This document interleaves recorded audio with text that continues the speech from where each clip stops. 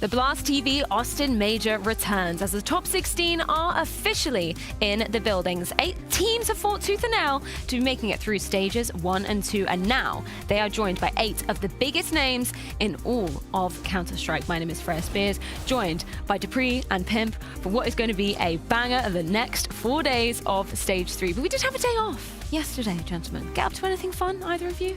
Mostly just relaxing, maybe taking in some of the emotions and some of the experience from the past stages, just trying to, get everything going, and just had a couple of business meetings and maybe watched a little bit of a TV series just to get relaxed coming to the stage. What about you, Jacob? I spent the entire day eating. I'm not gonna lie. I went to a Mexican restaurant. I had some tacos. I found this beautiful place that does ice cream cookies. So you have a cookie on top, ice cream in the middle, and a cookie at the bottom as well, sprinkled with M&Ms. And it was gorgeous. It was gorgeous. Is that what an ice cream sandwich is? Are there any Americans in the building that can give me a yay or nay? Is that so. a couple of thumbs up around here? That's an ice cream sandwich. Okay, I need to go and check that out. Delicious, yeah. It's great. So you had some great emotions going down in that break day. Speaking of emotions, there were a hell of a lot of them going down in stage 2. We had highs, we had lows, we had everything in between. We even had a taxi driver, apparently, in the ranks.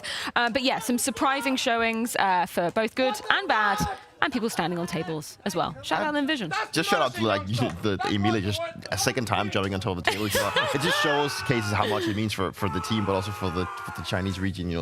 For them to make it to this one is kind of crazy. I don't think anyone actually believed that one. We also saw that FaZe had a bit of a struggles, but also I think another surprise was obviously Falcons dropping out. But let's just talk on the positives. That Legacy made it to 3-0. Let's start on the good side of the coin, Dupree. I thought you were a positive, glass half full kind of guy. For Lynn Vision, first time that a Chinese team has made it to the top 16 since 2018. 7 years in the making. Yeah, 7 years in the making, and what a fashion they did it in. I don't think anyone expected it. We even spoke to Lynn Vision themselves at this desk after stage 1, where they said, we're just going to try to avoid to go 0-3 in the next stage. And slowly but surely, they warmed up into the tournament.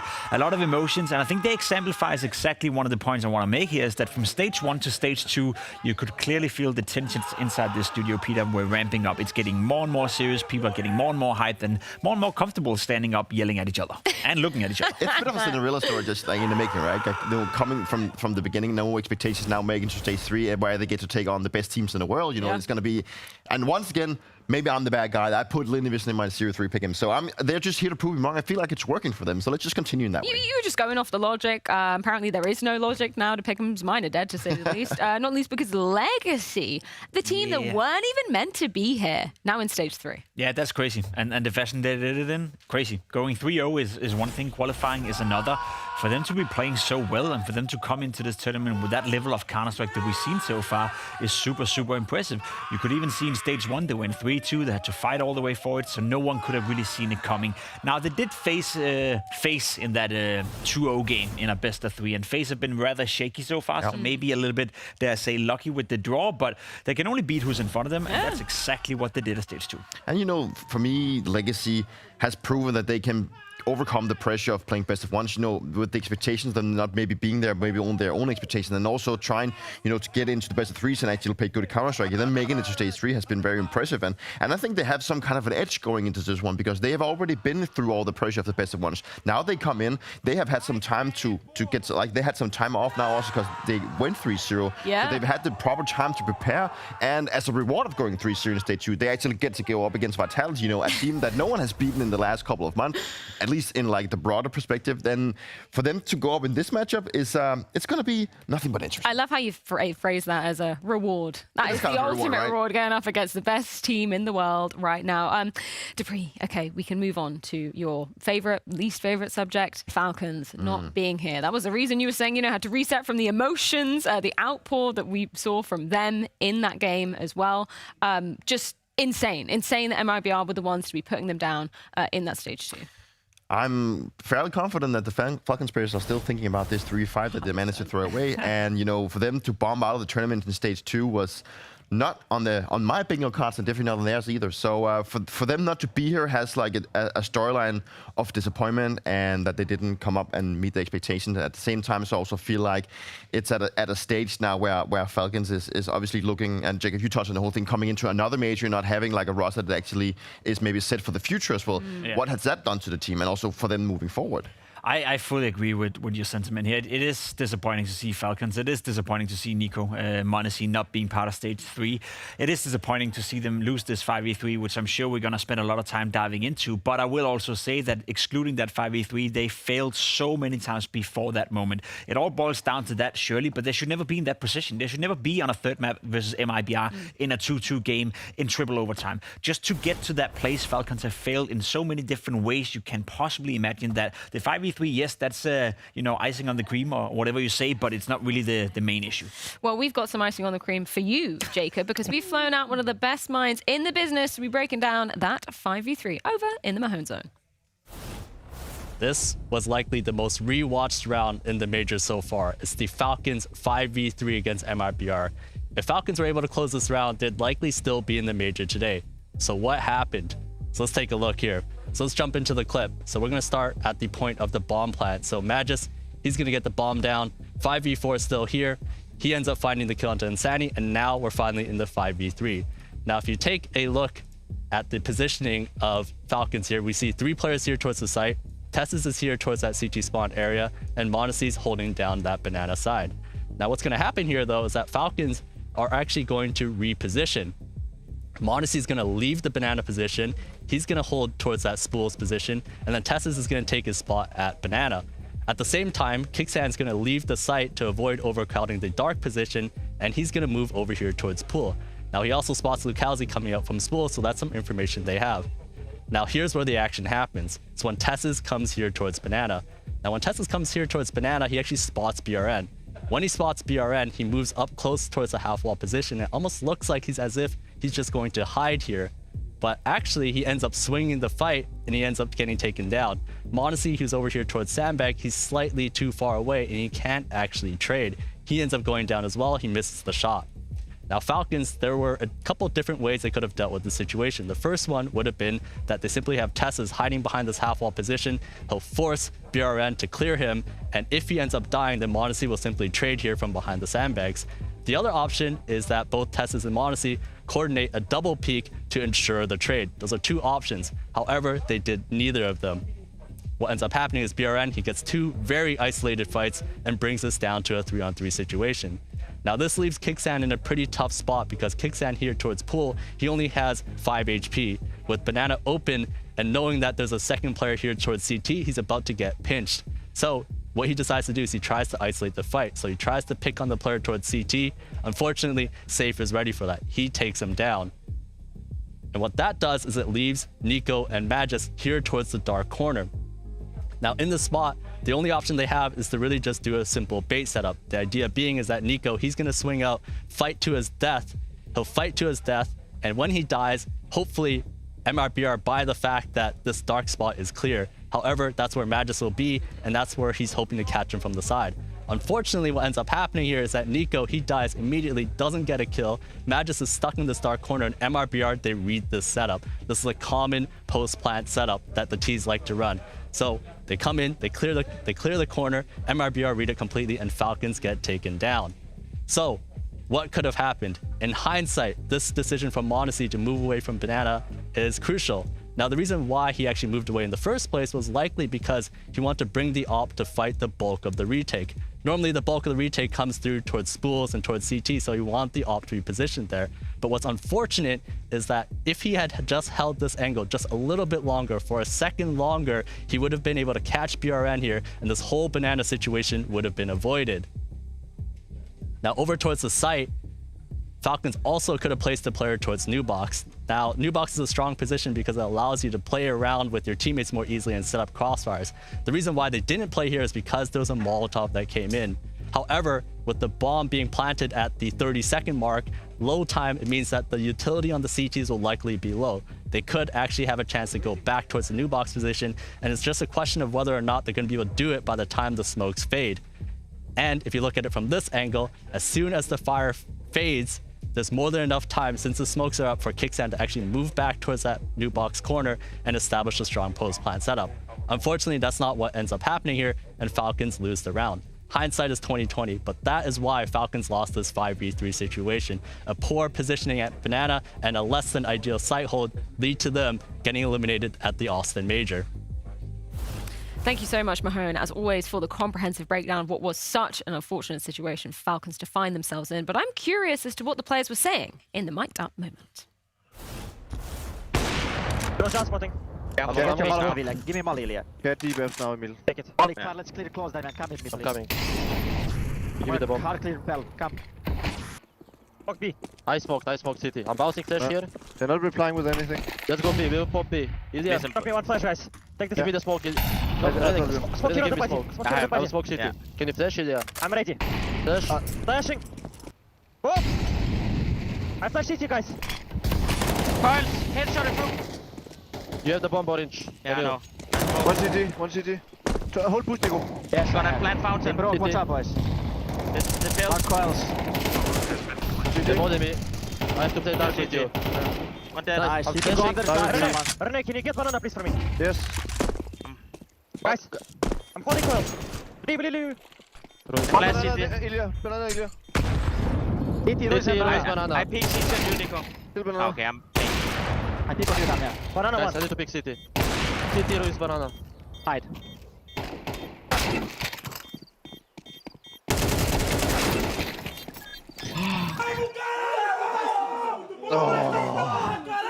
That was a hard one. Oh, even though you know how it's going to end, it's still so painful to watch. Now that we've had that expert analysis from Mahone and heard straight from the horse's mouth what was happening in the team speak, what are your takeaways from it, first of all, Peter?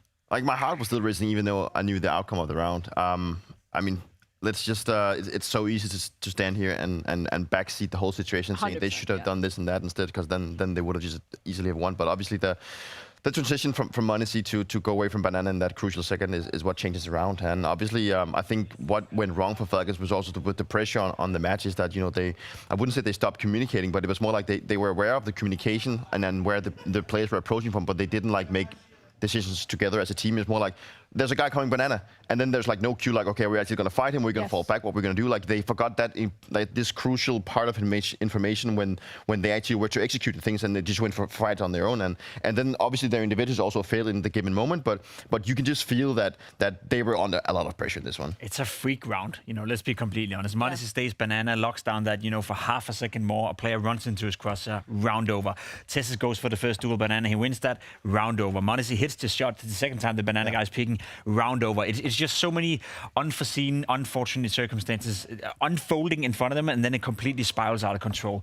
Again, as I said, I referred to someone doing the math on Twitter. I think that round, you know, in a 5v3 post-plan with that amount of time left has only ever been successful twice in 2025, you know. So it happens, you know, let's say one out of 400 times, you know. So it's just a freak round. It's just a freak round, and it's unfortunate for Falcons to lose it, but as I said, it doesn't matter. They should never have been in that position in the first place. Dupree, you're into aviation. You ever heard of the Swiss cheese model, you know, when all the holes, you're hoping they don't line up for everything to go wrong, and then sometimes they do. That's the Swiss cheese model of Counter-Strike, everybody. You've been educated. I'm going to educate you on the 8 teams that are waiting in the wings for Stage 3. This is where we aren't joking when we say we have some huge names coming in. We've got the likes of Team Spirit, MOUZ, Vitality, MongolZ as well. Yeah, this is going to be super exciting to see them playing out. We can see the schedule as well, because of course it's the best of one day, not one selection, but 2.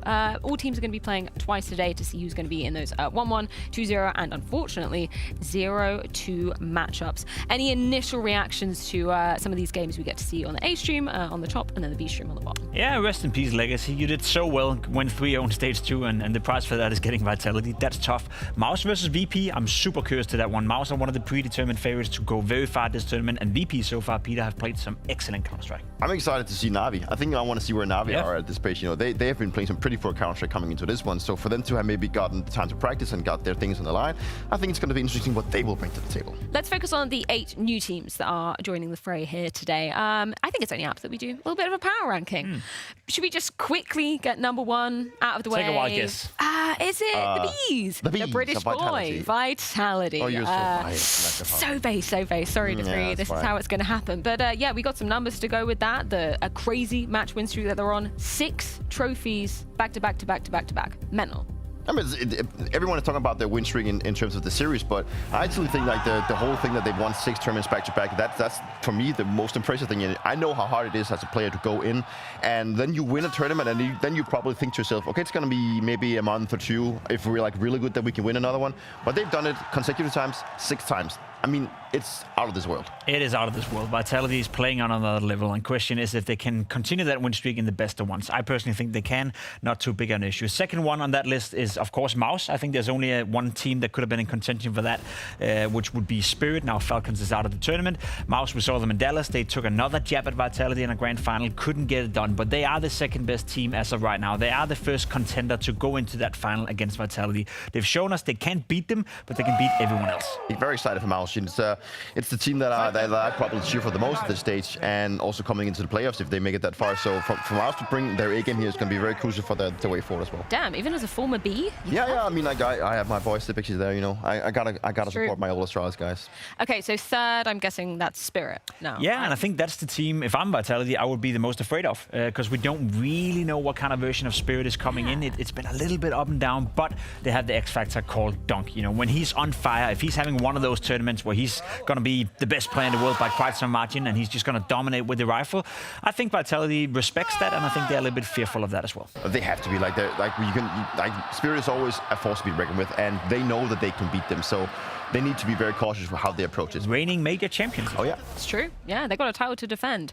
Number 4, I'm guessing because we just saw MongolZ making it to the semi-finals of Dallas. Are they up there as your 4th? I think so. Now again, the Falcons is not in the mix anymore. We have to put the MongolZ in there, and that's where it gets interesting to me. We can put MongolZ as number 4, but you can really make a case between 4, 5, 6, 7, and 8 that it's a very close race. I think MongolZ, in terms of their consistency, the fact of the matter is they're getting into the playoffs consistently, and they've started to play better in those playoffs. There's been a little bit of critique of some of the players not showing up when it matters the most, but I think they are maturing, or at the very least, I want to give them some credit for the consistency. Are they the 4th best team in the world?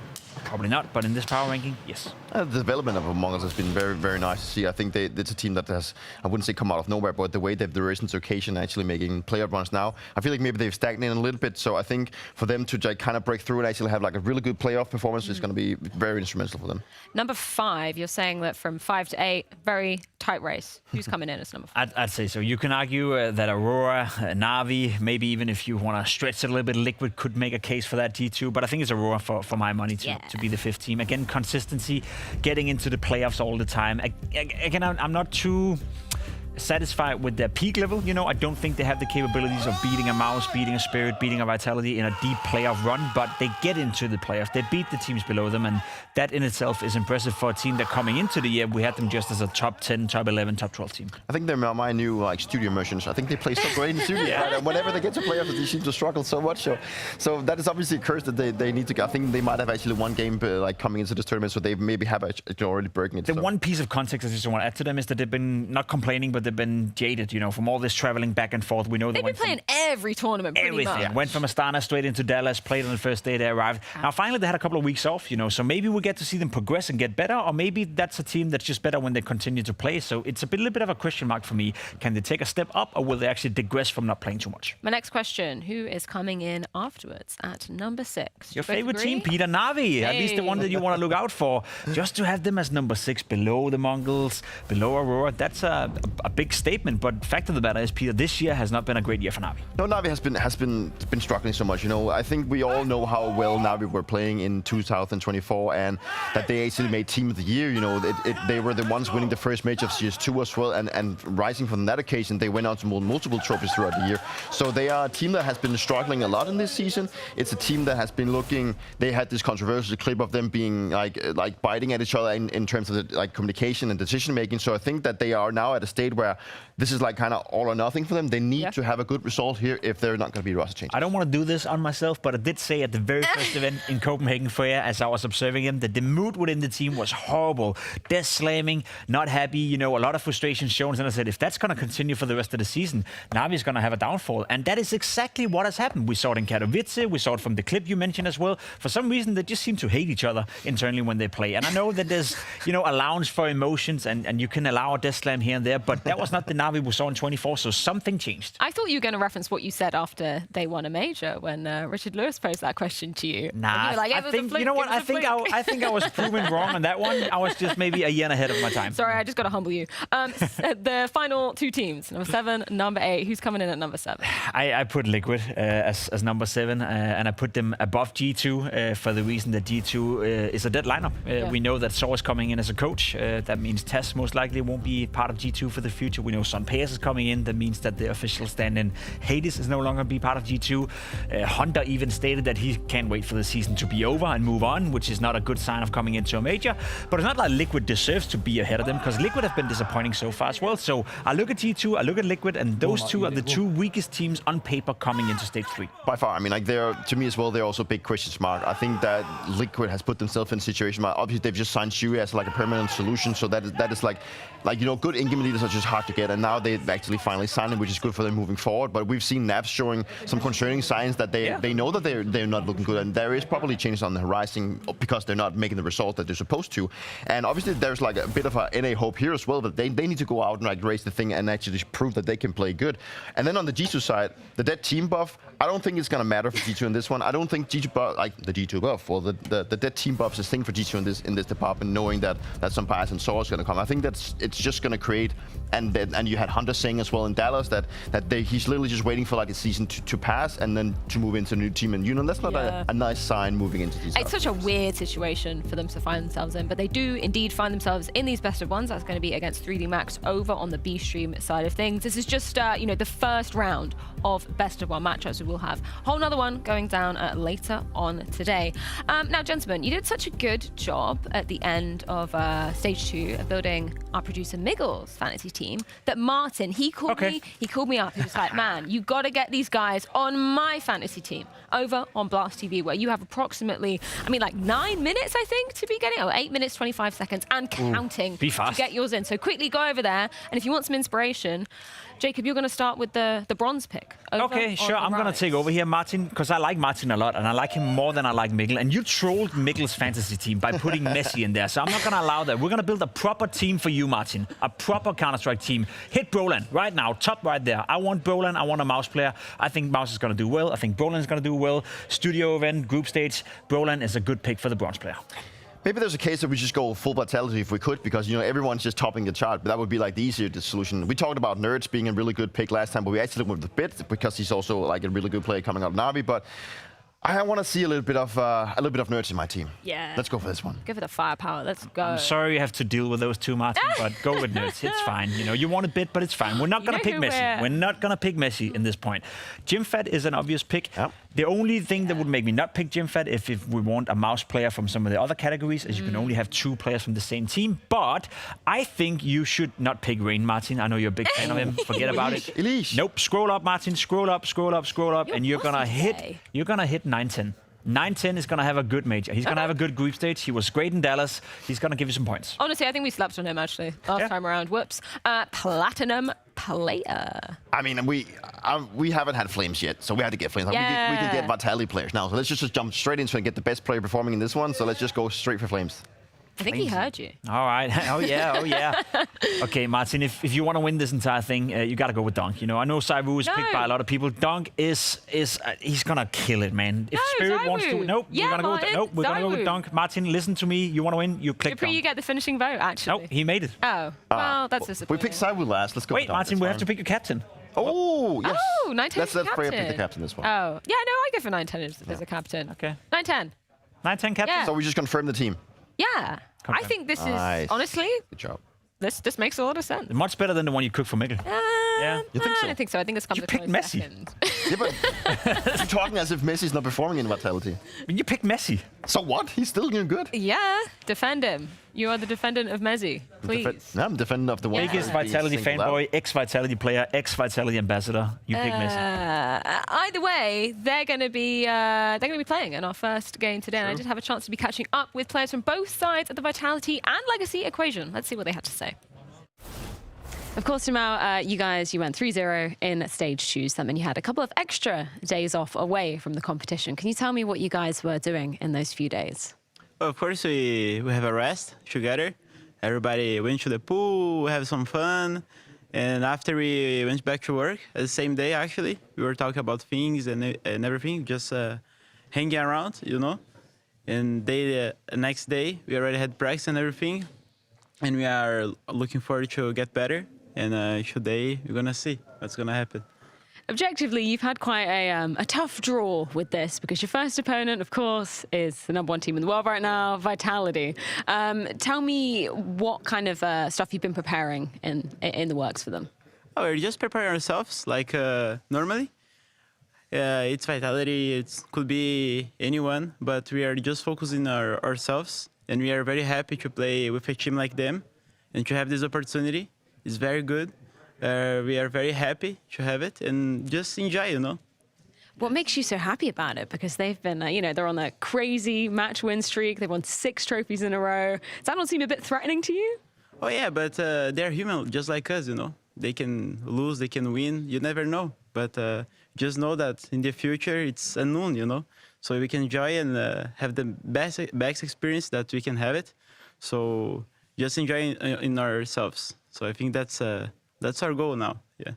Undoubtedly, Flamesy, you're coming in here as the firm favourites to be lifting the trophy this major. What kind of pressure does that put on the team?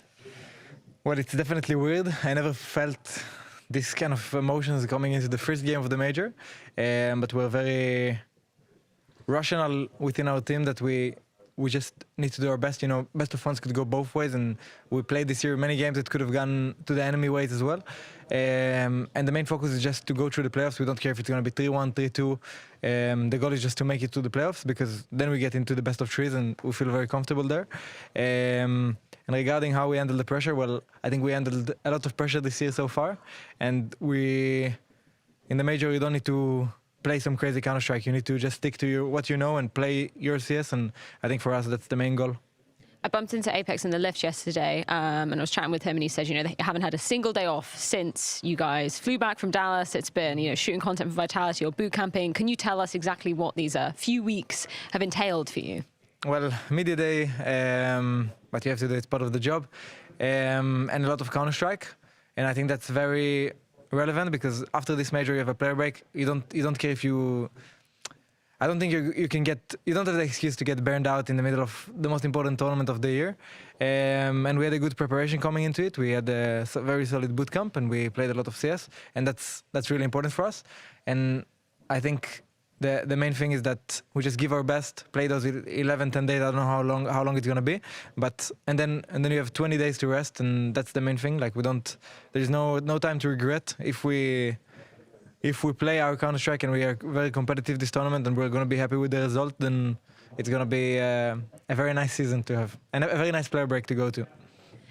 Well, fingers crossed Vitality can get the job done, as a lot of eyes firmly locked on them. We just had the map vetoes rolling in. Obviously, best of 1, Inferno. What's your reaction to that being the map? I'm not confident in Legacy side of playing Inferno. We know how good Vitality is on Inferno, and now that you go up against them in the best of 1 on probably their best map, I'm not confident. No, they played it a lot, Vitality. In the last 21 games they played Inferno, they won 20 of those. Only ever recorded 1 loss to Falcons with this lineup as well. So Vitality is going to win quite easily against Legacy, but kudos for Legacy for giving them, I guess, the fight on Inferno, or at least allowing Inferno to be in the pool. Well, let's see exactly what does go down, as we do have our first best of 1 almost ready to be diving into, but not before we head things to a quick break. When we get back, it's going to be Legacy taking on the best team in the world right now. 6 trophies back-to-back, 30 match win streak off the bat as well. We're going to see how they enter Austin after this break.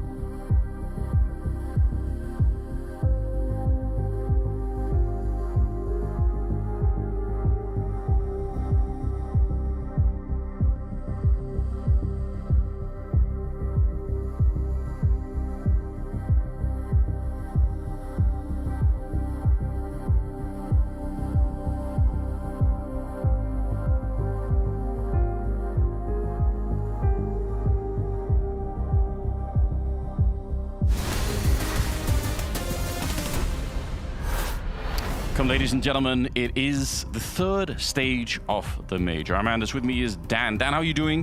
We've got a game coming up. We have a game. We definitely have a game. Vitality and Legacy, very interesting stuff.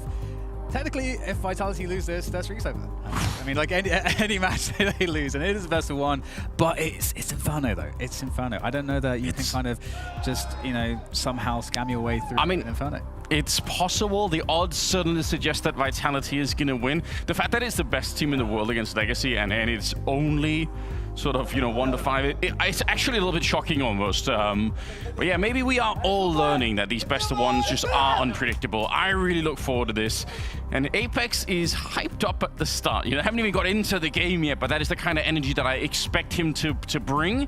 There is a lot on the line here. Obviously, Vitality, they just want to start their major run in a banging way. We're going to get on to Inferno to begin with. Legacy will start on the T side, Vitality on the CT side, and a lot of utility. That double Molotov could be a couple of different things, but they actually have a really sick B execute where in the pistol round, they burn out that position in the beginning. You could see that might not even be happening because they're already trying to use it in the middle. Dumao intercepted by Flames, who's going to be taking him down right at the beginning, and they see a lot of people at the bottom of Banana.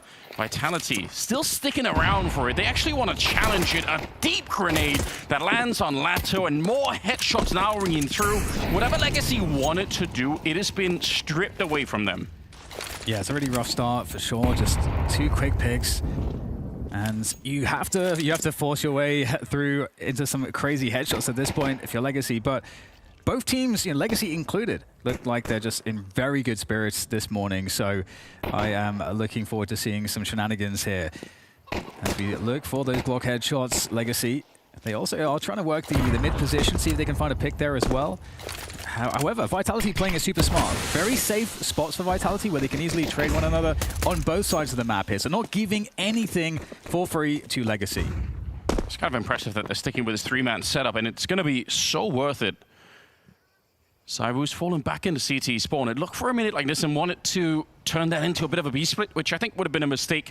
3 people there, although the problem is this is taking so long that Cybu's actually fallen back towards the library. So he's getting very, very close to being able to assist the spawn site, and you can see that right there. Easy and clean kill to take down Nissim. Not going to get any easier with Loxen's Adsin just already being chipped away. The bomb plant I don't think is going to be allowed for here. Rob's been waiting all game long just in that one position. All right, it's only 1 round, Apex. You love to see it. Give him a break. I do love, even though obviously they got completely shut down Legacy on the pistol, I did like the idea when they're in the 3v5 and this, faking the footsteps across through CT, trying to then come back to see if he could force a rotation. So then they would move out of their setup for him to then have a opportunity to have a fight. But I think that also... I think you've got to wonder, is Apex just been at home watching all the trash talking? Like he's probably been shouting at the TV at home, just saying like, "Bleep, let me in there, tag me in, I'm ready to go." That's so awesome. He can't be outdone. He cannot be outdone.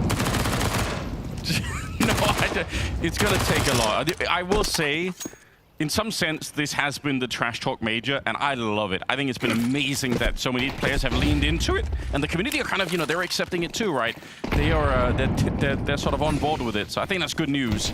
But yeah, now Apex has arrived, so we're gonna have to up the game a little bit more. It's Flames in the back, and it's not a bad spray down to begin with. He's got a crossfire here, so eventually he will get taken down, and Messi will fall too. Maybe a little bit too sloppy. I don't know why Messi's pushing through that. Now they're going to lose Apex, and the round just slips right out of their hands. It's just, the dominoes keep on falling.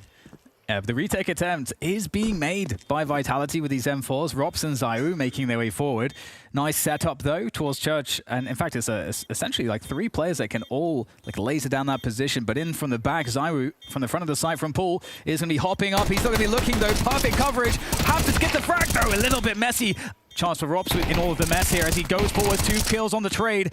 Now 1v1 for Rops. Has to pull out the dualies. Okay. Faking the defuse. No kid, indeed. And that's going to be a wrap. And Legacy, they managed to steal away the second round. Would you believe it? What you doing, Messi? Yeah. That was my question. What is Messi doing, right? He was pushing through the smoke. Apex probably had it on lockdown. That wasn't necessary. Just a couple of mistakes, and that's what it's like to play at a major on LAN like this. It just takes one little slip up, and it all falls apart here. Legacy with a second round win.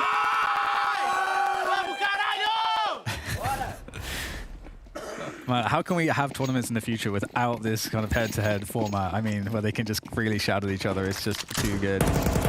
Yeah, we need it. It's brilliant. Okay, so Vitality, they don't want to surrender just yet. So they just force up into this round. Risky, but I think given, you know, the fact that we're on Inferno, the 5.7s that they got a couple of there, I mean, those pistols are so lethal that you might as well give it a shot. Nice counter grenades coming out from Legacy, so we'll chip away at some of the Vitality setup here. But otherwise, really far back on A. So this is the tip of the spear for Vitality. Yeah, these rounds are dangerous, although Flames has sustained quite some damage in this forward half-wall position. Lots of corners and close ranges for the CTs to work with. The flash does suggest that Vitality are looking to maintain that top banana presence, but they will avoid it. They are falling off further back into the site. And Legacy are resetting into a top mid here. And the timing might actually be quite good because we get a floating player across to reinforce the B setup. So it's 3 on B here now for Vitality, leaving them weak at A. Yeah, I kind of like everything about this at the moment. Shame they don't have a Molotov for the pit, but we'll see if they can defeat Rops. All he has here is the FAMAS, and it looks so easy. Just not even worth a conversation. Great headshots, and they're going to be saving the rest. I'll say this, I was genuinely confused that Legacy banned out Dust 2, just because in Dallas, not that long ago, they were playing Vitality on this map, and Legacy actually, you know, got up to 11 rounds. So I thought it was definitely going to be probably more lean towards the Dust 2 kind of map. Very curious that they picked this one up, because they did get slaughtered last time around on this particular map. But the other thing that kind of annoys me about the fact that we're on Inferno for Legacy is just that on a lot of other maps, their T sides are so hard to read. They're one of these teams that sometimes will spread out, and they will end up sort of being able to attack maybe 2 or 3 different positions on the map all at once. And it's so hard to read for the CT side. And I think that's a lot harder to do on Inferno. Yeah, if they can still do it, then more power to them. But you could see in a round like this one, they're all very grouped up. It's very focused in one position. And I like that spread out T stuff. It's also risky, but it's fun to watch. It is fun to watch. And, you know, Legacy have overall been a really fun team, I think, so far in this major. Oh, yeah. And they have had a really nice win, which was against 3D Max on this map. 3D Max, you know, no slouches at all. It was a 13-7 victory for Legacy, which might go to explain their confidence in choosing this one against Vitality today. I think you're right. Yeah, 3D Max, absolutely a dangerous team on any random day. I'd probably pick 3D Max to beat Legacy if I just, you know, had amnesia for the last, you know, 2 weeks. But, but let's see what happens here. Saiwu, very, very close to the wall. Gonna eat a bit of nade damage. Again, very insistent on the same 3-man setup as they flash their way out to try and take advantage of this saved M4. But yeah, the Vitality economy just not looking good at the moment. Messi's gonna get blown up at the start. And the pressure is back on again. So Legacy looking to make this a fairly quick 3-1 in their favor. If they can, then, again, Vitality not off to the best start. No, certainly not. And Legacy in a great position where, you know, just keep things simple. They should be able to overwhelm the site. However, actually, Vitality are making the move across from the A site here to reinforce the B defense. Potentially, Duma might spot one of those 2 players. Again, the timing is there. Duma did spot that, but in comes the push preemptively from the Vitality defense, trying to make this a little bit trickier for Legacy, but that's not really going to work out. 4 players still up for Legacy. They are actually doing a great job keeping the strength of numbers onto the site.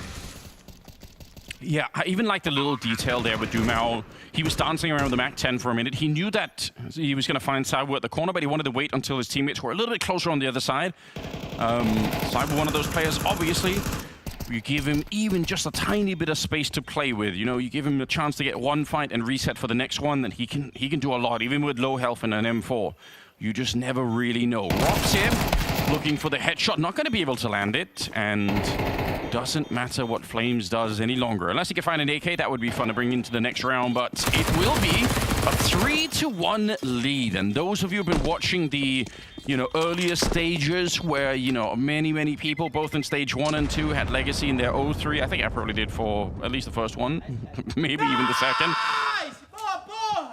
You're going to start to get a bit of a sense of, of deja vu. You're saying, all right, wait a minute, is this happening again? Are they actually going to be able to return? Possibly end the Vitality industry? Just no, Anders. Just no. But what if? But what if? But what if? It's going to be such a big community discussion about whether or not this counts as an ending of the streak, because people like all the Vitality fans are going to say, no, it's not a best of 3, it doesn't count. I think it counts. I don't care. Well, this is a great start for Legacy, and we get a buy from Vitality. No AWP present for Vitality, just maintaining as many grenades as possible here to strengthen the defense, be able to delay the attackers a bit better. But we have a different look, more of a default, where we have the apartments control that has actually been worked on really thoroughly here. Very quickly, Nissim is up in the deepest position, almost at balcony.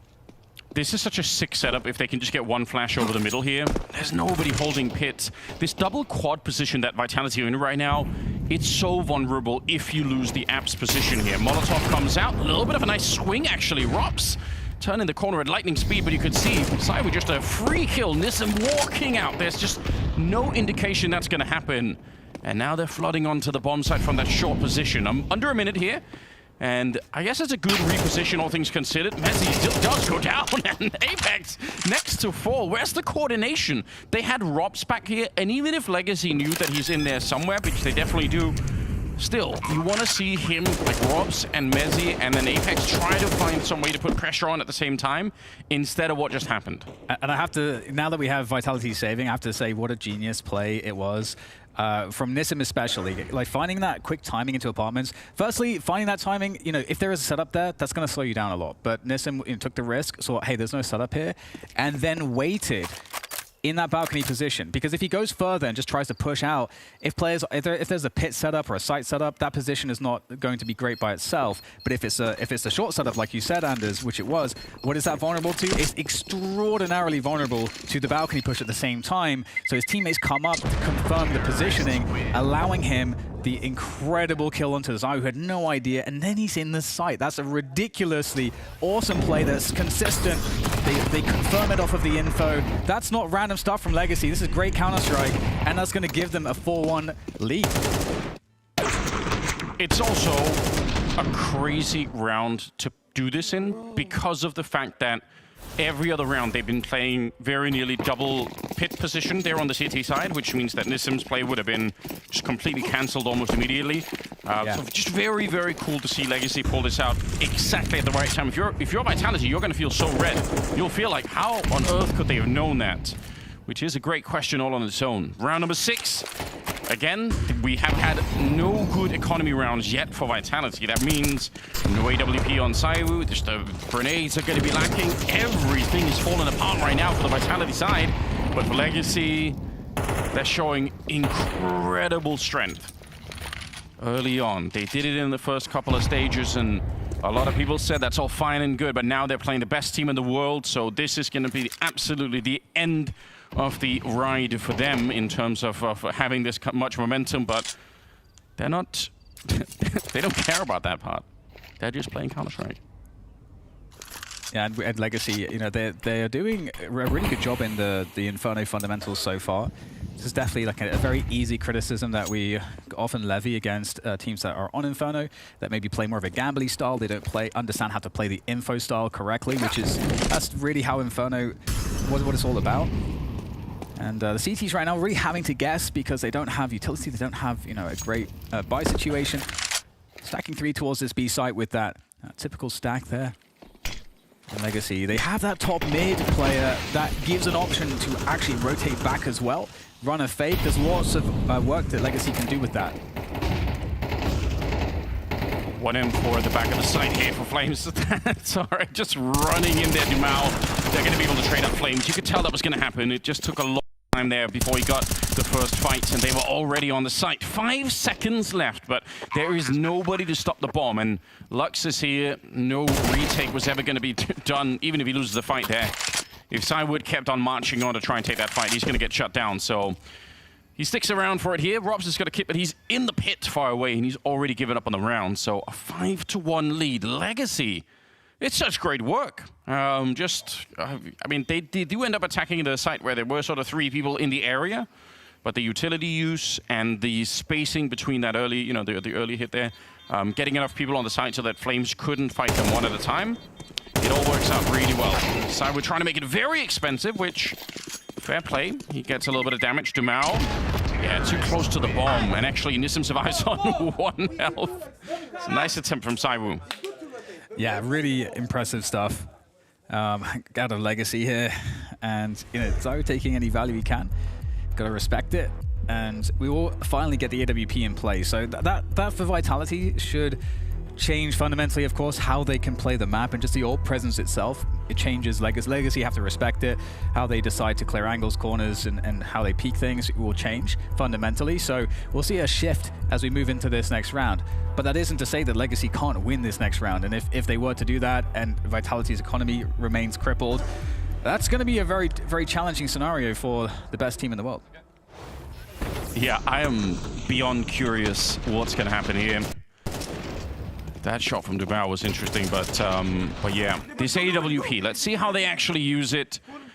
They could just be looking for a kill in the middle. That might be one of the easier ways just to kind of stabilize the game a little bit for themselves.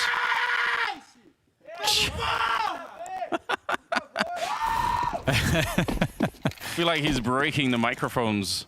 Yeah, so peek down the middle. They just want to try and make it an early 4-on-5, but already smoked off here. Still, very similar setup. Vitality's so insistent on this early 3-man position. It looks like they're going to flash their way up to try and take a little bit more control of it. They blow open the smoke as well, but they don't find anyone here. Dumao, even as he steps on the grenade, still going to be absolutely fine with it. And I think they might have a bit of a read, right? You see where that flash is coming from, so you know that something is up. And now they're pushing down towards the pit. Rops is holding. If he dies, this round is over. And it's Nissim with a headshot immediately. They can't know what is going on. Sanson, I don't even know how he gets the shot on the Saiwu. Incredible. Absolutely incredible. Forcing an insta-save here for the remainder of Vitality. I mean, that's kind of a pot shot. You know, you might as well, you can kind of line that one up with the top of the wall. So, you know, if there is someone standing there, I guess you might as well take the shot. And seemingly there was the read that, hey, there could be someone standing there. And Sadson absolutely is going to have that one. So that's going to be, imagine, you know, you're Zyro, you've just picked up the AWP and that's how you die. That is not fun. So, I'll tweet this later on. I actually have a whole bunch of clips that I found of Sadson doing this, but on Mirage in the middle, where he just gets timing shots on people in the window, and he's done it a couple of other maps. I think I found it on Nuke at some point too. It's very weird how like, it's definitely something that I've noticed, but I can't, how do you explain that? Like, obviously you can get the lineup, but what a weird time to just be focused on that. It works out. Mezzi in the church, quite possibly praying a little bit because Legacy are coming for him, and he'll end up going down. They'll save one M4. Oh my goodness, the pop-off is actually wild. But I mean, wouldn't you be popping off your 6-1 up against Vitality? Against 3D Max, it was a 5-round lead before they finally, on the T side, before Legacy lost a round. They've now improved on that. Wow. They actually blew it open. You almost couldn't see that from his point of view. From the other side, you can't see that some of the smoke is missing. That probably is accidental. I feel like there's no way the science can go that hard that you know how to one-way with the HE like that. But it looked like a one-way from Cyber's point of view. Nice little flick attempt there from Rops, but it doesn't really work out. It reveals his position, so he's going to try and relocate. But yeah, welcome to the Major Vitality. You're playing Legacy in the opening stage. Many people said probably a free win here. Vitality's no problem. This will be different, you know. Yeah, Falcons lost, but it'll be something else now. Not the case. Legacy showing up. It's a nice flick there. Saiwu, just a little adjustment. Mezzi will still go down. as they are in a 2 versus 3, and Robs is just so far away picking up an AK, so this is on Saiwu to try and see if he can steal the round back. A wallbang attempt not going to happen, and now that the bomb is planted, they don't have a kit. And unfortunately, these rifles are so valuable for Vitality. Do you really want to risk it? It's so tough. It really is. And if only Messi had just gotten that extra kill on the site there, that would really have made all the difference, I think. But they're going to have to get this one up again, and this is it's looking quite tragic indeed. And so many kills have been found through smoke so far from the Legacy side. It's actually the amount of smoke kills where Vitality haven't had the chance to even shoot back. It's outrageous, and I'm starting to wonder, Anders, you know, about, do we have like a counter of like between all of the maps in the Counter-Strike map pool? How many times has it been Inferno where horrible things have happened? You know, streets broken, you know, majors lost, you know. I mean, definitely, it must be something, because for a while it was the ultimate third map, right? So, yes. So there definitely is a bit of a history of something like this, but I don't know, I feel like this is... We were all joking about it, what if, but it was more sort of like a, yeah, but it's not really gonna happen. But it really is. Legacy. An impressive start. T-side on Inferno, and they're up 7-1. Vitality, where are they? We need somebody to step it up round. In terms of anything, I need some more kills here. Rops has got 6, Saiwu's got 6, and then it kind of goes down from there. I would still say if Vitality get, you know, even 4 rounds on this first half, it's still competitive. You can't really count them out, but it is obviously a bit of a shell shock at the beginning of it. We're neuron number 9 here, and still plenty of time as they exchange a couple of more grenades. Are they just gonna go back to that B bomb site? It looks like Vitality are looking for this 4-1 split. So a new setup for the defense, trying to see if they can preempt what might be going on. Absolutely. Yeah, forcing Legacy to make a move at the moment. 50 seconds left. Legacy not moving a muscle into that top mid position. You would normally, I think, if you're Vitality, you're expecting a default, you'd expect it to be now. Vitality are clearing top mid, so they understand, likely, what is going on. Especially with those nades, and now they're going to float another player over to assist in this B defense. That is a very nice grenade. And you're right, clearing top mid is so important. That's a really important timing for them. Apex still goes down. It's just the smoke. They have the people here. 3-man defense. They don't really rotate it over. It just doesn't matter. It's not enough. Okay. I feel like if you're gonna make a meme of this game, it's just that the bit of the graphic when you on the kill tracker when it's like AK and then the smoke. Yeah. Because all of the kills, all 3 kills had that in this round as well. So it's getting kind of crazy. Obviously that's gonna happen on a map like Inferno, but another excellent round there from Legacy, keeping things really simple. I can't believe what I'm seeing. Oh, the majors are so crazy. Vitality now going to be down 8-1. Their win streak on the line, and their debut at the major suddenly going to be, you know, tainted and colored by all of this stuff. The Legacy are just having such a great time. Stumau with a 9-3 scoreline. Had so many entries. Incredible impact. I mean, Legacy are playing really well. They are hitting very hard. And we're going to get their first timeout coming on through, and definitely necessary. Vitality's not a team that, you know, they're a team that are strong in every single category. If you're looking at the RPG stat sheet, you're making the character, everything's maxed out. So, and that is inclusive of, you know, dealing with pressured scenarios and everything else. They're a very, very strong team. There aren't really any weaknesses, obvious weaknesses for Vitality. So I don't think this is going to be throwing them off. I legit think Legacy are just playing very, very well right now and getting the better of some of the variants. I mean, they obviously are. But some of these shots are... Exactly. But to be honest, see, Apex is calling it out. But at the same time, you can see the logic of those shots, the placement, because you know that the CTs are going to try to find a spot to swing as you're scaling into the site. Yeah. So playing inside on the edge of a smoke, that does make sense. It's just not always the case you'll just instantly kill that person. Okay. More great grenades, but the fact is we've seen this before. Like, the utility damage has not been that bad really for Vitality. It just doesn't seem to make a difference. What have they got for us? Best Vitality could do now is an 8-4 first half finish, which I'm going to hold on to this thought.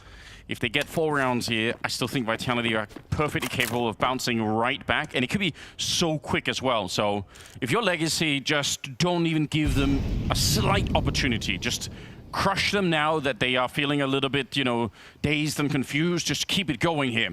They're going to be pushing towards Rops, and he does have some backup in the library, but it's pretty far away. Knife out as they try to run in. They were hoping the flashbang would do the work, but it doesn't. He's playing a little bit too far forward there, and this one would be a clean-up. MOUZ with the double as well. And Lux hoping to, well, I don't even know what to do here. I guess they won't hunt him that much. They don't really have the money for it. But yeah, I think all of that was predicated on the fact that they were going to get that sick flash to begin with. Yeah, and I don't think this is, you know, that horrible for Legacy in a way, because I almost feel as though it was becoming more and more obvious that they were targeting the B site, which makes sense because their entries, their pathing, their pace into that B site has been really good this whole half so far. So you have to, you have to dabble in an A play here or there, and they weren't as fortunate this time as one of those previous A plays. We saw that excellent play from Nissim coming out of the balcony to punish the quad setup. So now, the question is, do Legacy go back to more of the B stuff, where they're also able to kind of make it look obfuscated? Give that question to Vitality, where Vitality will have to play a bit more aggressive, take some risks to confirm the play. I think the only criticism for me there was maybe the spacing between those two players. I don't even mind if the first guy's going to run in with a knife and just, try to be hard to hit, essentially. But I wish the second guy was a little bit closer behind. You can see one flash going over there that doesn't really do that much. And yeah, you can see there's just a second. I mean, we're really nitpicking here, but still, 8-2. AKs are picked up on the CT side. Let's see if 1 round is enough to get Vitality back into the swing. Yeah, they start off with 3 on B yet again. And I don't... Okay, there we go. Some of the variants going in the way of Vitality for a change. Zywoo with the kill through the half-wall. The challenge, though, from Satsin is brutal onto Flames. I don't know if he was ready for that or not, but Satsin certainly was. Gets the kill top, Banana, and they're going to fall off into the top mid take now. Yeah. Nissim edging it out. It's a very nice kill on the Rops. Oh, and Mesley's on the other side. Good double spray down, but that still loses on the bomb site. There is a smoke. Oh, it's actually stolen away from that kill onto Rops. So now they can smoke off the library position, which they will. Without that, they would have had to face Zywoo, which you definitely don't want to do at this stage. 2v2, the bomb has been brought in. And let's see where they actually decide to plant it as well. There are no more nades on that T side at the moment, so gonna be planted inside of the corner. Trying to hit that shot, and oh, nice crouching. It's Apex finding his 4th kill of the map and leaving Lato in a very hard clutch here. 1 versus 2. He's already tanked up a little bit here, waiting for the peak. It's going to be a Molotov to try and set it up here, and Apex going down, and he just wants to spray on through. He gets the clutch against Zywoo. A massive victory. Incredible stuff there from Lato. You could see the cogs whirring in his mind. He knew precisely what he had to do. And that is one, I think, maybe the only 2v2 post-plant clutch for Vitality that looked very doable. I mean, generally, these rounds, they don't get to have a retake clutch attempt. So to lose one of these is heartbreaking for them. Yeah, you're right. It's one of the better looking rounds for Vitality, where they actually are a man up. Oh, you're seeing stress. You're seeing it all right now. How crazy is this? Legacy, in some sense, could have not even been at the major. And here they are in the 3rd stage, looking to beat the best team in the world. Flames does get a bit of a double, but a 5 versus 3 now. And this is the 12th round, so Nissim is trying to sneak on through. Actually waiting. Thought maybe he wanted to keep going for a B split, but he was hoping to surprise somebody in that short position. And just given what we've seen in the tournament already, we don't want to throw this word around too easily, but this should be unlosable for Vitality.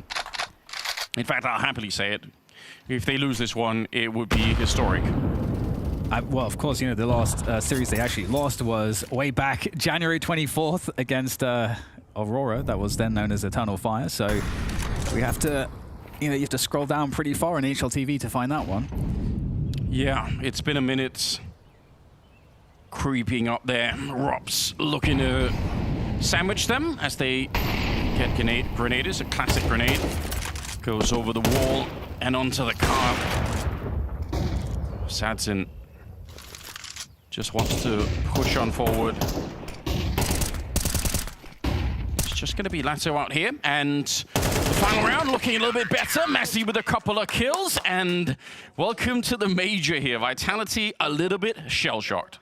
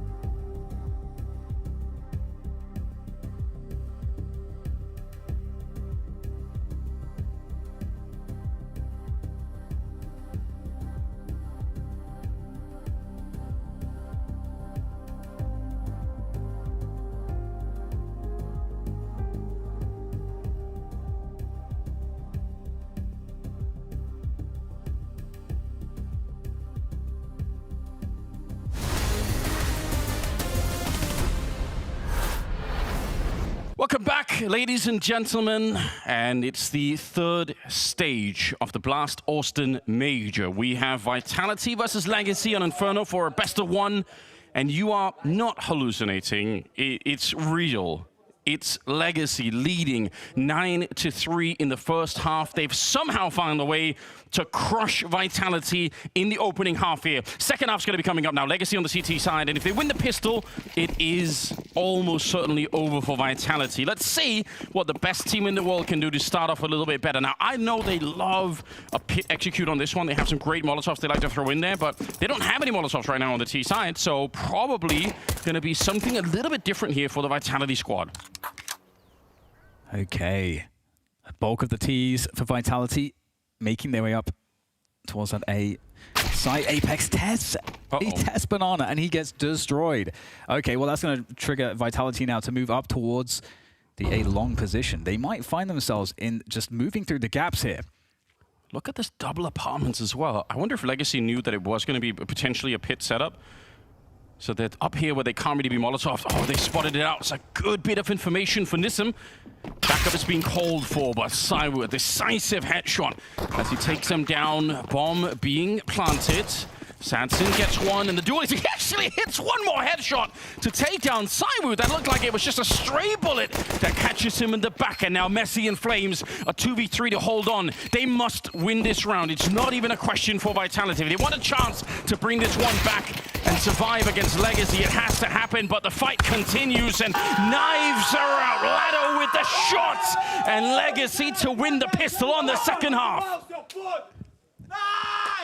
The 30-match win streak that Vitality have currently is in danger, critical danger, losing the pistol as well.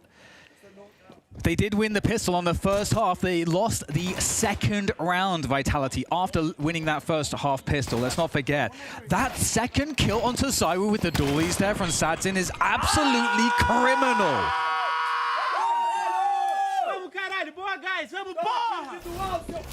I wish I knew Portuguese. Let's go. It's 10-3, round number 14.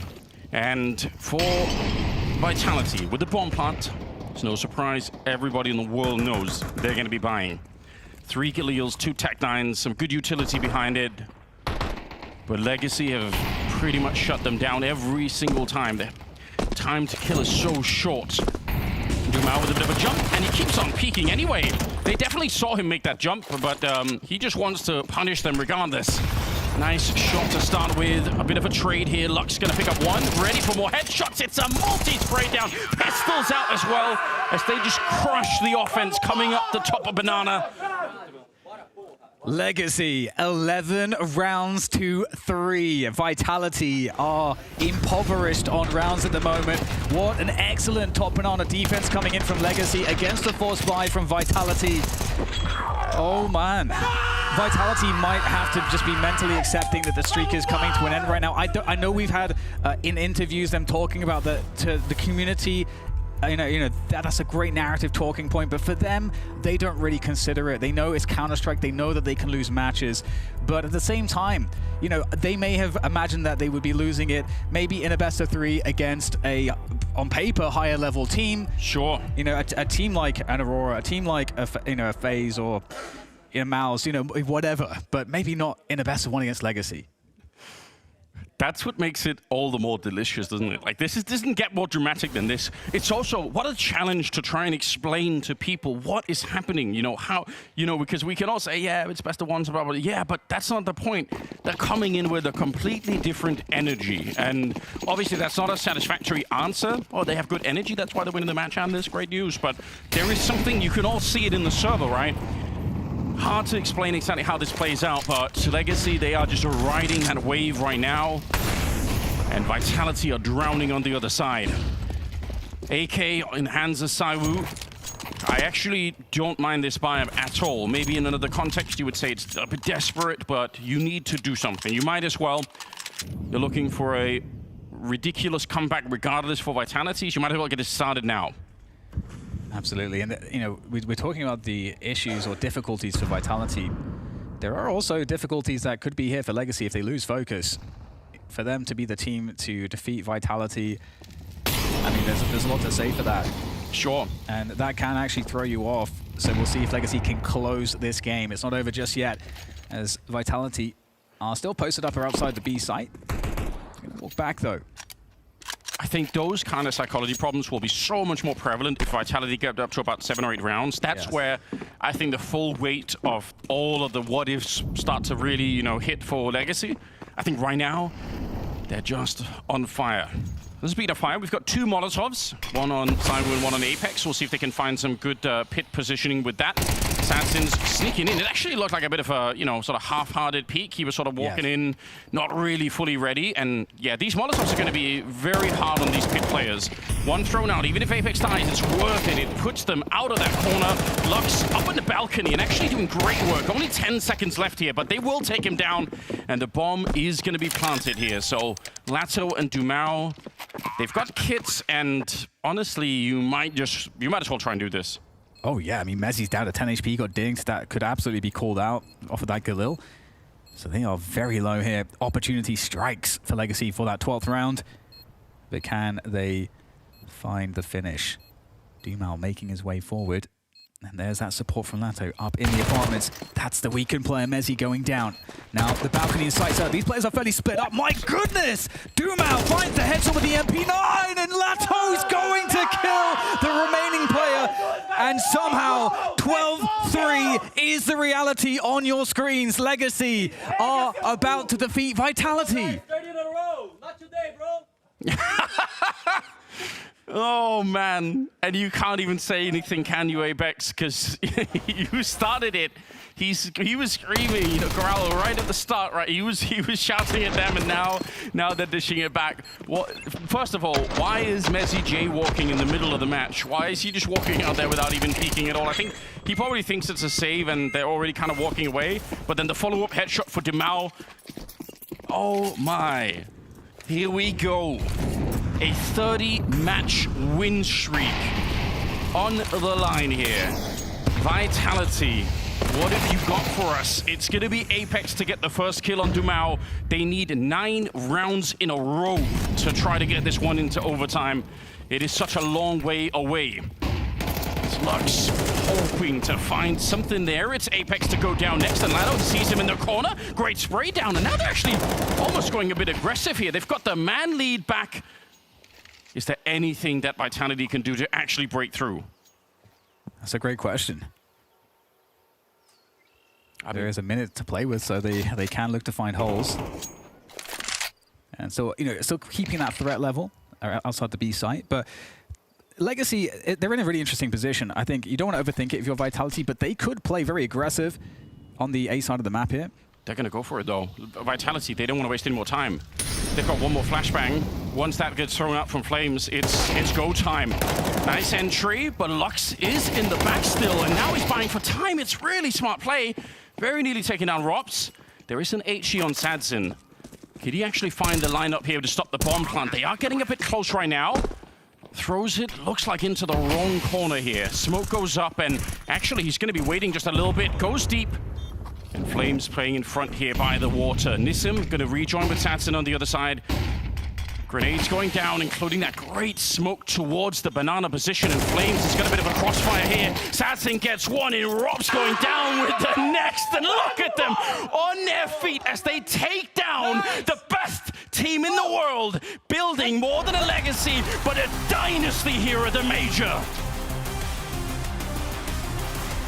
Oh my god, I can't believe that we just saw this. Legacy have defiled the purity of the win streak. The clean 3-0.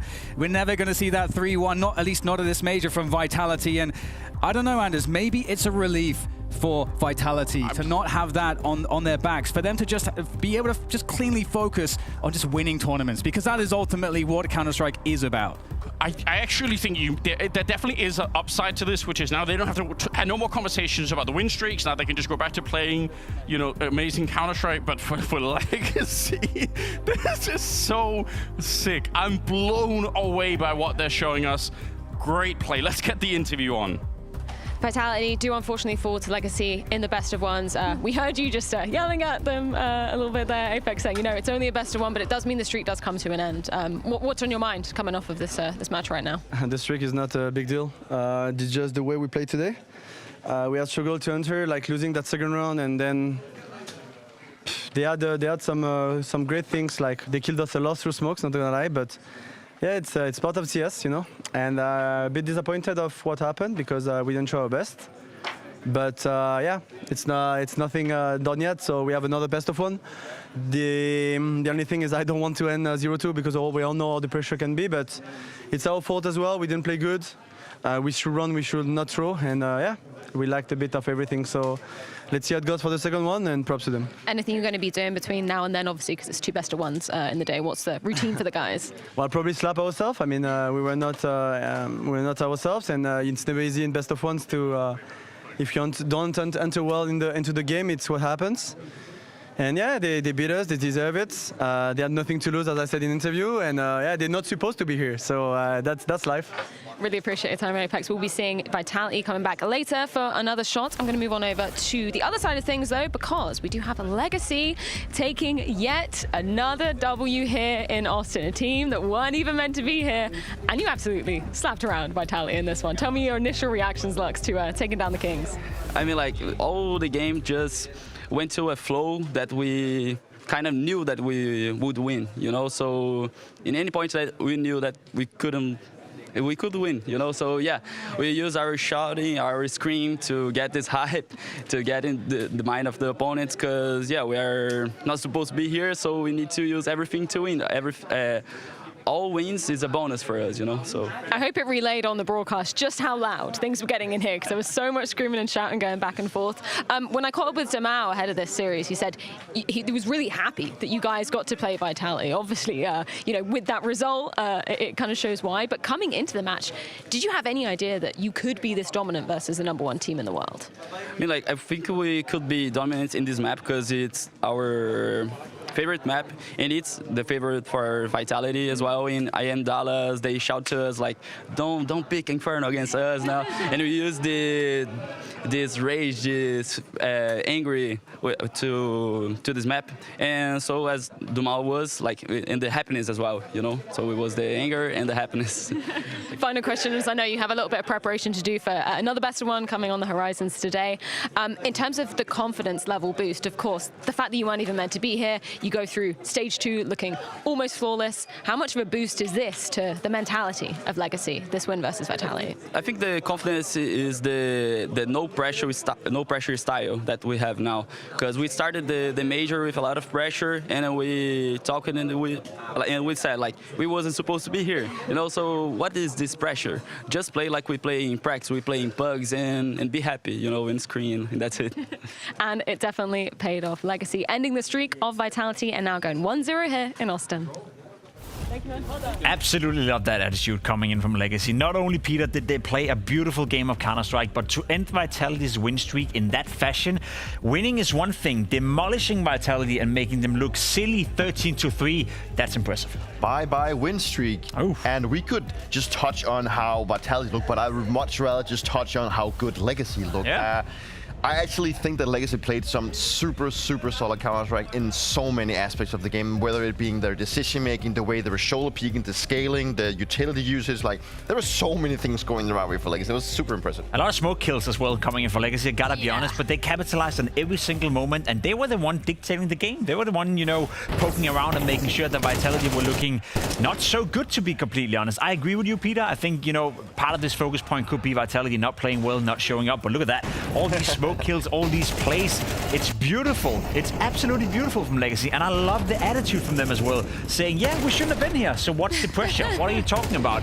Every single round, every single game we get to play, that's just an added-on bonus, and they're making the most out of it right now. And obviously, it's a part of Counter-Strike. You will get shot through the smokes, but there were kills that was like kind of random, but then at the same time, I also saw like shots where it was just like they were predicting where Vitality would edge out the smokes. You know, they were just being aware. They knew what kind of play that Vitality wanted to go for in these given situations. Mainly on the B bomb side, like Apex running through the smoke, and CT it would be maybe a guy edging the smoke on coils. You know, they were just so aware. I love how you know, honest Apex was in that interview, right, saying the amount of smoke kills. Holy hell! Like, how are you meant to predict that? Must be so frustrating as a player, right, when you're in that situation time and time again. I mean, the worst part is that they lost a lot of opening frags coming into that one, you know, and we know how like important opening kills is on a map on Inferno, because you just spread your defensive so thin.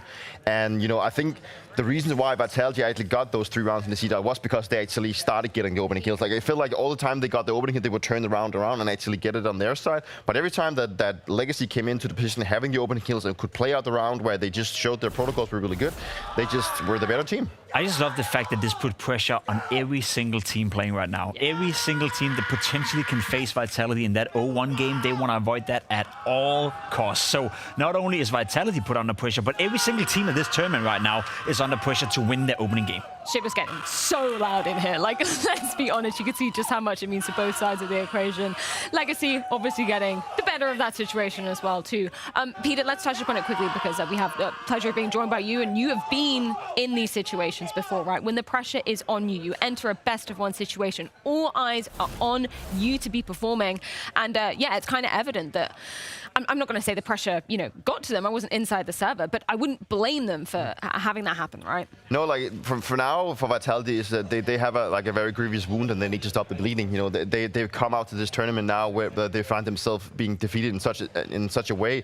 And you know, when you enter a tournament where you have to, like, where all your eyes is on you and you have to go out and perform, like, you end up in a position where that your every move is kind of counted. And when you go up against a team that all of a sudden just shows up the way that Legacy does, you start calculating and start thinking about your every move, and maybe you start zoning in a little bit more on your individual play. Like, what am I supposed to do in this situation, instead of thinking of the broader aspect of the team? Yeah. What are we actually good at? You know, and you start falling back and you start communicating a little bit less. Like, your communication is not on par. And we heard Apex saying as well that, guys, our communication is just dog shit right now. Like, we're not communicating, we're missing out information, we're not relaying the things that we get from our screen onto our teammates. And when you don't have that sync up in your team in the first game and in a best of one like this, then you will lose. Yeah, it's not much to add to that, to be completely honest. It spiraled out of control. You could clearly see that. You win the pistol, you don't convert the second round, a couple of mistakes made, and from that point on, it just spiraled out of control. Sort of like we saw with Falcons in that overtime game as well, when they exited the tournament. Now, I'm going to give you a chance to flip-flop, or clip-clap, as you would like to say in Danish, because you made a power ranking earlier, but nobody saw it, right? I think we've got a slightly better one for you now. Yeah? Is that a new power ranking. Yeah, well, Legacy is number one. Solid. You know what? I like that. I like the fact that Legacy are now coming in and playing big boys Counter-Strike. In its essence, right? Stage 1, they went 3-2. Stage 2, they went 3-0. And now they beat Vitality. They won 4 games in a row. All I'm saying is the way Legacy is playing right now, I think we have to start consider them as a team that maybe, just maybe, could make this Cinderella run into the playoff. Long way to go still. It's just the best of one against Vitality, but they did take down the best team in the world. And not only did they win, they won 13-3. Hell of a long way to go for them. Speaking of which, another best of one on the horizons for us in the A stream. That is Spirit versus Pain. Very quickly, any initial thoughts about this one? I mean, I'm just looking forward to see Dunk just do his things. That's what I'm expecting. Yeah. I'm a little bit scared on behalf of Spirit. All the favorites as well. We know MOUZ right now are playing VP. That's 10-10 over there as well. Close game. So it does feel like the level. We had Simple here on the desk saying, you know, all the teams are playing much, much better. All the teams are much, much closer to each other. And evident by the results so far, I think that's the case. Pain can definitely make a fight up against Spirit, but I agree with you, Peter. Donk and the Spirit show should be too much. Well, speak of the devil, let's check in with him. It's Donk ahead of their match versus Pain. Donk, we of course haven't seen you in the server since yourself and the team won PGL Astana. Can you tell us a little bit about what you guys have been up to since that point? So after Astana, we had like a week of like chill, just to relax, just to get all stress that we got from like the months of officials out. So we took a rest, and after we had like 2 weeks of heavy practice, I would say, and yeah, everything's fine. We are pretty confident in themselves. Can you tell us anything specific that you were working on during that practice? Just classic stuff that we have to fresh our game, just to bring some new strats and new tactics, just to fix our mistakes that we were doing during the Astana, because it was kind of tough tournament, even if there is no like real top 3 team. So there is no Vitality, there is no White Falcons, no MOUZ, and like still it was a tough tournament for us.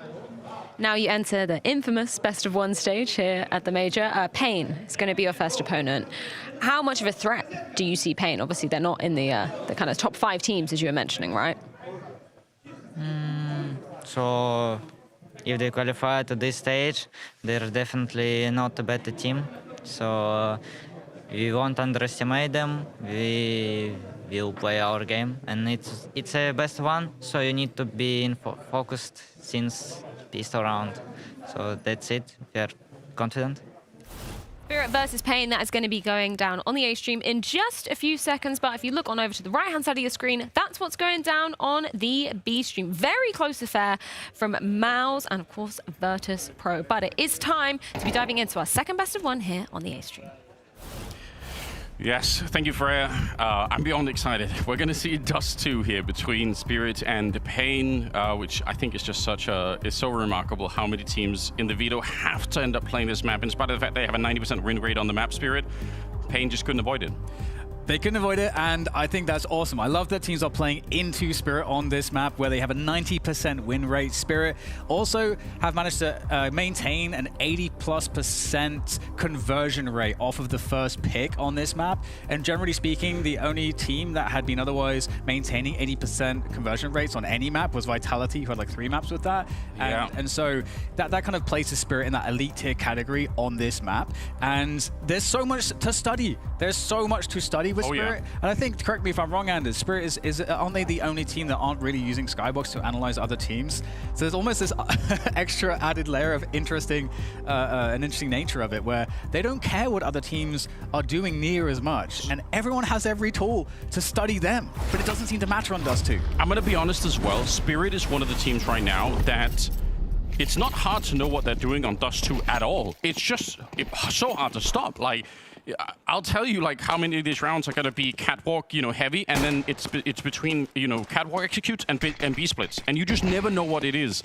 And that's the problem. Like, you don't have the information, and if you try and play aggressive, they will also get you because they have these slow defaults. So if you try to push early on, they're going to find you, and if you wait, they're going to get catwalk control, and then you are in a lot of trouble. Now, I do like this. Going to be a bit of an attempt here to set it up for for an early peek. Could even just be behind the HE. It's totally viable to peek in when they can't see because of the debris. You don't always have to flash your way in at pro levels. Sometimes HE your way in can absolutely work. Here it's a bit of a fight, and then QC. The grenade didn't even get there in time. He's found the headshot anyway. It's remarkable. Taking down Donk and Magix, and 3 versus 5 now. It's about as good of a start as you could have hoped for.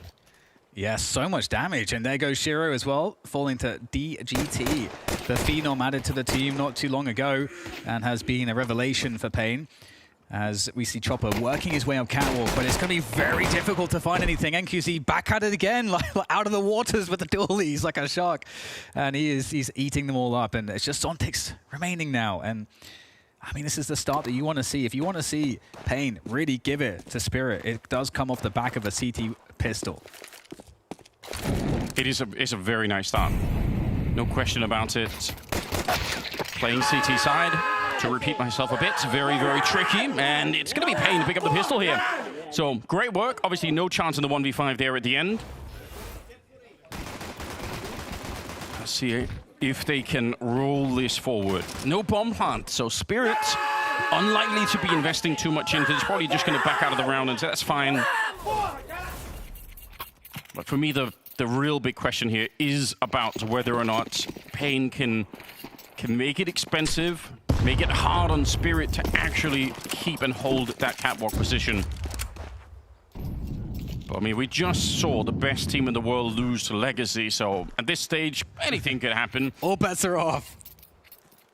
And you know what? Just to reiterate as well, Pain finally have their full lineup at an event where they actually had a chance to play some games together, which is kind of a rare thing.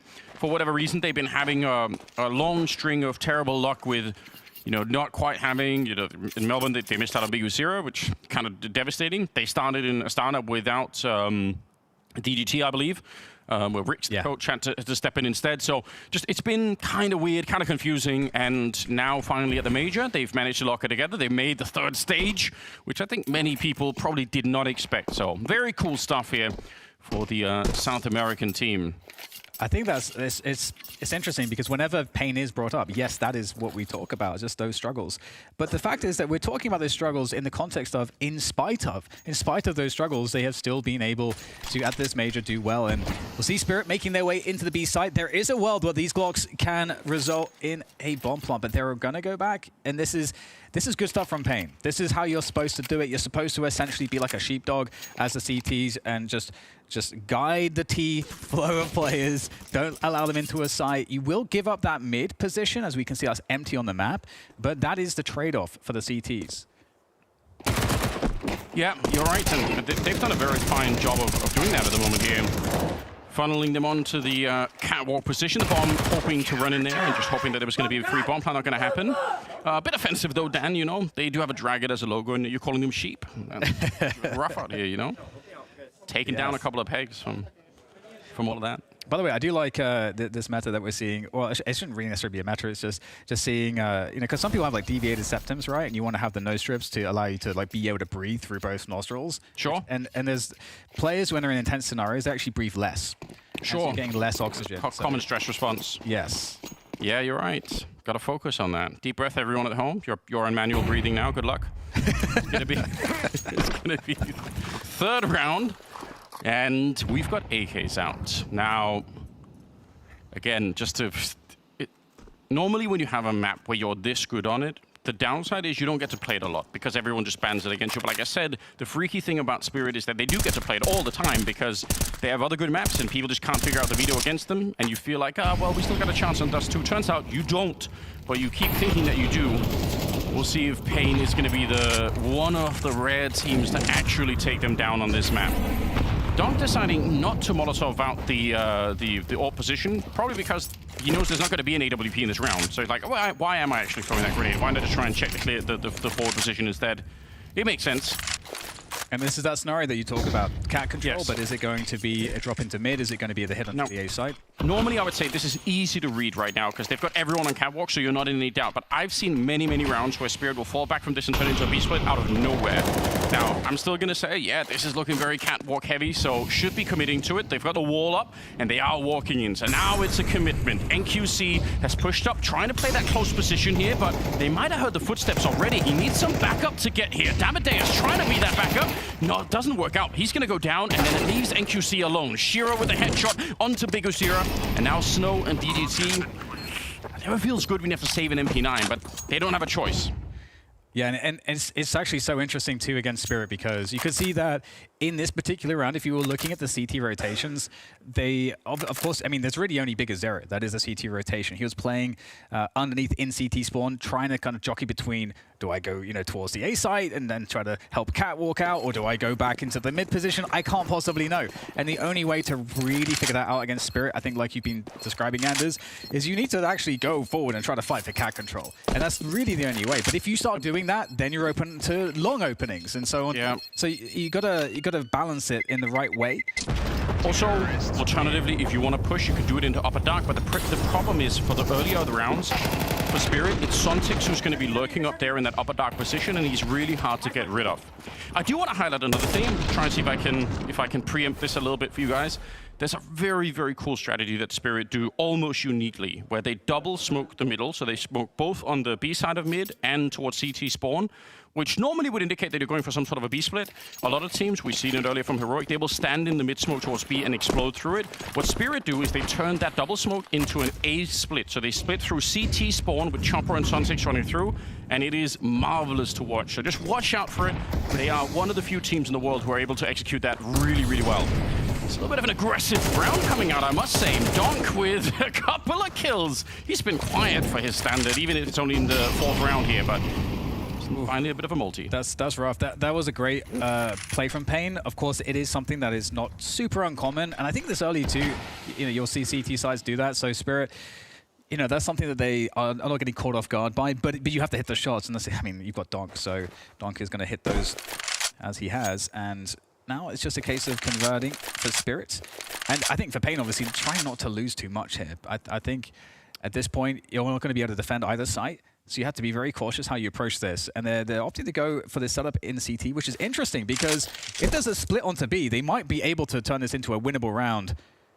Yeah, it's looking very, very likely. Chopper is going down here with the bomb, so that's a bit interesting, but Smoke going to be going up, and boost on top here. Donk is already looking for that, but he does turn around, and just at the wrong time. NQC drops him in 35 seconds. Snow is still inside of the bomb site. Damadeus, that's just the MP9, but he does get 2 kills, and the bomb is on the ground here. They're going to pick it up and try to make a run for it. They no longer want to attack the B site. They realize this is too risky. That double boost, they know that there's 2 people. They can guess that Snow would have been the last anchor, or they know that for a fact. So it's not hard math. Question is, can NQC get one more as they try to make it onto the site? He misses the first headshot, gets the dink on the Suntix, but it's not enough for the kill, and the bomb will be planted. Still doable here for Snow, of course. 14 health on Suntix post-dink.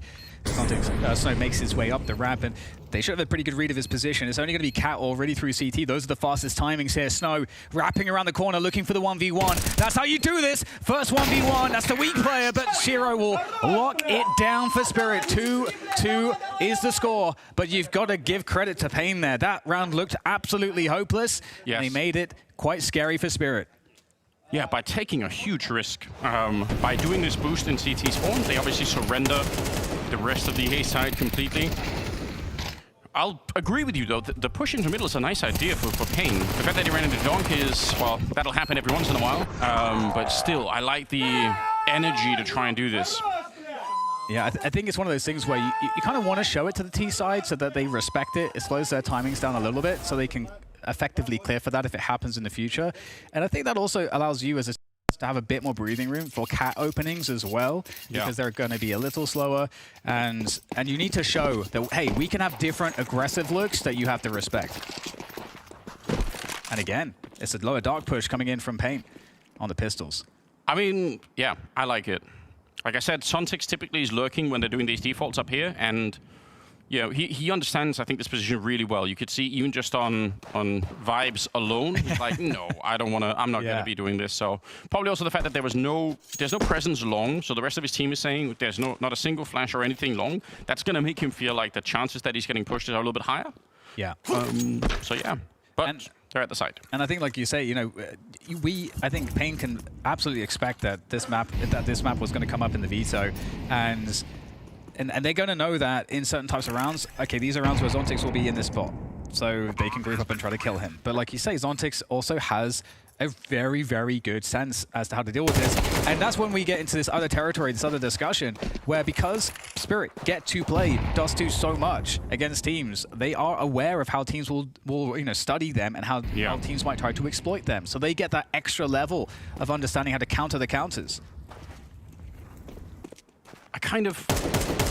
So in the veto, right, it was actually Pain banning out Mirage as the second to last map, and then we end up on Dust 2. I know Pain's Mirage isn't necessarily that great, but there's almost a part of me that wishes that they would have done it just to try and stop this from happening. But yeah, like I said, it is really hard to veto against Spirit in general. It's a nice triple here for Donk. Why not? Looking to see if he can push further, even though he's low on health, he just doesn't care. Yeah. Wants to take those kills, but yeah, Spirit bouncing back really early on, which just if we're contrasting this with the Vitality game, something that Vitality didn't really manage to do, right? So this is already Spirit saying, no, we're not going to get crushed here. We are, we're solid at the beginning. And very quick note, one of the next level things that Spirit do, and is in a veto, is their permaban is Inferno. So, so they can avoid any Inferno drama. But I respect it. Quick pick attempt with the AWP. Shiro looking for the shot, and beautiful timing off the flash. Pull the trigger, and you get the kill. Yeah, it's not bad at all. TGT getting pushed a little bit here.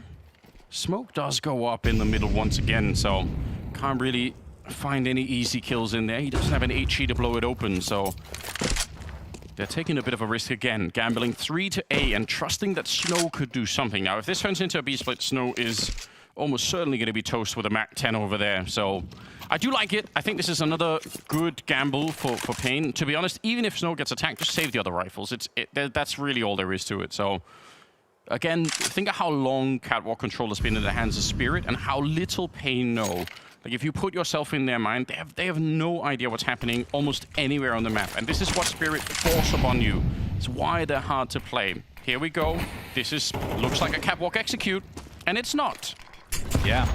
And often the best thing to do when you get into a 5v4 as the T side is to hit the A site, because players are more easy to isolate, but doesn't really matter. Nice kill though onto John. Extra money from the Mac 10 is a welcome bonus, but of course, such a great selection on rounds here from Spirit. How they finish this off. they weren't even rotating from the A-bomb side, and it's reasonable for them not to do that. Looked for just a second like Snow could have picked up the AK and got another kill. If he did that, then obviously in retrospect we would have said, why are they not rotating quicker? But in reality, they probably know that he's going to get crushed there. So yeah, great demonstration, I think, of this principle that we pretty much started out talking about with Spirit. It's just once they have catwalk, unless you push somewhere else, and where would that be? You know, either upper dark or in a really crazy world long, but pushing long is very hard to do on this map on the CT side. So if you don't do any of those things, though, you're blind. All you are left with is rolling the dice and saying, man, I hope they come A because we got 3 people here. Yeah, long pushes tend to be secondary to something else that your team is doing. Yes. Opportunistically. And I feel like we might be at that timing, especially with the AWP saved on NQZ, that we might see a cat opening from the CT side, and it can take 2 forms. It can either take the form of, you know, the 3 players from CT spawn take long off to just defend the rush timing, then fall immediately back into a cat setup. But if the teams are playing a faster default, you're going to miss the timings on cat. So yeah, this might be the round. I'm hoping we see it at some point because I want to see what happens when Pain actually fight for cat straight up against Spirit. Just from watching too many Spirit rounds, what's going to happen is Spirit will do a slow default, and they will just grenade you away from there. So like you can have the boosts with the orb, you know, all these different things, but this is why their default is so annoying. This is why, like I said at the start, I understand why people pick this map against or end up on this map against Spirit, because when you look at the demos, it seems doable. You're like, all right, I get it, like it's catwalk control, and then they build the rest of the round off of that. We can deal with that. But then when you get into the server, you realize, no, because like that default is so strong. Yes, they're very good at I mean, that's why Counter-Strike's beautiful. It's the simple things just done exceptionally well. Or at least for some teams it is, right? There obviously are teams where I guess it can be different. Yeah. So yeah, you're right though. They will go for a little bit of aggression, and well, let's see if you're right too, Anders. Let's see if you're right and it gets dismantled by Spirit. That'd be my guess. I do think this is a bit of an off angle, like from what we typically see, so that's kind of interesting.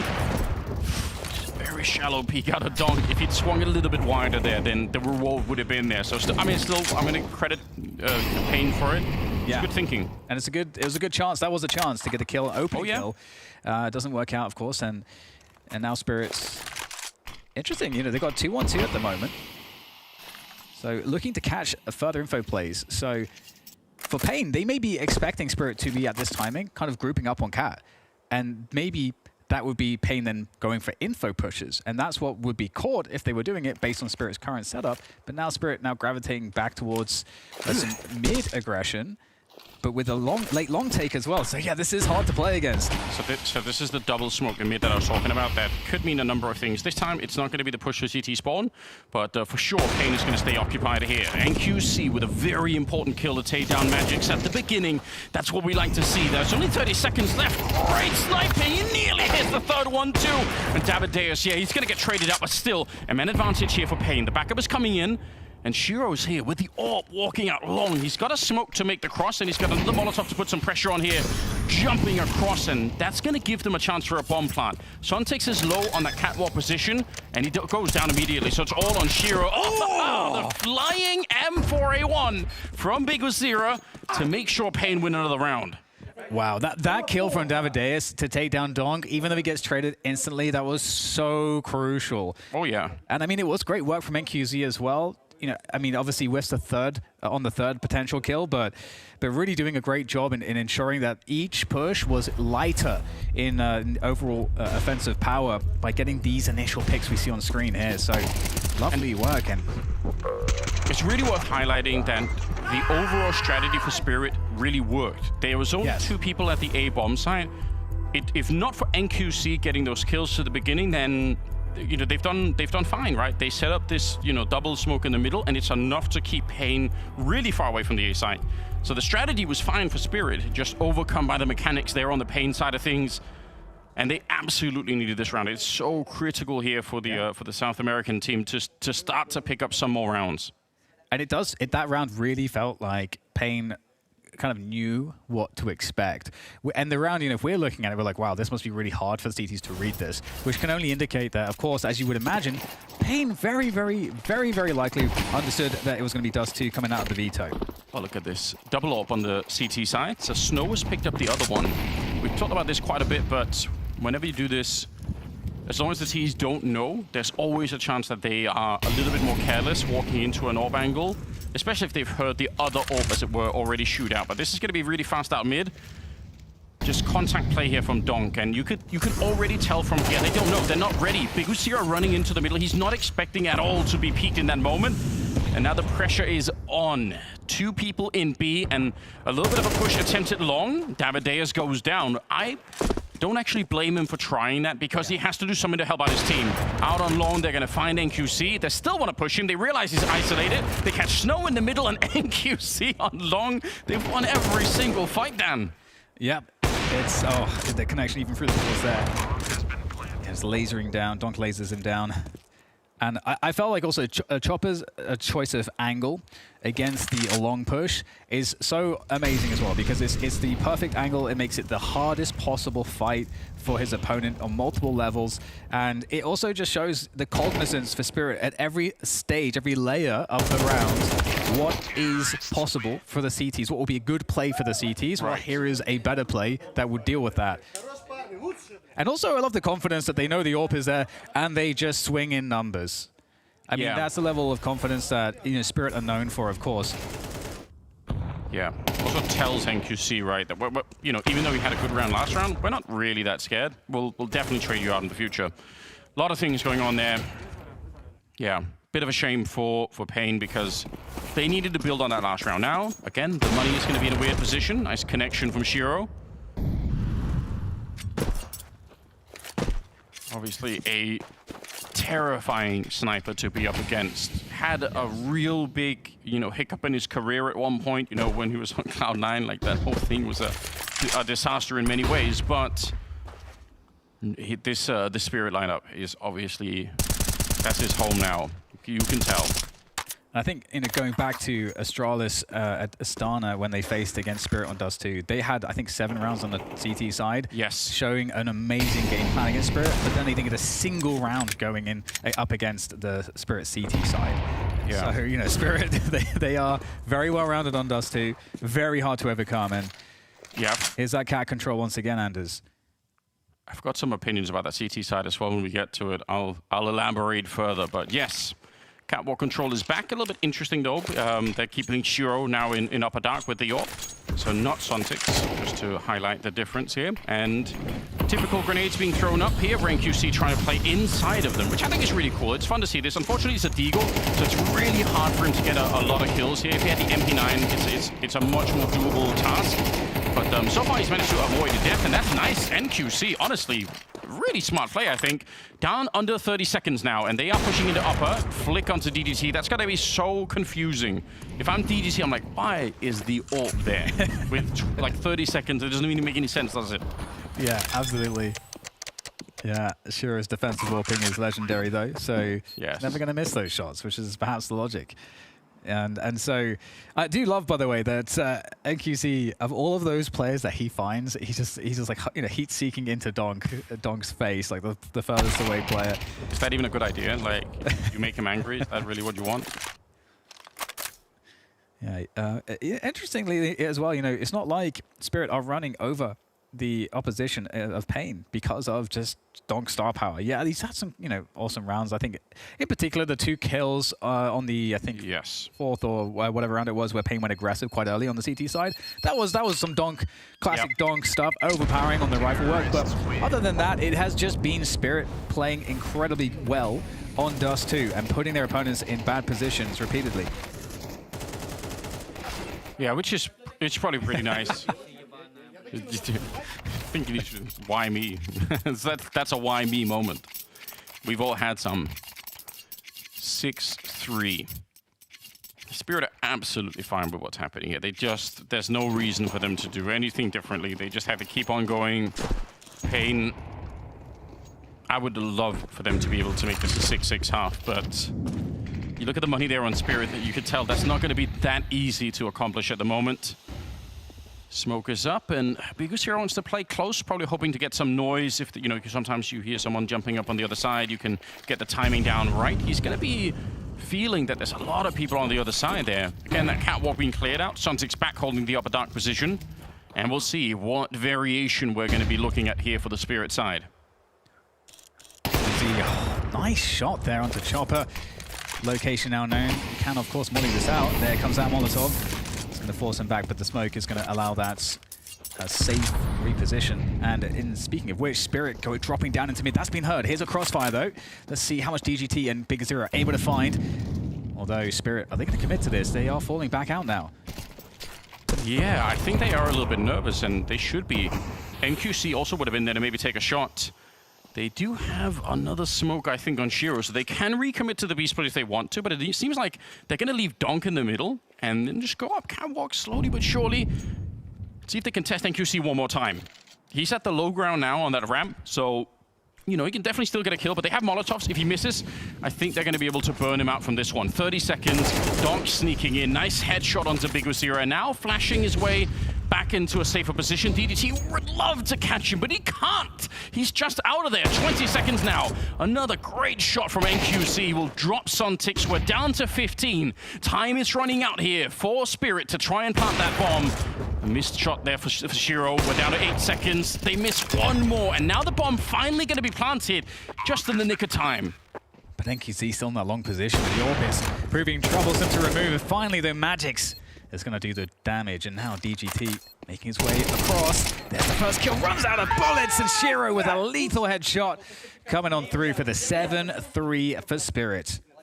Oh, I think Shiro had the other 1v1 earlier, where he got the kill on Snow, I think, trying to retake. There's a couple of rounds there where it's just Shiro versus one, and he's won both of them. It's another way to have impact, just picking up those. Not that they're necessarily super difficult clutches, but, you know, it's nice not to give those away. Timeout called, and that's actually interesting, right? It's Spirit calling the timeout. You know, when they're essentially already winning, they know they're in such a strong position, but they want to make sure that there's no room for mistakes here.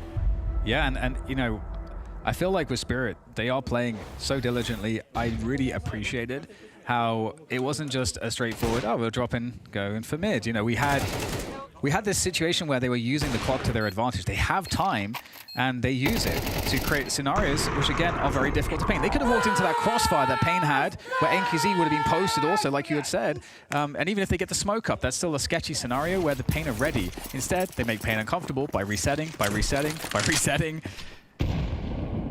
Yeah.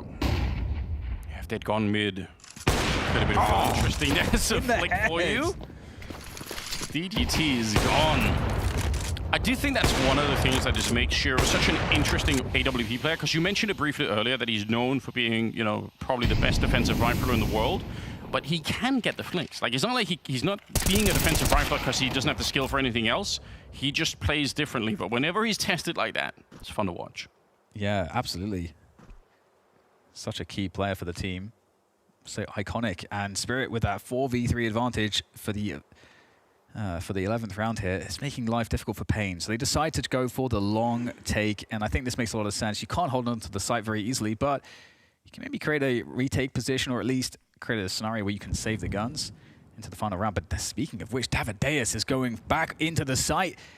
Oh, I don't think he sees anyone just yet, and they're so deep. Will Davideus expect this? He's going to get shot on the side of their heads. Oh, Magix, and they clean shot onto Vincere as well. There's nothing left for Snow to do. The life of a B player sometimes. Yeah, isn't that true? You're either on your own, or you're trying to, you know, pull up some crazy retake, which obviously in this case doesn't make any sense. We're in round number 11. Round number 12 is going to be coming up here, so just saving the rifle, fairly important right now. They have a couple of players that are even less money there than Snow does. 8 rounds for Spirit to open up with on Dust 2 is already enough. They're already doing great work. Like I said, that CT side is so dangerous for them as well. Magix with the final kill, but the problem that you're going to run into on the CT side is that if you go long, you're going to be up against Shiro with the AWP, and if you try to go B or mid, you're going to be running into Donk. So you pick your poison. And what's even more frustrating is every once in a while, they will switch the CT side defense and they will put Donk on long. So it's really hard to guess even where Donk is, because if you want to play the avoid Donk game, which I could understand if you want to, that's a reasonable thing to think about. But even that's hard to do. Okay, well, at least Shiro's not going to get any damage on the cross. And Spirit with what looks like just a faster version of the default. You know, MongolZ, which is being cautious that there could be a cat setup. There is not. There's the AWP. NQZ announces his presence. The resounding thunder of the AWP shot, and there's a reposition immediately, which you love to see. Donk, he is going up here. With Donk, I just never know if he just wants to walk in and just take someone's head off. Yeah, he was really, really fast. Going to be setting up some early grenades. At this point, it's probably just to try and bait out some of the counter utility, which, you know, you got a flash in return. They have more smoke, so they probably don't even really care about that. And yeah, again, taking Catwalk, the entire team here. And there's no aggression for Pain. There's nobody in upper dark. There's nobody pushing long. So once again, in terms of the information, Pain is completely blind in this round right now. They just don't know what's happening. Smokes are going up there, so some recommitted utility. They actually can even throw more smokes here on the T side, but they're going to be creeping around the other side. Vincere with a good spray down, gets the first one and tries to escape before he runs out of bullets. It's not a bad defense to begin with. Yeah, and you're wondering, where the hell did he go? Oh my god, down to 1 HP after that extra bit of, I think, HE damage coming across, and Spirit are getting slowed across, and this is buying time for the rotation. They should still get the plant, of course, but Pain have a lot to work with for this retake as they begin to set it up through CT spawn. I think especially important is that smoke kit combination there on Snow. He's got an HE as well, but let's see if they can actually make it up the ramp alive here. 4 people left on the Spirit side. They got the hell for it. Shiro just only showing his shoulder, and Suntix on the other side to pick it up here. Pain in a lot of trouble once again. Donk swings wide, gets a couple of kills, and leaves NQC. It's a matter of seconds. They had the man advantage as well, but now that's been washed away, and this retake, it doesn't look doable. Shiro will take him down, and it's a brilliant start for Spirit.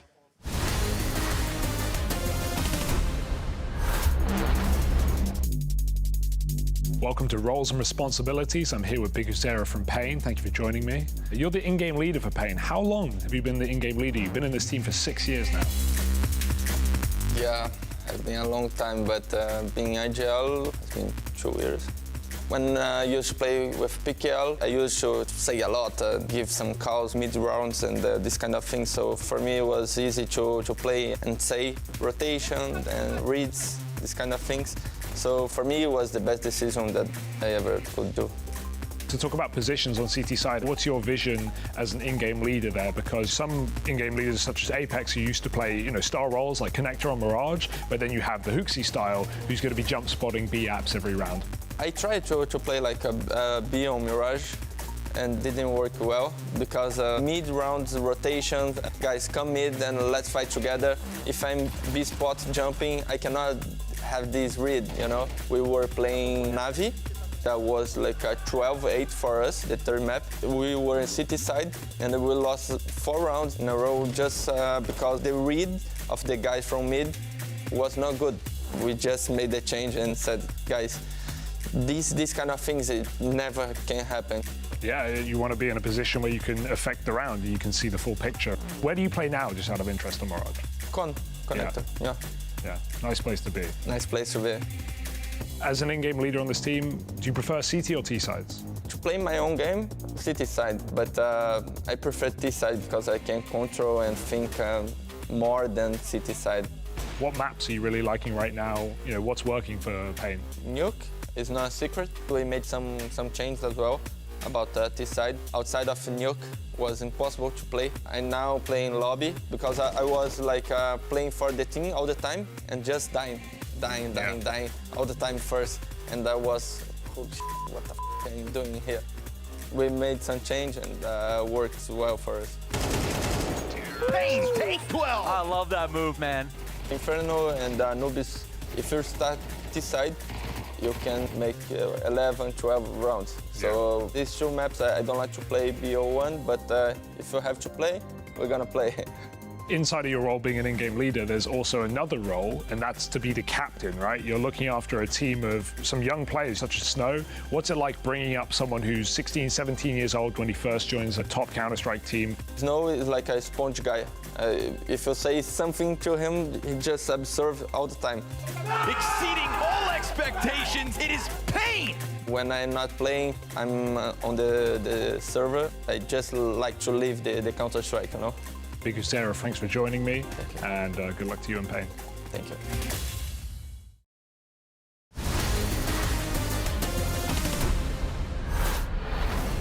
A man who just likes to live Counter-Strike.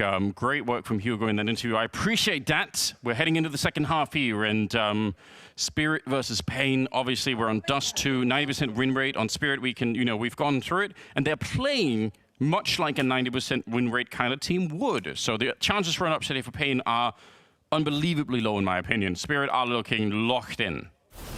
So locked in, and I mean, it's the most consistent map, so every reason to feel comfortable and confident.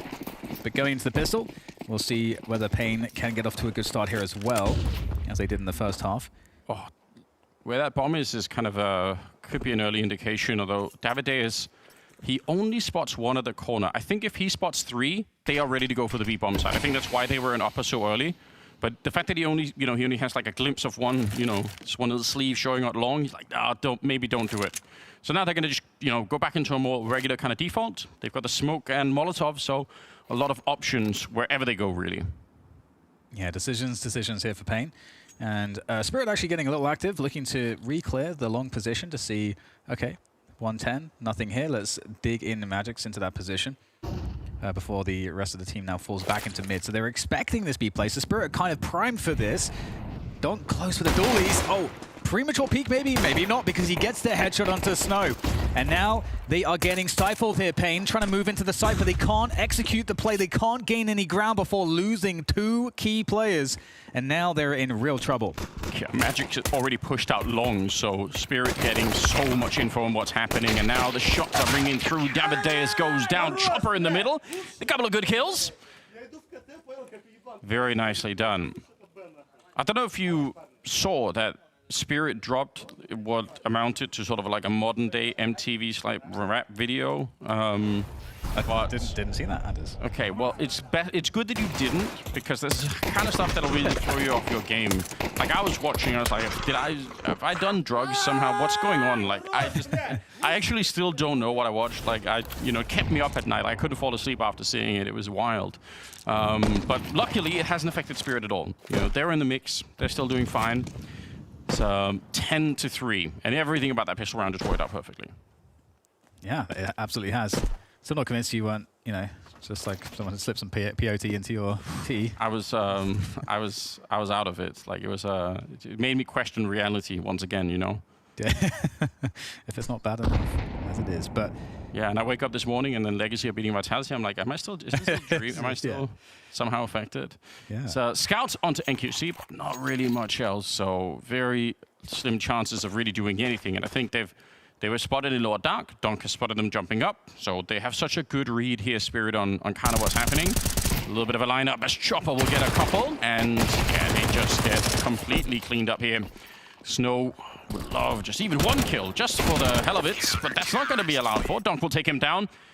And this next round is everything, right? If they lose this next round, I think Pain, then there's not a big conversation to be had. Yeah, you can't. It's going to be because they'd have to force buy if they did lose this next round, so they'd have a poor buy and they'd be up against match point just constantly. So yeah, totally agree. That's just an untenable position. I mean, it's already somewhat untenable, but at least, as you say, this is the best chance of the buy with the opportunity to get those AKs working on the T side. But you know what? Zero's going to take away NQZ, and Spirit are just looking to take mid-control. This is not a good look. Pain, they haven't been able to execute anything before Spirit's oppressive force has fell on Dust 2.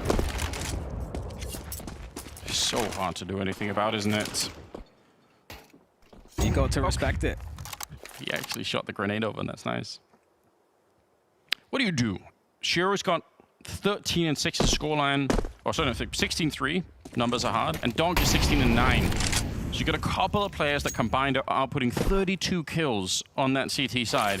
It's like the rest of Spirit don't even have to do anything. It's just the Donk and Shiro show at the moment.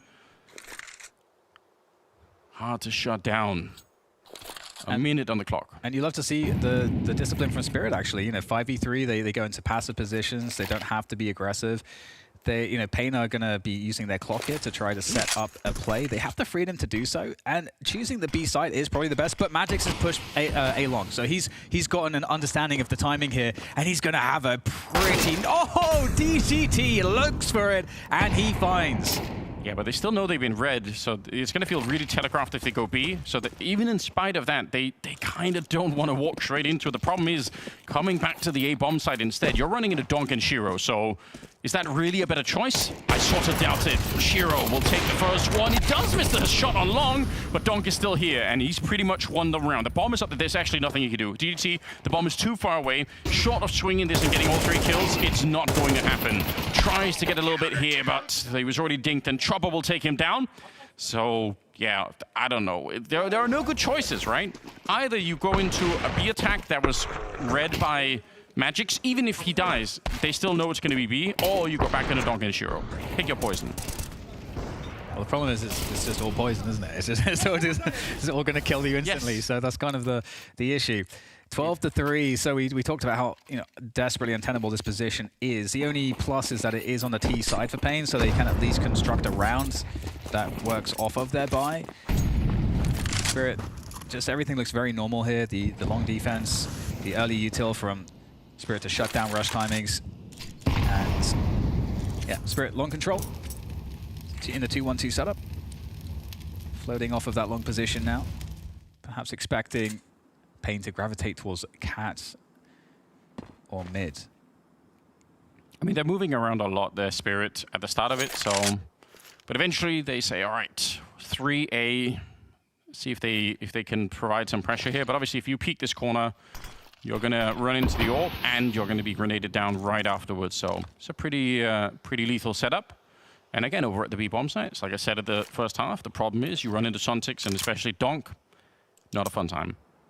Yeah, and I think Spirit, they are aware that some of the strongest rounds with a mixed buy like this is a Cat rush or a B split, and that is a great play from Donk. Finds such a good timing, gets ahead of the push, peels off one player, and now you've got Chopper behind the smoke. It's a very good position.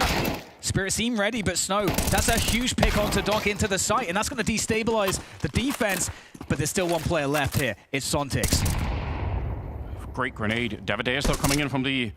or getting shot from the other side. Magix right through the smoke as he picks it up and through the window. Sontix, you said it, just one player, but it was enough. Magix with the headshot from the USB, and Spirit makes such quick work of Pain. And I think that is to everybody's expectation. You go up against maybe the world's best team on Dust 2. They're definitely in the argument for that, if nothing else. Yeah. And you're going to have a hard time. And it's great that we saw Donk and Shiro firing off here. I think that is so characteristic of a solid look for Spirit. Yeah, they look up. They look exactly how you want them to be. So nice to see that they are in strong form at the start. We do have the desk ready to break it all down for us. Yeah, no upsets on the cards. So Team Spirit in their first best of 1. Dupree, that was a clinic, and that's kind of what we expect from Spirit. Good showing from Spirit and good showing from Donk. That's what I wanted to see. And finally, at some point, like, we actually have the favorite stepping up to the occasion of being the favorite.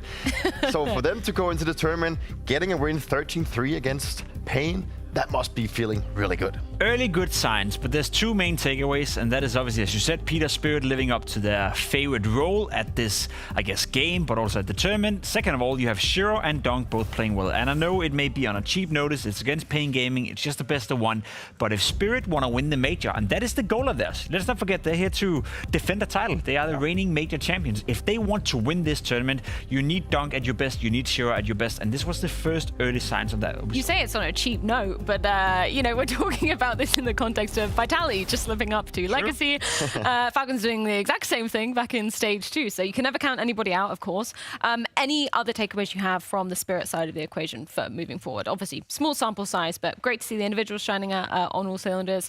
Anything else to pick out? It just looked like very cynical, like the way they were approaching the map, like they were just defaulting a lot and they just played off each other. And I kind of like that approach to the tournament. If you can rely so much on your default, it seems like the fundamentals and the protocols are working as it should. And we know that Spirit has been in this position where they maybe had to reinvent a little bit, and they've seen that a team like Falcons has stepped up to the occasion and being the one that should take down Vitality. Now Legacy did it, but in that department, they also maybe have gone from being the second best team in the world to have taken a step to being maybe the third and the fourth. So for them to come here and show some really good signs early on, it's a good stepping stone for them going forward in the tournament, and we just emphasize how much the best of ones and how important they are on the first day. And if they can go to a 2-0 here already, then they're going to be feeling super confident. If anything, they avoid MOUZ, they avoid Vitality. They don't want to go down in that 0-1 bracket that is going to shape up quite horrendously for a lot of teams. So yeah, I agree with you. Good signs from Spirit, and good to see them get off to a win. Whereas for Pain, let's be honest, we didn't expect them to beat Spirit. No. Their games are not against the likes of Spirit. They have to beat the likes of, well, I wanted to say Legacy, but they're not in the same category right now apparently. But some of the lesser known teams, so to speak. It's all about peaking at the right time. Should we just take a little, really quick sidestep to talk about that MOUZ Virtus.pro matchup? It was super close when we last threw to break. That did end 13-11 in the favor of Virtus.pro. Did you have VP as one of your 3-0s? Were you looking at that? No, I mean, I think that VP was, they showed really good signs in stage 2, and for them to come in now and get a matchup against MOUZ Sports was obviously going to be difficult for them. But, in some sense, it's always nice to go up against an opponent that looks strong on paper. If you can get off to a start where you beat an opponent like MOUZ Sports, that's just going to bring so much confidence to the team. And I saw, sure, the series was close, but it looked good from VP. I think they played some great Counter-Strike, and they kept up what they actually showed in stage 2. With Falcons out of the picture, with some early signs of weakness shown by MOUZ, etc., and the way VP have been playing so far, they are an early contender to maybe be part of a playoff semi-final. But let's see about that. Yeah, I'm taking a sidetrack because on the H stream, of course, we have another best of one going down. That's Aurora versus FaZe. Of course, we got to see a hell of a lot of FaZe throughout stage 2 because they took the scenic route, kind of typical of FaZe Clan. Aurora, though, they're entering the server for the first time since IEM Dallas. What have you made of them so far this season, Peter? I think ever since they changed to Aurora, I feel like they've kind of had a dip of their performance. I think when they were called Eternal Fire, it just seemed like they will always make really good runs, but obviously they had their issues going into the stage and playing on the arenas, where they seem to have some kind of a mental barricade that kind of limits them a little bit. But I think it's an interesting team, and we've talked about Santeria specifically in this lineup. He has stepped up to the occasion and just stays within Turkish shears. He's been praised to be maybe going to some international team and actually go and do great things there, but he just has so much faith in his countrymen that he just wants to stay. He's a nationalist in that department, that he just wants to showcase that Turkey can play so much good Counter-Strike. And they're a team that are just, they're playing so much off their numbers. They're great at grouping up. They're great at playing off each other in that department, and they have the individuals to back it up. And to also have a guy like Major that's been around for French Counter-Strike for so long, he has so much experience in also leading these kind of guys. And it's been going a little bit back and forth the Turkish scene, where he's been in and out of the team. But now it seems like they've kind of found themselves a little bit more. Yeah, I mean, I wouldn't say I'm bored when it comes to Aurora, but in the beginning of the year, they were so exciting. They were so nice. They were breaking through the scene, playing good Counter-Strike. We didn't know their ceiling, but I feel like we figured out where their ceiling is at. As you said, when they go into the arena, when they go into the stage, we don't really expect them to do much more than that. So I want to give them an awful lot of credit for being so stable, being so consistent, always getting into the playoff. I think we put them as number 5 in the world and the power ranking as well, which is not bad by any stretch of the imagination. But it's boring in the sense that I feel I've seen the best of them, and I don't expect it to get better. Well, let's flip the script to talk a little bit about FaZe and catch up with Elise ahead of this matchup. Elise, looking back on stage 2 for the team, how tough of a stage was that, in your opinion? It was definitely hard. I mean, we didn't go 3-0, so it was hard for us. First day went well. The next few days was more of a struggle, and I think us getting more games is probably going to be helpful for us in the long run, just because we haven't had that many days just in general with Sasha on the team. So all in all, I think it was a hard stage, but yeah, new stage now. How much of a shift did you see from the beginning of stage 2 to the end in terms of that team chemistry, rather? Because obviously that's something that you haven't had that much time in the server to actually be trying out. Did you see a distinct difference?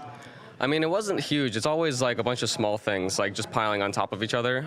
So yeah, I think just, we've been saying the word synergy, our synergy was just a little bit off, because it's not like we're playing all bad. It's not like we're whiffing shots super hard or anything. It's more just the little things aren't connecting all together.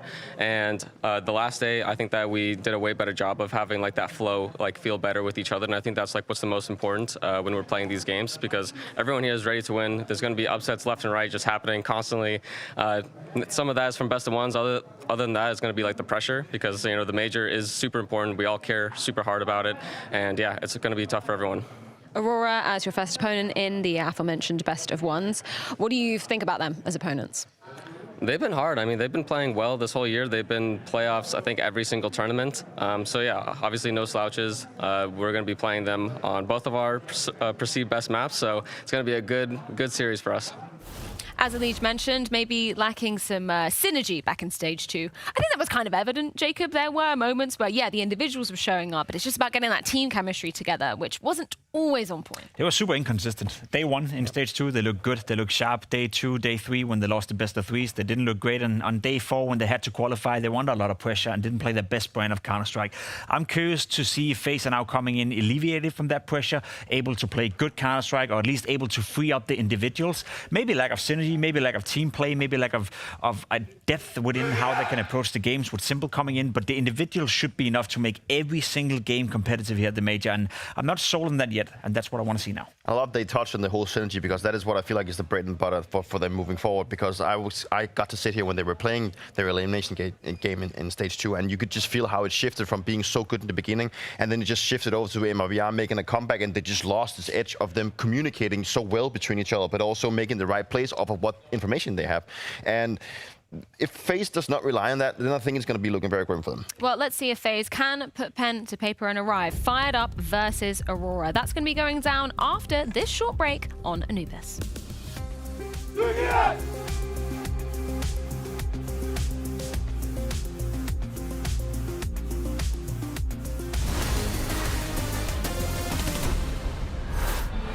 What's up, everybody? I got Rain from FaZe Clan here. We're gonna get them outfitted in a little bit of local flair, get you ready for the Austin crowd. What do you say? Yeah, let's get the American spirit going. Yeehaw! So you are gonna be a 7 5/8.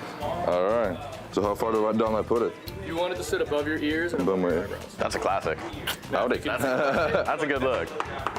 That fits. I feel like a cowboy almost. Should we move on to boots? Let's go. Okay, what we're looking for here, Dorf? That's a good question. What about these?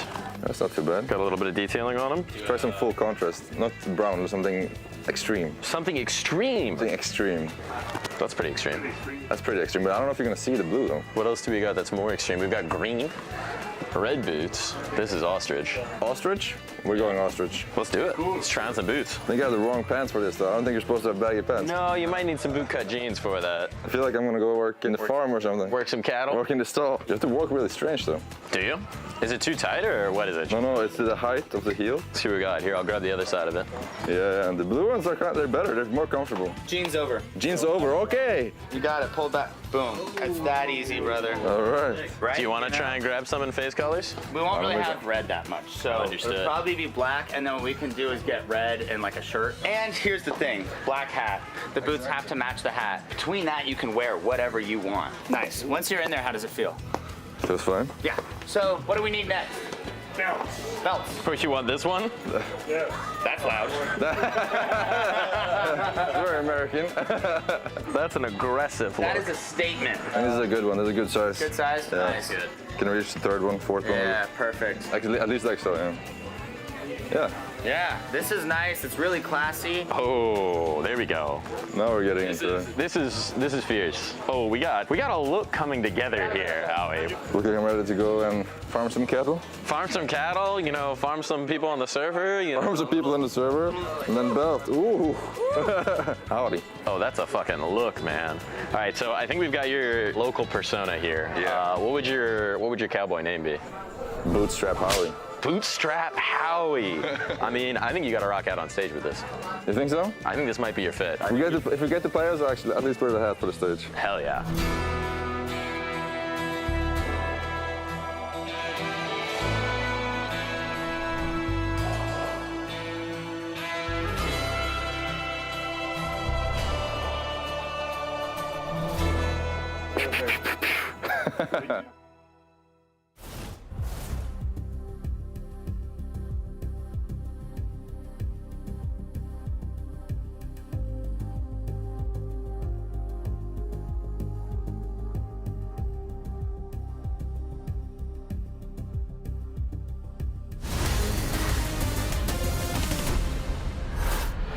Welcome, ladies and gentlemen. Third match of the day, and it's Aurora versus FaZe for a best of one here in Austin, Texas. Dan, are you ready?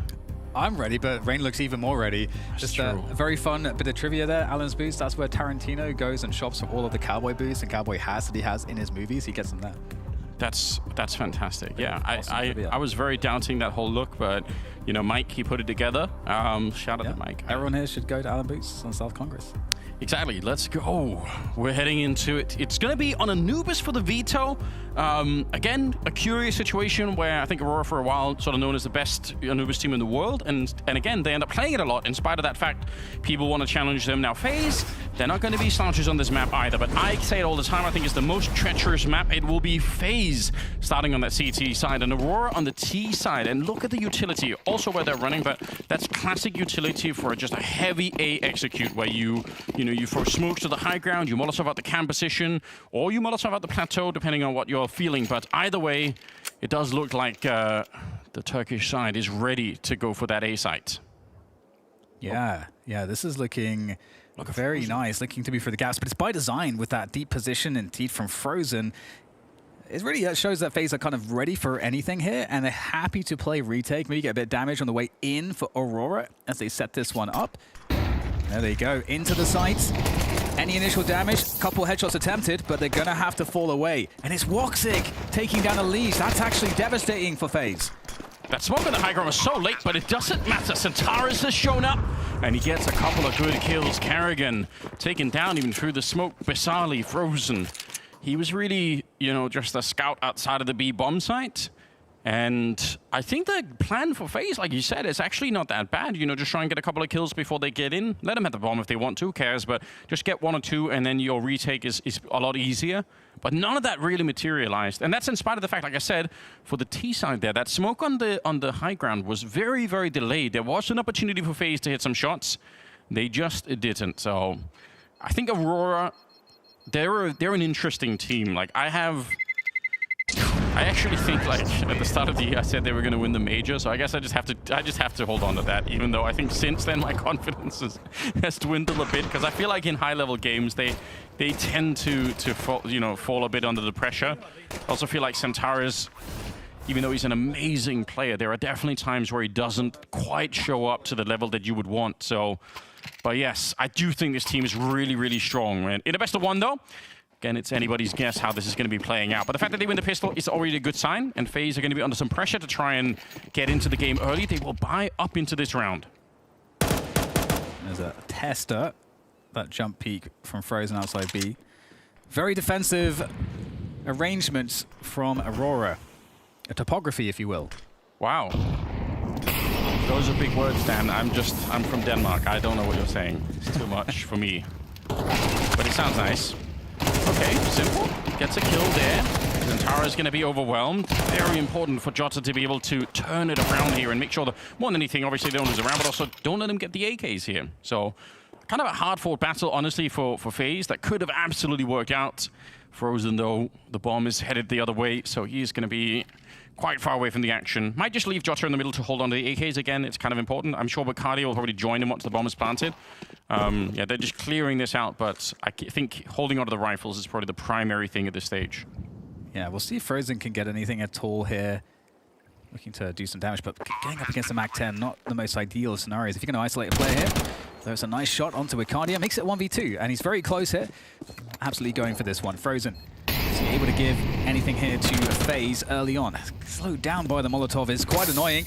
All this util just slowly getting layered and dumped onto him as he finally gets his way onto the site. Nice clean shot onto Jota. Closes the distance, knows precisely where Magic is. And Frozen, a clinical 1v3 clutch that never seemed to be in doubt. FaZe, they win a surprising round. I mean, I'm shocked beyond belief. Okay, this isn't obviously the Falcons 5v3, but this is not a round you're ever supposed to be even close to losing. He's got no kit. Even at this stage, fine, he gets the first one, that's great, but what's the pressure in fighting him at all right now? You know eventually he has to go and try and tap that bomb. Yeah, that is my question. I obviously typically can't say those words exactly, Frozen, so thank you for shit. That's exactly what I was thinking. What the fuck are they doing? Well, 1-1, and FaZe looking like they're in a really good spot here. However, danger does loom. We've got 4 MAC-10s. 4 MAC-10s here on deck for Aurora, so they're looking to shove it in somewhere very quickly, and it might be unrelenting, the pace. So FaZe have to be careful not to get overwhelmed on their relative positions. And the A site feels like it could be at the most danger here, Anders. Yeah, I mean, it's going to be very speedy, right? So we'll see if they can just power on through. It's just a question of, you know, getting the first couple of jumps in with the MAC-10. I'm sure the first guy will be flying in, and then the rest are going to just try and swing wide to take the shots. It can absolutely work. Smoke up here, which is very nice, simple. Going to get put away on this one, so tries to get the timing here. Elige caught in a very awkward position, and it works so well. Just caught trying to get the jump up there, and Rain also got devastated by the Galil on the other side. So 3v5. Even though look at how much damage has been dished out here to Aurora, it doesn't make a difference. You're saving this 100% of the time on FaZe, so no crazy retakes happening. What a shame for FaZe, because so close to just, at least if they get like 2 kills. Yeah, they're so close to doing. It's so doable for the retake, but they should have lost that last round. I stand on that ground. Frozen should have never been close to winning that clutch. The fact that they win it and then give it up now is kind of heartbreaking. Well, I'm going to give everyone who is a FaZe fan a little cope to work off up. Okay, go on. If FaZe are in a difficult position. So Aurora have had a lot of trouble on Anubis. The last 5 Anubises that they have played, there's been a lot of drama. They're either just total losses, they have a close overtime victory against the Mongols, but otherwise, the last 4 or 5 times Aurora have played Anubis, they have been on the losing end of it, and this is against teams like Heroic, teams like Furia. You know, so these are not necessarily teams that you're saying, oh, well, they're losing to like the super top echelon of teams. That's fair. So there's some cope for you there, Anders. If you're a FaZe fan and you're in doubt. I'm in the market for a little bit of copium. I would love FaZe to show more strength here in the third stage of the major. Obviously, just insane bias for the fact that Simple is back and playing. I can't express like my joy of that. Yes. Counter-Strike does not feel the same without him, and yeah, I mean, that's just how it is. Round number 4. And they do save some rifles on the CT side, but no doubt it's going to be another tricky round here. Rain playing in front. If they grenade this, he's just going to push in front of it. He will anyway, flashing and molotoving their way in, but there's such a setup out there with the entire Turkish side just ready and waiting. I do like the sandwich from the other side. It's so much damage again. Simple shows up now with a 1v1, but Centaurus will find the headshot and just barely holds on to the round. That was such a great crunch coming in from FaZe. It's a great idea. So close, but so far, sadly. Simple right at the end there. That's always such a hard position. As Simple's in, you get all of those kills, you get into the 1v1, but now your position is known. Now the opponent has... Oh my god, yeah. Of course, it is Centaurus after all. The jiggle, just a one tap.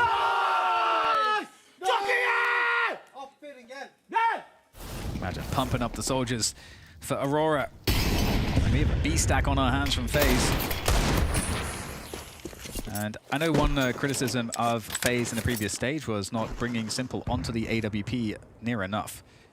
We'll see if that's anything that changes into this stage, but...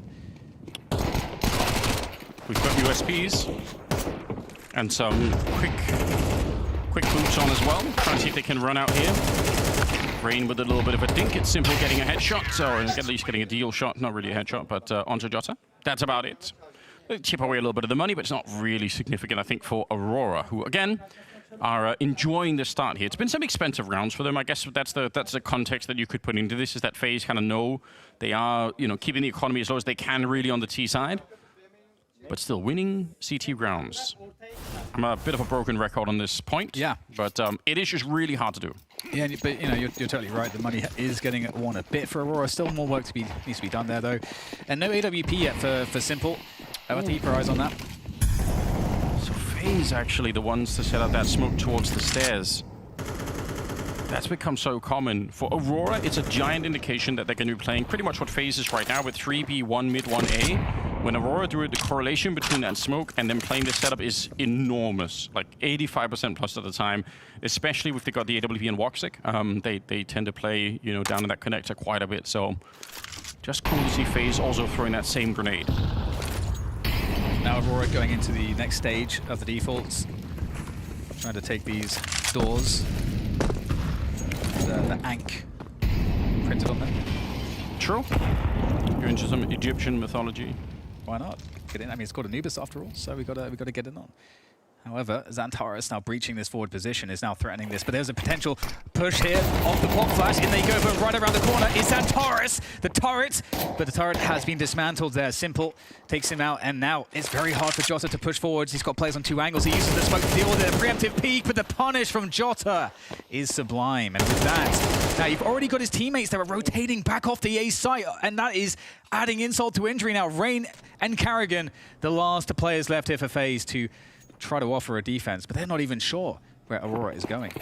Yeah, Carrigan was sticking around for B for a really, really long time. Had to go back and check middle. Pretty good spray down, actually. Jota's finally gone down.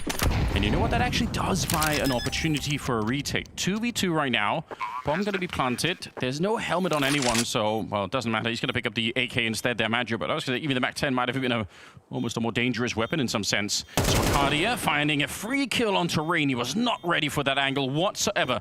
So it's on Carrigan, alone versus 2, and they find such great timing. How is he supposed to win that battle when they're both peeking him at the same time?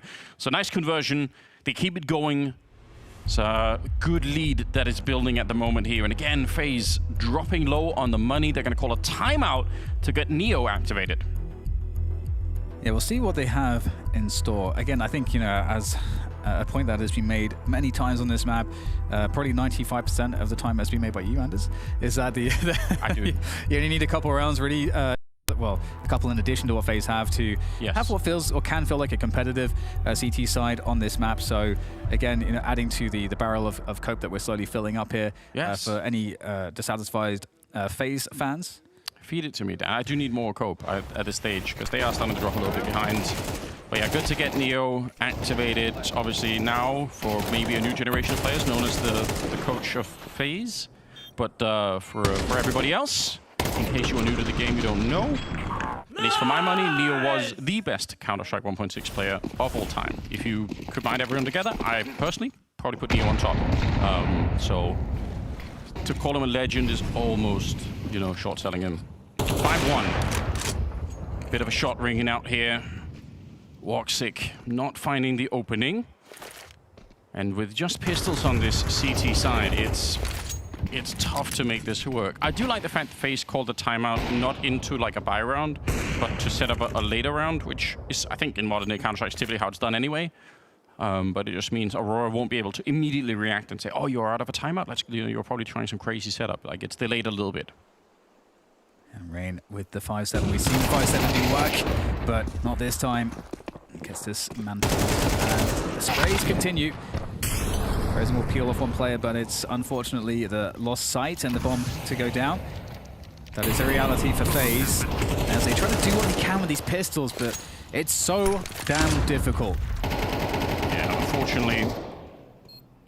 I'm curious, because you mentioned this, the idea of Simple not having the AWP a lot. I'm curious if they can start to pick it up at some point here, because there's another thing for you guys at home to kind of play, like a little mini game you can play.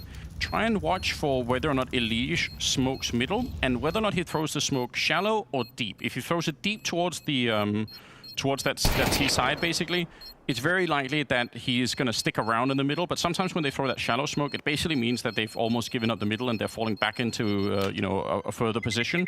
If they throw no smoke but throw Molotovs instead, very often a sign that there's going to be an AWP with Elige in the middle. And it's a big tell for a lot of teams right now that, you know, how they do it. So just, you know, watch the minimap, see how the grenades land and how deep or not they are. Is that a drinking game you're suggesting, Anders? It could be. It could be. Just one finger's for the shallow smoke, 2 fingers for the something like that, you know. There you go. It's also it's also the problem is also if you throw the shallow smoke, it's so much easier to throw that if you're far back in middle. Like if you're playing the camp position, throwing the shallow smoke in mid is so easy, but throwing a deeper one doesn't make a lot of sense anyway. Well, Simple is on the AWP now, and he's going into the E-box position, and this is where we do see CT AWPs do a lot of work. But there we go, Magic goes down. A second connection onto Woxic, and Simple has announced his presence on the server on Anubis, and it's an early 5v3 now for FaZe. Yeah, and they had that deep smoke. This is the deeper smoke that I'm talking about, and Alicia's sticking around, and Simple is elsewhere. It all lines up pretty well. That utility is very often for all teams right now, pretty big indication of what's happening. 6-1, and we're moving into round number 8 here. It's not too late for FaZe at all, and it's not just Copium. If they can win this round and keep it going, they've already kept the T-side economy maybe not low. Magic does have 8,000, But still, it's within striking distance here. They can win a couple of rounds, FaZe, and then they have a bit of an easier time of it. Gotta win this one first, though. 5 versus 3. And this B-bomb site is annoyingly hard to hold, even when you've got 2 people here. Yeah, we'll see what is possible, because it's a 2-1-2 setup, so this could live and die this round by this hold. That is so close. That is the haircut from Xantares, but he wants the entire head, and that's exactly what he's going to get. And suddenly, they are locked out, FaZe. How do they get back into the site? The bomb is now planted, and I mean, if they were to lose all their weaponry in this retake, it would be tragic, but they also have to go for it. I think so. You feel like there's no choice, like you're going to try and run for this one. 3v3. No kit picked up at the moment. A flash around the corner, and Xantares just ice cold here. Little side step taking down Rain. Simple still pretty far away with that AWP. Leash trying to navigate it, but Xantares hits one more headshot, and he's just completely pushed him out of the round. He's 14-2, Anders. This is why they call him the Turkish Terminator, and now he's coming for Simple. Why not try and see if you can hunt him down at this stage, seeing if he can close the distance, but yeah. This is the power of having somebody like Xantares on your team. When he doesn't show up, it's so disappointing. But when he does, this is exactly what should happen. And I got to say, that has been an enormous question mark for Aurora. They've been somewhat all over the place based on the ceiling that we understand that they have. Yeah. And it is often defined by how Xantares is playing, because his ceiling is so unbelievably high. And we're seeing a crazy performance right now. Unfortunately, for FaZe in their first match in this stage, they're having to play up against it. And despite those 2 opening AWP picks, you know, FaZe was shown that, hey, you can't just play a 2-1-2 setup after that on any other map. That's perfectly fine, pretty much, any other map. But in Ubers, like you said, the B side is just horrendously hard to hold. It's just so hard. Even with, you know, 2v3 there, it just gets converted into a round win. Unfortunately, a bit of a classic situation, right? And you can also, I think you can tell if you go back and watch that early setup with 2 people on the B-bomb side, they can't really play together easily. There's like one's jiggling for information. You can see there's no you can't like retake that fight. You're not going to be swinging in and trading those kills. You're just fighting alone in a really awkward position. So, great work. Madja is smiling. If ever there was a veteran player, probably be Madja. He's been playing for such a long time. 7-1. That was such a good opportunity for FaZe to get the 1 or 2 that they need to give that breathing room to just kind of give a lot of relief to the team. But oh yeah, I think something else that you said to me off camera was the fact that one of the things that FaZe are known for is they get there oftentimes historically, but there is always a struggle. Yes, that is in fact part of their brand in some sense. Now I don't know if that's still going to be true with this current roster, but obviously if you go back, that's the thing that they would do. Fall far behind and then make absolutely epic comebacks, which is I think one of the reasons why it's just so much fun to be a FaZe fan, and painful.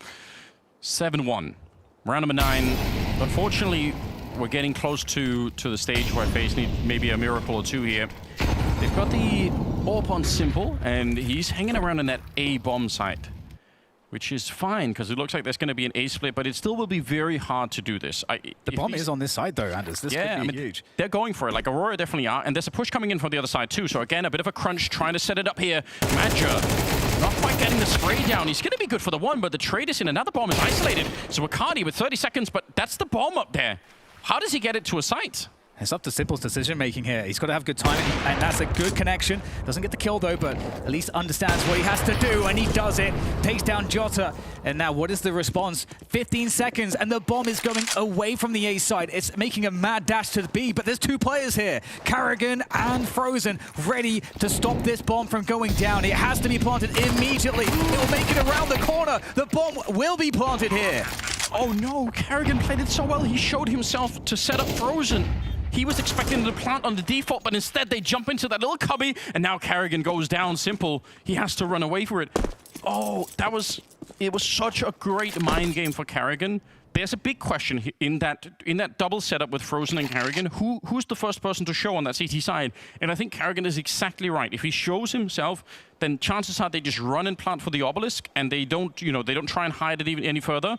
Fortunately here, Simple going to get hunted down as well. The don't do it, don't knife him, don't knife him. No, don't do it to him. Do it, can you? Simple! Anders, that's diabolical. illegal. Yeah, I really... I can't believe it. That's 2 rounds, Dan. 2 rounds where they've had the openings. The other one was the double kill for Simple in middle, and this one, they isolate the bomb, and it's so winnable. There's no time left at all. Yeah, it is. It's heartbreaking.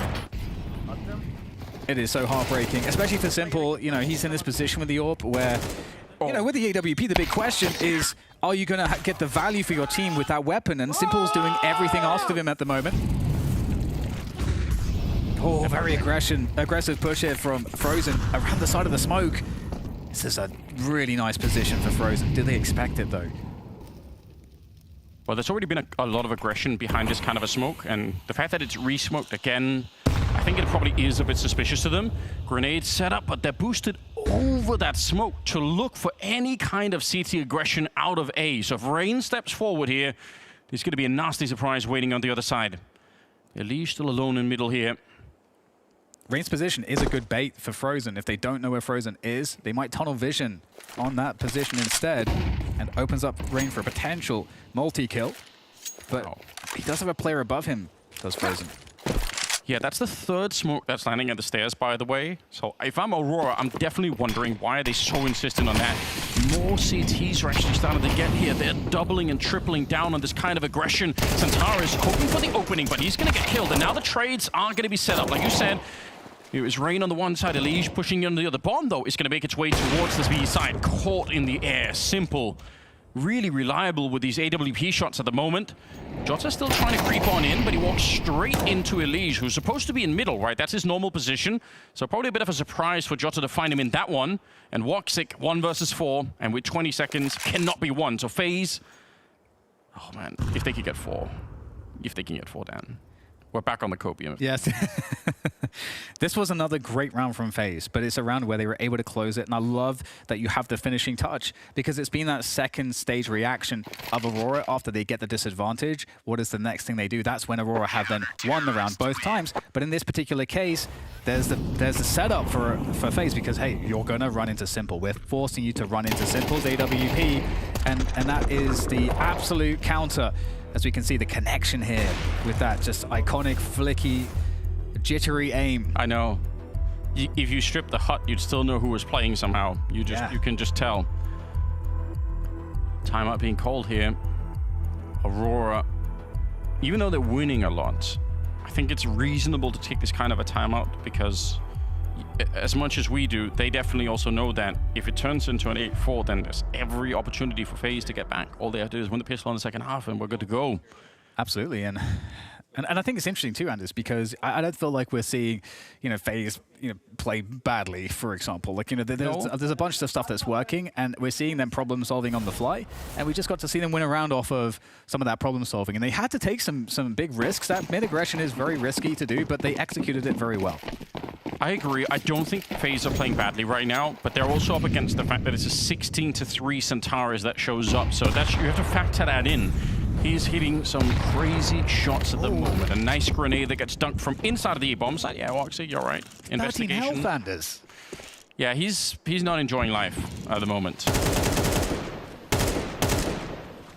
Classic grenades as well. But is it enough to set them up for a bit of a victory is the question. 3 people at the B-bomb site. Yeah, we have a new position for Simple again. He's moving around constantly with the AWP, which is... That's you know, one of the most dangerous things to be up against on the T side. You never know where the AWP is, and that changes fundamentally how you're supposed to clear those positions. So we'll see if they work that one out. As it looks like they want a B split here. If we're just looking at the positions on the minimap, that's what Aurora are gunning for, and the B side does look vulnerable. Really does. Pretty good counter utility from Carrigan. It just slows it down. It means Elige can go in from middle and be a bit closer. That's what that grenade basically did. We're down to 45 seconds, and Elige is kind of, you know, taking a step in the right direction here. 40 seconds. It looks like Aurora want to hit this B-bomb site once again. They've been having such great success over here that I can't really blame them. Why not try and see if you can crack it open one more time? 30 seconds. They catch him running out of the Molotov. Carrigan getting the one in return, but a wild spray from Ricardia. They catch Rain. That's way on the other side. He was trying to exit the A-bomb site, but Frozen low on health here. In round number 11, it just doesn't seem that doable on the retake. He's so low on health already. I feel like you need these rifles. Yeah, they really do. They're running away. Might be a chance for Frozen. He's going to close the distance. He has managed to sneak quite deep here. Finds one player. They had no idea he's in this position. He's forcing he's going to force him out of position. They have to run it down. He's going for the stick. 0.7 seconds for Frozen. You have to respect the attempt. That was so close. Oh, if Simple would have had anything, a flash, a smoke, anything to try and distract them. You're right, 0.7 seconds. It's such a great idea, but it doesn't work. 9 rounds now for Aurora. For their T side, this is great work. It really is. This B side is a consistent problem for FaZe. It really is. You know, teams have different solutions as to how they deal with it, but the problem is there's trade-offs. If you try to invest in either being aggressive on B, well, that's risky, because if you end up dying with a B main aggression, well, then you're just starting off from a huge disadvantage. If you play heavy E-box, you're leaving like mid and A open as well to those A defaults. So there's just it's not a perfect solution. Bit of mid aggression, Carrigan, oh, look at him charging through. This is something new.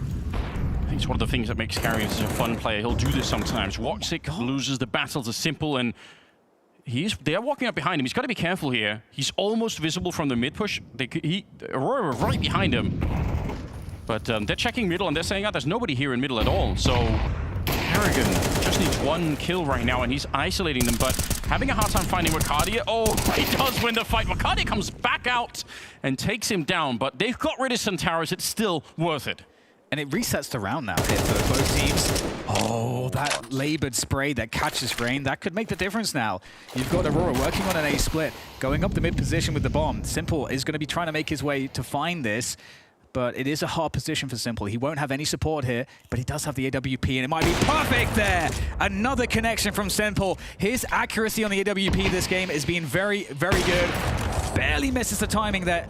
I need to be careful. They might be looking to try to push this. Yeah, they want to see if they could do something. That's the bomb there too, Anders. Yeah, you're right. And isolated. Range 111 then. What does Maja do here? I mean, we've got a push coming around from Wikadi, 16 HP into the B site, but that doesn't in of itself guarantee the entry for Maja. No, it doesn't. Frozen hiding up on this plateau. Again, it should be a really strong position. They don't have any Molotovs to get rid of him here. They try to make the cross, but he gets shot in the face. How?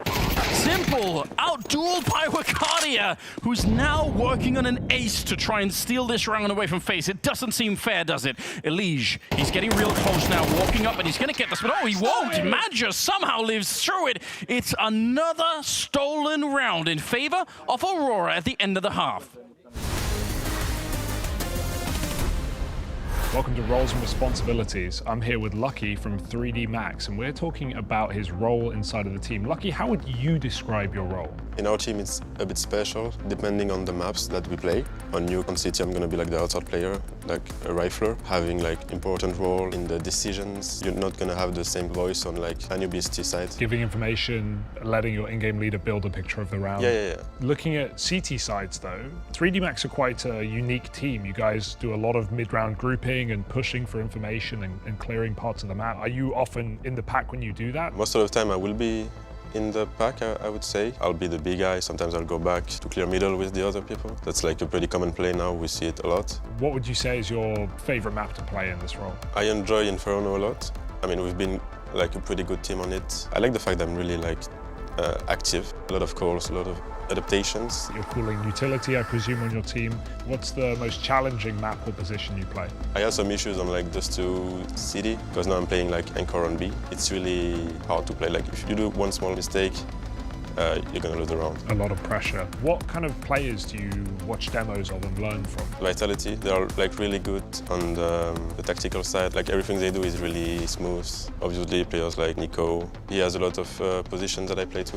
Donk sometimes, but a lot of the plays he makes is the only one that can make them, you know. What attributes are important to play your role? You have to be really vocal, be willing to like work with players around you. And I think you have to be really flexible too. Sometimes you're going to be a support, sometimes you're going to be making aggressive plays. A pretty complete player, you know. How do you stay like unpredictable? You have to be aware of how like the other team is going to perceive you, so you can use that. Go on the other part of the map and help like your teams. Your in-game leader is Maka. He's also an AWP in-game leader. It's kind of a dying breed. What do you make of playing with him? Right now, the meta is like the in-game leader is someone that's like selfless, that's gonna go first. Maka, he can do it like sometimes, but when he has the hope in his hands, he's not gonna be the one that's gonna do that. So we have to adapt, we have to play good and hopefully make it through like as cleanly as possible. Awesome. Well, thanks very much for your time and best of luck.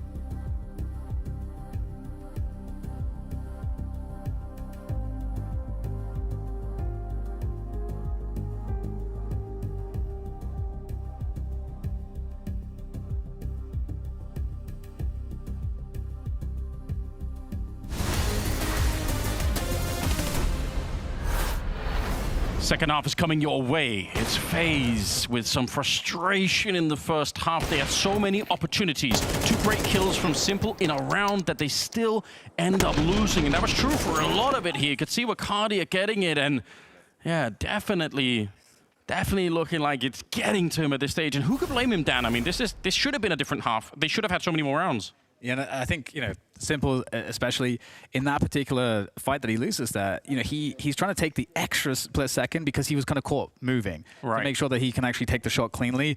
Because if you watch him the entire game, he's missed basically no shots pretty much, and he's been super focused and dialed in. He obviously, I mean, as all of these players do, you know, cares so much about this. So it's very frustrating for FaZe to be in this position. I think they could easily, especially after that clutch from Frozen that we saw, that 1v3 with the FAMAS, you know, FaZe could definitely be in a world where they have 5 or 6 rounds here. I agree. And they had, like, you know, very good openings, but they just could never seem to close. There's rain on that 1-11 scoreline, anchoring that A bomb site for a lot of it. But one of the issues is you have to play somewhat proactively as well on the A side. So you have to try and help out, and they did this a lot. I think it was one of the great gameplays that they were coming in with FaZe, with some of the aggression pushing towards Aurora, and it very nearly worked, a bunch of rounds, but just wasn't enough. On top of that, they really couldn't hold the B bomb site, even when they had players there and there was low time and everything. There was, it's just hard to explain. There were so many ridiculous rounds in the first half that FaZe should have won. That's really the end of it. Now, the pistol coming into the second half here, if FaZe can win it, then it's still a winnable game. They have not lost the map yet, but if they lose that, I just don't think there's a path back into it. So here we go. Second half is coming up. We're going to have Aurora now on the CT side. FaZe on the T side. And we're seeing some utility picked up here, so maybe they can find a way to get a bit of an execute. They will start out just testing the waters here. They're making sure no one's pushing outside of B. Maybe keeping an eye on middle as well. Yeah, this A side does look very doable for FaZe, just due to the only 2 players who are currently defending it. But FaZe, you know, they're waiting to see if there's a play. Often sometimes the CTs will try to make a play, especially on the side that they're more stacked on, so they can get players into position if they're wrong.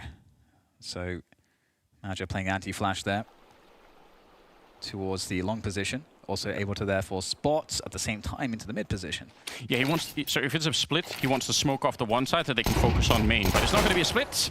Instead, he'll throw it down. That's actually pretty good. Still a minute on the clock here, so FaZe don't have any immediate pressure to run through that smoke. If it was 20 seconds, they probably just do it no matter what. And now they're going to retreat. That was the utility except for the flashbang on Woxic here, so pretty good job from FaZe, to be honest. They should be able to defeat Santaris. Dualies are good, yes, but just with so many swinging Glocks, we'll see. They take care of Johnson. Oh, Santaris lining him up. He's going to get 2, and then 3 onto Rain. Simple finally shuts it down, and Frozen paves the way for a bomb plant by getting the headshot onto Wakardia. Santaris with 20 and 6 starting into the second half. That is beastly. Glorious P250 shot from Frozen, though. However, the late timing from Madja coming from B main, that's really, I think, what Woxic has to try to play for here. He's just occupying the attention of the remaining players, but actually connects an unbelievable shot. Now down to Frozen again into a clutch. Frozen, can he do it again here? The P250. And now he's going to have to come out here. He's going to be forced to move out. Can he find this first player that's just occupying his attention as much as possible, being so annoying? Goes for the defuser. Can't get it connected. Oh my goodness, but actually he came off of it.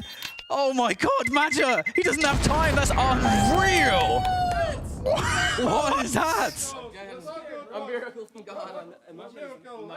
Yes, it was. Carragher saying thank you. Oh my god. A gift from the heavens.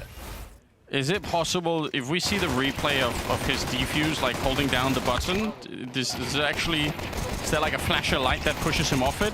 He would have had it every single time. He had 1 health left.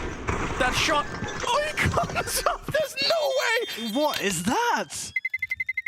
Unbelievable scenes. That is such a gift. We said FaZe like to take the hardest path possible. Now they are going to try to see if they can recover this game with a bit of divine intervention. Round number 14.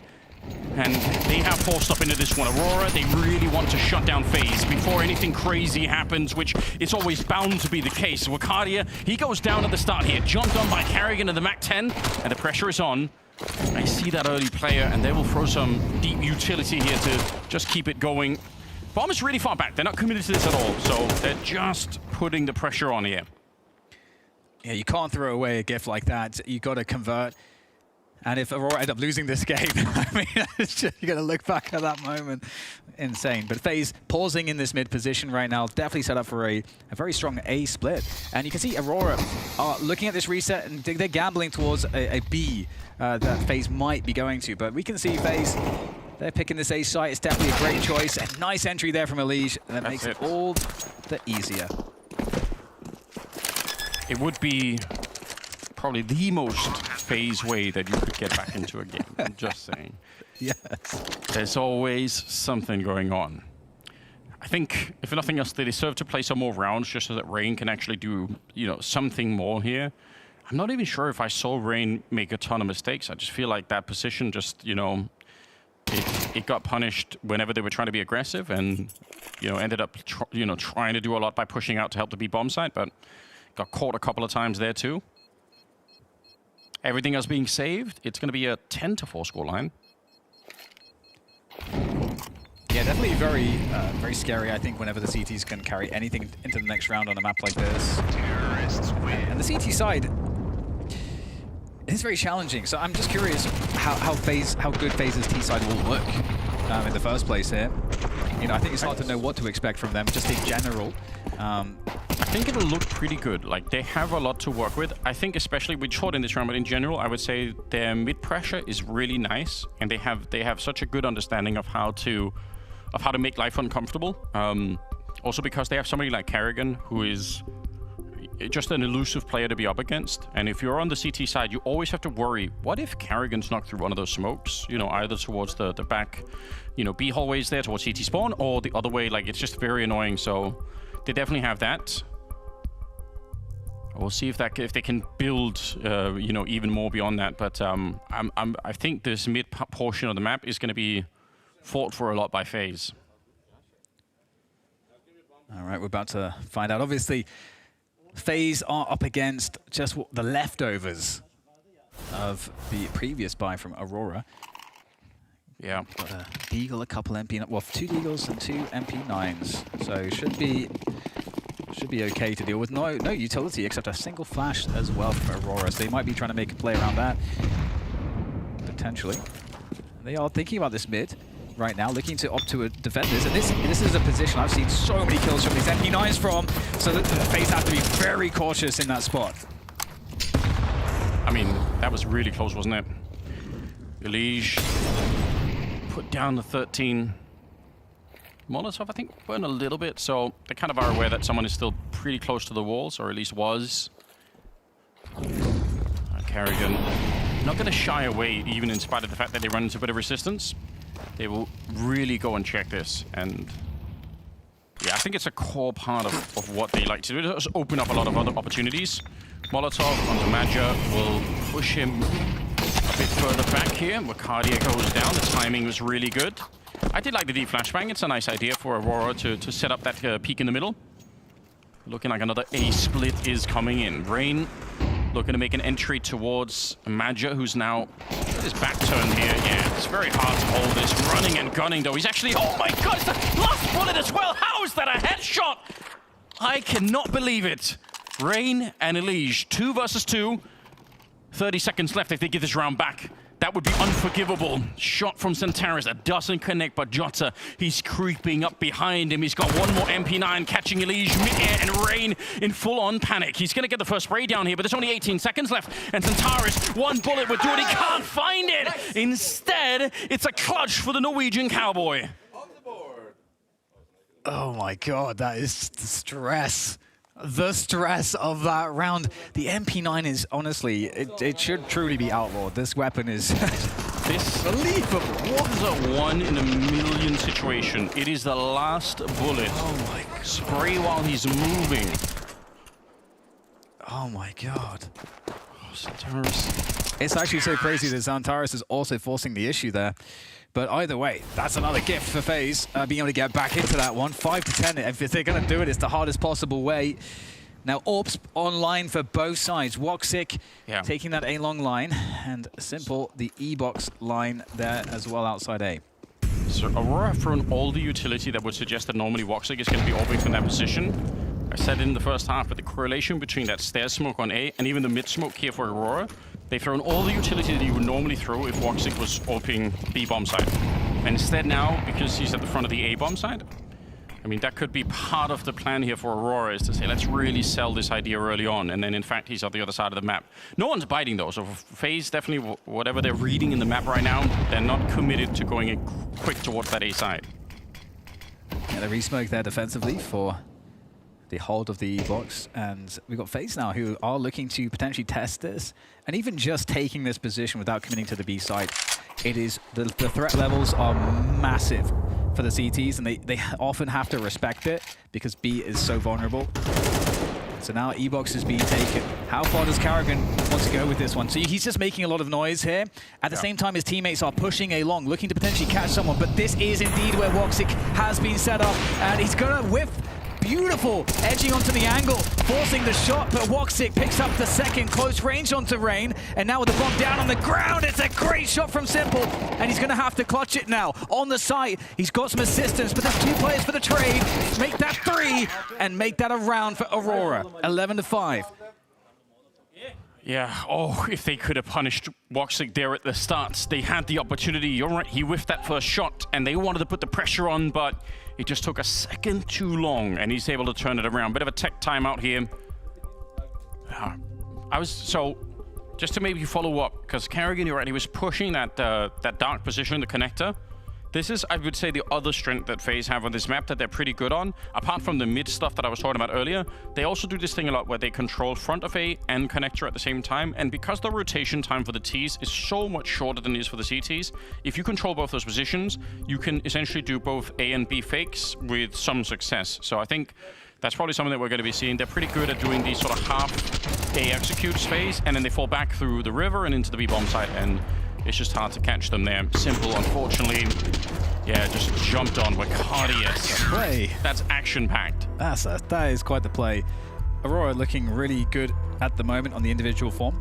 But, I mean, this is an opportunity for FaZe. Of course, they lose a round, but the silver lining is it can often be if the CT economy is weak enough that they are then susceptible to getting completely reset, because Aurora will have to spend all of their money pretty much in this round, and they will be in a situation where they can't properly rebuy if they lose it. So that gives FaZe, if they win this one, a chance back into the Anubis.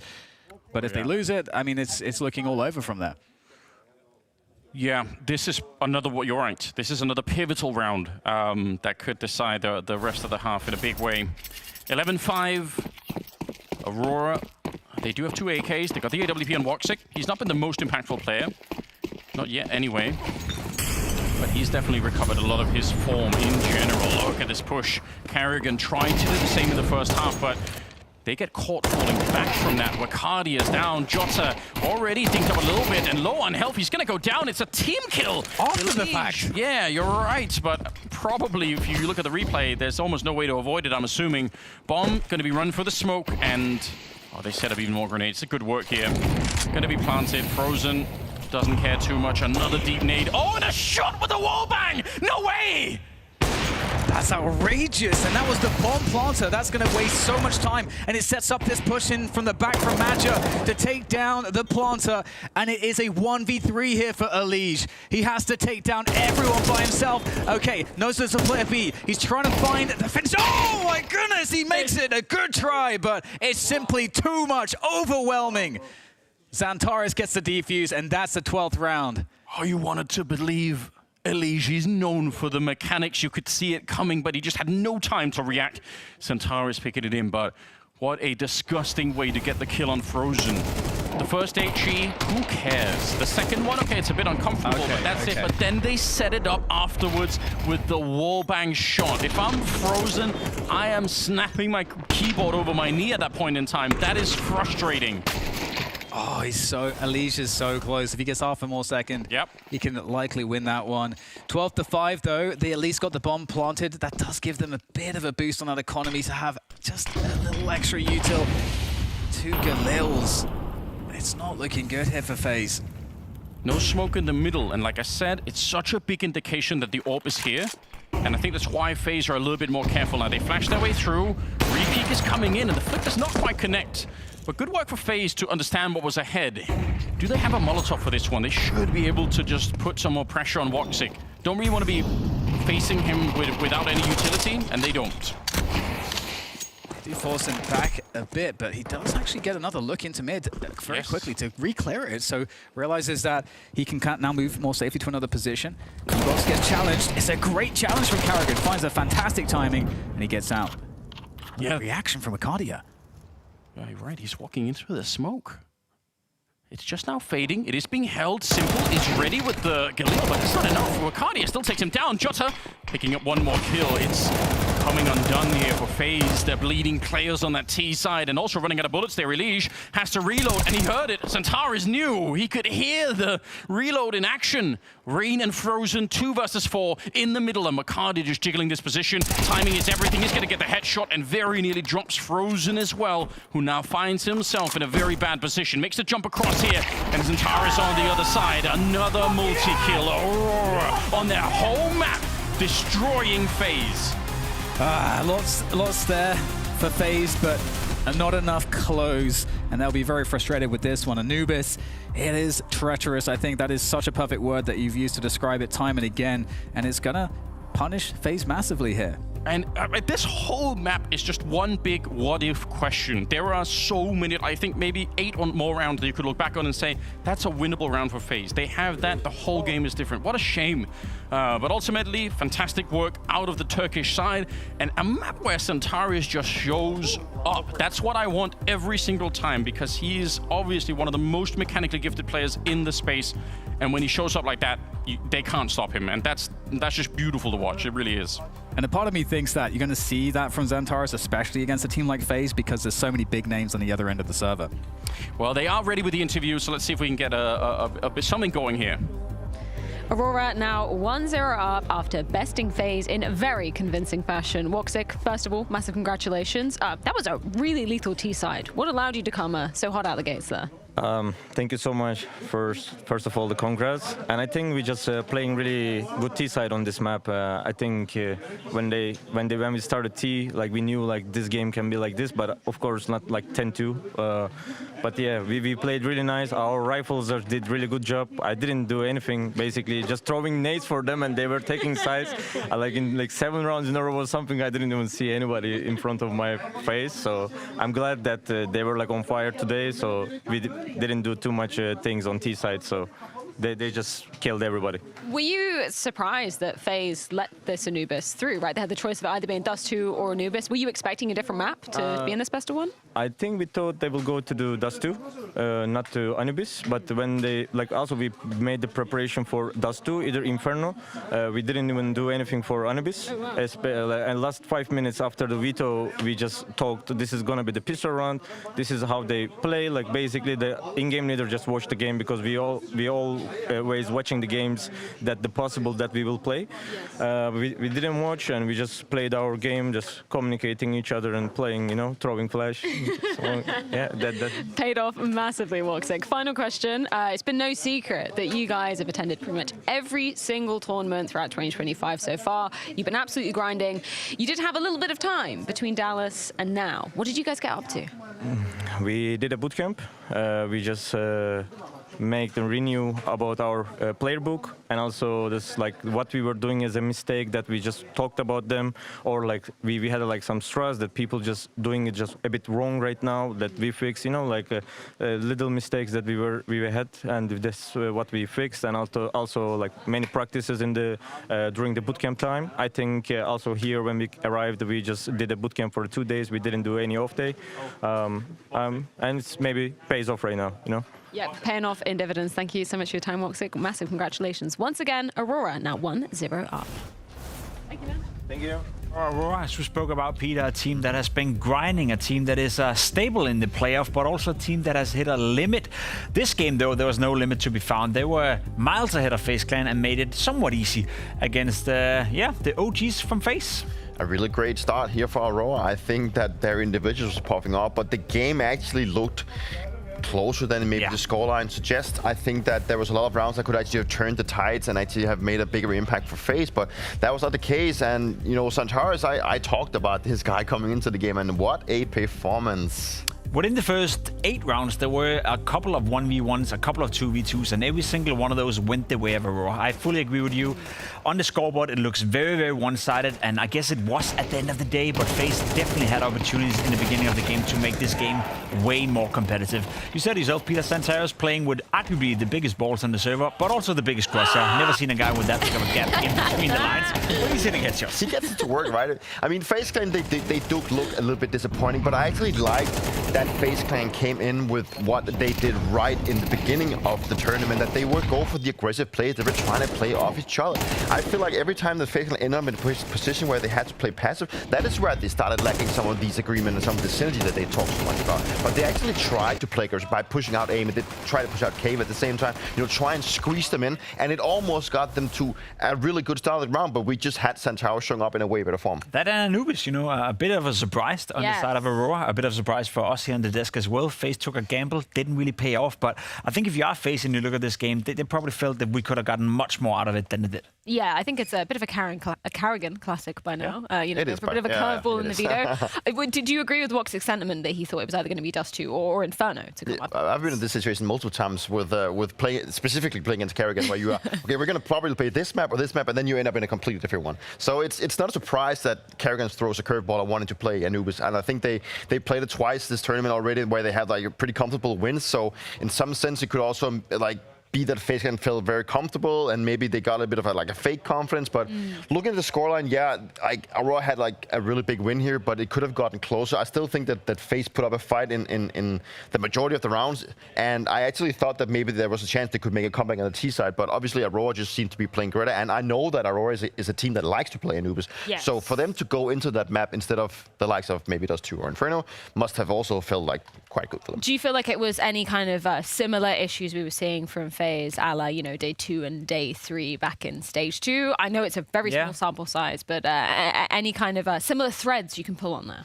They just lack a little bit, I feel like, again, the game plan and the way into the rounds and the way they make aggressive plays on the CT side, it kind of worked out, but it's the individuals. You know, we need to see a bit more from Elish. We need to see a bit more from Rain in this game in particular as well. It feels like they're lacking that one kill more to give them the advantage. And that's kind of weird for me, because I felt like if FaZe weren't going to do well at this major, it wouldn't be down to the individuals. It'd be down to the lack of synergy, lack of tactical depth, lack of map pool, bringing in Simple. But so far, the individuals haven't really hit a level where they're far superior than their opponents, and that's a big surprise to me. But the game plan was there. Like they had the approach, they had the right approach to the game, but they simply just lacked like the firepower. And you know, that is where Counter-Strike gets so simple that if your opponent kills you before you kill them, then obviously you just FaZe Clan, right? They're not supposed to like firepower. No, but that's been the case for them. I feel like that is like the individuals has not been showing up, and then when they do, they take turns doing it. It's not like they do it on the full line, and that's one of their issues. Speaking of one more, we do have one more round 1 best of 1. There's a whole lot of ones in there, so I think we should go in and check in with one of the players from the side of Na'Vi. It's Ime. Ime, considering that Na'Vi were crowned the best team of 2024, what are your expectations for yourself coming into stage 3 of the major? that was straightforward, actually. I will say we had a rough season, and then maybe we are looking for redemption, let's say. Has there been anything that you guys have been doing, you know, in the break between your last tournament to now, that has allowed you to work on the redemption arc, right? Getting back to the form that we know Na'Vi can show. Yeah, we had 2 weeks bootcamp, and then obviously every time whenever we had a bootcamp before any tournament, we are like playing better at least. Not saying that we're gonna win or something, but we're playing definitely better, and then we're gonna see how the bootcamp worked for us. Yeah, let's talk a little bit about this version of Na'Vi coming in. Peter, you're talking about it, you know, 2024, Team of the Year for Na'Vi. Not so much in 2025. No, like Na'Vi has everything to prove, right? Wow. They need to prove everyone wrong that they can still play good Counter-Strike. Other than that, then I think we've already touched the fact that then there's probably going to be changes, and that's just the story of it. Like if you have a team that performed really well last year, now coming into a new season, you don't get like the flow going, you don't create the results, and I mean, that's just the way that professional Counter-Strike goes. See, that's interesting. We get to see a bit of Train being played out right here. Not a map that Na'Vi have played an awful lot. You said once, Peter, I think, looking it up, right? Yep. I love that, because that's also a sign of the bootcamp has actually paid off for Na'Vi, or at least they've learned something during the bootcamp. They tried to renovate the map pool, they tried to come in and have a fresh look. I agree with you. If they don't play well here at the Major, there will be roster changes. Even if they are playing decently well, I still think there'll be roster changes. The only thing that can save Na'Vi is arguably getting into a semi-final or final, and maybe having learned a lot during the bootcamp. So it's a new fresh look on the Na'Vi map pool. Hopefully a new fresh look on Na'Vi, but that's what we want to see here. Let's not forget, you know, the Na'Vi last couple of months have been struggling, sure, but if Na'Vi can rediscover the level they had in 2024, they are one of the contenders that could potentially go all the way into a final. Yeah. And if they don't, should roster changes be on the horizon? Like, what's the bare minimum Na'Vi should achieve here? Playoff. At least playoffs. I mean, I think even if they reach a quarterfinal and they bomb out in quarterfinals, I still think there's like a case to it. I think they need to reach at least semifinals to have like a saying of why we should not make roster changes. And the Train pick is just interesting, or the deciding map of Train is just interesting also to the point that, you know, Navi's going to play a best of 1 on Train, and how comfortable they actually look. They have some data to go on with against Nemiga now. Like they played, I think, twice also in the previous stage, so they will have some details to go off with. Whereas Nemiga is more like, well, we don't have much details. Yeah. Well, before we do dive into the action, I think it's only fair that we hear from the other side of the table. It's Lynn from Nemiga. Leo, of course, we saw you guys qualifying on the last day of Stage 2. Can you tell me how the team spent yesterday preparing for Stage 3?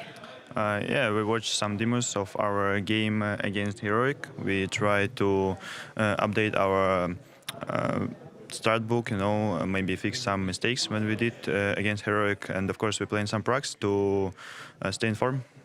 Are there any particular mistakes that you can share with us that you've been working on? Can you repeat, please? Are there any mistakes that you can share with us that you were working on? I don't think so. Fair enough. Na'Vi as your next opponents here. How do you rate Na'Vi at the moment? I always rate Na'Vi as the best team in the world, as one of the best teams in the world, because they have good preparation, they have good players, they have a good coach, and for me, they're a Tier 1 team which can play every tournament and try to win it, you know. But I'm feeling comfortable to play against them. I'm happy to stay here, and I'm coming for every game for a win. What do you need to do in the server today to have the best chance of taking down Na'Vi?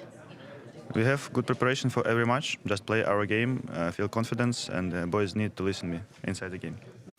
Well, Nemiga holding Na'Vi in pretty high stead. That is what's going to be going down on the A stream very shortly. Over on the B stream, as you can see on the right-hand side of your screen, that is going quite the distance in the MongolZ versus Furia. That's going down on Inferno, but I think it's time to hand it over to our casters for this game. Yes, we can have our first piece.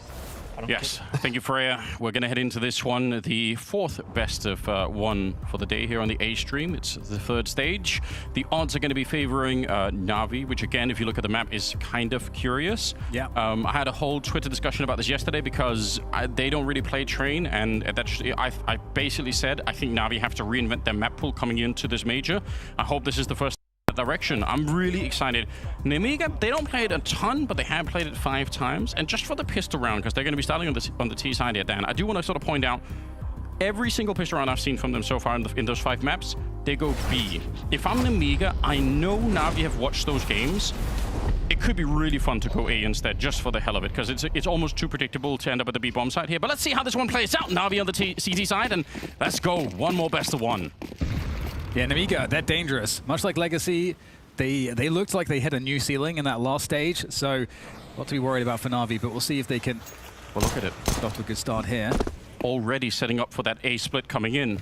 Again, they're playing against what Na'Vi are expecting, maybe a little bit. 3 people on the site here. They are down in Pop Dog as well, Na'Vi, so they're going to be quick on the retake. Nice flash around the corner. It's Alexi to get the first kill onto Santa. And a 4 versus 5 now. And the rest of Na'Vi rotating in. They've got a great read and a little bit of a labored battle, but JL gets the shot. Wonderful. Flicks Risky Bomb straight into the grave. And they win this round with relative ease. There we go. So pistol on the CT side, always a comforting reality there. For the CTs, of course. But yeah, it's going to be interesting because I feel like with these teams, you know, you're coming in as Na'Vi against Nemiga. It's similar to Vitality coming in against a Legacy. It's hard to know precisely what to expect. In addition to that, you've got Nemiga that have gone perhaps much further than anybody expected and have performed much better than anyone has expected. And they're pumped. They have, you know, as you were saying, you know, the stage 1, stage 2 buff because they've been playing on the setups already for a long time. So to see what kind of variance is going to show itself to us in this game of Train now that they're on the pistols. If really pressed way at the start of the major before we saw any games, if someone would have said who's going to go further, Nemiga or Legacy, I would have picked Nemiga, but I wouldn't have picked them to go into stage 3. Absolutely not. I did have Khan as my rookie to watch, so I'm happy about that. I'm glad that he's still here. I think kind of an underrated Aurora in some sense. But it's not the only one that's been playing well. The whole team has really been stepping it up. Like Lear as a captain, Santa in the last stage had some really cracking rounds, and obviously Shui, I think, is widely regarded as one of those future prospects. I think a lot of people have talked about it. Even the pro scene, he's got a couple of shout-outs from other players, so we kind of know that. It's a 4-1 split, which is super common on Train, and a flash and a peek. It doesn't really get any more standard than that, but it's good work. No investment in this round for Nemiga. They didn't get the bomb planted, so they're chilling out a little bit right now. Yeah, not too much to talk about in the sense of this is the most standard round. Santa has found himself a deep position that may actually catch somebody off guard. So that would be fun if Santa's able to do that. Yeah, but the rotation is going to be caught with the bomb there, so it's really sick. Knife. Okay, yeah, why not make a little bit of extra cash? Immer is dead, but like I said, the problem is the bomb is never going to make its way there. The damage, it could be nice. Another kill. Just keep that CT economy somewhat under control. It's going to be kind of interesting here. He gets shot in the side by Bit. So there we go. It's just amazing they managed to get a knife. You don't see that very often in those scenarios. But now we get into the interesting Counter-Strike between these two teams, as we'll see Nemiga being on their first buy round. And again, I've been super impressed by them. Xanta actually, in that heroic match that qualified them through, he was hitting some insane form in that heroic matchup. So hopefully that continues for him as well. So on this map, Nemiga are actually pretty big fans of hitting the B-bomb side, even with the rifles. But the other strategy they like a lot is the A from Pop Dog, where you sort of we split it up. We've seen it a lot already. The fact that you do both of those just means it's very hard on the CT side to read which one is happening, because you can turn a B attack into a Pop Dog attack pretty easily by running down that whole wave. So we'll see. They are certainly gearing up for an A split at the moment, but it's so early on that they're not under a lot of pressure to do a lot right here. They can just wait out some of the utility from the CT side. But this first round could really be important for Nemiga to establish some control. You also definitely don't want to see Na'Vi too fired up at the beginning. Yes, it's minute 10 left on the clock now for Nemiga. 3 players on the B setup for Na'Vi on the defense, so they are really feeling B. But are they going to try to confirm that info? Or are they going to leave just that forward player on E-Box being the only defense they have in Yard, the only way to gather info? I mean, this seems like an unbelievably risky setup. With that Molotov in main as well, I feel like they have to call people back, because that's the first sign that Nemiga are clearing main, which you would always have to do before you shoot onto the A-bomb side. So, yeah, that one Molotov is basically what draws all of Na'Vi back to the Yard now. And they're just leaving Immer in the high ground. I did love this setup from Na'Vi. And the smoke going down at 30 seconds. This is actually sick. Very close position for JL. Who's there looking for that opening pick. Risky Bob gets they're taken out, but nice entry. Stray, but is even better coming in from the back. JL with the MP9 was there all along. Now Leah looking to do some damage. 10 seconds to go, but it's going to give this one up entirely. And he has a Galil and the, well, got to save the Kevlar helmet as well, I suppose, but not the best look here for Nemiga. Tried a really slow pace, Anders, and seems like Na'Vi were able to read the movement very, very well. This goes back to what I think is just more or less a permanent challenge to any T side. If you clear main with a Molotov, like they did in this round, then yes, you avoid the challenge of the MP9 on JL being close in T main, which is the other real threat. That happens a lot. But if you do it, you're also sending a massive signal to the CT side saying, yeah, we're clearing main so we can take A. Like, it's so telegraphed, and that's why Na'Vi know. The problem is, obviously, if you don't throw the Molotov, then very, very often CTs are in there. Like, they take main control all the time. So it's just not easy to solve that problem, and definitely Nemiga played right into the hands of Na'Vi in this round. Now, Bits being a bit aggressive. Don't know if I love this. He's got the rifle, and now he's donated it straight to the Nemiga side. Santa will find that shot, so just not necessary, in my opinion, at all. And the interesting thing here for Na'Vi is that, you know, Nemiga, they could try to reset cache info plays. And even if they go into a stack it still doesn't look too bad for them. But they're going to try to challenge this upper part of the site, and they're going to keep taking down my Ima. So, oh my goodness, another one from Ima there in the upper position. It's just immovable. Trying to find something with the Deagle, the run and gun eventually. It's going to yield success. 2v1 here, still doable for Nemiga, as GL's now locked out of the connector position for the moment, and that's going to free up the time for a plant. Yet another Molotov. Yeah, they screwed it out. Bomb finally planted here. JL, a big disadvantage in this one. They're actually inside of the smoke, practically hugging each other. Lear goes down. That would have been a sick play in any other round, but now instead it's a little bit of trouble. Khan under the cover of smoke. He should have the advantage. He barely wins the fight. It's so close there. But honestly, Nemiga, they should have never been in this round. I think just a lesson for everyone watching of what not to do if you're Bit. Yes. Yes, this is a great shot. I mean, you have to give it to Santa. That is a phenomenal shot, but yes. But still, the difficulty at which the round was closed after that point. I mean, you had such a great performance in the upper area by Imet to make it really sketchy. But it's great that Nemiga are able to close it nonetheless. And that's important, because if you allow a Na'Vi to run away with that CT side momentum, you know, things are going to get, you know, very difficult for you very quickly. Yes. So Nemiga get the pressure on early here on Train. Yeah, quick timeout being called here. Blade wants, I'm sure, a conversation with the troops there. You are right, though. It was kind of a devastating shot from Santa, but it's not in any other, like later in the half, it's fine if you want to do that push on the CT side, but it's like a risk versus reward kind of calculation that you're making. And what's the reward for killing a couple of kills with pistols? Like almost nothing, but yeah, the risk is unbelievable. Nice early grenade out of CT spawn being thrown. Lands very quickly in T main.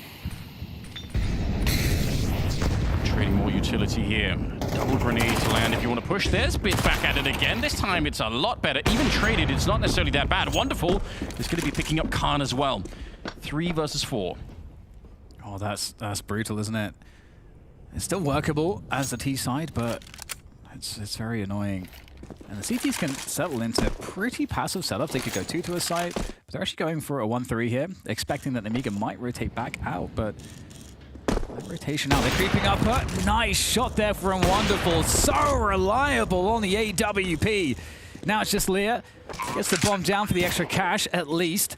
But is there any headshots to follow here for Lear? Can he make this at least uncomfortable for Na'Vi? First fight, well, that's going to be lost, and Na'Vi are going to quickly reset Nemiga. And they are looking too clean with it right now.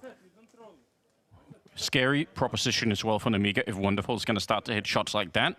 Someone that's been, you know, criticized and praised in sort of, you know, in a weird mix, I would say. Equal measure. Yeah, it sort of, I feel like it almost depends on the week what the community, you know, think of him. But just got to remember as well, just to say, Wonderful had to fill Simple's shoes coming into this to the Na'Vi camp. That is such a ridiculous ask, you know? Like, you're always going to be criticized. There's someone, you know, or people are always going to be gunning for you. But yeah, good shots in this round regardless. Timeout called now. Nemiga want a chance to figure out what is up next. Just want to point out, we still haven't really seen those Pop Dog and A splits coming out from the Nemiga side. I think we all kind of know what they look like right now, but I think they've become a very common thing for the T side to try and do on the map, and it works super well, so why not? Absolutely. I mean, I'm just hoping Nemiga gets some, good rounds that will then, as a byproduct, facilitate some Lear pop-off moments. Right. Yeah, you're right. We've been missing that. Pretty quick into main. Tapping away is Alexi. Oh, it's going to be right for the smoke. Fair play, JL, but I guess they take one back. Risky bomb goes down. So Alexi successfully clicking away with that shot. 4 versus 4. And they are almost pulling back the 4th member of the team here, Na'Vi, at least towards C connector. So they're pretty quick on the rotation if they need to. It will be the split through Pop Dog as well. Alexi holding this forward position and actually being allowed to find that fight against Khan. That's a bit uncomfortable, but they've taken out Immer and Alexi's dead as well. Wonderful. And Bit both smoked out for the minute. What's the danger here? What a shot there. I don't even understand. We'll have to see the replay of that one. That's a no-scope. Oh my god. And back around the corner, Bit takes down the bomb, and now Xanta with it all to do. Lots of time, but okay, he's found the back of one player, but surely this angle's being covered. You've got to realize, Xanta, how will he play this one? Looking to see where the other player is. He's found, he's read it! Oh, that's fantastic there from Xanta! That is what Nemiga needed to see. So well played. And it's the information that he has. Like, once he gets the other fight, he knows he's favored in the second one. Okay, scary round, to be honest. Alexi with the smoke and then getting the other one. That's the no scope. That's so stupid. He's so far away as well. Fair enough, but Xanta here. And there we go. That's what I was asking for, Anders. Yeah, we get what we wanted. Okay, look at the pressure that it puts onto the Na'Vi economy. Already dropping a bit low here. We've got to remember, just to remind you if you joined a little bit late, Na'Vi have only really played this map once in the last 3 months, twice in the last 6 months. Just to be clear, it's not a map that they play. Interesting spot there at the flash, not kind of going where it's supposed to. And then the back away from the position. But that's still a position that, Nemiga, like, well, they pop flash this, it could be someone close. Through the holes here for Nemiga. And 3-player setup again for Na'Vi. Yeah, that's a pretty strong counter. I would expect this defense to hold. Actually, even if they're a little bit low on weapons, it's very easy on the T side here to lose. You kill 1 or 2 and you just don't expect a 3rd player. And so we'll see if that happens. But yeah, the math is working against you just on its own. 45 seconds. And look at the rotation through T-spawn as well for Alexi. So they're getting more and more sure that something is happening. It goes down at the start, so that's a really nice entry. Xanta to pick it up, wonderful here, fighting for his life, and they lost Immer, so actually really good trade. I don't hate it, but now they're fighting even before the bomb is down, and they are so low on health, and that long flank from Alexi is going to start to close in behind him. Great move from JL not to fight. He wants to stay put. Now they're going to come fight him, and he's going to win it on both of them, so very nice conversion, but JL is actually playing it so smartly. He's waiting for Alexi to get there. Strong defense for Na'Vi, and a real pain for Nemiga to end up losing this round. Yeah, it really is. I think, those players, I mean, it's hard right now because Na'Vi, no matter where Nemiga go, Na'Vi are going to have a pretty strong setup. You're not going to catch them off guard. That is part and parcel of playing Train. I think it's one of the most difficult things on the T side is really confusing the CTs as to what you're going to be doing, and the rotation times are really fast for the CTs, so even if they figure it out late, they can still get there and have a good setup in time. And we've seen this now from Na'Vi a couple times where they'll put 3 on the B-bomb site, and it requires an argument, so they'll like keep it to util, like you described with the key main retake util, for them to then rotate, and then again, fast rotation times, so then they just have, it's like, they're super safe against basically everything because they always get the info they need to make a good choice. And I like to see Lexi, on those kind of flanks. I think it's a sign that you're starting to feel a bit more comfortable. Those Ivy pushes are so important to be able to do on the CT side. You don't have to do them every single round, but just the threat of it for the T side. If the T's all group up outside of B, they have to feel like it's a danger that that they're all there and that they don't know what's happening on Ivy or main. You want to make sure that they feel that pressure, as you know, if they're all grouped up somewhere else. This time, it's going to be a couple of AKs, some MAC-10s, and speedy towards the B ramp. Straight down the stairs we go, and Bit overwhelmed. In spite of the incendiary, they just power their way through. Wait a minute, Bit got the kill on Khan. An hour later, how? JL with the spray down. They're so quick to retake this, Na'Vi. I don't understand it. They had a great job here at the beginning, Nemiga. They had actually got their way through, and then it blows up in their face. That incendiary just kept burning forever. They don't have any idea about Lear. He's managed to sneak his way. It's a subterfuge here in the enemy lines, and he's going to find Alexi P. He's so ready, actually. Lear unable to get anything extra done, but yes, the response time from Na'Vi is pretty insane. So here is that initial incendiary. And how does Carl die? Oh, he backs into it. He backs into it. That's so unfortunate. Yeah, just trying to stay warm. Oh, no. JL's been really, really reliable on the rifle, too, so far. Yes. And having him, like, he's 12 and 2, the fact that he's playing that C connector means he's everywhere. You can't really avoid him, right? That's how the map is designed. 6-2. I think one of the most successful rounds that in of itself had a lot of drama was that fast outside take. Risky Bolt got that entry. Yeah. But also, you know, nothing feels reliable for Nemiga. Every round where they get into a spot where maybe there's a bomb plant, it's just clutches that have to also then be won. It's not that easy. Not at all. Wonderful's out there, still hitting shots with the AWP. I mean, yeah, it's slowly closing in around Nemiga. Should be a 7th round here without too much issue. Bit pushing this time.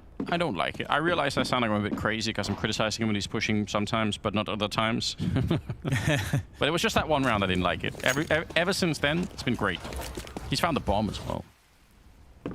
Yeah, that's a good fight. Yeah. You know, they have to come back for that one. But also, you know, for the tease, it's kind of nice because if you do want to go for damage, you know they're probably going to be protecting it, so you know you can get some fights there. But yeah, not too much on this happening on this round. We've seen a lot of this, Anders, I think, on in the stage 1 and stage 2 at least. We saw a lot of train games where the T side was extraordinarily difficult for anyone who was playing it. Yeah.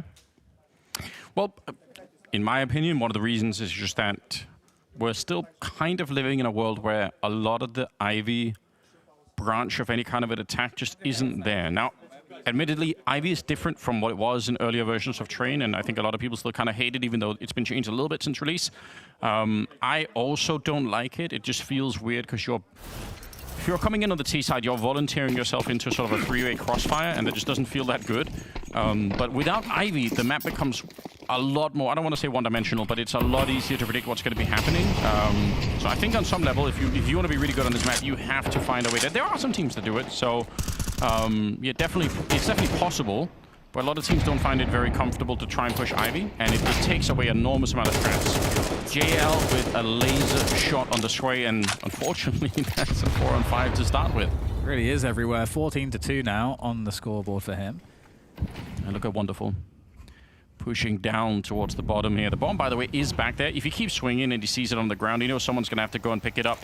There's the pickup for a second. Risky Bob has to let go of the C4. And now it's 5 versus 3. Na'Vi showing up on a map that they have played, like I said, and I think Dupree said the same, once in the last 3 months. It's not something that you normally have to worry about with Na'Vi, them trying to pick this map, but to me, it's so obvious that they had to change their map pool coming into the major. So I'm actually really excited for this. It does make them a more unpredictable team now. Yeah, that's fun to see. Yeah, Na'Vi looking in just such great form at the moment, which I think is really good to see.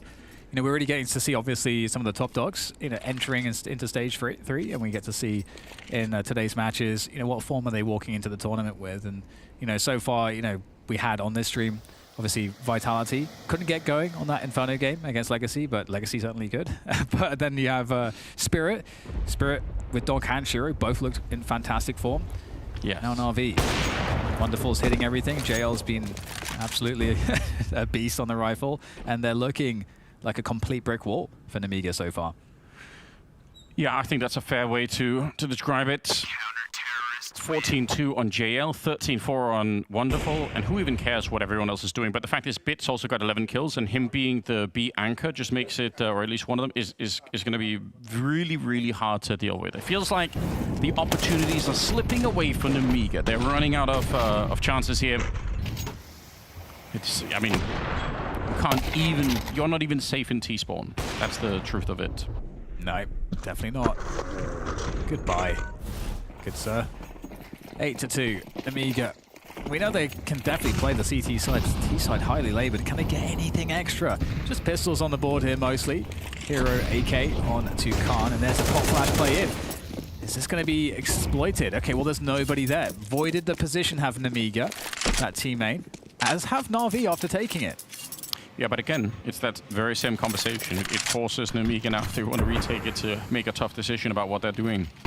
Seems like they are happy Na'Vi with a bit of a 3-2 setup. They've checked out Popdog as well. So they're slowly gathering more and more and more information.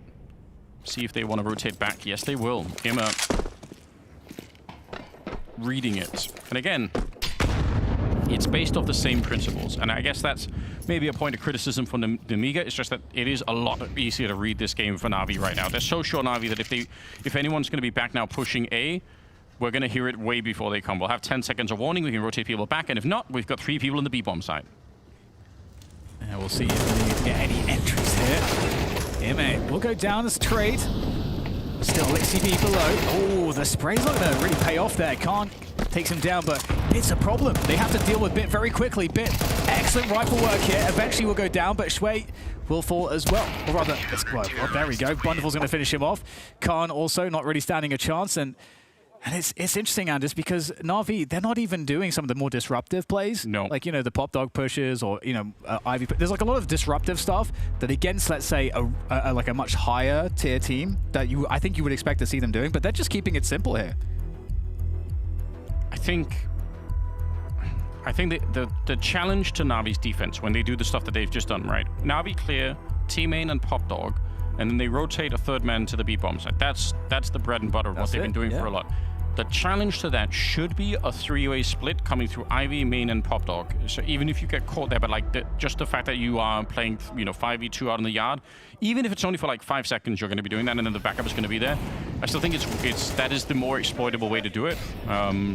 Nice clear here for Khan. That's not necessarily, that's actually a hard position to clear, to be honest. So I don't think Alexi was expecting to be peaked at all. But at the end of it, it is a 9-2 half so far, at least for Na'Vi, going to round number 12 here. Nemiga, even if they get this one, they're in so much trouble here. I don't think 2 or 3 or even 4 rounds is starting to kind of get there on the T side, but I kind of expect a little bit more here. They're trying to go quick out of main to put some pressure on, but they've been slowed down again. You can rush main. It's risky, but nothing else has been working. Yeah, JL's gotten himself into that forward position right outside. Really awkward spot to deal with. For this last round, Nemiga carefully trying to find their way back to the B site now. There's nobody on. Entry on the upper side. There's not a single defender on B. They're playing 5 early in the yard. That's how sure Na'Vi were, by the way, that it was going to be some sort of an early A execute. Wonderful takes a peek back in and realizes, oh dear, there's going to be a bomb plant here and a very tough retake. And by the way, retake grenades on this map are so hard to throw from the connector position. Yeah, very strange architecture going on there. Bit's going to be going down to Santa Jail on what has to be one of the longest flanks ever. He's still walking there. This should be an impossible retake. Yeah, last round of the half though, so we're going to see them go for it. Couple kills coming the way of Na'Vi. So everyone's bunched up around connector here for Nemiga. This is the last stand for them on the defense. Can Na'Vi take him out? It's looking very difficult now. Just JL, who has been incredible, 16-2. Can he find anything else here? He makes they know he's coming. Really not very much time. 3 players. It's going to have to be the most insane rifle work ever to pull this one off, and he's going to fall away. Not even going to give them a chance to kill him. They're going to might run into him for an extra one. No, there we go. Missybomb gets it, and that's going to be at least a 9-3 half. Is something to work with as we go into the next half here for Nemiga.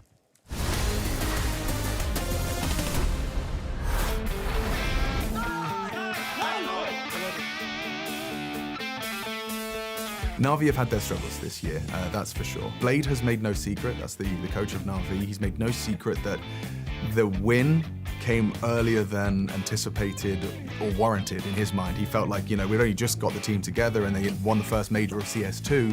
For him, he's vocalized that that was kind of like ahead of schedule. My main gripe with Na'Vi is wonderful. This guy is a feast or famine player. He is either absolutely devouring his opponents or he is invisible. It's a conversation about he's not hitting the easy ones sometimes, but sometimes he's hitting the impossible ones, which can leave the fans a bit confused as to what to expect from him as an individual, but he is, you know, incredibly gifted player. It's just about having some consistency. And Alexi's calling, mashed together with the talent they have, you know, Na'Vi are capable of lifting another trophy. Just right now, the results have not been there. In the house of some of the greats. Simple from Ukraine, an incredibly gifted player, you know, the GOAT by almost every definition. CS2, he kind of stepped away from the game, and so they had to move on, you know, replacing him with Wonderful and rebuilding a roster that, you know, Blade has full overseer privileges. This is his team, make no mistake. For some teams, the coach, you know, is more of like a cheerleader. This is the boss man. He's built a roster that is a contender, already lifted a major trophy, and now looking to do the same in Austin.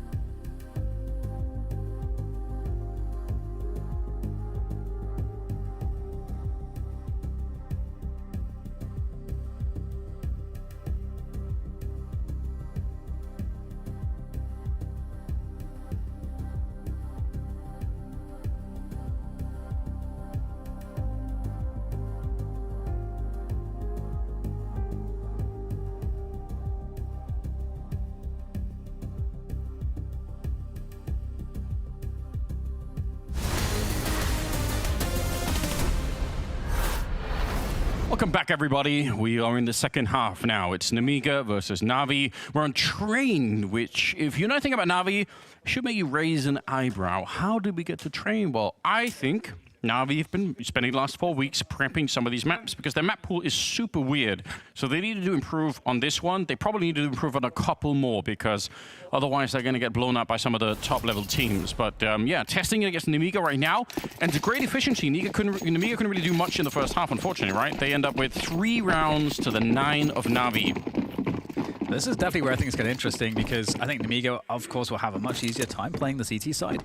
See if they can start off with a pistol. Nice snipe! Okay. From Xanta. Okay. That's a big snipe. And that's going to give a decisive edge. However, much more work to be done. Not a lot of support if Xanta does get rushed down. There is a player from Connector, which I believe is Khan. He's going to be looking to find some assistance here. You can see looking at that slope, that ramp, the stairs there into the site. But will Na'Vi actually commit to this? Looks like they're going to. They have all the nades for it. Got to keep it simple. Yeah, you might as well. Cool little smoke being set up. Flash to try and create some space with. And they're pushing into Khan already. Xanta falling away. He's going to find one more. Great headshot. Okay, then. Some clicks coming up with the Glock. The bomb is being planted right now, so at least they're going to achieve that much. But there is a kit in play on Lear, even if he's kind of low on health here. Khan ends up going down, and suddenly this round is in question again. Nemiga, in spite of the early kills going their way, it's not won already here. And that 9 health, you can't throw the kit over to a teammate. So Lear, he's going to try and get a bit closer here to see if he can do anything with it. Risky Bob and Sway, it's a nice setup for it. But now it's on JL, back there with the P250, and what a clean out.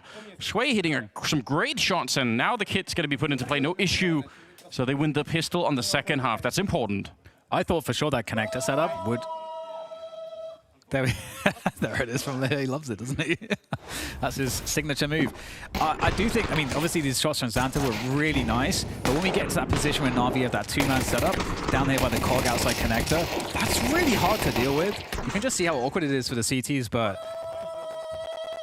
seeing the shots connected, definitely a good sign of confidence there from Nemiga. So they get to start off with a pistol of their own. However, 4 spike out from Na'Vi, so a lot of danger on the board there for Nemiga to deal with. You gotta appreciate the fact that Leo is doing this on 2 kills, but he's obviously not doing it for himself. He's doing it for the benefit of his team, right? He knows they have to be laughing their way through this. It has to be a good mood on the team. I think that's really great leadership. Like, don't mistake the fact that he thinks he's like, you know, I'm laughing at you. I've got 2 kills, haha. Like, I'm better. Like, that's not what it's about. He's definitely showing his team. Don't worry. Consistent output. Yes. Because otherwise, if he goes quiet and he's being loud in all the other games, definitely doesn't signal good things. Yeah, I fully agree. It's been a lot of fun. And I would say, I mean, apart from this one, individually he's also been playing really, really well, but obviously it was a tough first half all across the board for them. We'll see. The bomb plant allows for a buy, 3 Deagles and 2 Galils, and plenty of time on the clock still. We'll see what Nemiga decide to do. I mean, we talked a lot about it in the first half, how Navi's defense was constructed around forcing utility use if they wanted to go A. Could be a similar kind of thing here. We'll see if Na'Vi decide to grenade out that front position, or if they just walk in there. They certainly have the Molotovs if they want to, you know, Molotov out main. Khan playing close. It can be very strong. First kill's a bit late, but though takes a bit too long, and that opens up bit for the trade. Good position from Risky Bob, but he is alone here. Got to be very careful not to give away a kill. Good hold. Risky Bomb. I think he's done his job, but it's still a 2v2. Should be enough. Very risky. Right after Nemiga. Oh, good headshot from Xanta. Turns it around. Now wonderful on 12 points of health. Has the M4, but that's going to be collected back up there for Nemiga. So, I understand the timing there for Navi is actually kind of interesting. They do Molotov out main. And as they're doing that, they flash their way in for the fight against Khan here, right? So you see the fire behind here? That's Na'Vi clearing out that position. So it's a nice timing to try and find where, you know, there's a lot of chaos happening, a lot of attention's being drawn away, but Khan just stood his ground, and obviously Risky Bob to follow it up. And again, Na'Vi running into a similar kind of issue, which is, again, when you throw those Molotovs in main, you get slowed down. Like, yes, there might be a CT there, but either way, you have to wait out your own Molotov, and that's annoying. Well, here's a push on Ivy. This could be very nice here for Nemiga. Let's see, there's a follow-up flash. That's actually so nice. Okay. The timing on that one. 5v3 early here for Nemiga, and it's going to be a 6-9 scoreline if they keep this up, unless there is a disaster of some kind.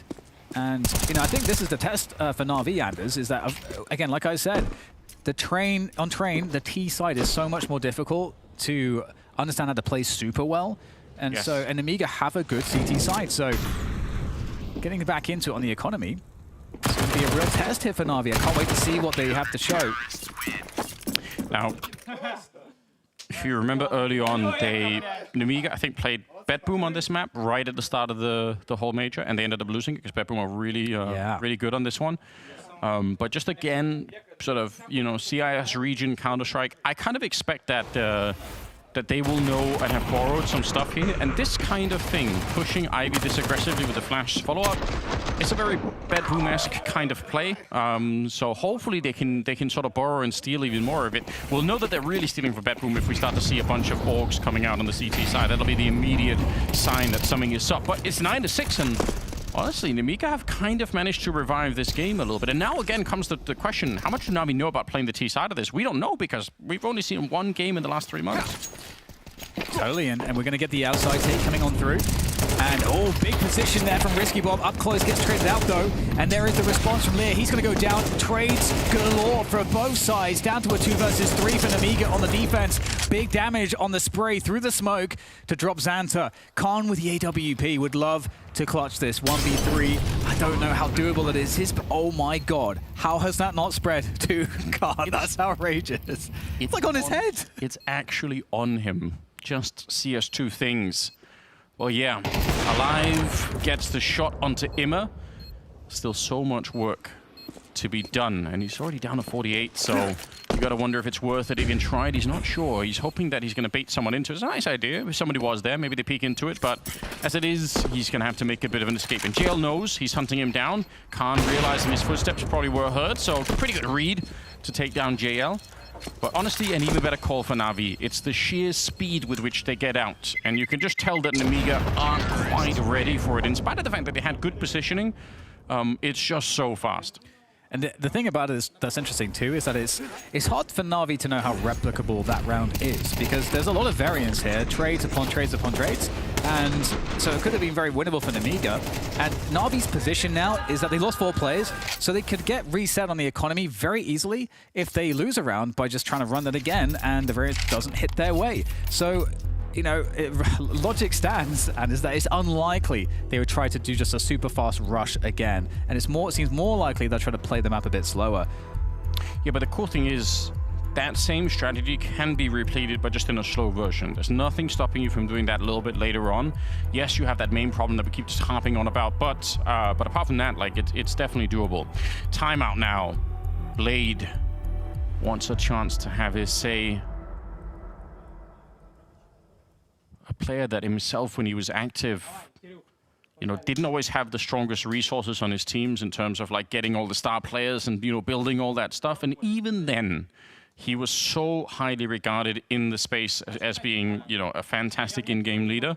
You could say he did a lot with very little. And now that he's coaching, obviously, not a lot of people can question what he's able to do. He got simple at the start of his career as well. Yeah, but that was uncontrollable simple, you know? Yes, it was. It was so amazing. We can go back into that later because it was actually so the early amazing. Blade simple interactions are wild, aren't Yes. they? All right, failed smoke. That's a bit funny. Probably doesn't have a really big impact, to be honest, at this stage. But could we please see the split through CT spawn? Train is probably my second favorite map. Wow, stumbling or having a seizure, I don't know. But regardless, it's probably my second favorite map of all time. And it's specifically because of the potential splits coming through CT spawn. Shui, though, ruining my day by taking out JL. Might be ruining his day as well. Bit's going to be going down early on. This is huge. Yeah, Khan hitting shots. Again, the money for both teams is wrecked. This is a massive advantage for Nemiga. What a round this would be to win, especially if they can do it clean. And now Na'Vi looking to go for the Hail Mary play. 3 players left, 2 upper into this B site. There's 2 players to respond to this. There's not a player that's super fast to connect to right now, but as I say that, we are getting a move here from Nemiga. If they play delay on the site, that's going to make things very hard for Na'Vi. The help is on the way here through connector. Sway gets Alexi beat. Lear in, as is Sway, to finish off the remainder of Na'Vi. That's fantastic work. Na'Vi look a little bit muted right now. Lear shouting at them from across the room. And this is, as exciting as it is to see Na'Vi veto into this map, it's also scary. Yes, you've had like 3 or 4 weeks to do this in secret, right? Like you could have prepped this map and nobody knows about it. Obviously, what's the idea? But also you haven't tested it in a real setting. So how does that play out? Nobody knows. Oh, yeah. Oh, I'm excited for this. 10-7. I know, it's so close now. This is totally winnable for Nemiga right now. You can tell even individually, apart from Leah, who's still at 4 kills, everybody else has stepped it up now. They are ready. Santa's hitting crazy shots straight at the end of it. They're even trying to get wall banks. Khan is there with the AWP. A lot is working out. Now taking that front main position. Na'Vi will have heard this going on, right? It's pretty close to where they are, so they know that much. Santa, pretty good sniper away. Probably don't want to re-peek it. No. Yeah, that's one of those spots where, are you trying to play for info or are you trying to play for kills? Usually I think the info, get your teammates in position, but of course fast rotations. Whoa, okay, wonderful. Finds one from downtown into Risky Bob, and now there's problems. There are problems. You need a big performance from the remainder here of Nemiga. They've got to find these kills here. Around the side though, Bit, he's going to catch a second. 2 players for free, basically, just off a position alone. And in comes Lear. It's now his time to get kills. 90 health removed from Lear as Bit goes down with a dink. He's got the dink. Just go for the smoke defuse. There's a pistol on top. If he just crouches in there, there's a chance that Emma has no idea where it is. He's on the high ground still with that P250. Look, how does he know the angle? He can't easily find it. Knife is out and he stabs him right in the nick of time. Oh, that's catastrophe, Anders. That is an absolute catastrophe. And perhaps all coming down to an over. Again, you either are indexing to get information on a peak, or you're indexing to take a fight, and it looked like Xanta wanted more. It looked like he was not sure about what his job was. Yes, I'll confidently say that is a mistake. And it's the same kind of mistake that Bit made in the first half. So both teams now, a painful lesson in what not to do. He already had the first kill. There's nothing to win by re-peeking it. And even if you just get the information, even if that's all you wanted, I would still say, well, yeah, but who cares where they are? You've got a 4 and 5 with all the rifles. I don't really care where the T's are running. You're the lonely player on the side.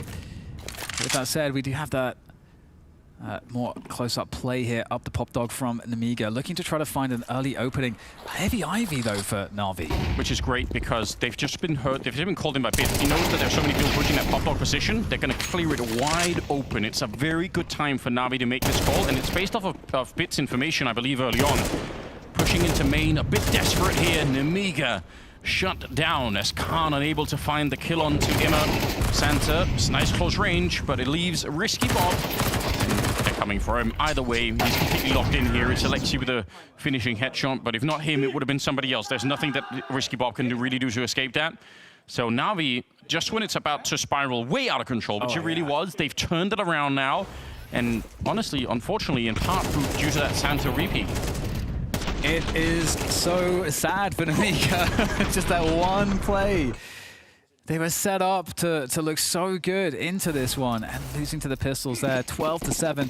Definitely not over just yet, but look at their buy. Yeah. Speaking of pistols, my goodness. What a painful lesson to have to learn. First game in the third stage of the major before playoffs, and okay. Hello. That's different. Different indeed. It's a 5v3. All right, so maybe the drama is not over just yet here, and it's on train. Nemiga, they pick up 2 AKs there. That's massive work. Ivy committing to Ivy. Heavy commit to Ivy. They get the opening at least onto Sway. Oh, that JL is looking absolutely savage on these entries. He's got 20 kills and only 9 deaths. He really does not want to get a chance here for Nemiga to get back in, crouching through, landing a 3rd headshot there. It's Emma to help out, and in spite of a potential recovery, it's going to be too late now. 1 versus 3. And Xanta, they know that he was playing over on that B ramp, so they're not going to be too surprised by this. Peeking right into it as Emma will just slap that out of his hands. And Na'Vi recover a dangerous position in the second half as they take down Nemiga on train. Yes, Na'Vi experimental train, and that is good to get in there, so they have more data to work with this early stages. They're looking to win this tournament after all, Anders, testing out that map pool, and they will deal handily with Nemiga. Yeah, it's really, really well played. I think it's a nice position for them to be allowed to test this map early on against a team like Nemiga, and they definitely were tested. I so would have loved to have seen what would have happened if they hadn't lost that one pivotal round. I think there was a big opportunity there for Nemiga, but at the end of it, 13-7, so we're not going to criticize Na'Vi too much. And obviously Jail and Wonderful playing super well. Bit had that one mistake that we ended up talking a lot about, but at the end of it, like, he still played a really good game. So yeah, Na'Vi looking, I would say, pretty strong early on. And I would say there are 3 other maps right now that they sort of need to improve on some level. So it's curious to see. Obviously, Nuke is another map that they don't really play. Say Ancient, some of the defaults are pretty good, but both Ancient and Anubis are maps that Na'Vi also need to improve.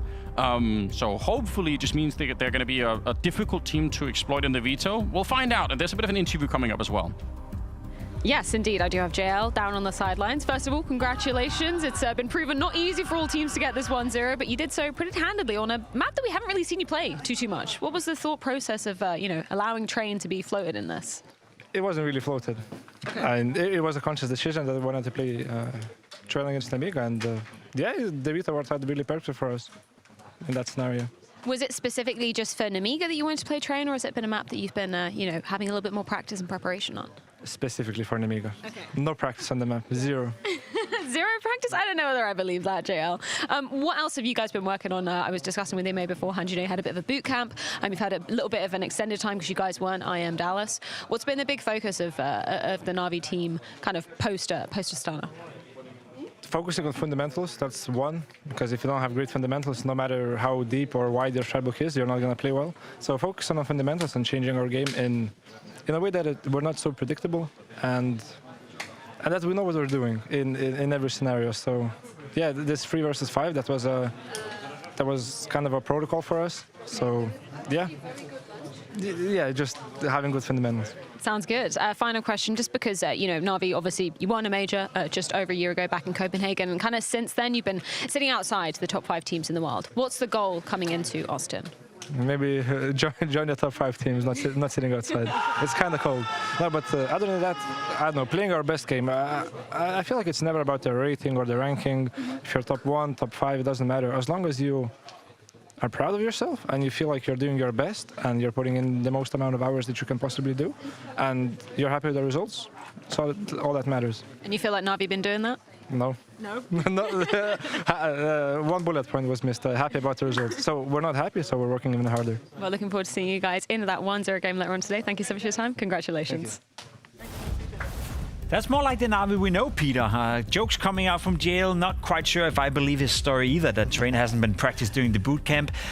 None of that matters, Peter. On Train right here against Nemiga, they look somewhat solid. I know it got close at the end of it, but Na'Vi in more or less full control and getting off to a good start. A little bit of a test for Na'Vi. They didn't look as comfortable on the T side as they did on the CT side. So obviously they did put in the work, and it was for me it's more about Na'Vi just taking one step at a time. I think they are in a progress where they are touching on the things that Jail also talked about, that they are now working a little bit more on the fundamentals. Maybe they've actually taken a step back to try and visualize themselves in where do we actually see our biggest issues. I like that. I like the focus on the fundamentals. I like the focus on the basics, because I do think that's where Na'Vi have gotten lost as of late. We spoke about the body language, the frustrations. And I think a lot of that comes down to, and you know that as well, Peter, when you fail the fundamentals, when you mess up, you know, what's supposed to be easy, winnable situations, that's the most frustrating part of Counter-Strike. So eliminate that, and Na'Vi is a different looking team. Early signs here, but a good start at the major. Anything we can take away from the Nemiga side of the equation is JL kind of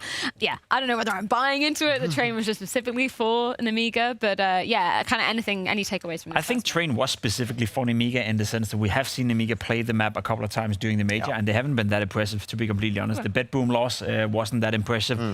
So I feel like Na'Vi saw an opportunity to go into the major, test their own Train, get some playing experience in official against a team that hasn't played that well on the map. So I didn't really learn anything new from Nemiga. They're still a decent team, and we've been, I guess, surprised every single time that they can bounce back. But now we're in the big league. Now we're in stage 3, now against the top dog, and maybe that's where the ceiling's at. Yeah, like the opportunity for Na'Vi to go in, and sure, maybe it's a little bit dangerous to also go and grab Train inside of a best of 1 where you actually don't know specifically where it is, but obviously with the story of Nemiga already playing and that they could actually prepare for it and cater this Train specifically for this matchup, maybe have given Na'Vi the edge in thinking this is actually doable. I like that. I like that approach from Na'Vi, right? Because it's something that we always used to give props to Alexi B and Blade for. We know they're some of like the brightest minds in the business. So when you have that opportunity to go, okay, specifically for this team, we notice a weakness, why not pounce on it? Why not pounce on it? Why not give ourselves some experience in the map? Again, if they've been practicing a lot during the boot camp and if they've been feeling comfortable on it, it's not a cheap way of doing it, because obviously we're at the major and every game matters, but the 0-0 status right here, whether you go 1-0 or 0-1, is not the end of the world in that sense. And if Na'Vi can get a little bit of playing experience and maybe heading into the playoffs, then Train could be a potential pick against some of these other teams that don't play the map at a high level. So I like it from Na'Vi, but also, as we spoke about, Peter, them coming into the tournament, they have to deliver now. They have to do something now before they make roster changes. So it's also a different mentality probably, where they're willing to lose a bit more. And also just the fact that now that will make Na'Vi look like they can play Train. You know, it's also a good card to have on your hands moving into the best of 3s, where they hopefully end up. So for them to also work on the map pool and get a more grip of where they see their own strengths, and that they're maybe not as predictable in the map pool or whatever they would actually go for, as Jay also talked in terms of their playstyle, then this is also a nice direction for Na'Vi to head to. Any individuals that you want to pick out with this kind of thing, you know, package from a lot of different Na'Vi individuals, but any players that really stood out for you? Wonderful has been a big point of concern for me. I think he's been inconsistent, hasn't been living up to what we know he can do. Got off to a good start right here. Obviously, JL and Bit have been delivering in this game as well, but I don't really see them as a worrying sign for me. To me, it's always been wonderful. His ability of picking up the AWP and making a difference, especially in the clutch moment. Not the most aggressive AWPer out there. If he can find his footing within Na'Vi now after the bootcamp, then that's a massive step in the right direction. So for him to get off to a good start, that's the most positive sign for me. And I'm always happy to see Bit perform. You know, he's rock solid inside of this team, but also the likes of JL. I think JL is this type of player that has gotten to my attention over the last couple of years. I remember playing against him in the grand final of the major, like the Paris major, and obviously him coming and then going into this Na'Vi lineup and being such a force to be reckoned with when he's actually happy and enjoying the game. I think that is maybe the most important piece for JL sometimes within this roster, is that he needs to enjoy his time playing Counter-Strike, and I can only see myself in that kind of department, that you need to have fun and have a good time within the team. And the whole fun part and having a good time have maybe been one of the issues inside the Na'Vi camp, that there has been some frustration that has been led to some disputes within the camp. So it's good to see him have a good showing here, and also him cracking a smile both inside the game but also inside the interview. He seemed happy despite having to speak to you, so that must be a positive sign. You really went there. Yeah, Jacob. I really did. Jesus I really Christ. did. Maybe I was a little bit harsh on him. I said, you know, he's sitting outside the top 5 teams. But sometimes you got to just give it to the man, right? You've got to just be upfront. In terms of, you know, he kind of he was a bit ambiguous in the answer to what placement do you want here at the major. Sure. Obviously, like everyone's going to say we want to lift the trophy, but what's realistic for a team? I'm curious as to what you guys think, because you said, you know, playoffs bare minimum if they want to not make a roster change. Are you saying quarterfinals? Is this a semifinals finish? Like what is that? What's the level you want to see from them? I mean, like we talked about, they have to make probably semifinals to be in a contention where they don't make the roster changes. So I think if the quarterfinal actually would still do the thing. It's just one best of ones against Nemiga. I still think there's so much more to prove for Na'Vi. So it's like, it's so early to say already, but obviously making a deep run here is going to be instrumental in the way forward. In terms of where Na'Vi is at right now, a quarterfinal would be acceptable. They haven't had a great season so far. Fully agree with you. A semifinal or even a final is what it takes in order for them to be, I guess, considering sticking together. But let's see, it's still a long tournament ahead. And where we are right now is we've wrapped up the games on the A-Stream side of things. The round 1 matchups, that is. You can see on our screens right now. This is the B-Stream, Lynn Vision versus How did it go to Liquid. Dust 2? Yeah. How did they allow themselves to play Dust 2 against Lynn Vision? I feel like if there's anything we've learned so far, Peter, for Lynn Vision, it's them, and their Dust 2 is they can play Dust 2. A force to be reckoned with. Yeah.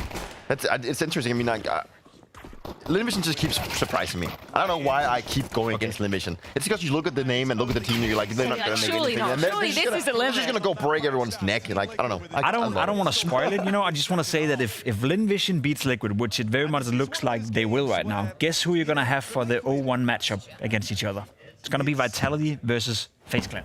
In that 0-1 game. If I'm not mistaken, if Lynn Vision beats Liquid, that's going to be an 0-1 game. That's a tough one. That's a tough one. I mean, that's not what you want to see when you're Vitality. Well, if you're for either team, right? I don't think any of them feels like, this is a good matchup for us. Well, either way, we are going to throw things over to the B-Stream so you get the commentators in your ears, and then you're going to join us back afterwards where we're going to reveal the second round of matchups. So we'll see you in a few. There were 4 rounds in that first half that came down to 1v1s or 2 players surviving for the side of Lynn Vision. Like, those are close rounds. Rounds where 1 kill makes a world of difference, and suddenly it could have been a very different first half. And so Liquid, if they can find some success here, if they can actually convert on this pistol, a feat they weren't able to achieve on their T side, there's still a world they can get back into this. Scared of this B hold though, because 4-on-2. It's the Canadian side-by-side. That turn back in time, but Sue gets a trade, and Nafly is full blind here. He needs to be rock hard in this B site, and he falls immediately. 3-on-2, and Liquid might just feel like they have to try, and that could cost them everything here, so they allow it. Both pistols for Liquid, both force buys for Lynn Vision.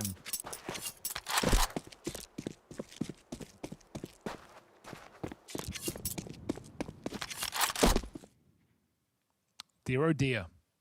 Yeah, I mean, that's really rough. And that undoes anything I said about that first half being, you know, at least close, like moments in there where you could have broke through, losing all those swing rounds. But yeah, you lose both the force buys in addition to every clutch round of the game. There's only so much mileage you can expect to have.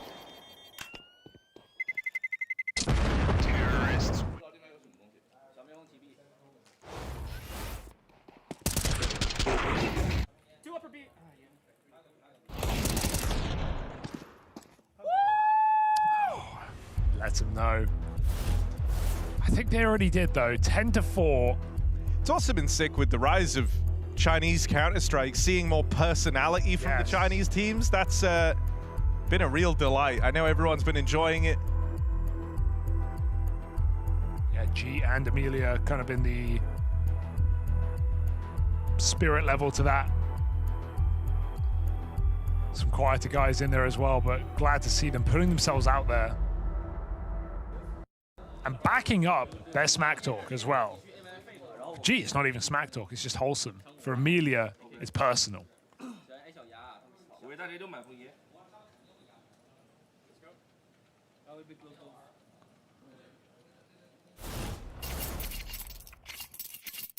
I mean, in their interview at the end of the game that sent them into stage 3,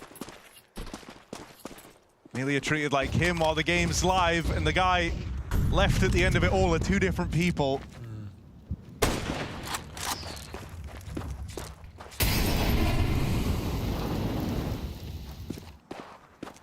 And they've got the competitive, fired up Amelia up against them right now.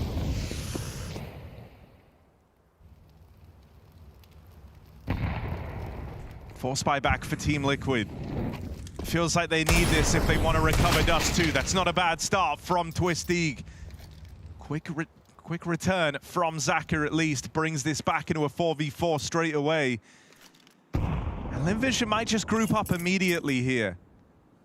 All 4 players in the upper tunnels ready to run back this B play. They're giving Liquid a taste of their own medicine. This was exactly how the Liquid T side started.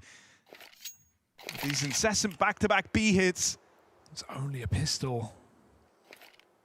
How are you meant to hold on to this? Naf, again, needs that first headshot and it won't come through. Running and gunning into this B bomb site. Lynn Vision roll out the red carpet. And that smoke is a closed door on this round. Liquid can't go for this. Even an attempt is wasteful. Ooh, don't give him the kill. Lynn Vision don't need to let them back in. So block on the smoke. And that signs the death warrant for Liquid. Out they go, 11-4 for Lynn Vision. What a clean upset this is turning out to be. And I don't see any reason it should stop right now. That was actually like also a carbon copy repeat of how Liquid's anti-force buy went, running into a solo 5-7, holding onto the tunnels. If you remember in that first half, Westmelon put up 3 kills in Naf's position and stopped that B hit in its tracks. Liquid are not able to replicate that same degree of success. Not by a long shot, and now they're left in this horrible position where you almost feel like you're just force buying till the game is over. You're not really getting to show what you wanted in this matchup. It's getting taken away from you, especially when you have B hits like that, and you solo B. Of course, he's going to go down. Even if Naf takes 1 with him there, it's not going to make much difference. Lynn Vision play with pace now. Up the ante out long. Good flashes, a counter, and Twist gets 2. Shui comes through the smoke, and he doubles up as well. So Liquid shut down the long side. They give us something in this game.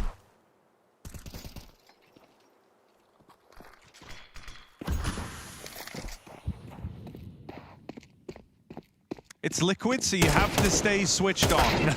But Naf, going back in through the spawn, keeps it all in check. I like that you mentioned it, though. And luckily enough for Lynn Vision, they can write that off. They don't need to worry about it at all. 1 little long pop that gets countered by a 3-man hold with flashes. They know they have the depth on this T side. So as Liquid try and wake up in this game, Lynn Vision look to put it down.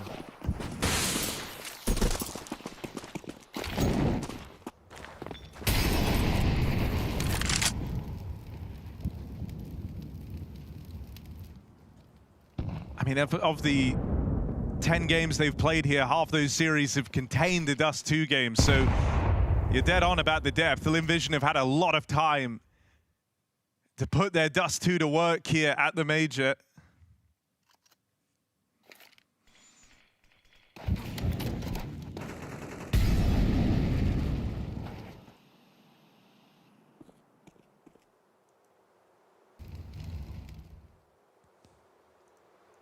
And they've been given a lot of room over on Cat. And they're not going to overthink this. Flash in. Oh dear, hang on. They're going back. Only 2 players in the A site for Liquid. That one flash has put a bit of fear in the Liquid squad, and so Twist has crossed over. Him getting to this side of the double doors makes him available quicker for that rotate. Doesn't have to run any risks either to help out at the A site. But it will be this A finish. Util in. They're already ahead of Ultimate here, who's got to start dropping in some defensive util. There's the flash from the long side, but they're far too close. It's clean openers across the board for Lynn Vision. I don't think Liquid realized how quick they were scaling there, and how would they know without peeking for info, right? Ultimate's holding that molly. He's holding it, holding it, holding it. Finally goes out, but by the time Shui's flash comes over the top for him to peek, they're already on default. 3 guys crossing into Ultimate. So blind or not, they're running, gunning, and they're close enough to get that kill. Lynn Vision, explosive, decisive, and clean on this victory. They've won both Force Buys post-pistol, and as soon as you start to believe in Liquid after a clean gun round, the response is immediate. Su's return to form has been great as well. He was 0-6. He's now 11-8. With 2 big clutches in that first half. I mean, literally every clutch in the game has been won by Call Me Su. He's nailed both of the attempts at it. A 1 versus 2 in there, and a 1v1. And he got both of those while being bottom of the board, now climbing through the ranks on Lynn Vision. And they've got a lot of opportunities to lay this game to rest. A non-stop from Team Liquid.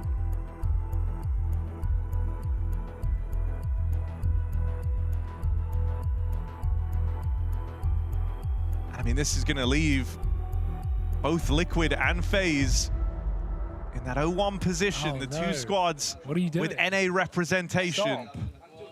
Had enough.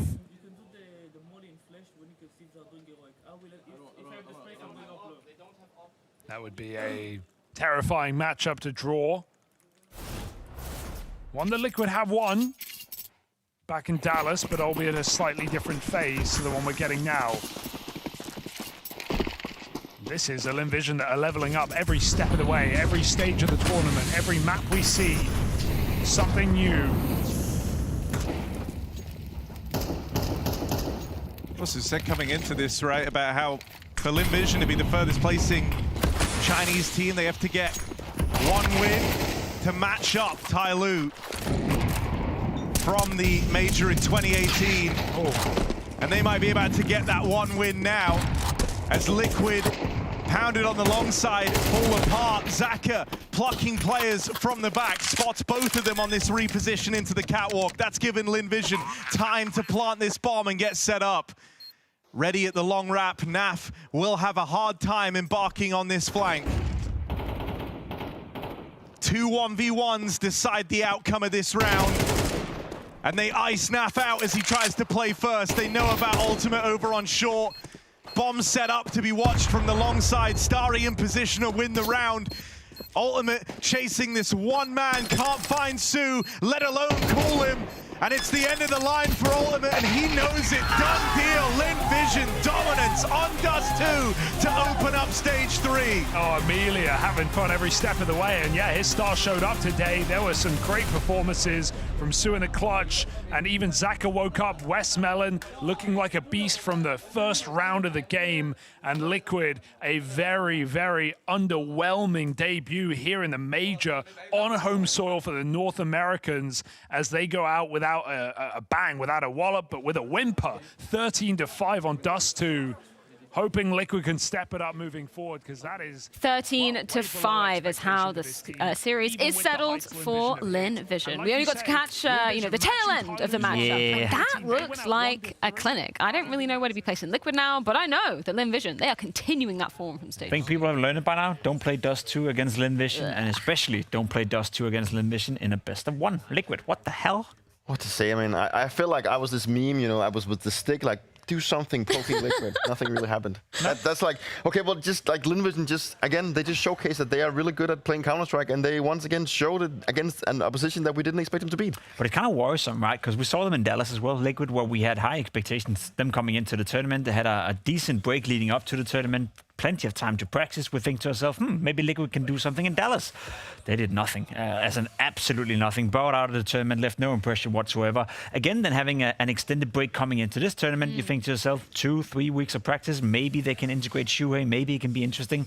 I know it's just the best of one, it's just us two versus Lynn Vision, but definitely not the start they were hoping for. So I'm slowly but surely already by now, based on Dallas and the start here, starting to lose faith in this whole project that is Team Liquid. Just looking back at, we've been talking about it a lot because this has been the first time a Chinese team have made it into the top 16 since 2018. When Tyloo did it, they were 12th to 14th. So Lynn Vision have at least tied with that record. They can even go one better if they win just one more game. And by the looks of it, Emilio's got his bow and arrow out and he's ready to take down whoever they're facing in that next round. He just he keeps bringing so many good vibes. I love it. But there's a case they would do it. I'm confident by now. I've been sleeping on Lynn Vision multiple times now. I'm not going to do it again. Vito does too, and let's see what happens in a best of 3 against the big boys. If they can overcome that as well, if they can manage that one more time, which essentially they have done in this tournament in stage 2, then I'll also stop sleeping on them. Rest in peace, 0-3 Pick'em. Should we find out who they're playing and who every other team is playing as we move into round 2 of those best of 1 matchups? This is exactly what we have on the cards. A stream at the top, B stream at the bottom. No, sorry, it's the other way around. Yes, sorry, it is the other way around. Yeah, you're right. Legacy Virtus.pro. That's going to be the first. That's going to be the first game we're going to be seeing going down. Do Legacy have what it takes to take down VP, who we haven't really caught too much of because they were so damn fast in stage 2 that we didn't really get to watch them. Yeah, true. I mean, that's a golden opportunity for both VP and Legacy. To be completely honest, I think Legacy at this point have so much confidence they believe they can beat VP. I think VP are still in the state of mind where they are the heavy favorites going up against Legacy, despite how well they've been playing. So to go 2-0 after the first day for either Legacy or VP, that's a perfect start. I'm in a position now where I'm just going to go complete opposite of what I've been doing so far. I'm going to completely leave out names. So yes, Virtus.pro has been playing pretty good. Legacy, in my opinion, has been playing better. So I'm going to go with Legacy in this one. See the big game right here. The one that catches your eye first and foremost, FaZe versus MOUZ. 0-1 game, FaZe versus MOUZ. One of those two teams are going to go 0-2 day 1 at the major. That's a massive game. Jacob, hold your horses. I know you've been in the presenter role for a little bit, but we need to go in a certain order. And we don't have to. Yes, we do. Aurora, Furia. That's a 1-0 matchup, rather. What were your takeaways from seeing Aurora, first of all? I don't know, but FaZe versus MOUZ is going to be... Aurora FaZe is going to be a fine game. It's going to be a cool game. I think Aurora, pretty heavy favorites in that, no? Favorites, at least, I don't know about Furia. I feel like every time I watch them play, they play good, they play bad, they play good, they play bad. They leave a bit of a mixed bag of signals. But the cool thing for Furia is that it used to be bad all the time. Now it's good sometimes. So they can most likely put up a fight against Aurora. There's barely anything called favorites in this tournament anymore. The only one that's been... You lost faith, huh? I've lost completely faith in all the favorites right now. So the only one that I have faith in right now is obviously Spirit and the likes of Navi. But I'm going to have to go Aurora. Okay, so you said that you were believing in the opposite of what you thought you would believe in, but Lynn Vision got up against Spirit. You were going to take Spirit, so you're taking Lynn Vision? That's some super deep math. Triangles go? That's like quantum mathematics. So. Should we put it actually into practice over on the Blast TV simulator? Because we've got all the games now in our 0-1 and 1-0s. Let's take it from the top once again. So go on, tell me your logic, Peter. Tell me your logic. Spirit is going to win against Lynn Vision. Let's stop this, man. Let's go Lynn Vision. They're not going to... Shut up. They're not going to play Dust 2. It's going to be Spirit winning. Nope. Okay. Yeah, I think it's Spirit. I'll prove you wrong. Dupree, love you, but I don't love this logic. Same for Aurora. Aurora is going to beat Furia in a competitive game. Furia have looked much better, but they're not going to beat Aurora. Aurora as well, yeah. I'm down. Okay, Navi 3D Max. 3D Max. 100%. No. Yes. Really? Yeah, what do you mean? Go on. Guaranteed. Why? Why? Tell me for why. You're just trolling at this point. No, I'm not trolling. I'm just going against all logic because that is what is going on right now. And to be completely fair, I think 3D Max has played pretty well this tournament, and I'm sure we only seen one man from Navi, so there is a case where 3D Max can pull this one out of its best of 1. Why wouldn't they? There's always a case. Pick Navi, please, because Navi is going to beat 3D How Max. much stock do you put in that G2 result, though, for 3D Max, considering we know that G2, I mean, they're a dead team walking at this point? I don't know, it's just the fashion they did it in. I mean, it's not, yeah, sure, G2 is a dead team walk-in, but it's like when you look at the names, then there should be plenty of times for them to play better counter than what they just showcased. But I think that 3D Max is a team that can definitely do it. They like to play teams that they feel like they're lower rated than they think. They want to go up and make the upset. Let's go Navi.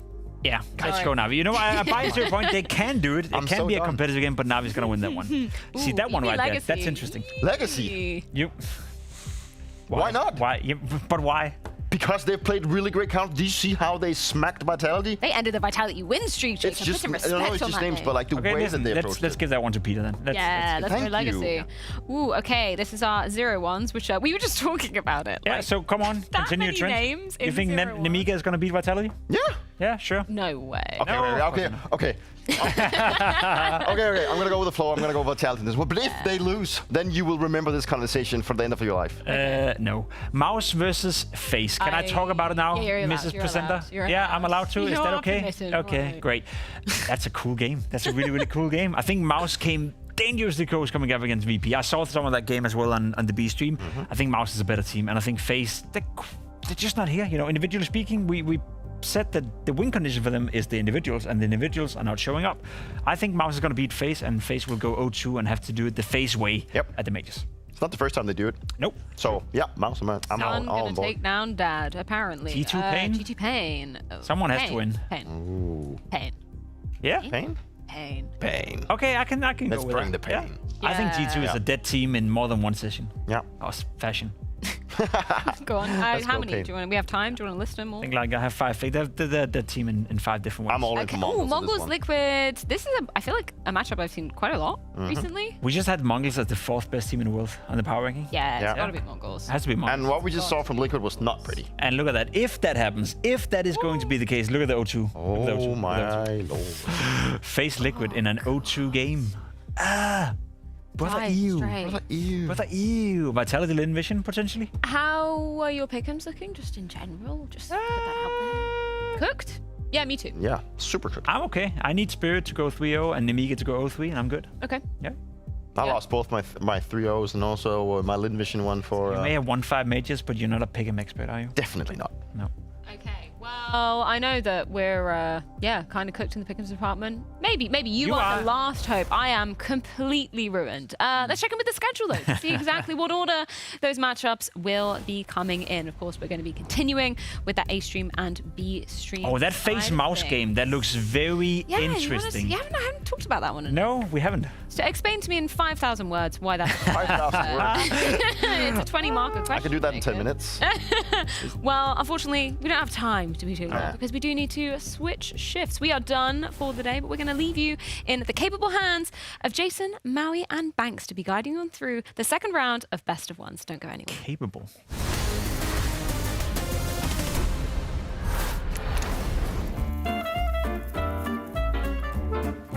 Hello and welcome to the Culture Clubhouse. We like to discuss the cultural implications of Counter-Strike plays. That's something that's quite close and near to our heart. Yes, no play is created equal. So my submission to the Culture Clubhouse is something a bit different. We're going more modern day. Okay. I'm talking first CS2 major. I'm talking a team that lost more rounds than they won but still lifted the trophy. I'm talking an MVP for a JL out of nowhere. Okay, we're going to Copenhagen. All right, let's roll the bad boy. Let's roll the bad boy and get into this one. So Na'Vi versus FaZe. So it was the first map, Na'Vi on match point, and the CTs are on an Ego. So it should just be over. You're casting this one. It is David v Goliath. This round was wild. Scrappy had everything. Na'Vi can feel this. They want this. Just a pistol of Brokey. It felt like this was going to keep going, right? But then JL had other ideas. JL, can he save the day? Can he cook something up here? I mean, picking up the bomb, how long has he got now? So 30, no, less, 18. I see this little Brokey hesitation there. He's going back, he changed his mind, which gives him this little gap to slip out short. Gets that bomb down, and then he's running at him. A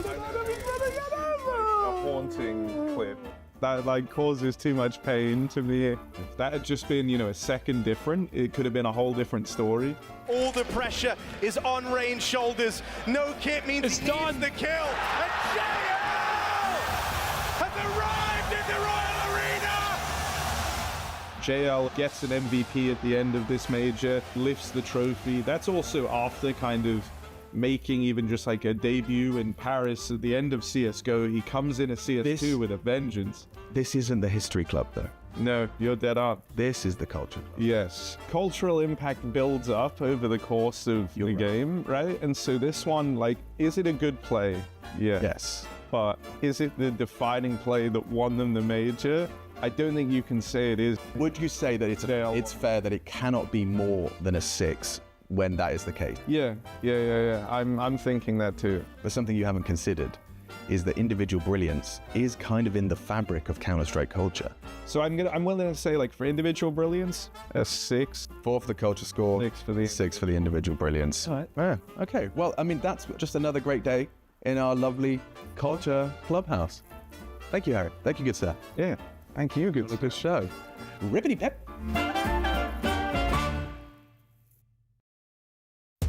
Stage 1 of the Blast TV Austin Major is done, and now we're going to look back and rank the best pop-offs from the Major. It's time for the Roar Roundup.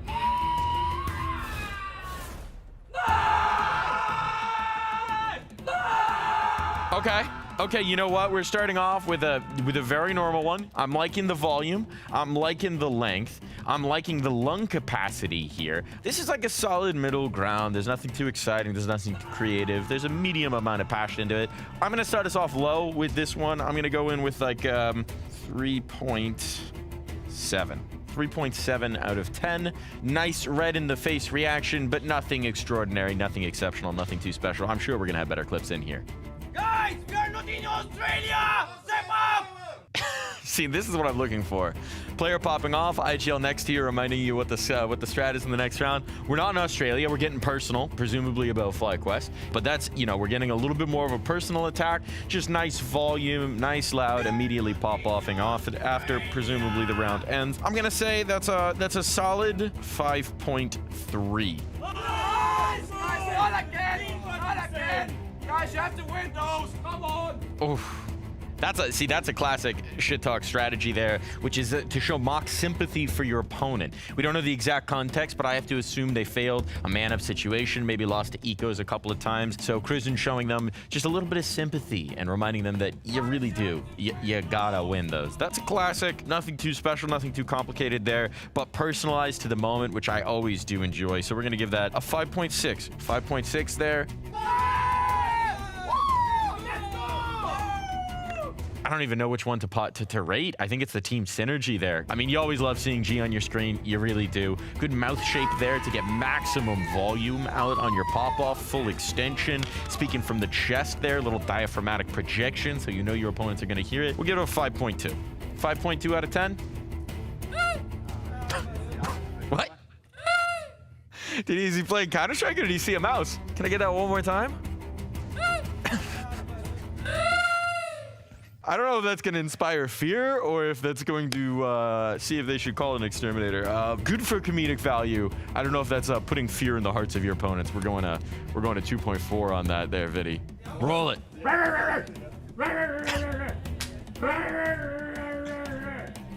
So the dogs bark. Dogs off the train. Letting them know. Letting them hear. We'll go 7.1. 7.1, great idea. Maybe a little bit more commitment to the bit. A little bit more of the... Get guttural with it. Get guttural with it. I want to believe that you're hungry to chew up your opponent. What do we got? Suck my fucking ass! Okay, wait, chill. Don't do that. I heard this live in the studio. Important couple of bits of context around this. First off, it was just after the pistol. Second off, G was setting up in the next booth over. He heard this, and I just heard him go, suck my fucking ass. You know, if he'd committed to the bit, I think this would be a top-notch pop-off. But because he retracted immediately afterwards, gives it an 8.2. Well done, Hexed.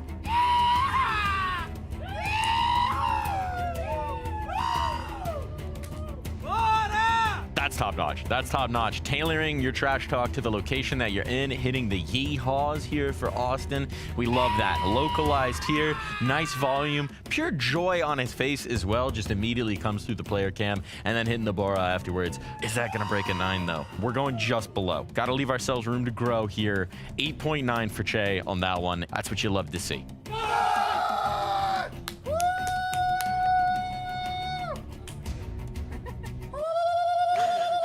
Well done from Lear. I mean, excellent lung capacity there. I'm going to give that an 8.8. Very strong. Well done.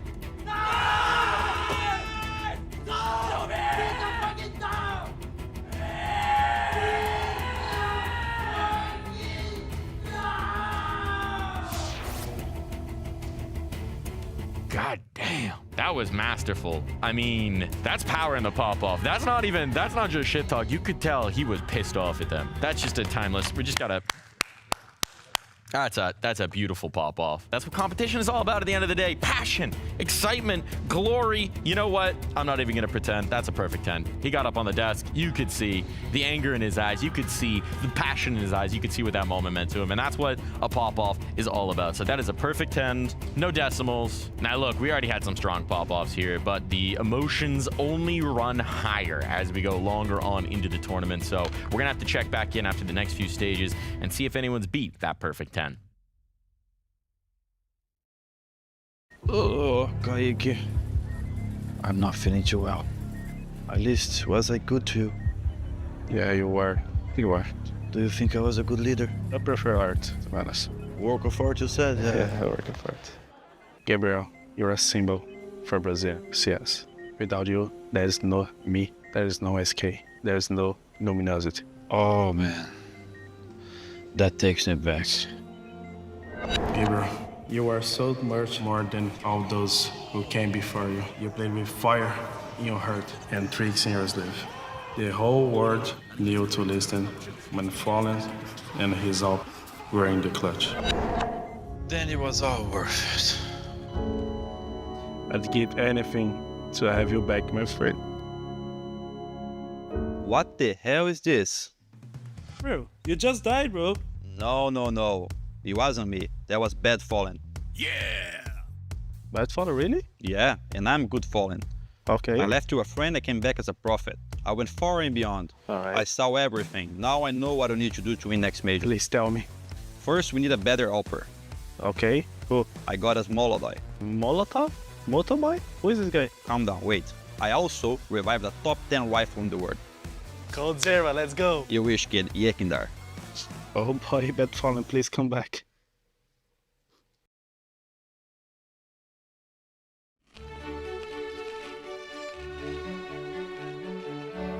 Hey folks, welcome to the Culture Clubhouse. We got some clip I think we have to watch. Let's get to it. Ooh, Shanghai Major. I predicted that already, Finn. David, you want the flash? Yeah, flash sure, me let's in. go. Oh, what? He's blind. Insane flash. Why you don't commit? David. Yeah, man. That's fine, we got this. Yeah. I think. Oh, peek long now? Oh. That's impressive, bro. Unlucky. I mean, it's pretty important round, some might say, no? But I wasn't nervous here. I think there was like 75% chance to win this round still. Oh, but honestly, this round is insane. Yeah, and this jump shot.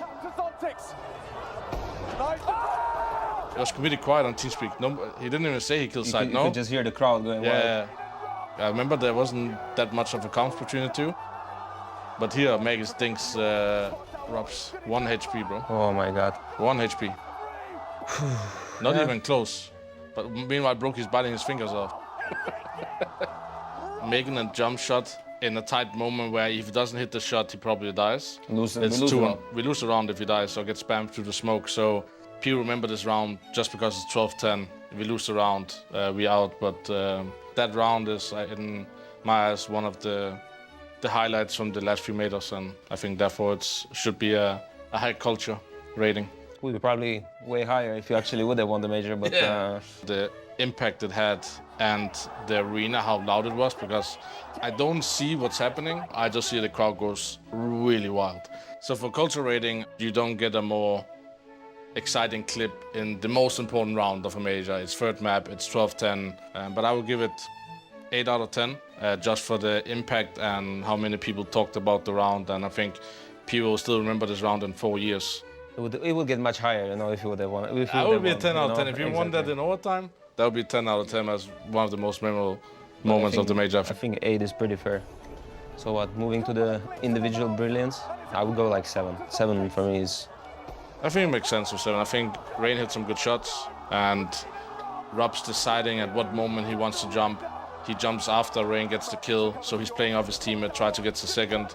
So yeah, I think 7 makes sense. So more culture impact than individually performance. This was Culture Clubhouse. Checkmate. That is a quick one tap to Zontix. Nice. Oh, jumping, no scope. An iconic major needs an iconic trophy. And after the reaction to the last Blast Major trophy, we figured we might need to do some focus group testing. So we've got a little bit of a backstage peek that we're going to be doing here. We're going to be letting some of the players, some of the talent in to take a look at the trophy to let us know their honest thoughts. Let's go. Let's get it started. We've got a little bit of a secret for you here. We got a little bit of a teaser. So we want to know your raw, unvarnished take here. This bin is the trophy. It's the bin. You figured it out. Damn, Blast did it again. Wait. Waiting.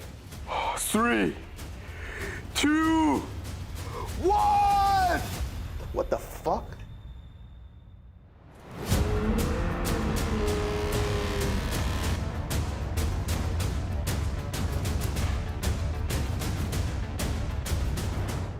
What the fuck?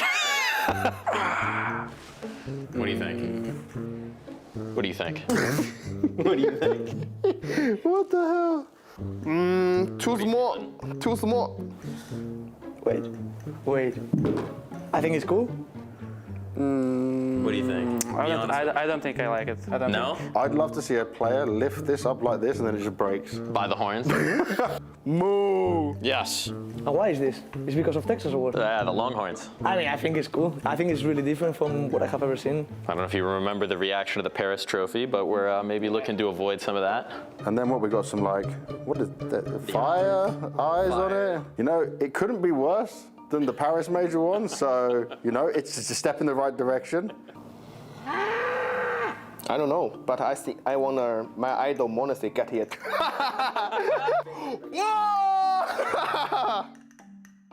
The whole thing? Yeah, the whole thing. I don't like it. It's like 6 out of 10. It's very American. Yeah?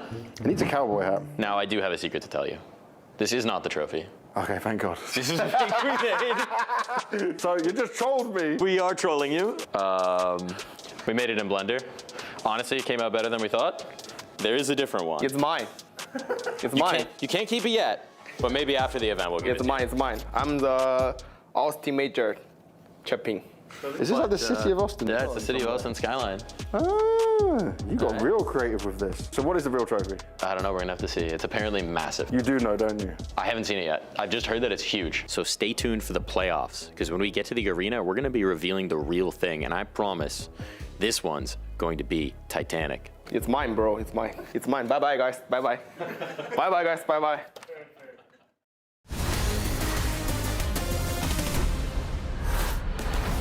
We're here for the second round of matches in our opening day of Stage 3 of the Blast TV Austin Major, and it has already got wild, it has already got crazy, and some of these players definitely won't be touching that outside world for a long time when they need to level up and work a bit harder in order to get the results and get through to playoffs, which is the dream for all of these teams. We've changed things up on the desk. I'm here to host, sadly, and then we've got Maui and MOUZ having the best time of their lives right now. What's with the self-deprecation, James? I know. That's what I'm best at. Don't start the day like that. That's gonna color everything you do from here on out. I thought I would make you happy. No, man, I don't like to see that. Oh, we believe in you, okay? Despite what they say, we believe in you. That's good. I'm glad you've got some belief in that. You'd probably feel a little bit better if you were wearing like a suit or something, if you didn't wear your pajamas into work. Bro, this is nice and comfy. What do you mean pajamas? It looks good. I'm gonna You're rocking it. see, look, I'm gonna buy him some, force him to wear it, and he will see how comfy he could be. Sure. Just don't understand this level of comfort. Yeah, I'll never understand. You will never. You will never You'll understand. never understand. What we need to do is look through the schedule and see where we're at for this, because already looking at this bracket, things have got pretty wild, and it's given us some very interesting matchups, guys. I don't know what to say anymore. This is just major magic, right? I mean, this is just ridiculous, isn't it? I mean, if you thought stage 1 was crazy, stage 2 got even crazier. This just upped the ante even more. I mean, it's like Heath Ledger's going to pop out any second now, and you have no idea what he's going to do next. Yeah, one man's magic is another man's best of one format. So I mean, however you want to look at it, but either way, it's given us some interesting places to go with this. I think obviously the biggest upset would be Legacy taking down Vitality. Would be the one that shocks us to see them playing against Virtus.pro now. So they just keep going. I don't know what's up with Legacy. I don't know what they found, what gear they've kind of flipped and switched. Whatever they do with gears, they're doing it. It's great. They're doing it, and it's working very well. But before we get into that, because we will be covering that game a little bit later on, I want to look at MongolZ versus Liquid in this matchup here, because MongolZ were supposed to be favorites in their game, Liquid was supposed to be favorites in their game, and at least MongolZ looked like they had some fight in theirs, but Liquid, let's start with them, because that looked bad, boys. Well, can I ask you a question to open this up? Yeah, What was your first initial thought when you saw Liquid was playing Lynn Vision? This is a trap game. Yeah, exactly. This is exactly the thing what I thought of as well. I was like, oh, that is a game that's going to be perfect for Team Liquid to lose. They have the chance to do what nobody's done before and lose to 2 Asian teams in the same day. I don't think we've gone to that sort of territory before. In this At least kind we're of setting records, man. We have that going for us. What problems were we seeing when this comes into it, though, right? Because, I don't know, was it the map or was it giving Lynn Vision Dust 2? People keep giving Lynn Vision maps they really like. They like 2 maps, as far as I can tell. They like Dust 2 and they like Nuke. If you can't get them off of those 2, well, I feel like that's kind of been the fate being just met by a lot of the top teams that seem to just be okay with giving...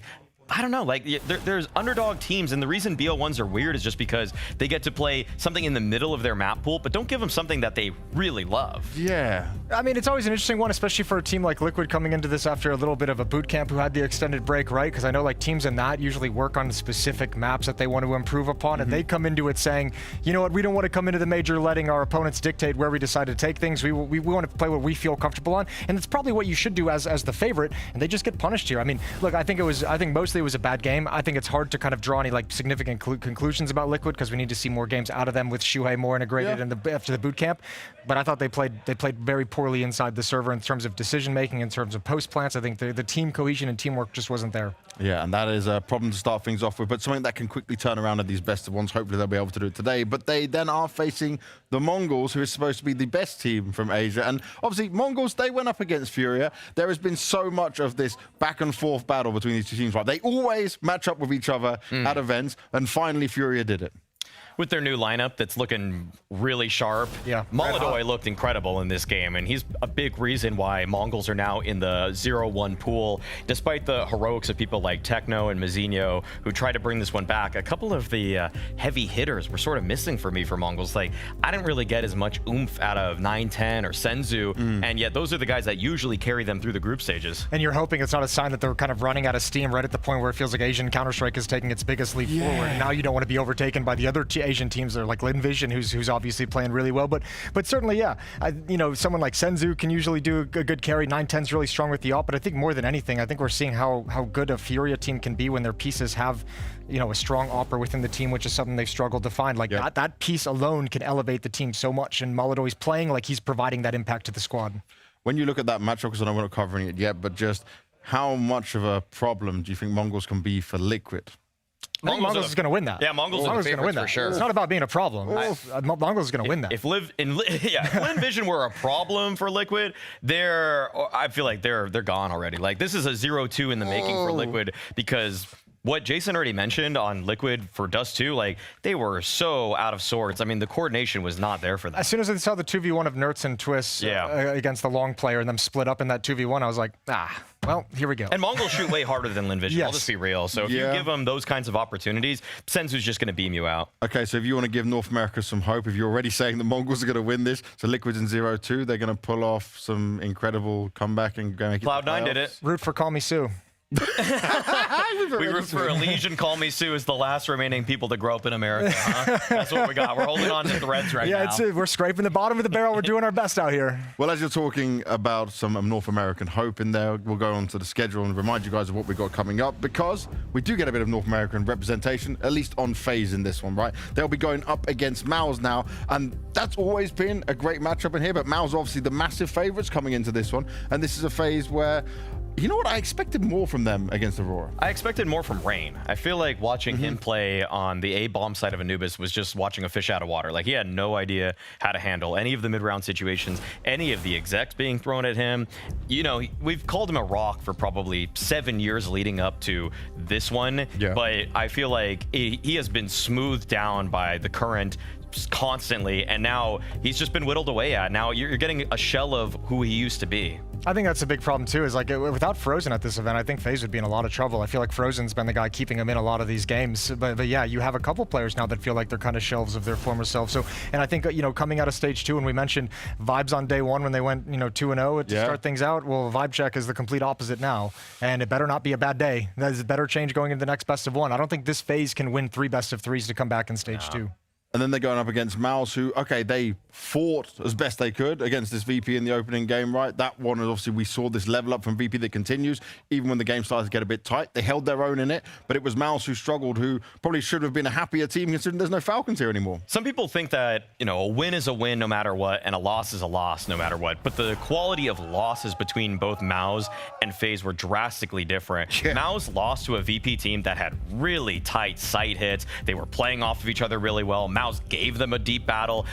I saw the quality in the MOUZ loss in a way that I didn't see it in the FaZe loss. So I have a lot higher hopes and expectations for MOUZ, even if I'm just taking what we saw so far today. Yeah, and you can even, I mean, even if you go past that, you can lean back on the pedigree of MOUZ and the performances we know they've had in the past. So I'm not super concerned about MOUZ. Obviously, going 0-2 is going to make you concerned about pretty much anyone at this point in the tournament. But looking at this FaZe team, I think MOUZ should be fine going up into this matchup. They shouldn't feel any intimidation, scared at all. This should be a match they're very comfortable winning. Yeah, it's not the same matchup we had like last year when it was FaZe versus MOUZ and you'd go, oh, this is going to be a great one. I mean, the win condition for FaZe is you need magic. You need Simple to return to form. You need a couple players to roll back the years to maybe even just 1 year ago. Not even that far. We're not asking too much, but like it is going to be just like you need individual players having a pop-off that can ignite that team. Without it, FaZe is in trouble. We'll continue to look back at the schedule and remind everyone at home of the great games we've got coming your way. Still plenty of best of ones in there. Next, we're going to move to, I would call, two of Jason's favorite teams so far throughout this major. You know me. Virtus.pro and Legacy. Yep. You're on the Legacy hype train. You started to buy in a little bit more to the VP hype train. Yeah, well, I mean, look, I'm not in yet. It's looking great. It's looking really good, but this is usually when it gets disappointing. Either way, both these teams are kind of fulfilling the promises that we had for them at various points over the past recent time. A Legacy, obviously, like the 4-year promise of Lotto and Dumao being this next generation of Brazilian players. Yep. Finally seeing that come to fruition with some extra added pieces in there. But for Virtus.pro, we saw that this was a level they could hit and a quality they could bring to the table back in Katowice. They didn't get a play in the playoffs with their full 5 due to visa issues, but now it took another 4 months after that to get to this point. But this team, when the players that they have and the experience that they have, this is kind of a Virtus.pro that we expected to see much earlier in the year. Playing smart, playing really sharp executes, good calling from Electronic, Flit and Fame playing well with the rifles. Like you have all the ingredients necessary. For whatever reason, it just hasn't been working up until now. So it took some time off and things look great after this little boot camp and conversation they had. And this was a game that they were completely tested in. It wasn't like the BO1 wins that they had to kick off stage 2, where I think they won 13-3, 13-4 versus what, Pain and Bait. Yeah, like this was a hard fought battle that they got through against MOUZ, and they were still able to weather the storm because the aspect of VP that has been most concerning this season has been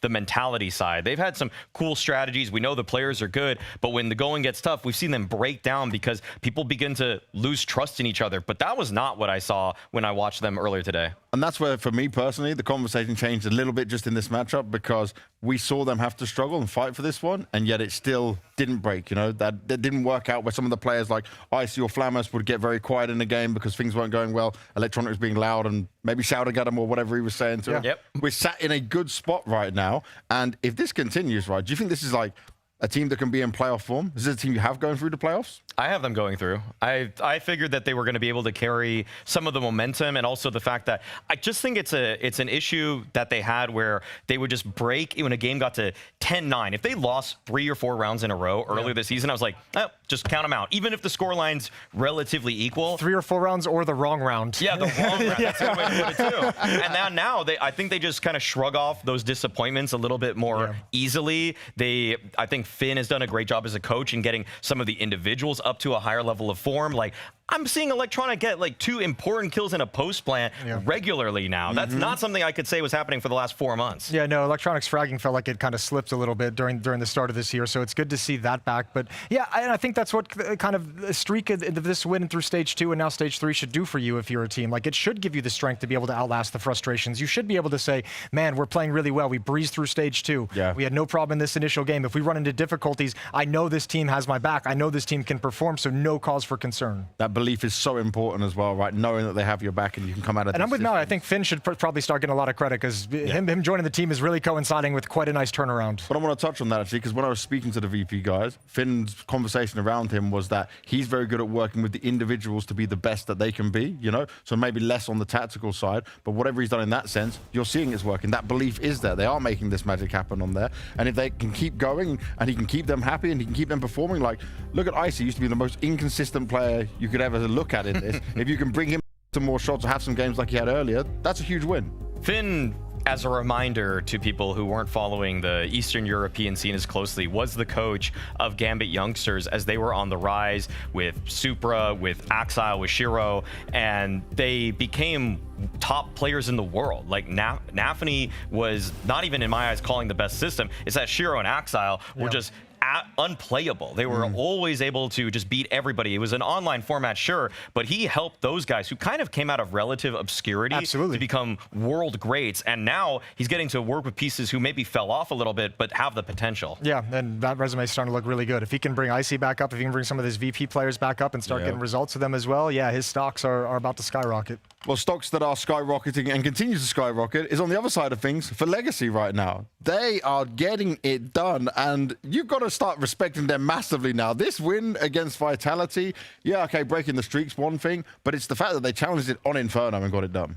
I feel like, I think Pimp said that it was 20 out of maybe 21 Infernos that Vitality won on their streak, and I mean, Legacy made them look pedestrian. The way they were able to crunch onto bomb sites, the B executes that they had, the fire that they showed, even though they lost the pistol, they just started shouting back at them after winning their first round. So it was a really fun game to watch because the energy that I thought was going to be snuffed out completely by a real world #1 in Vitality did not happen. Like, Legacy just ran once they hit the ground running. Yeah, they've just, I mean, it's like everything they've been working on for like the last like year and a half, 2 years has been like, oh, this shit actually does work. Like, it's all just kind of fallen into place when they least probably expected it, because they've come into this major not supposed to be here and haven't really had to think about it, and they just kind of been playing the game. I'll tell you what, too, outside of the server as well, this is probably the first Brazilian team since like 2017, 28, where I've like seen that like Brazilian fire that we always speak about. Like, all the other Brazilian teams have kind of scaled that back and have been like, okay, let's take the European professional approach. It's cool seeing it get back with these young guys who, I mean, I guess quote unquote, like don't really know any better. Like, maybe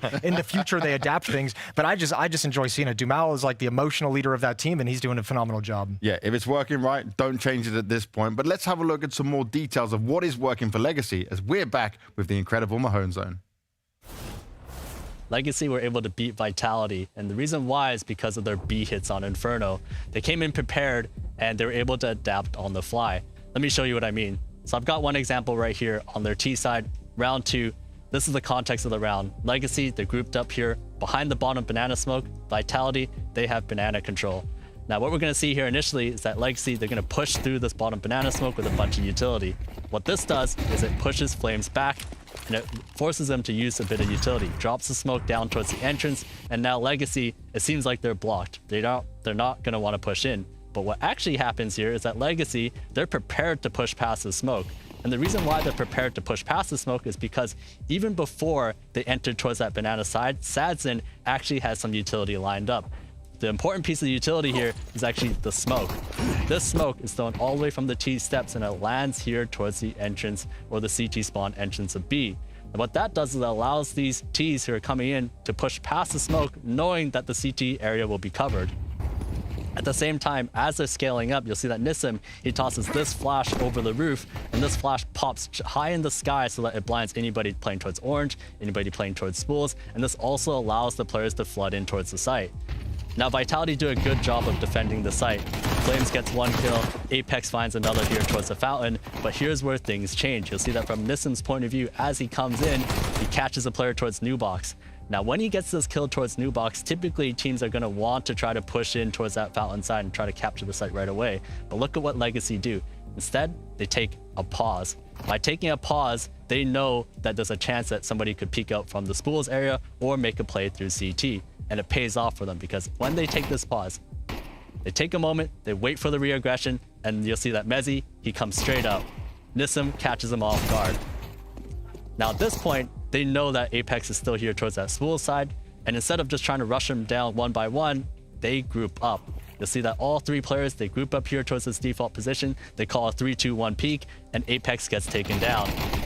You'll see that from Apex's point of view, there's almost no chance that he gets more than 1 kill here. And from this point on, they capture the site in a 3v2 that rotates far away. Legacy end up converting this round. And that's why Legacy were able to beat Vitality here. It was their calculated, measured B hits where they were able to be prepared and as well adapt on the fly. A lot of success found on B for Legacy, but let's see what they can do when they're going up against VP. The hype is still rolling, and I caught up with Lux a little bit earlier. Lux, what an incredible way to start off stage 3 for you guys. I noticed when it was on this Inferno, there was a lot of B hits coming out from you guys, and just the way you were playing was obviously full of confidence still. Was this some like extra insight you had? Was it a weakness you saw from Vitality? Was it just you guys playing well? Talk me through it. I mean, like winning a team that was 30 wins in a row, we need to use everything in our favor, you know? So we use the shout, the scream, the confidence, the happiness, I know, everything that we could to beat those guys, but all with respect, for sure. Did you notice, though, that the B side was maybe weaker? Is that why you were attacking it more on your T side? Actually, they play a lot of 3Bs, and, well, we use like a mix of going A and going B, but I think the thing that we did to win the match was the HEs, you know, the grenades. You use it very well, and I think that helped us a lot. Now coming into this, obviously there's less time to prepare for Virtus.pro and get yourselves ready for this one. How has it gone? How have you got ready? Where are you at right now as a team? I think like to this match, we need to show everything we are showing and more, because I think this is making us a better team every day. So we are developing every day in all matches, and yeah, this we can continue. We need to continue this. Did you expect the map that you got now against Virtus.pro? Were you ready for this? Yeah, I'm ready for this. We did the videos. It was really quick. Not these videos, the videos like in the prep room, because we have like 15 minutes, you know, that was Virtus.pro, and we expected this match. This map isn't a map that we played in this major, so yeah, let's show the legacy, the ancients of Legacy. And in terms of that, looking at their play, do you have an understanding of what they do on it, or because of the limited time, you're going in a bit more blind? I already knew because we studied them to make our ancient. So yeah, I saw a lot of demos, including Virtus.pro. So yeah, I think I will use this kind of study to this game. Studying VP's Ancient to have a look at their own plans of this, but both teams have not played this map so far in the major. Which is kind of cool in the sense that, like, that'd be a concern I had for Legacy coming into this, saying, like, you had 3 days to prepare for Vitality. Yeah. Probably had a good idea, an indication of where that was going to head to. You got to prep some things. Virtus.pro is going to be a lot more different. But now that he says he actually studied Virtus.pro to improve their Ancient with the year that Virtus.pros have, I'm a little bit concerned now. No, it's gone the other direction. That's a bad thing. It's really changed my entire outlook. That's a bad thing. Watching VP closely at PGL Astana was like listening actively to nails on a chalkboard. Okay, I was every time watching them. Their T sides are just so jumbled. They would always try to do 2 or 3 things in the same round instead of just going for a simplistic approach. Like they would take mid control, they would leave mid control, they would take B lane control, they would leave it, try to play to punish. Then they would try to create some kind of split onto a bomb site, and then you're wondering, like, you had all the space, then you lost the space, and then you tried regaining the space. It was a mess. Okay, so if Legacy, well, hopefully they took the good things and left the bad things. That's what I mean. Like if Legacy was able to see some of the bright spots out of that, like the simple hits, like the A execs and everything like that, I have faith in Legacy to actually pull off an upset in this matchup. But if they try taking the basis of their default, I'm a little worried that this game's going to get incredibly messy. Very well could, yeah. Wouldn't we be also looking at the fact, though, from what we've seen from VP so far, that they've been making improvements to their own game, right? We should expect a better fight from them. If they've allowed this to get to Ancient, they should see a big improvement on this. Absolutely. I'm hoping we end this interview with an interview from Lux being like, all that research we did trying to figure out how to play Ancient, watching Virtus.pro, everything was completely different. That's what I would hope to hear said after this match is done, that Virtus.pro has made enough steps forward and changes that Ancient is a completely different map for them. Well, let's discover if that is going to be the case or not. It's Virtus.pro going up against Legacy in this 1-0 game. And we've got our legendary commentators, Machine and Sponge. Thank you very much for that one, boys. Yeah, they've set the scene nicely. Legacy, this story just keeps on going. Yeah, quintessential Cinderella run. Every major needs one, and this one is the team that's not even meant to be here. I want to quickly hone in on the vetoes. I can't believe that we're on a map that neither of these teams have played, and that's especially so because of Legacy's they've started in stage 1. Odds on screen favoring VP, understandable, but when you take a look at VP's Ancient, I can't believe that they've allowed it to even end up this late in the pool, because in the last 9, Ancient games they've played, they've won it once. And I've been critical of their Ancient throughout the year, but the same was said with their Mirage. So that was actually the two maps that ended up at the end of the veto. So for VP, we've obviously seen them in some fine form. 3-0 for both of these teams coming out of Stage 2 going into Stage 3, and both picking up upset victories in the first round. Another game of disbelief. Legacy ending the Vitality 30-0. I can't believe it. I can't believe we're here. You know, a 1-0 game in the third stage, and it's Legacy still fighting. And they're just playing with such confidence. They've got that luxury. Let's see if VP have tidied up their Ancient at all. Three-man B start on the defense with Sadson cheating over to be that fourth piece. They've got a good read of the situation. Nothing through middle to MOUZ to deal with A main and mid on his own. And they're starting to live forward on the ramp as the nades are lined up. Yeah, he only gets a couple of pot shots, does Nissim.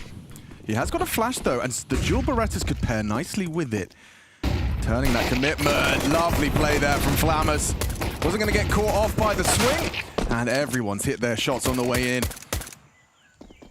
Sansin and Doom, there's very little options for them into this one. I think had Sansin had a Kevlar vest, he probably wouldn't be playing so forward. He just wants to try and get something. 300 bucks would be nice. And he's out of bullets.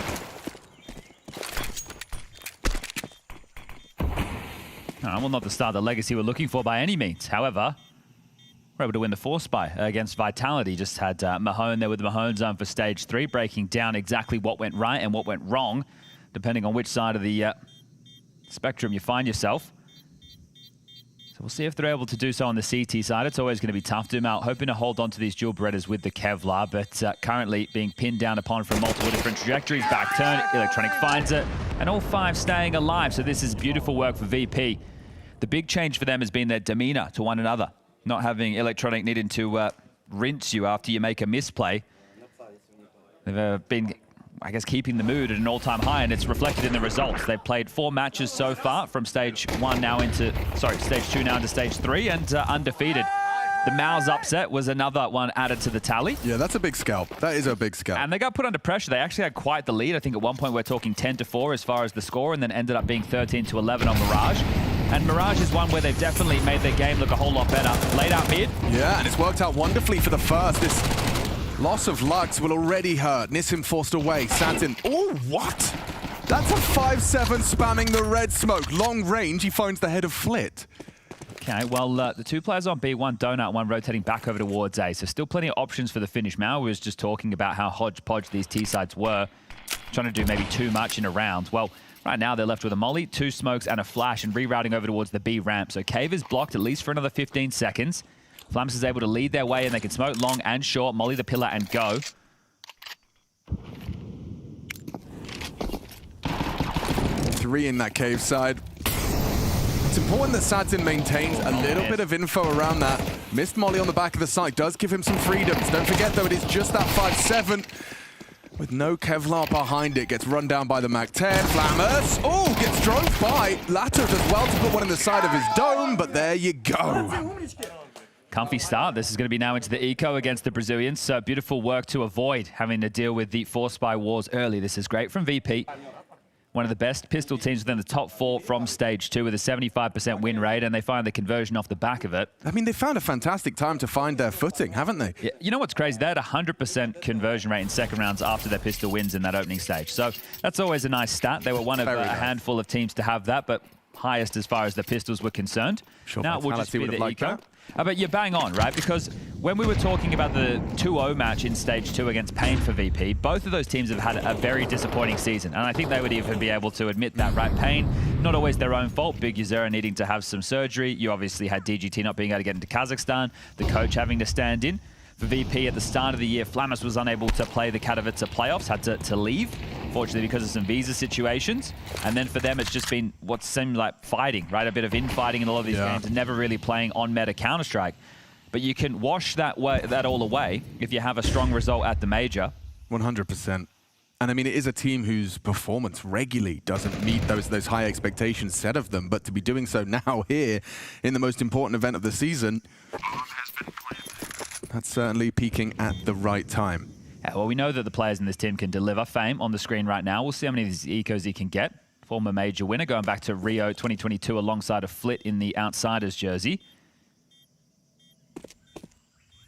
Well, they know likely a stack elsewhere. They're going to send this Mactin in towards A to see if he can farm. Little does Fame know they've all pushed through main. Electronic might get the opportunity to grab a couple as Fame draws first blood. This one is done. It will be the 3-0 now for VP. Where's that Mag 10? Here we go. Nothing. Flit would have liked a couple, but they're not really going to be too satisfied with saving onto that Mag 10. So VP, risk averse, don't lose anything of note. Okay, well, what does this first gun round have in store? CT side, we could expect Lux and Nissim fighting over towards middle. Sadzin is the AWP. He can be supporting that or playing over towards A, but, well, first gun round, he is able to equip his weapon of choice. The B defense is a combination of Lato and Zumao, the journeyman in this roster, or at least alongside one another under the management of Dead for all these years. We haven't seen Legacy win a round yet, but I do wonder if Dumao's going to keep that same raw as he has been throughout his time here in Austin. Electronic versus Lato. Ships in the night round the smoke. Hectic for Electronic. Safe from mid by virtue of his cover from Flit. Lux's position now noted. Ooh, forced out. You're going to have to push that. Burns down. Missed thrown on the smoke extinguish. So that's an opening kill manufactured by IC and Flit. Okay, taking the space is Flit. Just need to stall out these B pushes. This is the only way back in for info. Down the ramp they go. Flash is great, and Flamus wards them away for now.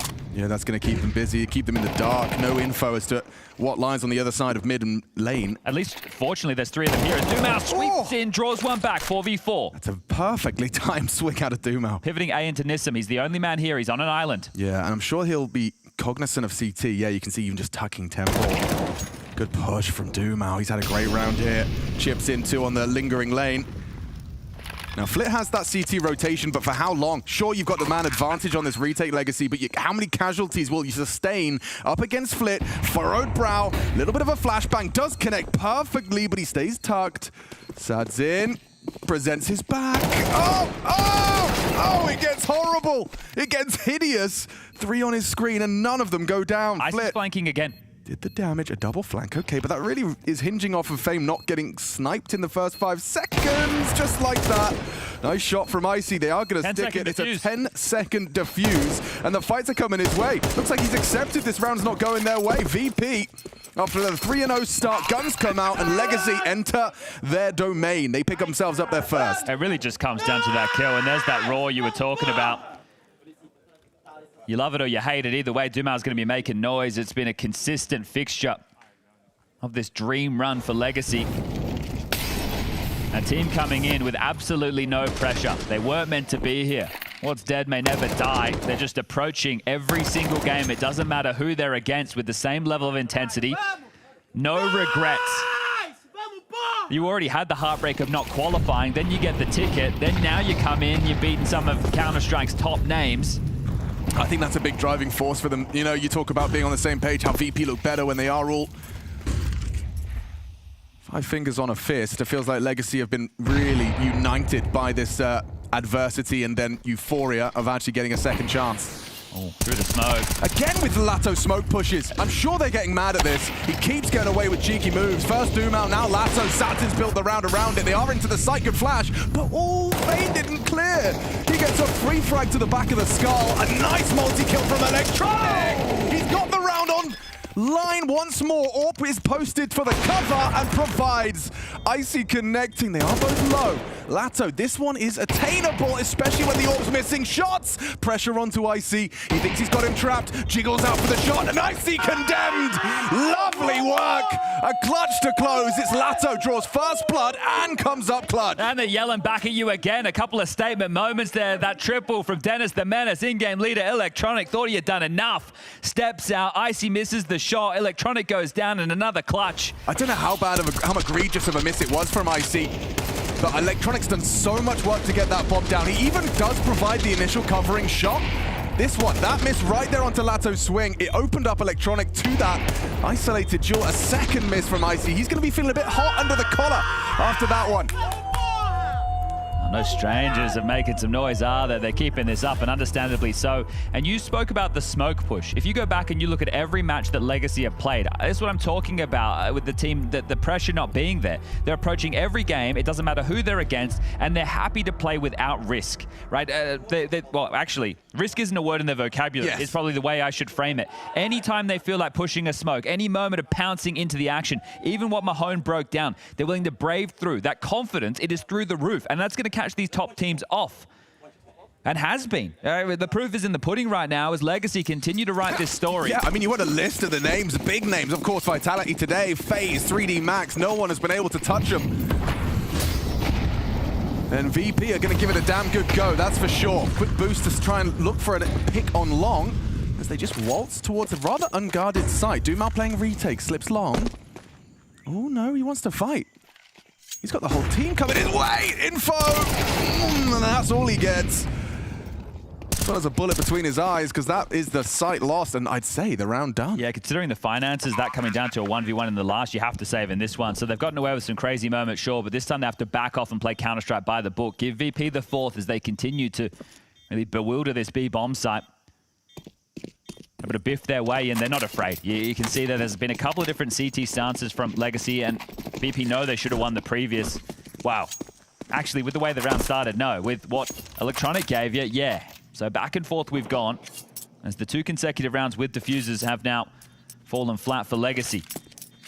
They're going to save these 3 guns. Dumal's going to get 1,900 into the bank balance, so he'll be able to buy something, and Sadzen might be able to drop as well. So they can still get out a decent-looking purchase. Maybe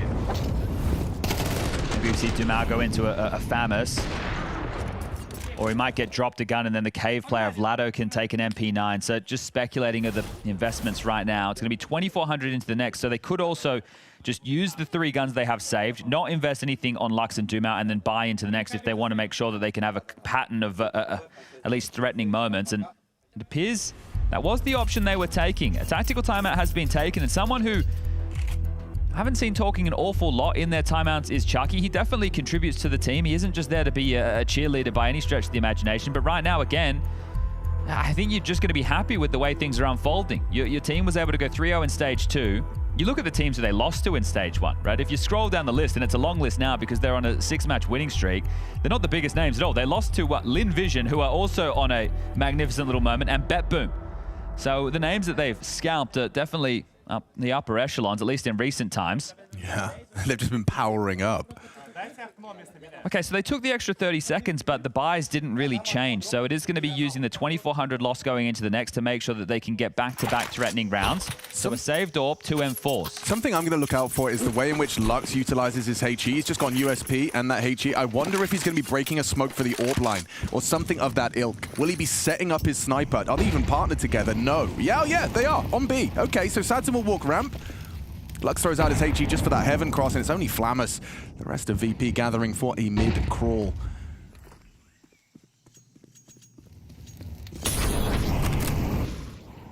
Having to respect that deep bottle of flames. Flit will get the red control again. I love this angle. I wonder if Fame's going to have a pre-aim on this. He does not. Saul comes back in, Nissim. His patience rewarded and info that someone flashed for him. Opening kill found. Dumal can actually come over and try and get that rifle back. He's got Kevlar to work with, so it wouldn't be too bad to try and grab that gun. Nissim still has it under his control. Lado worried about red. He knows that Flit likes to push through. Icy going to rejoin the B with Flammus and Electronic around the world through T-spawn. So Nissim has pushed. Flit heard that leave, and a leg shot from Sadzen is aiming a little low, knocks on the knees of Electronic. Flit's timing. Oh, good hold from Icy. There's a way back now. Yeah, you're right, they can pivot. And Dumal finding Flit is everything. They're about to pivot A, but he's caught that info. That beacon is cut down. Dumal arrives just in time to disrupt what could be a plot. Not sure about that one. Mr. Birchall flying out of the temple. Maybe misread the timing. Well, Flammer spotted one. Yeah, he knows where Lux is. Hoping that they would be baited in by that AK and peeking into Sadzen. Yeah, they are going to go for the retake. 2 on site. An unusual approach with Donut occupied by Icy's AWP. And That's what he was waiting for. Confirmation of presence. Lato hits them both. Down they go, and they know where the last is. Legacy on this retake. Still not a guarantee. It is now. Lato crouch peeks in, and Legacy take the retake. That was a partial investment. They make it look easy. Damn, okay, well, Luck's out of his seat with that one. The type of shots that they're hitting, right? Even with Dumao jumping to his demise right there, the type of rounds that VP are losing, these are the ones that brew the frustrations that might get an angry-looking electronic in the server. I just can't understand the double up on site and how confident and comfortable it was for Lato on the way back in. Look at this. Oh, there's one. Oh, there's another one. Okay, well, we've basically won the round. I think the issue was Flammers saw the player in Temple and they didn't want to take that duel. So he moved away from Big Box so he couldn't be isolated. So instead of looking for that fight, they turtled up. The last thing you want to do is play 3 donut, because what if there's a smoke? Then you lose the round anyway. So instead of using their balls and taking the fight, they gave over the space, and that lost them the round. And that wasn't even the full investment. That was just 3 saved guns. And take a look at this. They've actually opted in CT side Ancient with double AWPs. So Nissim as well as Sadson are going to be rocking the big greens. Interesting.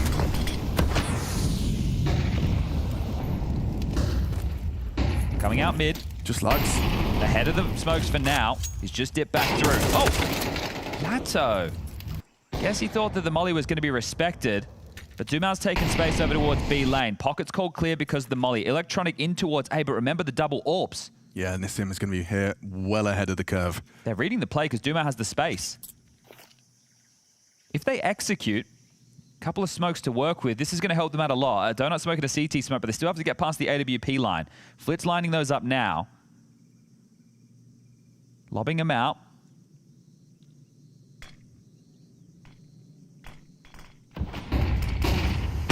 Good flashes, they're in. Yeah, that's the important Donut missed.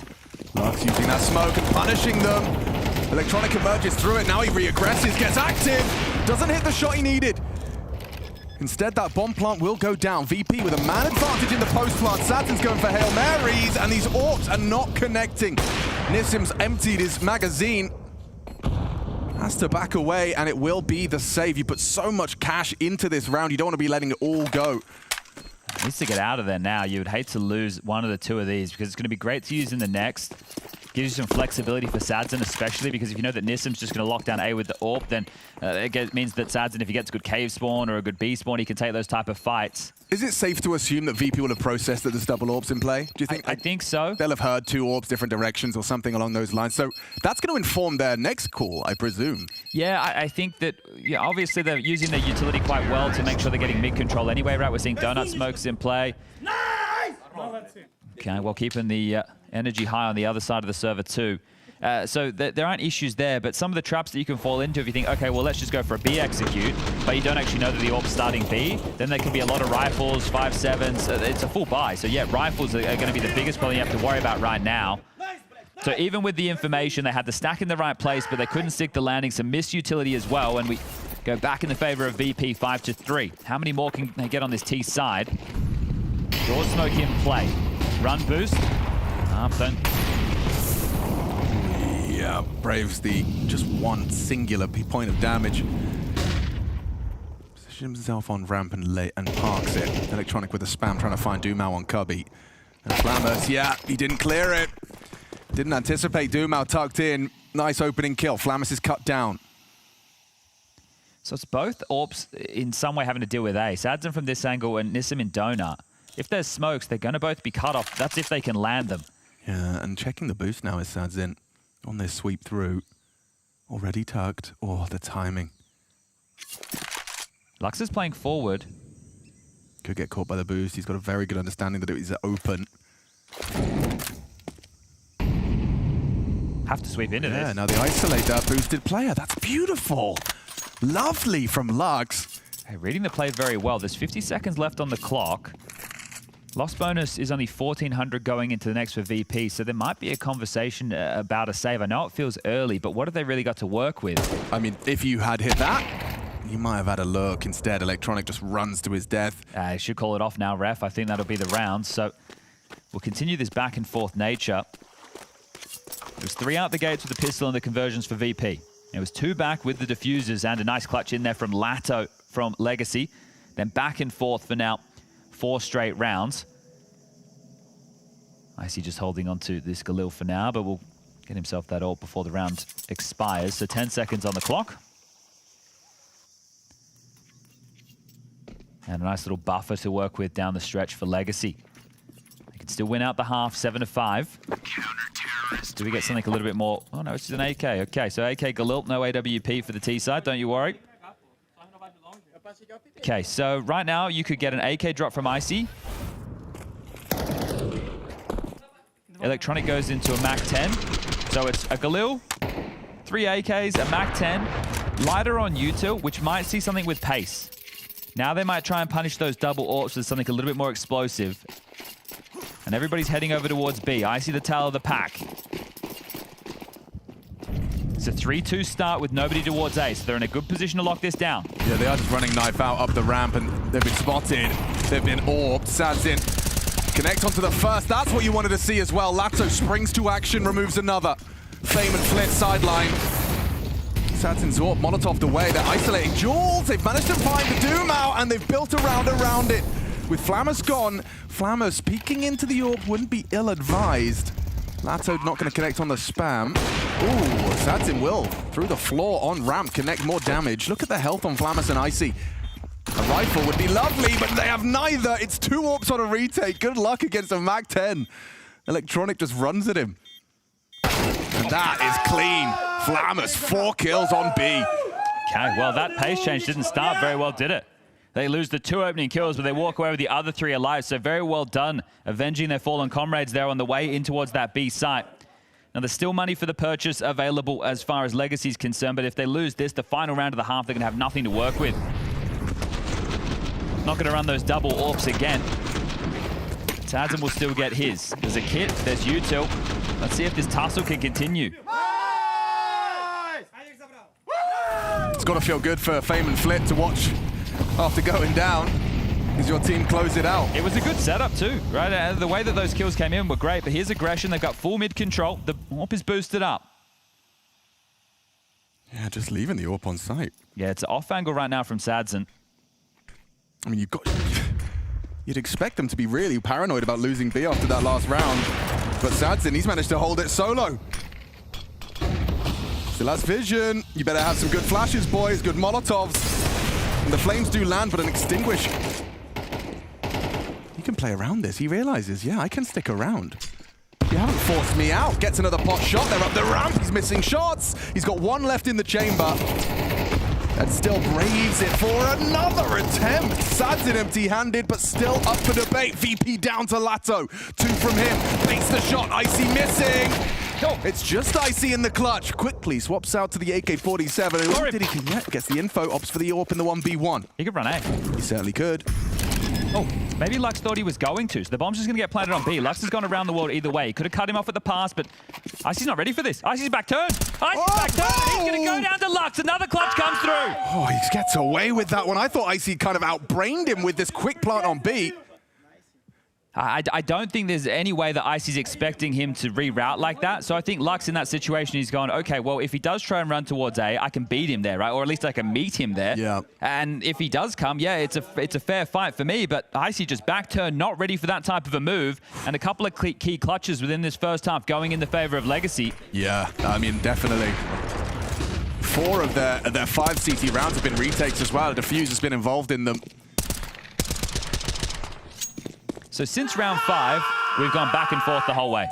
So if we stick true to the course, the final round of this half will go in favor of VP. And it looks like it shouldn't when you see a Tech 9, when you see a MAC-10. Well, they're hedging for A right now, Legacy. They're expecting a full pace change towards A. Nissan pushing straight into main. Sadzin with him, Lato too. Yeah, 3 players pushing into main. This is crazy. Nissan's just full W. It does mean that if they don't hurry up into B, blocked at the ramp, do you dare? Do you dare? Well, you'd never expect this. There's a player who's almost in T-spawn at 1 minute and 30 on the clock. Yeah, but Flammer is going to push through. Rotation from Sadzin, Lux, both cantering over with this info from that push through spawn. Nissim and Lato need to get here quick. Sadzin's been kept away. A MAC-10 up close. Careful, watch your back. Doom out. Oh no, Flammer just comes alive, gets 2. Speedway locked down. Finally, Nissim arrives. Burst the back of the head, needed them both, and he does significant damage to Fame. Lato a bit too much bait.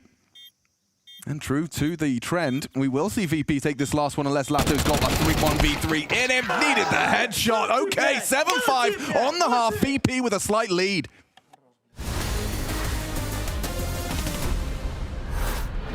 Welcome to the Blast TV Austin Major, where we've got some stickers, and we're gonna rank the stickers. We got the Blast logo. This is the Blast Austin 25. I'll say B. B? Put it in B. B You can get a tier? B to start. We're going Lynn Vision. Maybe the biggest surprise of the tournament so far?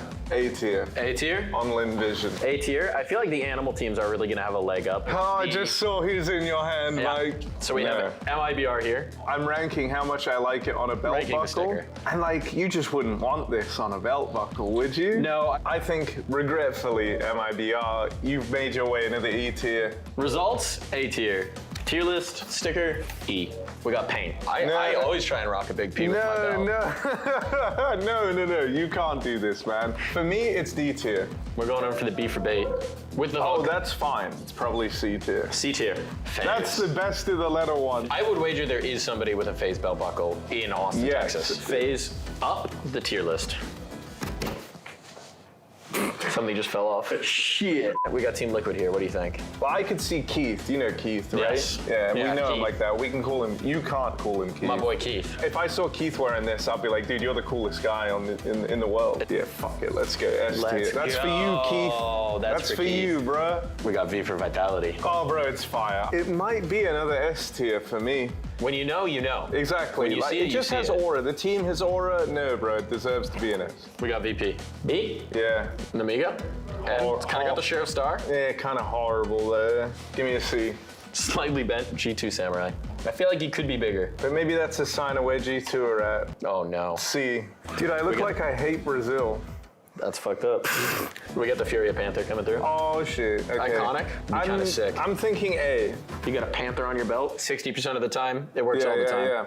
The 3D Max, whatever this is. The Demon, the horns. B. Legacy 3-0 and 10. Actually looks kind of fire on the belt. Let's say B. Aurora. Maybe if my name was Ari. How the British say. Ari. See? Yeah. And Why is the Navi so tiny? Dude, no, everything about this one is causing me like stress. And so I think they deserve to go in F tier. F tier. Now we don't actually have that. We don't have an F tier, but we're just gonna put them at the bottom. Put it underneath E. Sorry, Navi. Not the sticker for you. We got the MongolZ. I'm like, I don't want to wear this. Put it in like D. Size matters. I'm a size king. Size king, Harry. I think a good size of this one, which is ironic because it's for a mouse. It looks sick. Strong A tier. Strong A tier? Strong A tier. Spirit. Our last pick here. I think it's A tier, man. This is perfect. This is the quintessential list. You can't disagree with it. If you do, you're wrong.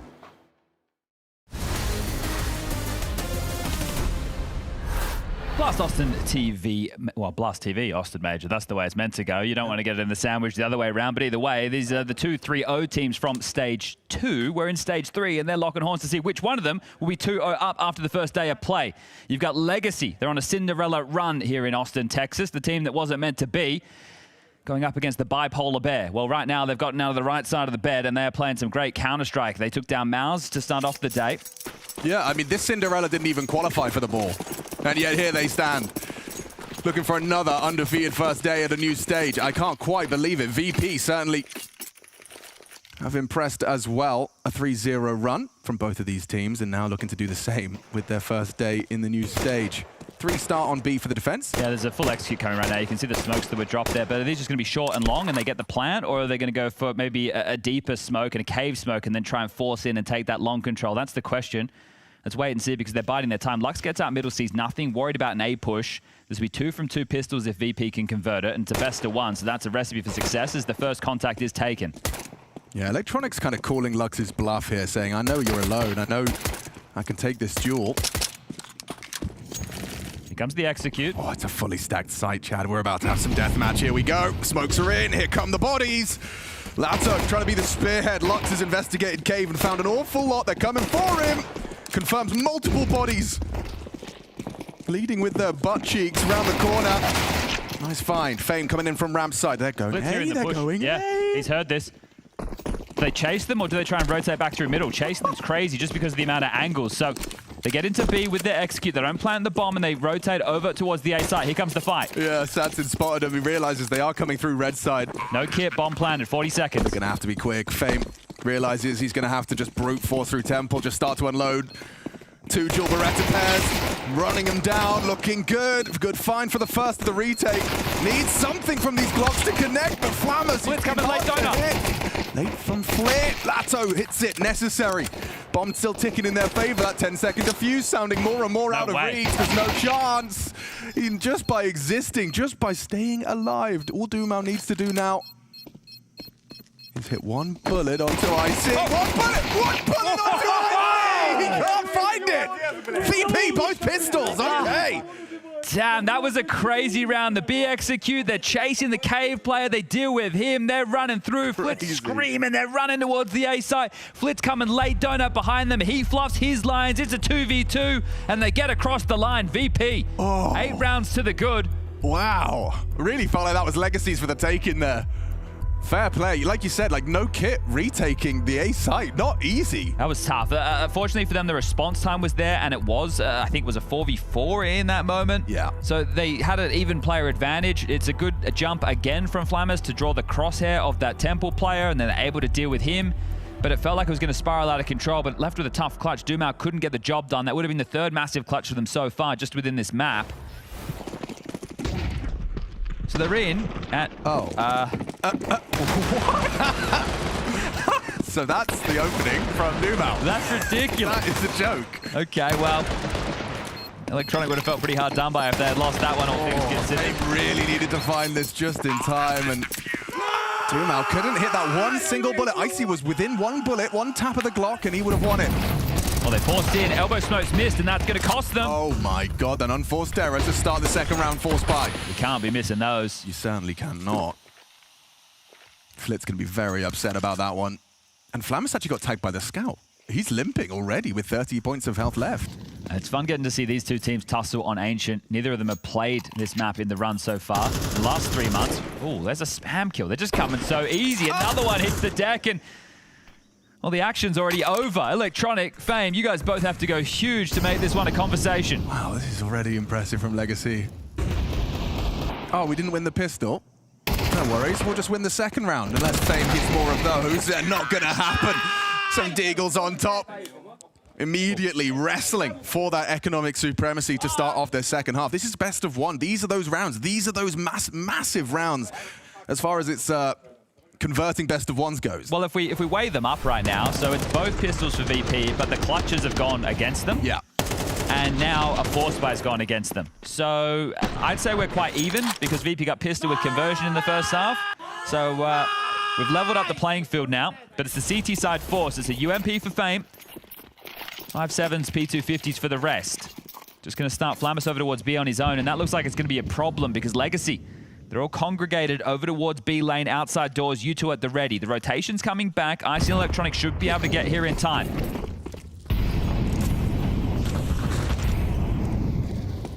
Flammers, he is up close, but very nice flashes. It doesn't matter if he still gets one while spamming blind. Now the flashes return the favor. Dumao does well onto Flammers. They can play out this 3v3 now. They don't just need to keep forcing the issue. Yeah, but Flit wants to. I think he's got a perfect opportunity. A jump scare for Sadzin trying to punch in the code. He goes 1 for 1. Fame working on ramp. Yeah, but the bomb wasn't planted. This allows Fame to work. He's coming in. Uh-oh, Nissim, great awareness. Oh, great awareness. 2 HP. Dinked him down. Icy in the clutch. Winnable. Winnable. Far from easy, but certainly not impossible. Nissim, 1 bullet will take him down. Icy. Oh, he had a vision of his leg. He could have just tapped him out. Now he's still going to get the first. Oh, God, hit it. Icy can, though. Hey, even Icy has something to say. That's going to G up the VP boys. You know when like your quiet friend suddenly starts cracking jokes? That's when everyone's feeling extra good. Yeah, the smack talk's contagious. So back and forth we go. The bomb does go down, so we're likely to see the force buy once more. But just being these annoying barbs, and this 5.7, if you're not buying it on the forces, what are you doing? Because it is featuring in so many highlight reels throughout the major. I can't believe it gets that close. It looked so perfect as far as Legacy were concerned. One guy on the site, 5 of you ready to go and pounce. But, I mean, VP, they move their pieces around the map quick. It's so crazy. Flamus even got that first kill. It completely flashed. That's going to be his, I think, 4th opening so far. So the young gun finding openings for his team. 9-6, 3-round gap, working their way out middle. Given over the space, VP have allowed Legacy to take control. Flamus wants to ask questions with Electronic down lane, and there's no one visible yet. Lato, the other side of that smoke. And Flamus on high alert that that's a possibility. This is surely going to be a bit of a jump scare for Lato, though. So close, so quick. Yeah, but they have info. They can start understanding it's going to be either mid or A-centric right now. A-split lined up with the bomb in main. Smoke available for Fame. How does he play this? Okay. Gives himself a backdrop of smoke. Doesn't want to concern himself with Donut just yet. Nissim might be tempted to push through that on a timing. It's dead silent on Ancient. Fame and Icy working on info main. That is where the bomb resides. Remains hidden. Lux. Wins it out. Galil versus Famas. A necessary catch. That's the bomb now spotted. Info flows, but through Red Room. Electronic nearly gets one. Rerouting. Rotation through. Yeah, could go back Flamus to B is here. heaven. Flamus is heaven. That's the bomb, though. The bomb's coming through middle. He's on his own. Yeah, he's going to lose the bomb. This is crazy. I think Flamus has got it. Oh, great work. Bomb down. Now you've got 25 seconds and you're on the bomb site, but you ain't got the bomb. Flamus just needs through another. patience. Yes, he does. Yes, he does. And gets it. I see again in the clutch. 1v2. Has he got it in him? He's been having a great game. 16 frags, and now he just needs 2 more. Dumau on the dismount. Alex, hit tab. Take a look at the round recount. Ever since round 5 of the game, nobody has won a consecutive set of rounds since round 5 of the game. This is baffling. This is the type of Counter-Strike you want to see in a best of 1. Back and forth, no unrelenting. In with these broken buys, getting it done with less. Clutch moments, crazy moments, pivots when the chips are down.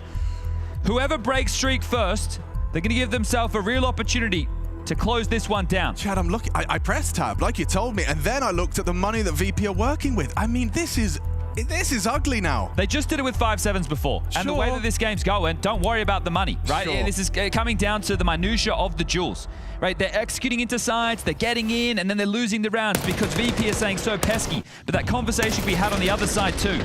So both of them finding impactful moments. A great call on this reroute. It's just unfortunate that he's on his own with the bomb. But Dumau, he makes sure it doesn't get out of control. And we go again. There's those frustrations. Electronic has to keep a lid on that. It's something that he's done a great job of throughout the tournament so far of not tearing his teammates apart. Well, they're going to call B lane completely clear. They're playing with aggression. They're being flashed forward. Mid's clear, B lane's clear, and they're just spamming away. That's going to force the acceleration into A. Fame's waiting. Oh, it's a perfect smoke, is it? You can still work around it. How aware are they of that possibility, that exploit? And its availability, yeah, I think Satin once again, core punching in the code. It becomes a real reality for him. Oh, he hits it. A headshot from the P250 has him low and then converted upon by a flying MP9. Electronic's on his own. No one can help him. No. Is this where that trend that started in round 5 of trading rounds, trading blows, finally is bucked? They're saving. It is. It's over.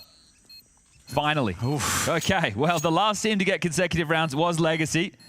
They'll be the first one too since then. So they're just going to hold on to the Famas, the MP9 and the 5-7.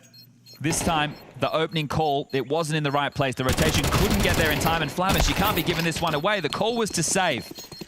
That is going to cause some frustrations. That was the best weapon that you had, and you just gave it away for what? And you're at this, you know, rather pointy end of the game. 9-8. The most consecutive rounds we've had so far was 3, and that was out the gates with the pistol from VP and the conversions. That is likely to happen again now, because VP, other than the saved pistol and the SMG, will have to take a save. Can't risk investing in again. They need the 2,400 loss bonus into the next with the cash left over now to get the guns out. But their buy is still going to have blemishes. So if VP can get a kill and save an AK, I think that would be recommended in a scenario like this. Blitz just charged into a flash Dumau, and we have to point at his output. Another one from Dumau. And Flitz struggling. He was a huge fixture in that Pain series to go 3-0 in stage 2. Yes, sir. Oh, wow. He even tags up the second as well. Icy catching strays. They can't get past him. There's every wall, every smoke. There's bullets flying through him from the Brazilians. All tied up now, 9-9. That's a flawless round as well. So the extra cash is going to be massive down the stretch. And again, there's just going to be problems with this CT purchase. I think if I'm VP, this type of a buy with the context and what's on the line is probably worth the 30-second timeout, just to make sure everybody understands what's about to go down. But 4, 3, 2, 1, they haven't taken it. They're about to get underway with a FAMAS, no kit, 4 A1Ss, and light in the util department. So this is going to be very tough for VP. Feels like a do or die round in a lot of ways. Coming through a mid push from Donut. It's going to be Fame. Partnered up with Icy. Ooh, they swing and actually respect the smoke as Fame does start his. Turns the flash, lots of bodies on his screen. Quick trade out of Lux, that's important. Now Icy low. Turns tail, gets himself tucked on Donut. Flit in support. Aggression from Electronic, claims lane for VP. If they pivot back, he's in a very strong position, but Electronic might feel he has to do a little bit more. He's actually playing to contain right now. FaMAS has been called to join this A defense, but he's going to have to get past Nissan first, who's tucked in red. They've dropped the smoke behind him, so FaMAS might not expect this. Yeah, it could come as a surprise. Nissim for now just draws the line. FaMAS looks aware, and now he's across. Okay, well, Flit forced away. Oh, they weren't ready for Icy, but still Lux is doing everything in this round for Legacy. Triple kill from their captain. Nade destined for damage. Lato chunked. Softened up for an M4A1S. Yes, indeed. Electronic, or rather, sorry, Nissim is flanking onto FaMAS. It's Electronic late behind the smoke and nothing they can do about it. Great round from Lux.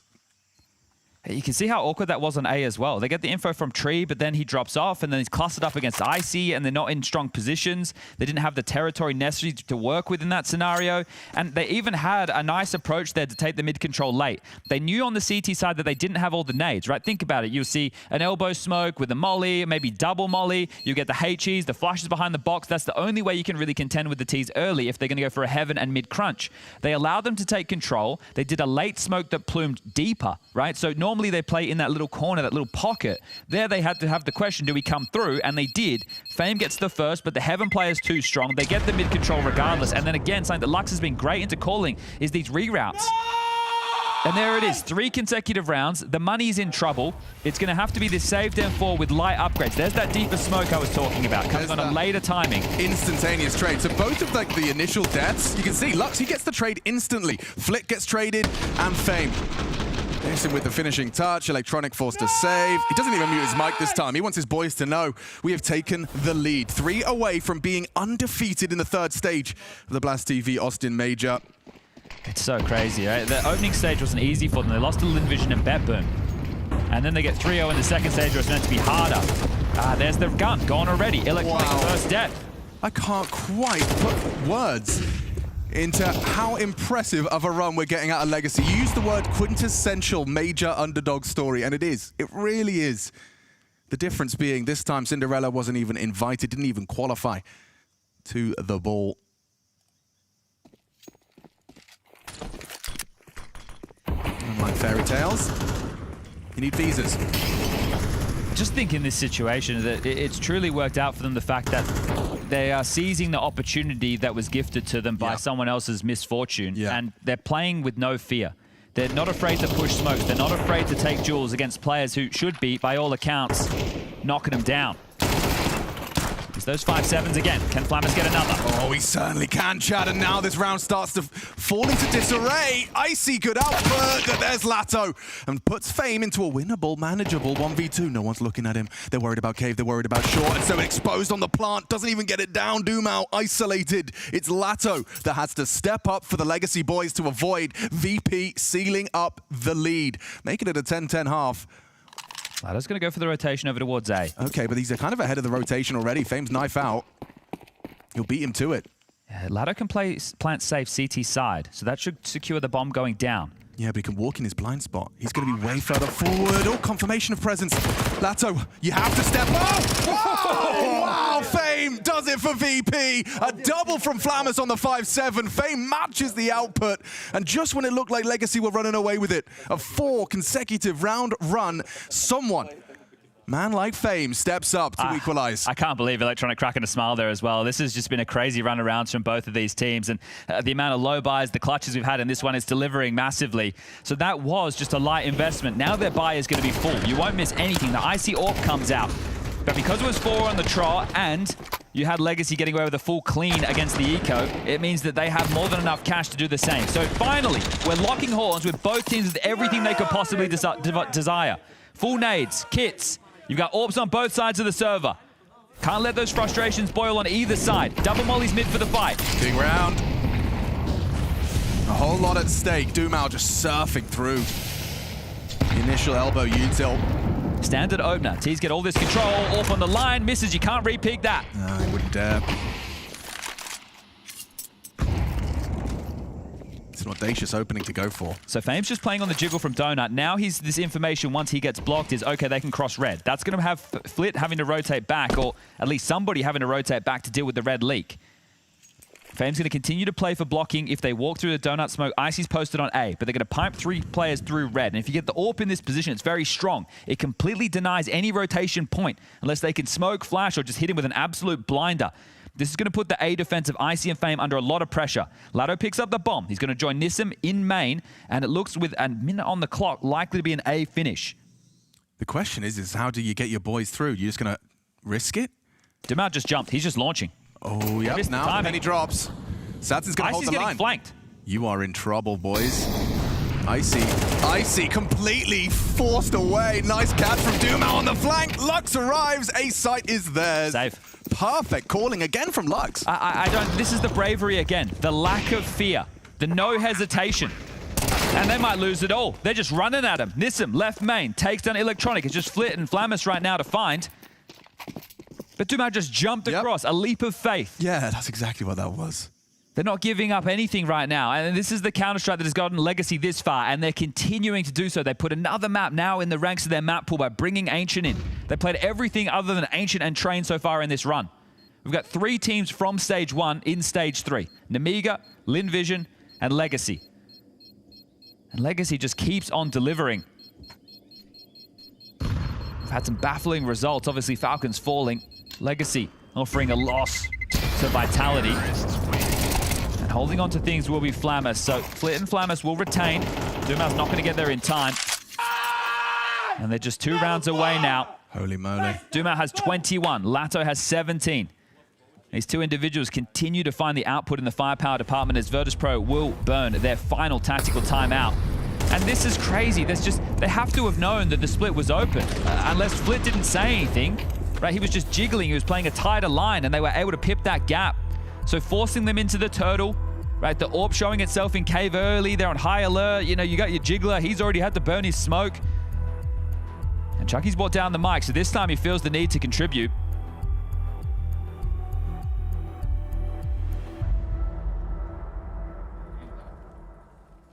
They can buy. They haven't purchased just yet. Flammus could drop. Flick could drop as well. It's like a Famous and an M4. Fame can buy himself. Okay, it is. It's very late, though. They had a lot of time to talk this one through. Yeah, goes straight into actually a Legacy time. Okay. Well, both teams burning their final tactical timeouts for this round. It shows you just the level of importance on this one. For the CTs, they get 2,900 after this. So they're likely to be some saves again if they lose the site quickly.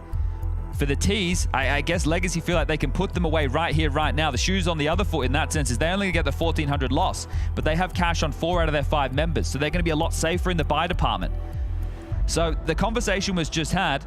I think Finn thought, all right, away we go. I actually like the fact for VP that they got those extra 30 seconds because their buy was coming so late. It's like 8 seconds left as they started to invest.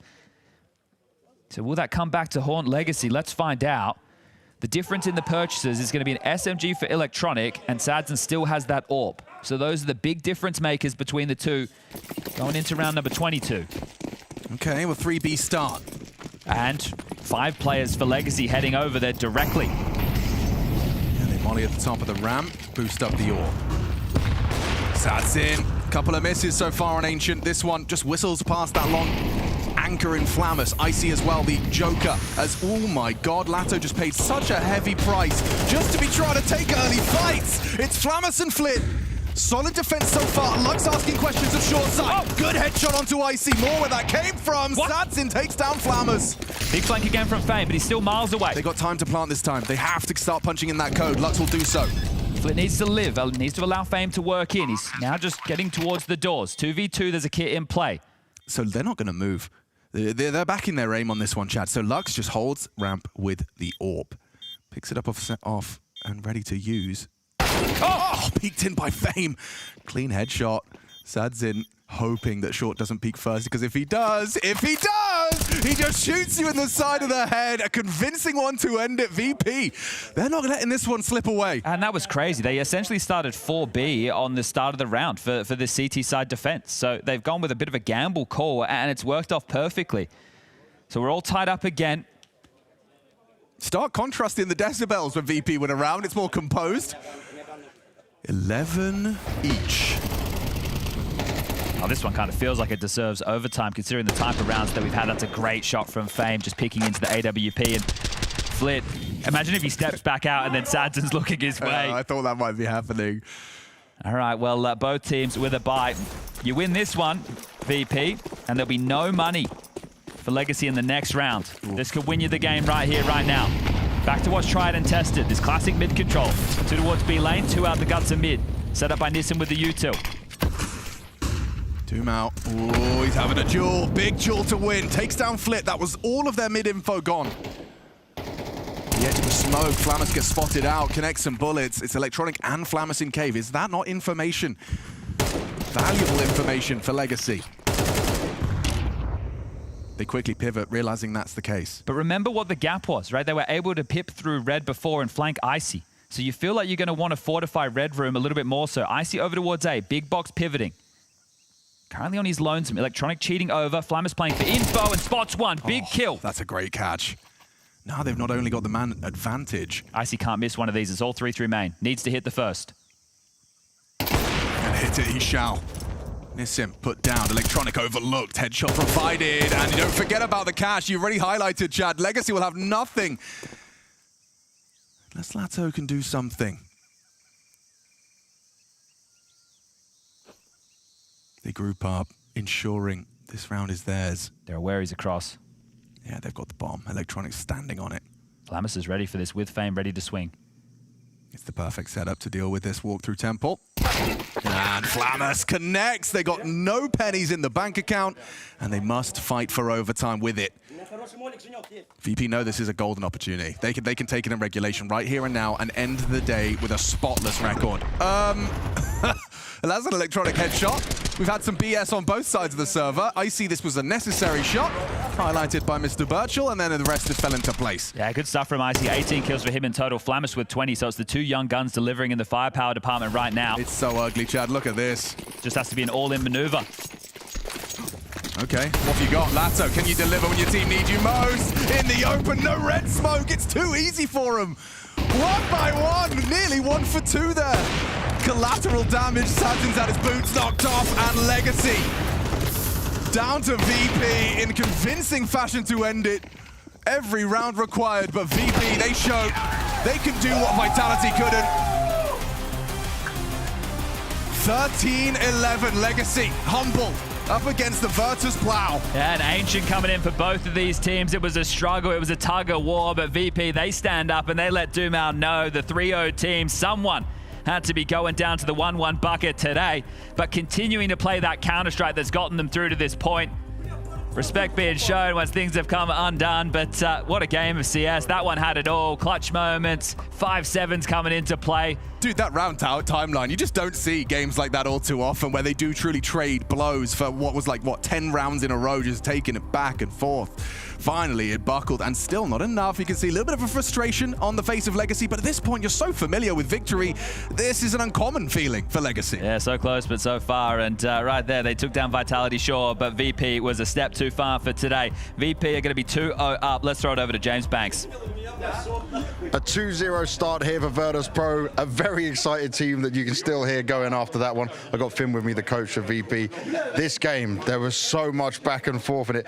How stressful was that for you standing behind the team and just going through these small moments? It's always stressful because you cannot do it, nothing, you cannot talk, you just can see, and all the drama is going on, and it was a really tough one. And really nice that we found out the key to finish this map and go to 2-0 to the next stage. Finding out that key was very important, but your Ancient previous to this tournament was not looking good at all. How much have you guys worked on it? Yeah, we spent some time on Ancient. Of course, we realized that people are gonna pick it against us and so on. That is our weak map. So yeah, some job was made, and I think like we decided to not play Mirage, you know, and play the Ancient to shock the guys, and almost shocked ourselves, but it worked finally.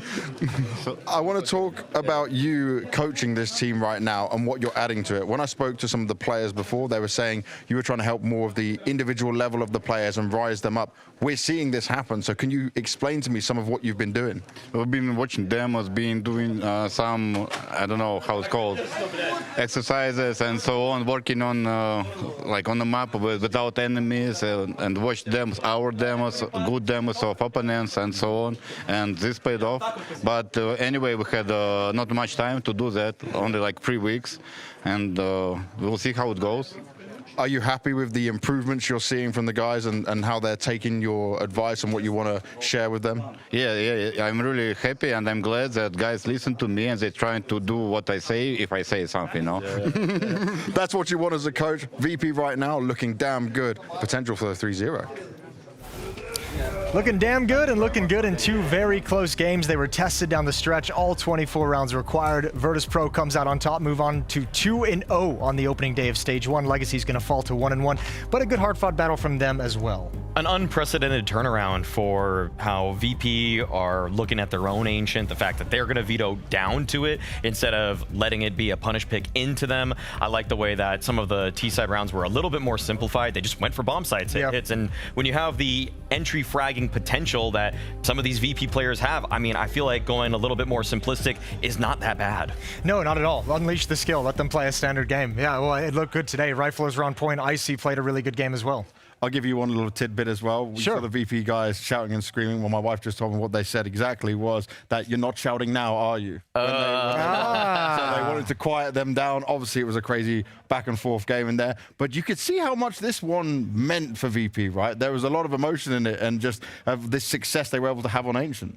It was so tense, and one crazy stat from this game that surprised me when looking back is it went all 24 rounds, 8 of which were retakes. Like, that's how close some of these rounds got. Like, so many moments where both of the guys are shouting at each other, people are winning 1v2s that they're not supposed to win. Like, all of the micro decisions in the last 20 seconds of every round were so magnified, and that's why VP, they wanted to shut them up because they knew that they had experience on their side. And I actually like it from a big picture perspective as well for Virtus.pro in this tournament. When you hear Finn talking of saying like, yeah, like we knew teams were going to pick this against us. We had to actually improve on the map. They put a lot of work to do just that. And then when it gets down to the veto between Mirage and Ancient, they make the decision to go to Ancient.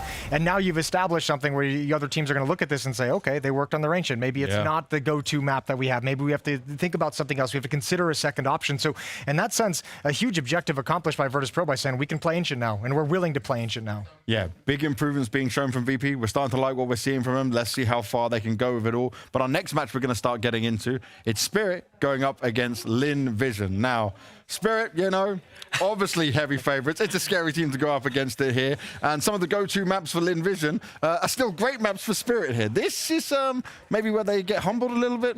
Hey, that's true. I mean, Lynn Vision really like Dust 2. They really like Nuke. Those are really the first picks of Spirit anytime they can bring them into a series.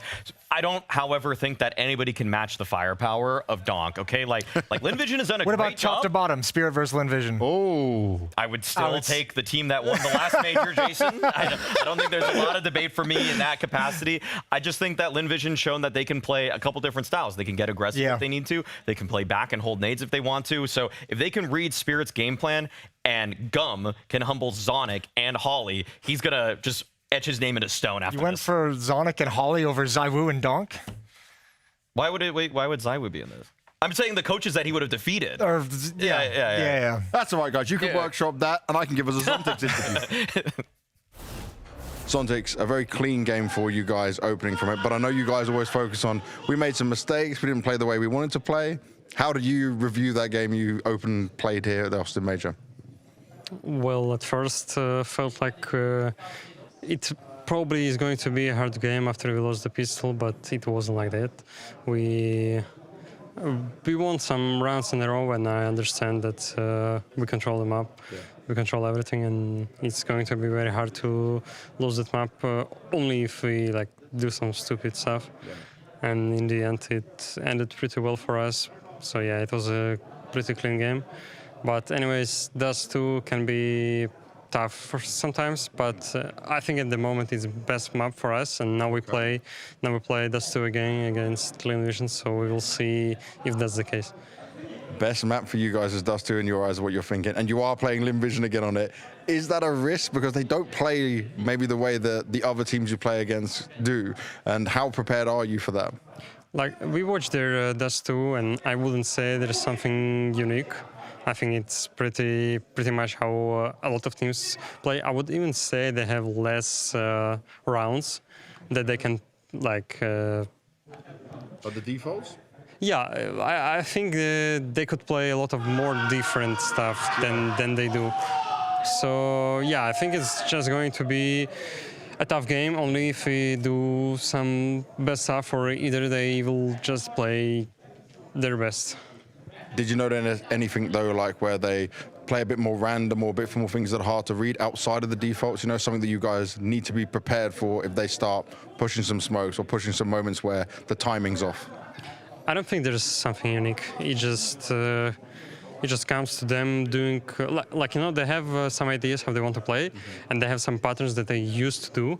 And if they're able to do that, if they find open kill, of course it's going to be easy for them. But if you're not doing mistakes, it's going to be hard for them. That's how the game pretty much works.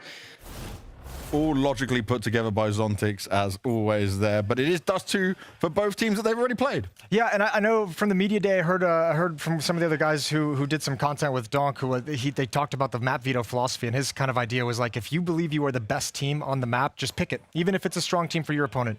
If you think you're the best team on the map, go for that. That's what you should do. You should pick the map that you're going to be most comfortable on, which is cool in this situation because obviously Lynn Vision is going to be super happy it went to Dust 2 as well. I think they're going to be pleased to go and test themselves against the best team in the world on a very strong map for them. And if you hear Zontix in an interview talking about doing a lot of defaults and they don't change things up and there's a lot of default style, to me that rings out that a game plan would be Donk, go disrupt everything. Go just be a destroyer, get in their face and ruin the flow of their entire round. That's really been the MO of Spirit on Dust 2 for the entirety of them playing it with this 5. I mean, Donk is just every round a wild card. He goes everywhere he wants on the map, anytime he wants to do it.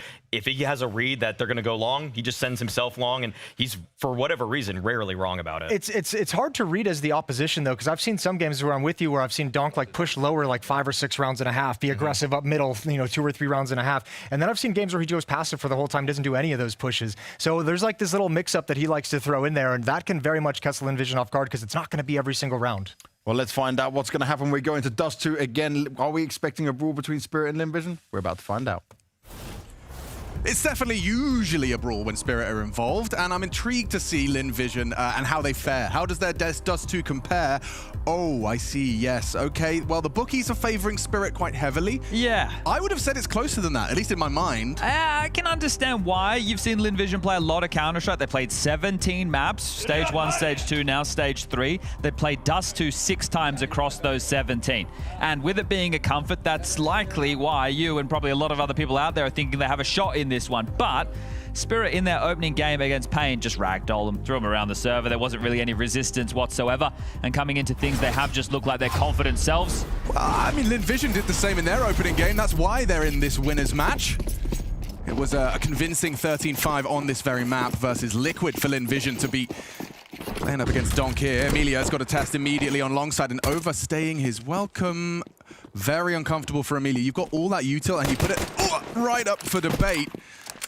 Donk fires off a couple of shots. Going to throw this kind of mid-long smoke to block.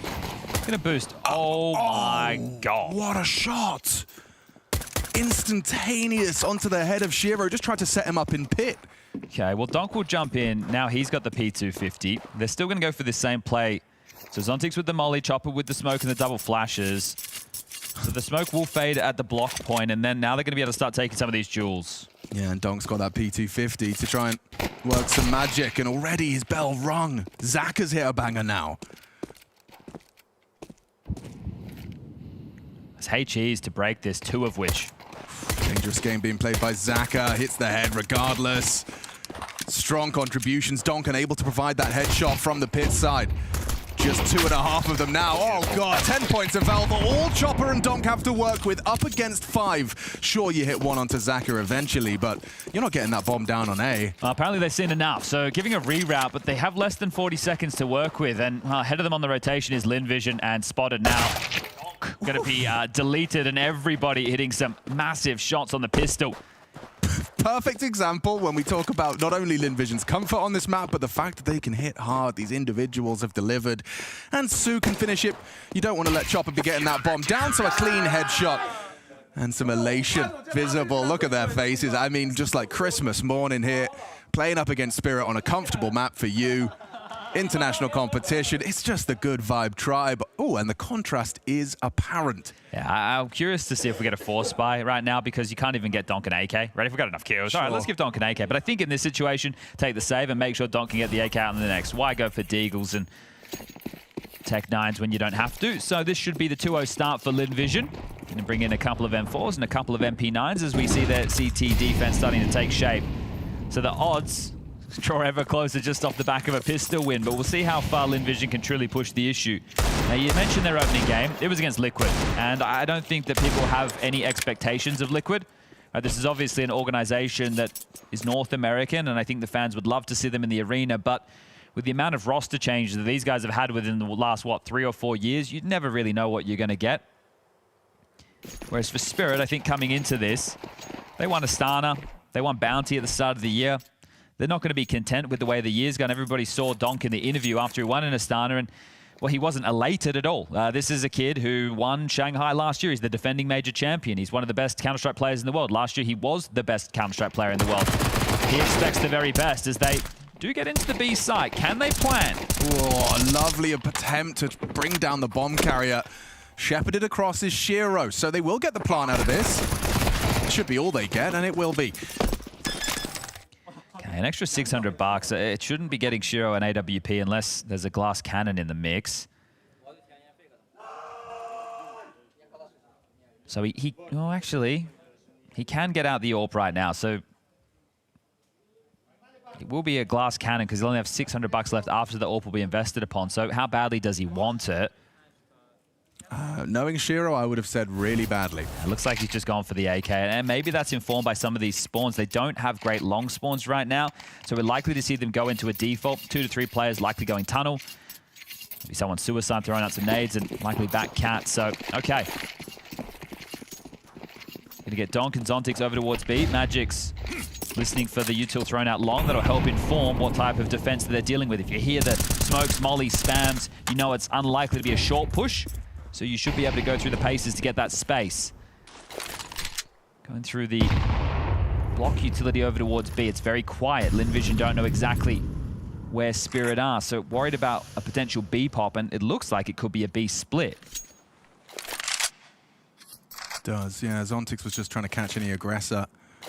So playing a very passive game just with the jiggle. The key for me is Starry in CT spawn has a HE to clear the smoke. It's just going to come down to the timing of that. And has a couple to work with, actually. So they feel short pressure at the same time, but this is definitely a B split. Yeah, it's keeping the CTs busy, so Westmelon and Asu have got their work really cut out for them here. Chopper's already out. Yeah, Chopper's going to be asking questions. Su is a sitting duck, a clean headshot from Chopper. Westmelon needed to finish that, doesn't get the kill. Significant damage inflicted onto Zontix, but perfectly executed by Spirit. I really love the way that they did that, right? They actually pressured mid to be first. Then they did the short util. So at that point, Starry's like, I'm between two minds. My job as the A rotating rifler is to help both of these ports a call, but Short's the one screaming for help because Zaka gets pushed back off the lip. Amelia has a couple just around the corner and would love to get an upgrade, so wouldn't be too surprised if he actually... Oh, wow. Okay, this is very diligent stuff. Boosting Donk to make sure that nobody can be over towards T-Spawn. This is a cheeky way to get it done. Yeah, Amelia's going to be pretty frustrated when he sees this. Yeah, that's very tough. Cheeky. All right, well, it will be Zaka and Starry staying alive. The AWP, the most important piece to carry through. Zaka's had some fantastic moments in the AWP so far. Terrorists win. Yeah, it's been wonderful to see, you know, every major circuit you kind of get to tune back into Asian CS. See their development, and I mean, this major has been one for the history books for Asian Counter-Strike. China especially, right? Yeah. MongolZ is obviously the revelation of this year and late last year making their first big playoffs over in Shanghai. But for Lynn Vision and Tyloo, actually putting up some decent results. Lynn Vision joining the top 16 for the first time since 2018. But the first time for these five as we go into same style of rounds. Zontix, Donk, upper tunnels. Magic's outside long, back Cat. Chopper supporting, and Shiro towards T-Spawn Suicide lobbing out the smokes. Zach has posted up on long quite early, so if there is a jiggle, should be good for one, and might even facilitate an Amelia push. So right now, what Lynn Vision are giving up is this Cat crawl, and because Spirit are defaulting, it's not going to hurt them just yet. Oh, hit that. Actually connected. Through two doors. Might accelerate up Catwalk now. I love that, right? Amelia was jump spotting to bait in that type of a peak, but still, Magic's, he's not just going to swing into it. Well, Chopper wants another smoke, and he's going to give him the X-Egg. Who's going to bring that over? Looks like it'll be Magic's. So Short's blocked for now. That's going to fade at about the 40-second mark. Starry's going to get up into Goose. Donk's already out the mid doors, so there are some real problems right now for Lynn Vision. Yeah, I like the way they've structured this round, and there's more fakery, more manipulation. Another B split. This time with AXEC util. That's not the molly you were looking for, is it? Gonna slow things down. Yes, sir. Oh, good finds! Wow, Su and Westmelon stand and deliver outside of B. Zaka pips in, chips in onto the another, onto Donk, and Zontix is just scarpering to spawn. Ooh. Coach Halley just called for a timeout there. I'm pretty sure I saw that Poshiters. They might even thought they were going to hunt him. Starry was just mantling up middle. That's all an unforced error there. I'm not sure if they bumped each other or that was just misthrown, but it's definitely costly because it completely stalls out the timing of that mid to B. It allows Lynn Vision to set up and focus fire. The B defenders working in unison to deal with that. I don't think those fights come so easily to Su if they're not like obscured by the flame as well. They're already scaling at that point, right? So that right there, we don't see that too often, but really costing Spirit, and it was. Okay. So Halley just getting on the mic, maybe wanting to stay ahead of frustrations. It's all right, boys. We missed a molly. It's not the end of the world. We're still early on. Can buy again. Shiro's AWP is now out this time. It will be without any armor. So wanting to bring that into the game plan quite early. And you'd understand so when you're an AWPer of Shiro's caliber. Now Chopper has a decent long spawn. Shiro doesn't have any nades unless dropped across to him to try and help set this up. So I think we'll just see Shiro go for the mid pick, but this is what it's all about. You can see both those mollies are on the screen, and easy as you like for Su and Westmelon. Yeah. It's important though that still making the noise. Yeah, but it's not. It's really important that the B defenders either both fight for the mid to B or both fight for the B, right? You can't really get split up in that. Head to head. Bang. Easy as that. Zaka puts himself into the jaws of Shiro's AWP. Okay, well, think about how this informs Spirit's T side now. If we go towards A, we won't have to worry about an AWP over towards Car. Unless Westmelon was able to grab that. So he's just going to cheat over towards A. So you could go for a gamble stack on this CT side. Donk ate a HE earlier, which will limit his aggression through that incendiary. Does look like there's going to be bodies committing, though, this time off of the same util from before.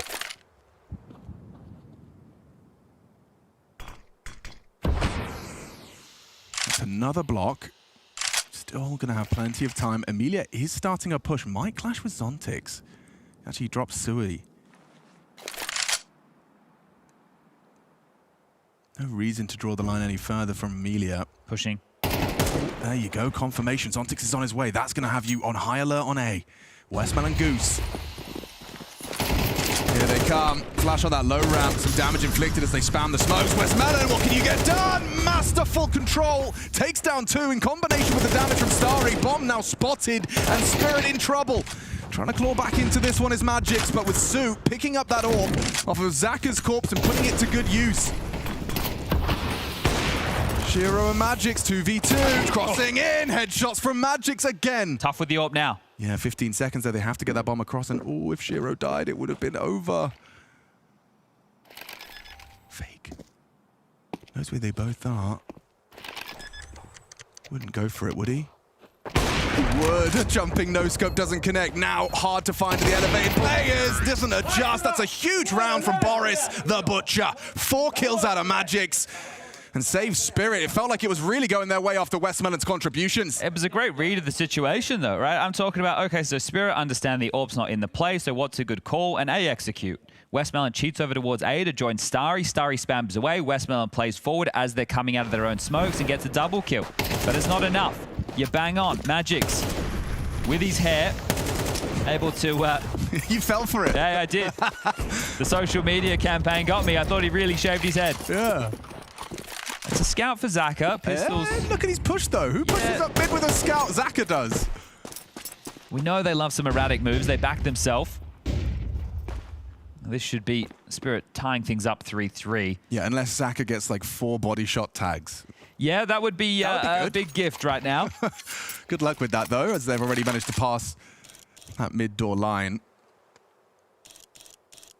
I think one of the other qualms in that situation was that skirmish that Emilia took towards long doors had him constantly worried about Zontix coming out late. But Zontix went, I don't want to fire at that. I'm just going to reroute and join my team. But here we go, executing directly in towards the A site. And they're just going to be able to plant that bomb. So they are going to be tying things up 3 apiece. And we'll get the guns back out into the next. So they may as well see if they can grab an AK or do some financial damage. Zontix is lurking through B. Might actually be able to find him as leg shot does find Sue. Shiro's probably not going to be too happy with that. No. I was going to get a couple kills. All right, well, teammates will smoke him off. Zaka's in pit, so it's limiting the amount of save potential right now for Spirit. They are going to have to exit, and you don't want to go long now that you know the scout is there. So back to short or dropping down into CT. That's one of the 2 as Zontix has made sure that avenue of at least down spawn is clear.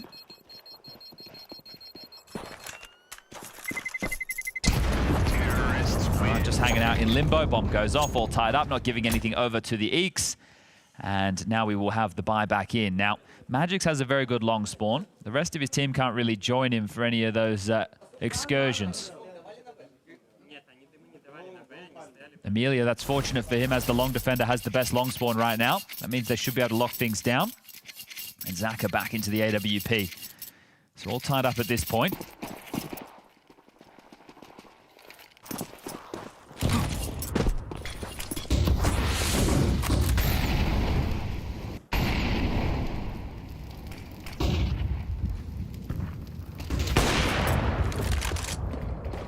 Noted early, blocked, and mid control to be taken. So essentially all 5 of Spirit congregated around middle right now, and it's been very short and mid to be centric. They haven't needed to worry about the extremities too much.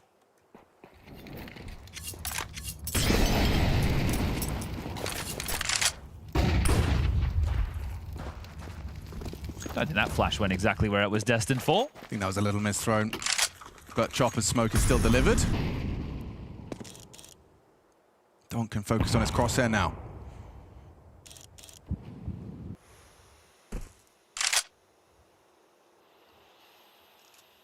This will be a big test if they do try and ask questions of A for the finish of Zaka's AWP.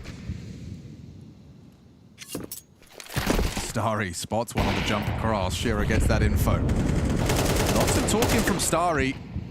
Zaka will be smoked off. They can see the dropping CT. Reasoning for that smoke wall obscures that elbow AWP angle. Dropping, yep, they heard that though. That was very apparent. Westmelon and Sue got an awful lot of work to do. This time, Spirit aren't throwing mollies at themselves, but they have lost bodies. What? 3 in the feed from Lynn Vision, and the AWP down as well. Sue, that's twice they've come knocking on his bomb site, and twice he's left with a multi-kill in a round. These are very high-pressure situations with the B defenders being stranded like that. So the fact that you're able to deliver that round is actually huge, right? It should be hugely praised. I feel like I need to be getting more excited about this defense because in my mind, they lose this round, and then what ends up happening is you need to start pushing extremities or going into lower dark and making sure Spirit can't default. But the fact that you just showed you can defend a 5v5 B split like that is huge. That's actually going to probably make Spirit have to change their tune a little bit. Second tactical timeout called, and that highlights the pressure. I love the way they dealt with that. There was the flash into spawn to help deal with Chopper, right? So there was diligent work there. They had an answer for the question that Spirit threw on the table. They stood up and they delivered, and well, unfortunately, we just have a tech before we can get back underway. So wherever that discussion was out of Hallie's mouth, there will be a moment for the Spirit individuals to just let it simmer. They're back into the buy. No long spawns. Not even Magic's with a good one this time round. And yeah, it is a quick one, so we are ready to go. But I can see Zontic's taking a look at something on his side. Is he happy? Okay, well, it looks like it. But a very, very convincing round from Lynn Vision and their B defenders. Gums almost smiling. That's huge. Like that, you're under so much pressure in that situation. Obviously, it helps when Starry's able to come through and kill the CT player. Now he can start. There's the boost. Wow, they're so late on that cross too. You're almost tempted if you're Zontix and Donk to have a look, aren't you? But you know that you can be blocked in a moment's time. So they just continue with this map control. They're getting away with it round after round. Lynn Vision are giving it to you, and Donk's out mid. Yeah, this might come as a surprise to Starry.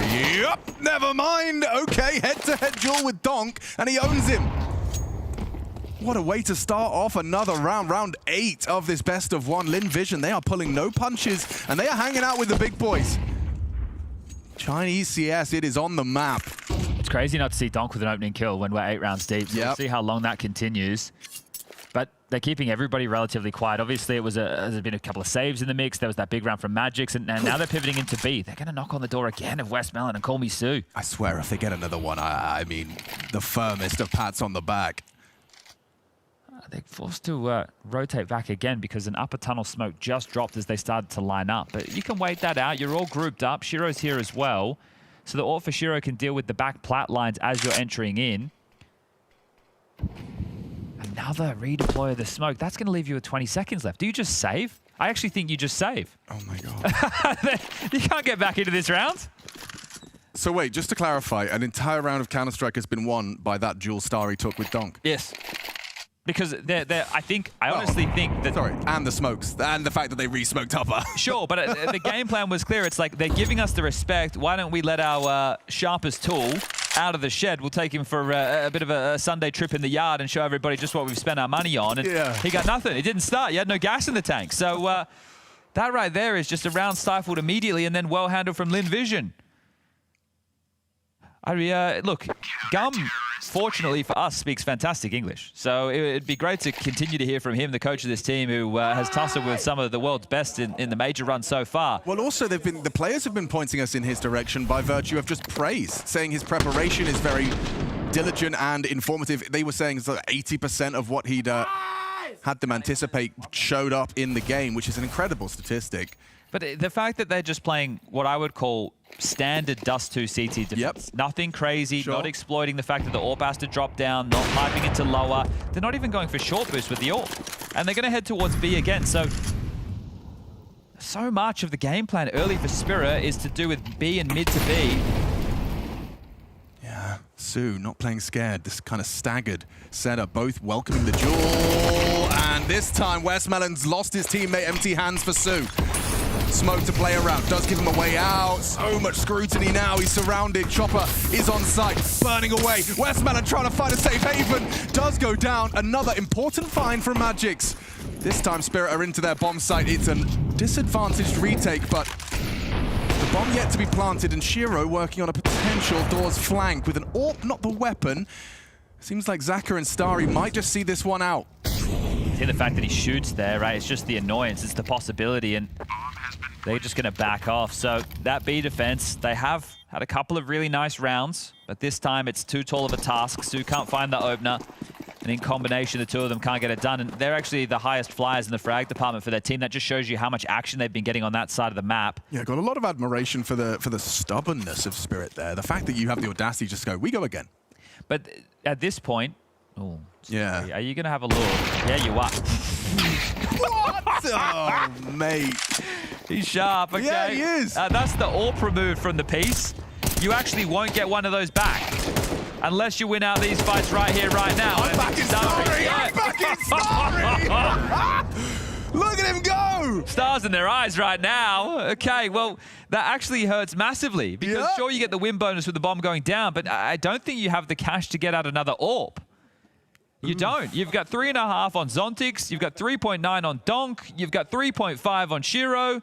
I mean, that's maximizing the win in a loss. Yeah, that's crazy. This is 3 Galils, 1 AK, and a Tech 9, and you just won the rounds. They punished you. Yeah, looking at the reactions, who won? Yeah, exactly. Okay, well, first tactical timeout that Gums felt the need to call. So things have been going quite well for Lynn Vision, but they'd love to secure 6 at the half. And the fact that they get one of their favored maps up against Spirit, they feel like they're in their comfort zone. But I do love the cockiness of Spirit in this, just to say, hey, we should be able to take down a team like Lynn Vision.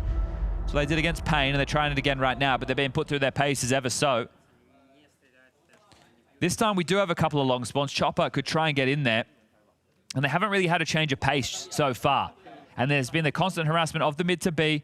They've been able to get that mid control and the B pops. So at this point, I wouldn't be surprised if there was some form of a pace change, but Halley also got those 30 seconds. So back to the default. Zontix and Donk through tunnels. Shiro's going to join them as well. Look how bleak the buy is, though, as a product of those exits. Spirit, after winning a round, feeling like they lost. And Lynn Vision are trying to play ahead of it this time. So take a look. Starry, who is the A-rotating rifler, is going to play Joker in the site. We're likely to see him tuck in towards Car and let Su and Westmelon take the initial duels. I quite like the setup. And the bomb's in upper B, so it looks like the call's going to land. What a feeling. That anticipation that brews as a Counter-Strike player playing Joker and hearing comms that affirm you're in the right spot. You are in the right place. Westmelon jumping for that mid-info. They have a flash from Su. He will throw it out when Westmelon calls upon him. That lurk smoke is tempting, and yeah, they're going to come on a reload. Accelerating now. Zontix trying to forge a path into the site. Lovely shot from Donk. Westmelon, though, is stubborn on his site. You needed that from Shiro. Removes the final defender. The other two are trapped behind the CT smoke, and Magix has drawn a line. You will not cross. You will not pass. It's crazy. You read the play, you had the stack, and Starry gets absolutely nothing done. Must have been a blinder of a shot there from Chopper. Just his 4th kill, but a hugely impactful one to tie things up. And now the money, that's going to be the question going forward for the Chinese. Lynn Vision get 1,900 loss into the next. If they're able to hold on to this, Zaka can drop, Starry can buy himself, and Amelia will have a gun. So they will be able to at least fight forward and try and get themselves 6 or 7 rounds in the half. It's still available for both teams. Amelia can't give away anything here, and I think after all those bodies that they lost before, Spirit know they can't just be running into them either. So I'm sure we'll catch that Chopper kill in the replay, but that was the difference maker. I think Starry stood up to actually fight the scaling of the Tech 9, and when he did, Chopper just bopped him. So now, okay, you've tried the B stack, you didn't land that. Do you start being jarring to the default? Do you push into lower? That scaling player. Yeah, right? Starry down. So Chopper takes down Starry, and Donk comes through the smoke as well. So erratic comms on the explosion. Everybody's into an M4 for Lynn Vision.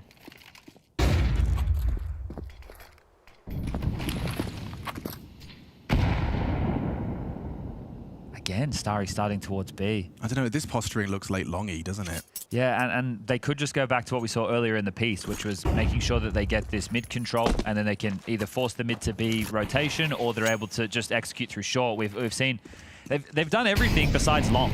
Yeah. Right? They just haven't really used long. I mean, look at Emilia's stat line. That will tell you the whole story. Yeah, and you feel like you're out of the play. Donk just got blocked while trying to throw, so we'll reline it up to make sure it connects. Xhaka this time not playing perched on the 50 line, so they're essentially playing a retake A setup right now. What you need is, as soon as this util lands, your B rotators have to probably push up the tunnels. Xhaka will be able to throw a smoke to kind of nullify. Oh, he's just thrown one out. They'll come through this. Yeah, they have will. the util for Here it. they go. Nade break as the smoke plumes, accelerating fast into the A site. Orpa to be tested, and he's missed it. Now it's You replay. only get one opportunity like that. Yeah, exactly. Now we transform into retake for Team Lynn Vision. They have good util for it, but they need to be able to get some space. So the bomb's going to get planted. They're going to punch that in for short. Now they're actually going to come in through CT. So the flashes are good. You can throw it in the window. It's going to be about the mollies. 5-on-5 retake. This is for the half. Yeah, this is a high-stakes game. Emilia lining up the utils, has to go all at once. It's all about unity on these retakes, and it's looking good. Zontix and Shiro are taking their jewels, taking their heads, and Emilia added to the naughty list by Donk. Well handled. Just like that, easy as you like. Spirit, just the one casualty into their captain. Chopper's got to be happy with what he's seeing. Okay, well, now the framing changes, right? Look like Lynn Vision were throwing some punches, but they were just holding on by their fingertips because at the end of this, they've now been broken.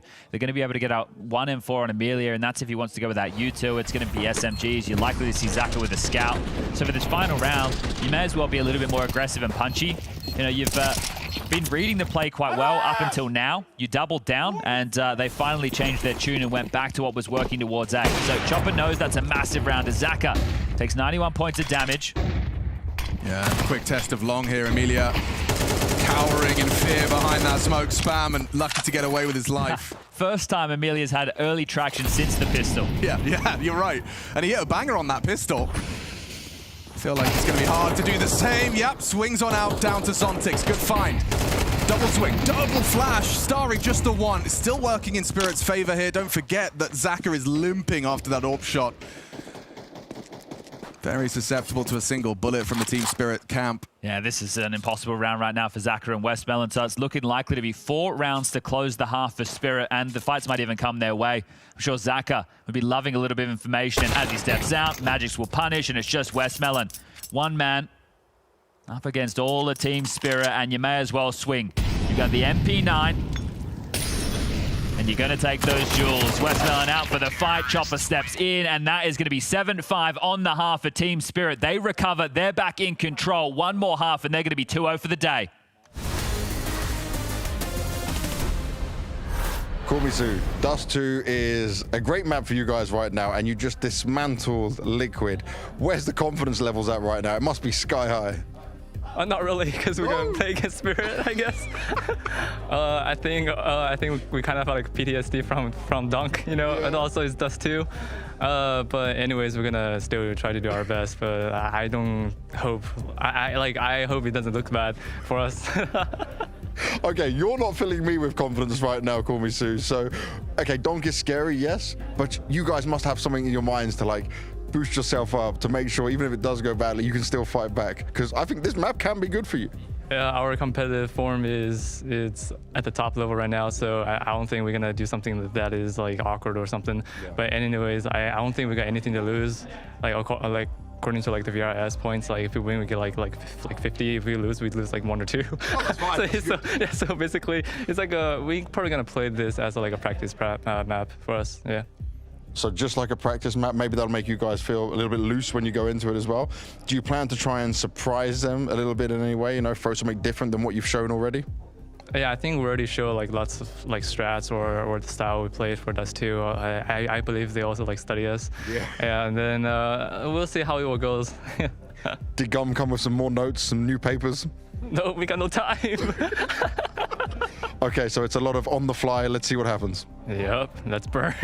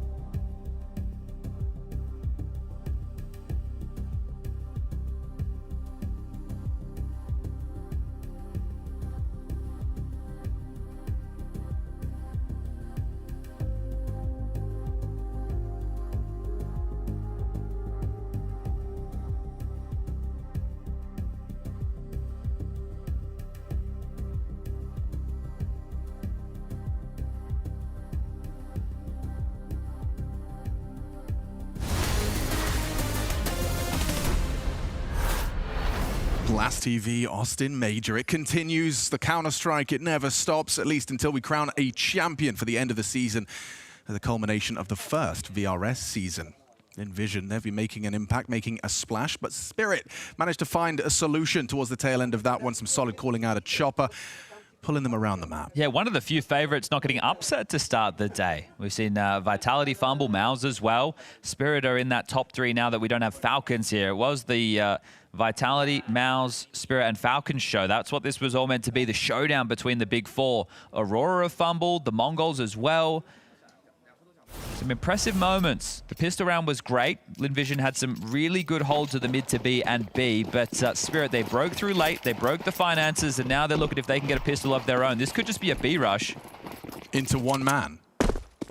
He's not one man. Oh, okay, yeah, maybe a one-man army, because he's taken the head off of Starry. He is desperate for backup. A second kill would be asking too much. There's actually wallbang kill connection from the Westmelon Glock. Okay, gonna go through tunnels. It looks like all 4 of them now are just gonna speed through. There's another smoke. Smoke, he picked it up off of the corpse. Where did Amelia throw it? Door's way deep as well. Oh, that's rubbish. Well, that could have really aided them in this mass in tunnels. Who gets the info? Zaka? Maybe Sue's hearing this? Yeah, relays the information. Stays tugged. Trying to play for the time. Stay hidden. Westmelon, good chip in. Magic's gone. Chopper is too. Lynn Vision, this is their pistol now. Donk trying to get away. Just trying to keep his Kev. Keep his honor. Sue will remove the last of his HP. And down goes Shiro as well. Lynn Vision take the pistol. Hey, Amelia finding the form again. So the 4-round streak going into the halftime break has been broken. It's been a relatively quiet game. I think if you were to take a look, Amelia has only had 1 kill in that first half, so a tough one. But again, didn't get any heads-up action at long. Look, Alex, I can't do the maths quick enough, but if you just look at the frag distribution right now, it feels like the Lynn Vision have more kills than Spirit. It definitely looks that way with Starry and Westmelon at 22 frags between the 2 of them. Wait, are those odds real? I guess they are. Yeah. Yeah, wow. All right, Lynn Vision, both pistols. Is that the key to success? That is quite the shallow block smoke. Maybe they're trying something a little bit new as Magic's eyes to the sky, wanting to block the cross smoke as Donk. Him and Shiro are on the scouts. They took the eco in the Chinese first half. team doing the Na'Vi.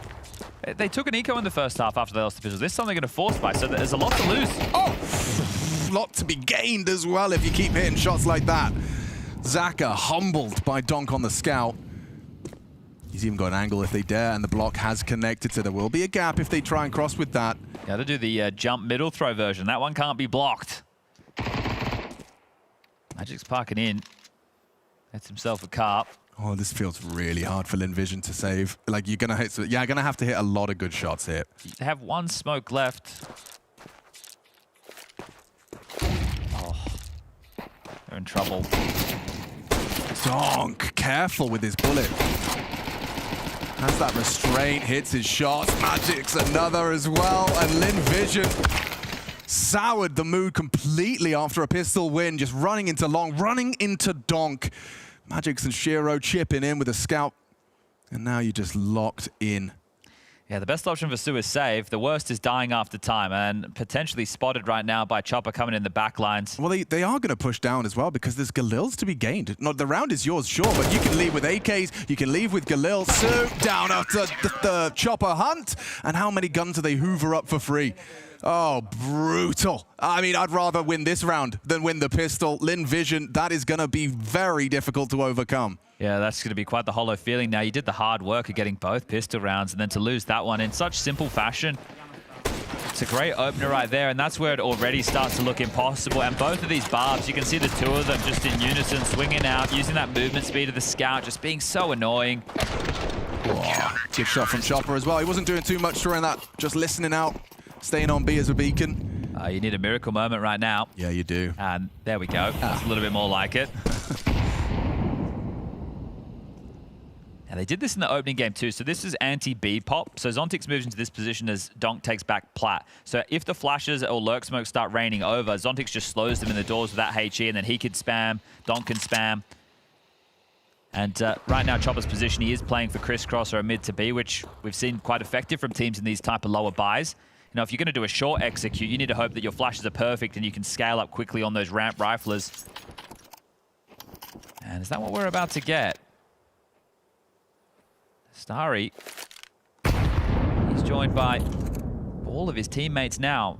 They do have a handful of flashes to work with, so this is possible. Oh, you're going to have to wait this out. You can't go through this. Oh, they're going to try. They're going to try, and Magic's licking his lips. A golden opportunity for a multi-kill, but Shiro's stealing all the glory.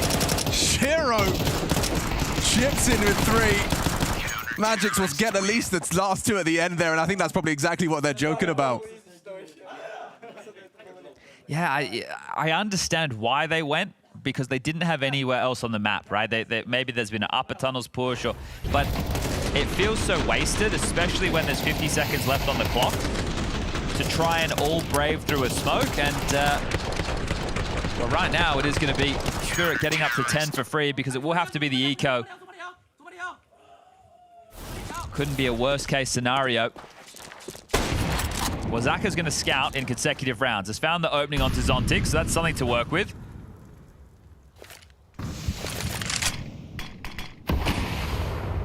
There's also a P250. So if Zaka can get another tag, maybe this one's not done yet. It's very unlikely. Make no mistake. Highly unlikely, but you know, if Shiro was to make an unforced error, Magix is in support of him. They'll both back away, which is the wise thing to do. We'll see that one again.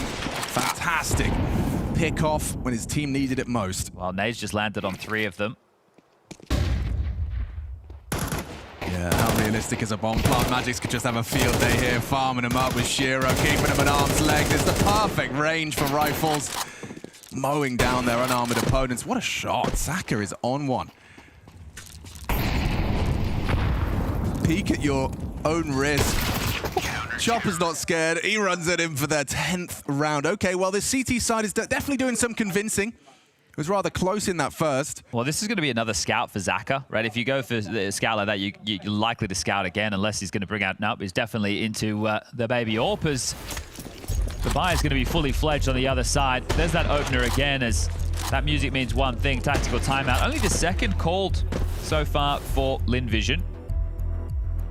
But this could be the most important. Yeah. You're running out of chances quite quickly here. That second round loss is going to haunt them into this second half.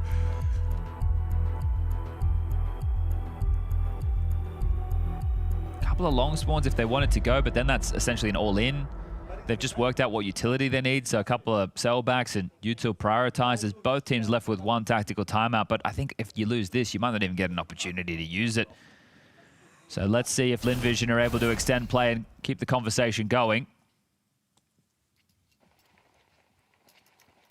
Yeah, all the individuals have had their moments. Oh, they're going to run down suicide here. Yeah. So Zaka's just going to post up and hold the line, and then as soon as he calls this clear, they're going to start running, but it's a short fight. Short's coming. Swinging. Donk can't his luck! Flattens them. Okay, one of the fastest rounds we've seen at the major already. It's over. Donk's been relatively quiet for Donk. Yeah, right? and Donk does too. I would be remiss if we don't get at least one Donk runs up mid and kills everyone. That seems to be one of his favorite things to do when I'm watching his Face It YouTube highlights. The thing is, that counter is unlikely to be, oh, we're going to expect 4 players running through suicide. Yeah. Right? That's just, okay, this is a way to be jarring to a default. But I didn't hate the idea coming out there, right? If they're going to play 4 long and there's going to be the gap, then we can take the mid control quickly. And yeah, it just steps out. A boatload of information, and well, that's it. The round is over right there and then. 1 minute 40 on the clock. Okay, playing safer Spirit. A HE to mask their cross. And that's another one of these partials before the guns will come out again. So this time it's a bit more pacey. Solid nade. Not had a fun game, has Amelia. Of course, first half, it didn't really come to long, so that was a contributing factor in the absence of frags. Well, Chopper will get across. 3 heading towards long. Magix will make sure that's fortified. Sue and Westmelon up short. There's util available for an A piece. Zaka can flash this, but it would have to be absolutely perfect. And as Magic gets closer, it gets even harder to flash. Yeah, especially if it's too high. Trajectory on this flash is everything. Shiro's even got the AWP posted as well. God, I don't fancy Lynn Vision's chances breaking through this setup. Shiro to maintain that short pop as the smoke will likely fade soon. Westmelon and Sue coming in from that side. A pinch of the A site and just 2 defenders. Running that clock down. Magics. Oh, a messy spray. Crouch commit. Good work from Shiro. Sue, however, still on that side. Might be able to catch a jump up. Yeah, he has. Finds one with the deagle. Spam body shots connecting, but so is Donk on the spray. Sue, last man standing, getting run at. It's Donk starting to rack up the multi-kills now. Back-to-back rounds. He's filled the feed, and 12-6. Lynn Vision, 6 consecutive. Their only way in. Yeah, a smile on Magic's face there, but I'm sure he's a bit remiss with how that one got out of hand. Just a player scaling wide. He did get 1 kill, and I think that was a fortunate factor for him, so there's the smile on his face. But that A defense between Shiro and Magix, they've had rifles up against those lighter buys earlier, some of the forces to it, and they've done a great job. So hats off to the 2 of them with more pressure while Chopper's trying to hedge for those B pops or mid to Bs, but this could be the final round now. Zaka will get the AWP on the T side. Can he make it count? Ooh, actually, Donk really nearly finished the round right there. Commits to a spray. Oh, look at the long push. Amelia catching Chopper opens up some avenues, though. He was CT. Oh, look at this. Yeah. There's no way you're I mean, he's already past what Starry was holding, so your back's going to be exposed. Amelia, Starry, they get him, and Magix comes up empty-handed, and now Shiro can't seem to hit it. Oh, no! Well... It is Donk. It is Donk. But his teammates have let it go there. Does the captain call him off, or do they let him go for it? They you have to let him go. Let him give it a crack. Let him have a go. He's got 12 grand in the bank. Please, Mr. Chopper, let him have a go. Maybe he just wants the AK. Yeah, that's true, actually. CT side AK, I guess, kind of valuable. Okay, well, it would be fun to see him go for the clutch, but there you have it. Okay, well, you give him an inch, you miss a shot, they'll take the mile and the round. That's 2 moments there. You saw, I think, Magic went immediately head in hand. Shiro also with a big miss for his standards, and that's just after I sung their praises for having very solid A defenses. Yeah, you also bigged up their push like it was round winning, and well, it should have been. It was. They had him boxed in. So Donk gets to live over towards CT spawn, holds on to the AK. So they get away with something. That is going to be the 2nd round on this T side, and the first was the pistol where they couldn't find the conversion. So wait and see if they can do it again. Nice play. That's the biggest round Amelia's had. Punishing Magic's shortcomings, and yeah, head in hands. It's not the end of the world though. You know, when you're 12-6 up. Trying to keep that fire in the belly.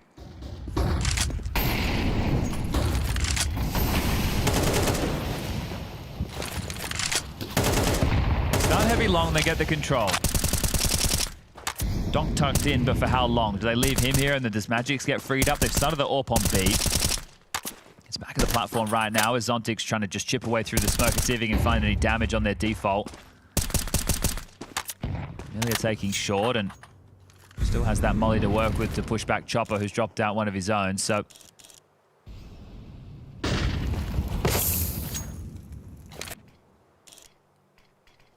space is theirs. Lurk smoke now. Shiro doesn't want to hang around with that. That's now Zontic's business to deal with, and they're rerouting. So in through the tunnels. Amelia looks like he'll be heading out mid, and the rest to pop into B. So they've got the defenses split as they would like. Are they going to be as successful with the mid to B as Spirit were in the first half? Yeah, that's the question. Zontix and Shiro with a lot of work to do. Good find, lovely. Peeks off of his incendiary and gets another double dip from Shiro. And with Amelia gone, the rotation freed up. Just Starry and Zaka. Not looking comfortable, not looking possible. Zontix will put the cherry on top. Zaka for the Hail Mary clutch has managed to make it more interesting, but spam down low. 22 points of health gets run down by Donk. Spirit One single game separating them now. One win is all they need to lock in the playoffs. Yeah, they join the Panther and the Polar Bear. The Dragon now in the 2-0 bucket, but with the Death standing by, they dealt with Lynn Vision. Despite a nice start from Lynn Vision and a good effort after we get into the second half, it goes all the way of Spirit. They climb their way back into it. It is what we expected here, but I think it's a respectable fight coming out from Lynn Vision here. They didn't allow themselves just to get absolutely dominated. No, and I think for me there were two takeaways in that same vein. I think one of them is I want to give credit over to Holly as the coach. I think he called really good timeouts in the first half, which is not a point I usually try and pick up on a whole lot, but calling one timeout right after the missed Molotov into the B split that gets shut down in middle, and then calling it a little bit later on in a close loss of that B split. Because the second thing that I noticed, it's very clear to me that Spirit came in today, Chopper and Chopper with a game plan of attacking the B bomb site. They saw something in the prep or saw something in previous demos where they were like, we have a lot of real estate to work with towards the B bomb site. Let's really get these splits taken care of. Let's hit them really hard. Because even when they failed, they kept sticking to it. So they obviously just like, I think those timeouts were a good thing for Holly to calm everyone down, keep it from spiraling too far out of control and saying, stick to the game plan. It's going to work. There was even that round where they were about to do a B hit. They got smoked, decided to save 4 weapons with practically no utility. It looks like, how are you going to even get into it in the next round? But they just do it with a B hit. So yeah, very clear objectives there for Spirit and great firepower from the usual suspects, but little shout out to Magix also. Yeah, let's start with that, right? Magix is the player we want to see be able to hit some nice shots on there. My diabetic alarm goes off in my pocket. But you need a candy bar, James? I can go run and grip you one. I would love a candy bar from you, but I can hold it for just a little bit longer. Way to be representative. Yeah, I mean, Magix was great in a lot of the positions here. Usually on Dust 2, he's a guy that has to run in first. Like, he actually is sent to die in so many different missions. When they do cat swings, it's not Donk that's actually on the entries. But this time around, Magix had a lot of great moments with the pistols, picking up the op for whatever reason. I think it was a Bogdan kind of treatment right there where he actually had it in pit. But on CT side, he was pretty mobile as well and able to shut things down. And I mean, when the guy that's supposed to be your 4th best player is 15-8, probably things are going swimmingly. And that's the conversation we had when they won the previous major as well. Same kind of conversation after that Magix pop-off in the Shanghai finals as well. You know, I thought he had really shaved his head. They really got me with that one. It was a bald cap. It was a bald cap indeed. But they went next level. I mean, the close-up on it was like they grabbed one of his hairs, they shaved one of it, so it looked real. But then then everything else is. But then the shot after was kind of zoomed out, bald cap. Can we let you into a secret? Yeah. So I was speaking to Constantine, who is obviously part of the content team that does that all on the Spirit side. Yeah. Actually just used like highly professional wigs. So it was a real hairpiece to be done into it. And then after that. Okay. So that's what they shaved off. So another thing that is cool on the Spirit camp is that Shiro has braces. You know, I didn't think that most people get braces this late, but like, I mean, when he's coming into some major winning money, I mean, I feel like why not up the teeth game? Bring for it. Get the good shit. Yeah, get the veneers too while you're at it, you know? Yeah. Get it all fixed up and also shoot a good game at the same time. We can rely on this from Shiro. You know how it goes. What they always say, James, you have good dental work, you're going to shoot the optics fine. And he shows it again Classic today. saying, Yeah, lovely performance from Shiro. I think that's an Eastern European saying, actually. That's where I translate it. It might not be a direct translation, but it's got the same spirit. Yeah, when I pug in Europe, they usually say that to me, but I'm not, I don't have braces, so unfortunately my op's no good. Well, you know who's also got nice teeth on the other side? Who's that? Simple. He had his teeth work done when they won the major veneers, as well. right? You know, he got the veneers in there. He got the little diamond in at the same time. And that's where we're going to next. FaZe taking on MOUZ. That was the best segue I could do. That was a good transition. No, it was good. Does he have a diamond? Does he really? Was that part of the joke? No, he's got a diamond in there. Sweet. That's a good idea. Yeah, fun matchup. I think FaZe is still going to be like kind of like which phase are we getting on the day that it occurs. And obviously the first game didn't go very well, but now you have that bounce back. And I think for them, I think it's like a conversation of going back to the previous stage when they encountered those difficulties of, we've already kind of bounced back from difficulties. We knew what our problems were in the games we lost in the previous stage. Apply that here. Let's make sure we come back into this one and we're ready to party. Well, someone I do want to see come back into this game and come back into the stat line of it all is Rain, and I caught up with him earlier. Rain, a tough opening game for you guys and also a tough opening game for you individually. What was going on in that one? I don't know. I think we just wanted to test our Nubus versus the final boss, right? The plan didn't go according to what we were thinking, so it was a rough one, and I had a really rough game, as you said, individually. But we're trying to step it up and get it going for this game. How are you feeling individually in terms of just being synergized, obviously, with the changes in the team, Sasha coming in and stuff? Does it feel different for you? Is it comfortable? It is. I would say it's comfortable, but it's also way different. You know, he's a different player than Brookie, and he's how he plays is different, how he thinks about the game is different. So it is a big change, but I think it's good for now. Now, it's not quite the same as where we started in stage 2, right? Even from the energy and the shouting I saw from you guys wasn't as much there. Is that a talking point? Is that a focus point coming into this game? I don't know. I think people were too excited to play. Same with me. I didn't get enough sleep. I was just late. Really? I was trying to fall asleep, and I was just excited to play, and woke a little bit tired. So I had a good nap now, and then we'll see. You had a nap between the games? Yeah. Okay, so you're refreshed and ready for it, but you're going up against MOUZ right now. Obviously, there is no easy games when you get to this stage of it all. Is MOUZ a game where you feel like you guys have a good read of it, you have a good understanding of what to expect from them? Because obviously they've leveled up a lot since you were last facing them. Yeah, historically, FaZe vs MOUZ, we have been beating them a lot in CS2. Last time they did beat us, but I think we feel comfortable playing them in a way. But we'll see how it goes in the game.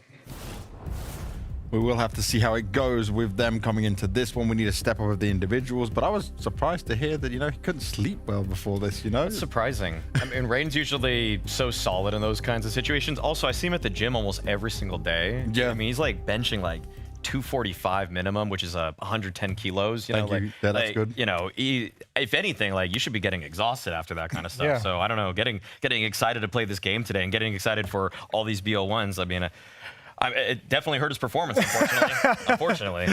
Yeah, it wasn't the greatest start to the day. Maybe the nap is going to do everything. You know, he's a dad now. We all know you need a few extra naps. You know, a little bit more shut eye during the day. You know, sleeping schedule gets a little bit messed up. It's all weird. Yeah, we do know all about that. It does all get weird in here. And for MOUZ, they probably expect to be in a better situation. It was a little bit weirder for them as well. So let's find out what Brolin's got to say. Brolin, a slow start, I would say, against VP. Then you had an attempt at a pretty awesome comeback on the T side for that. What was it that you weren't able to kind of connect in the same way you wanted to in order to get that win?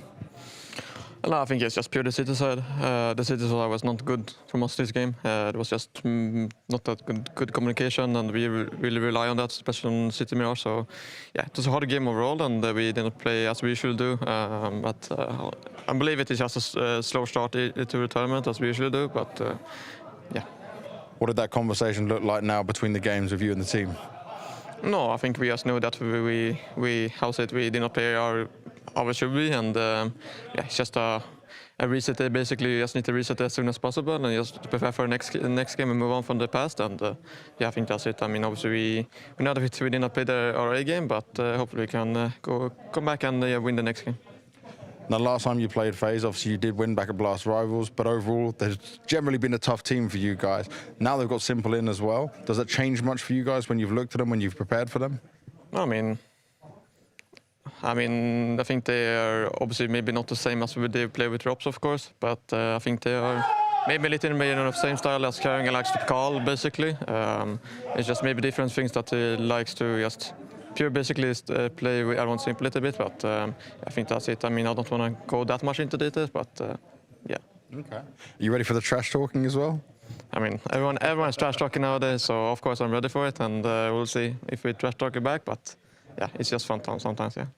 It is fun. You're ready to have that fun, though, right? You're ready to see a bit more of that. You guys are, I'd say, more quieter than some of the other teams in there. Yeah, of course. I mean, sometimes we can fire up in the trash talking, but for myself, I just like to focus on myself more. I don't get affected by other screaming at me, so it's just fun. But yeah, we'll see if it will come something.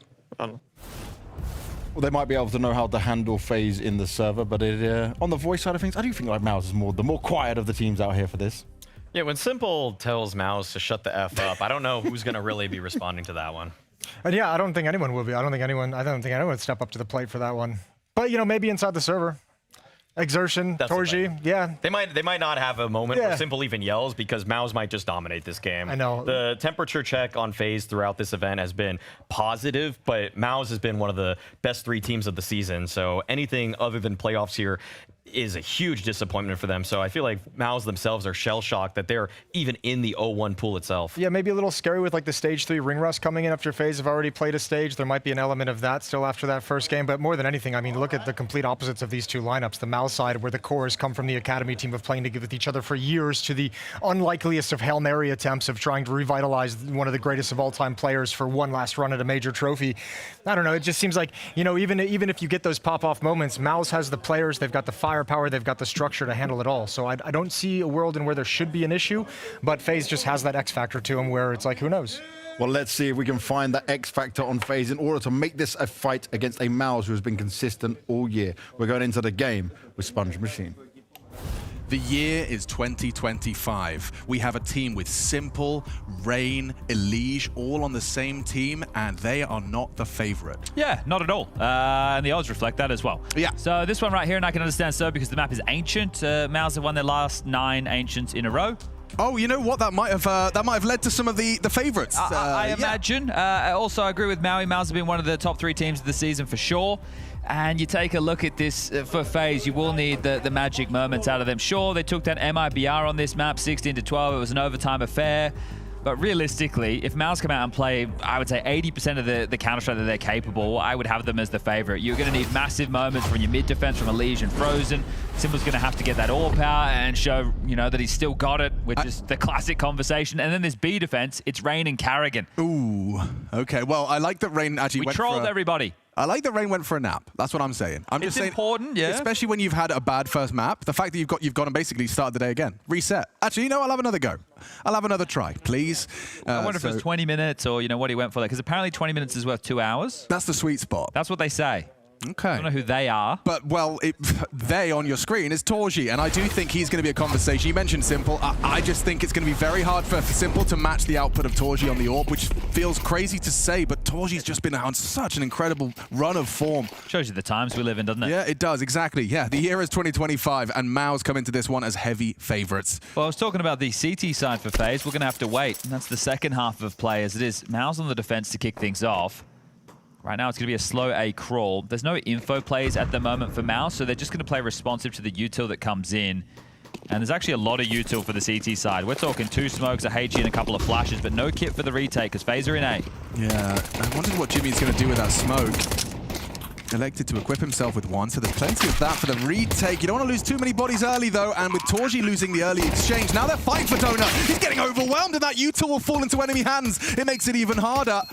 Exertion, good find, removes Carrigan. Now you're smoked off, you're getting a bit stressed. If you get smoked, you might have to push the smoke. You might get caught out, just like that. Rain and Simple need to save him. They don't know, they don't have the kit. Walks through to his demise, and now Xertion is holding it, and he's reloading his P250. It's just a smoke spam, the cover comes in, and so does the round. MOUZ, no kit, no problem. They retake the A site. Well, I don't think that was where half of the utility was destined for on the CT side. I think they were looking to be responsive and blocking a bit more site-centric, or if there's something like a mid-slip, but they're still able to use it to great proficiency. The bomb goes down, even with FaZe into those advantages at MOUZ. There's some conversations being had, so maybe there's another tech issue that needs to be resolved. But 5v3. Yeah, exactly right, but it's there's a whole body sticking out the side of that box, isn't there? But it's that smoke towards Donut. The level of pressure that adds is absolutely insane as the fist bump comes out of Brolin. And it will be. Okay. Yeah, you could see they were having a conversation and looking in Brolin's direction. Took over the in-game leadership this year from Shuey, who finds himself on Liquid, also in the loser column today. That was quite a way to kick off 2025. Nobody saw that coming. It happened after the season had already begun. They went to Bounty, didn't get the result they were looking for. They benched Shuey. Brolin takes over in-game leadership. Spinks is a loose piece because he left Vitality last year. They go into Katowice, one of the biggest events of the season, with a stand-in, and then they go into Cluj and they win it with Spinks on debut. So that's the way that MOUZ started, and they were competitive against Vitality in multiple tournaments throughout the year. But let's turn back into play. Tech is sorted. Simple got an AK out, round 2. At least with the Galil. Yeah, okay. And over towards B heavy. So Carrigan is going to start in middle. He's going to throw a couple of key pieces of util just to molly heaven, make sure they can't jump up and deal with any of the lane control. Brolin will take a peer in from Cave, and there's some info. Oh, he's a proper geek in this cave. Thoroughly enjoy watching Brolin's approach to the cave control because he doesn't play scared. I mean, this round is already an example of that. Look at him go! He's constantly fighting, pestering. He's got all the wall bangs and just removed Simple's head. That was like your most valuable asset. You had Simple, armored AK. Now Elige will have to step up instead. You'd have so much confidence on this if you're MOUZ, right? The fact that you're playing against a FaZe who, look, there's limited tape, but you know that they're a little bit hamstrung in terms of their preparation. They have this crazy X factor, sure, but 9 in a row. They're letting it come down to Ancient. It's like, for MOUZ, they're going to be so happy with this. And that's also, I just had the Spinks conversation, a map that he never played on Vitality. Right? So this year has been Spinks having to be a long anchor, trial by fire. As Exertion will be smoked off for now. It's a question mark smoke drop by him. What does that even mean? But now donut pressure. Here they come in towards A. Okay, how you handle this, Jimmy? Immediately goes to ask questions of Main, a valuable piece of real estate now under CT control. Exertion, the unknown entity on this big box. How diligent will FaZe be on their clears? Not diligent enough. Carrigan sideline. Good work. And it's clean. Just the one casualty in the second round is MOUZ's. All right, going to be the 3-0 start now because we know the eco is going to come in. And when FaZe have looked their best is when the energy's been high, but there needs to be reasons for the energy to be high. Yeah. And it's hard to just cheer about absolutely nothing. So they need to get it flowing, you know, big rounds, a 2v3 clutch, something where they have a reason to get excited for the type of performance, because on day one of stage 2, they looked great. And then they had 2 back-to-back days where they didn't even win a map. And then they had to eke past MIBR, the Falcon Slayers, just to get to this stage of the tournament. Now, they played Anubis against Aurora, which a lot of people have been questioning the veto throughout the day because FaZe opted to take it there. They could have gone into Dust 2, but they decided to test the Turks on, well, their map. Yeah, the map that they were considered the best in the world at. They're into A. Oh, Carrigan's put a bullet into their head. They Yeah. can really plant. And a plant sounds great, but... Look at the energy flowing, Alex. Hello. Denied on the plant. Didn't find the angle. Torgy's just denied that. And now, if you don't get a plant, you're going to be really frustrated. Cover required. Don't lose the bomb. Dangerous, dangerous. And the bomb is lost. The round will follow. Simple hits a couple of bangers short. Forces a couple of rebuys. But the opportunity for an extra $600 eludes them. I think that type of a moment might inspire a little bit of early confidence, right? The pistol round you probably could have and should have won, and this time you do some damage when you definitely shouldn't have anything to say. Great one there from Carrigan. If he starts to feel the flow, we'll get to see some of his calling out the gates, and you always love to see Simple getting activated. Some good shooting from him, but here we go. Door smoke lined up. Spinks will throw that into the mix. That limits the Brolin Molly. Red smoke lands. Looks like they've missed the elbow there on the CT side, as B lane, it's like banana, always laden with flames. Just rolling up to the cheeky games against the Cave Master himself of Once Upon a Time, Rain. Yeah, it's cool to see these two clash in a position iconic for both of them. Oh, he's got his wall banks. I feel like most of the damage Brolin has inflicted has been through the wall. Oh, Xertion, he was looking for a Liege. Didn't account for Frozen. Okay, well, who's going to plug that red gap? Liege is going to park himself in, and that smoke tells the story of a potential A split. So Torgy coming back to deal with this. But the bomb is heading towards B. They've given up the site. Spinks is playing retake. If they can find a Liege, then they might be able to get back into this round, but Liege is tucked. Hard clear. Held by Torgy. They are grouping up for this clear. If he gets anything. Oh, Shadow indicates they're coming! Gets his! Another one from Elige. Now they're rotating B. Yeah, but they're already losing that site. Torgy doesn't pull the trigger. Carrigan going to be planting that bomb. Spinks has still got maintained long, and he's going to reveal himself for a frag. A trade, a necessary one from Rain. Torgy and Jimmy trying to find a way back in. Jimmy has a smoke and a kit. Yeah, now Jimmy's more than a kid. He's got a double kill. Carrigan and Rain gone. Frozen, he's been saving FaZe time after time. Might have a grey screen. It's perfect. Torgy's ready. Doesn't matter about the smoke. That was the best bet we've seen from FaZe. Get on the board early, start to wrestle. Instead, it's a retake, and the output from Jimmy is unbelievable. Yeah, just how easy that happens as well, right? The opening kill onto Exertion, who's one of the best, I would say, mid-defenders or mid-takers on this map that you've got in the world right now. He goes down for free to Frozen. Spinks gets one, and then Jimmy just gets to activate like this. So there's the first Carrigan isolated, and then Rain plays for the swing, but it's not really connected. The smoke isn't deep enough.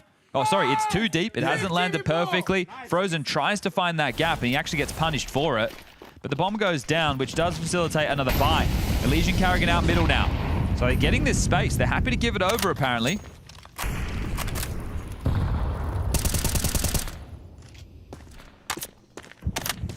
Very limited utility for the T's to work with after they've used the red and donut smoke. Jimmy clears, catches nothing. Karrigan and Elige don't overstep the mark for now, but make no secret of their presence.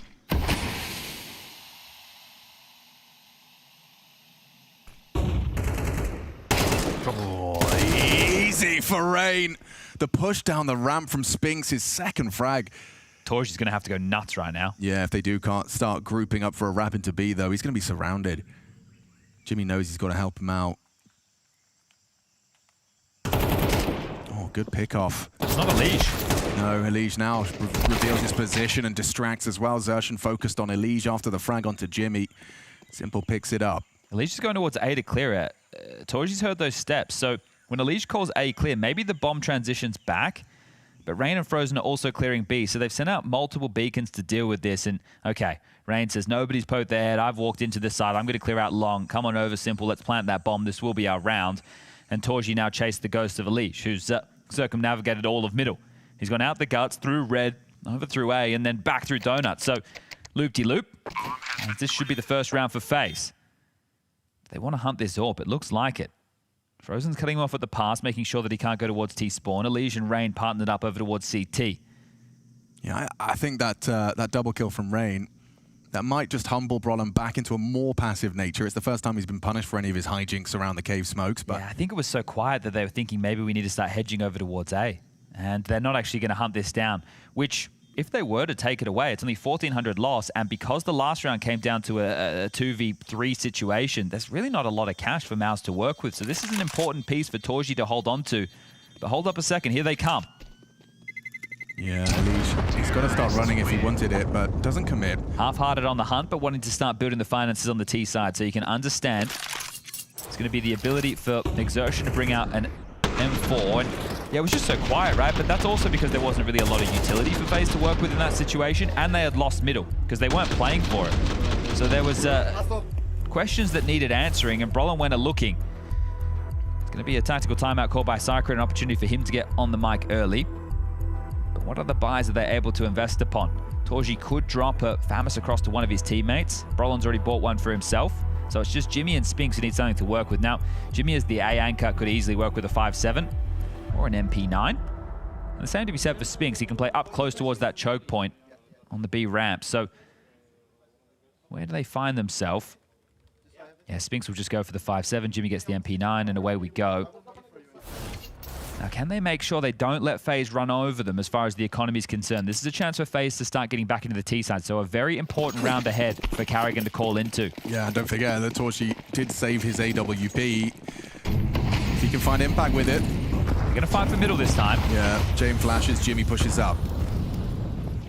Oh, that's a quick headshot. Oh my god! Oh my god! Frozen, I thought you'd gotten away with that. Pushes past, Brollan was in hot pursuit. He's open, but they don't know it. The top of the ramp's blocked right now. Oh, yeah, but Karrigan, he's got a feeling.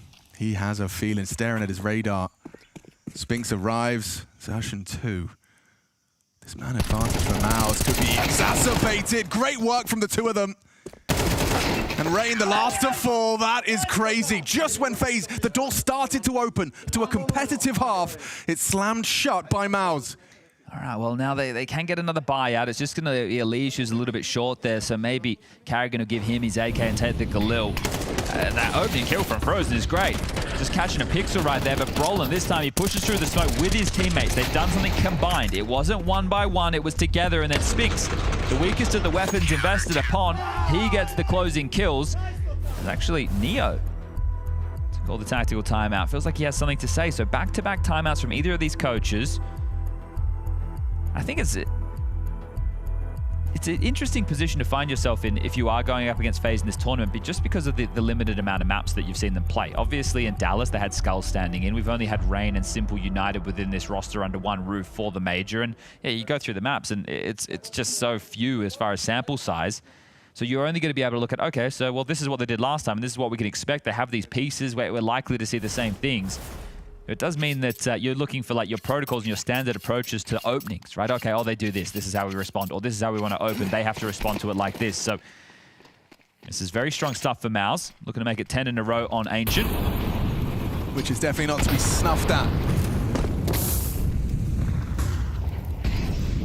Mid is theirs this time. CTs have full control. Biggest weakness right now is just Spinks on his lonesome, right? He doesn't have anybody connecting with him currently, but Torchi's rotating over in time exertion too. Block timing on the B ramp. Oh, he's just spammed one straight through the smoke. All right, Spinks. That's a really great start. And now for FaZe, you're left wanting. He took the timeout for this. What have you got to show for it? Well, forced away by the flame. You will respect that. However, with Torchi's AWP getting close to this angle as well. He's so committed, isn't he? Yeah.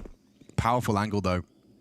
Ooh, not when you miss the first. Now you are trapped. Yeah, goes down. Good catch from Rain, but there is more to be had. And Brolin can't hit it either. Spinks is still here. Oh. Yeah, he is. And gets traded out again. Some very crucial kills from Rain. Has gotten them into the site, guaranteed. Okay, exertion around the wall will be coming in on the flank. Gets to tussle with Elige first, who's over towards the doors.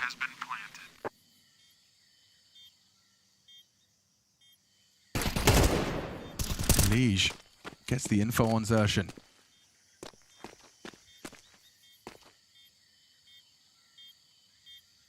Held by the orb. Oh, Jimmy's noted now. He just made a step. Definitely know where he is now. That's an emergency incendiary. That's just to get out of dodge. It's simple. His toes will get hit by the flames. Jimmy knows he needs to dip away. And just some great trade work. Torji, don't often see him missing shots like that. And the fact that he gets under pressure and misses two. So only 2 kills for him. Nothing within that round. And his team are punished for the petulance. So that is going to be 5-2. And a lot on the line for this. Seeing these two names locking horns right now. One of the two is going to find themselves in the 0-2 bucket after day 1 of stage 3.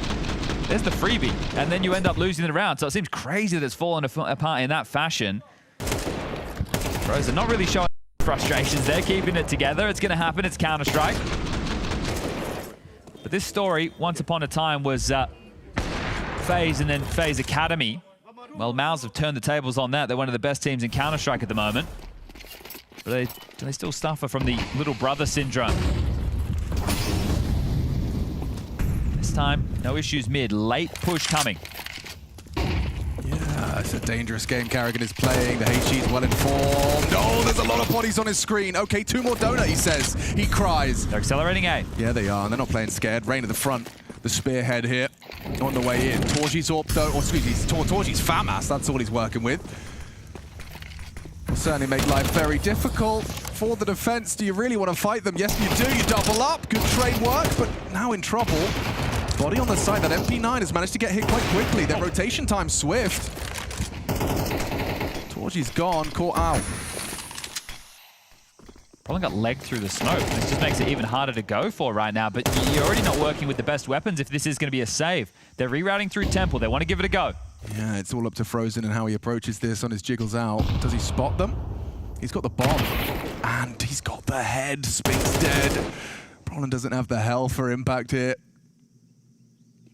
Oh, no! And he doesn't have a head. Frozen, that's a big round. And Carrigan warms up. Yeah, well, the ambulance is in session right now because right now you need to put them in the back of it. They should be on an eco. It's a chance to just make this a 1-round game before the guns come out again for Brolin and his troops. So they're working into this the hard way. It's the first time this T-side has been able to get consecutive rounds. It's 3 out of the last 4, and that just amplifies these financial woes.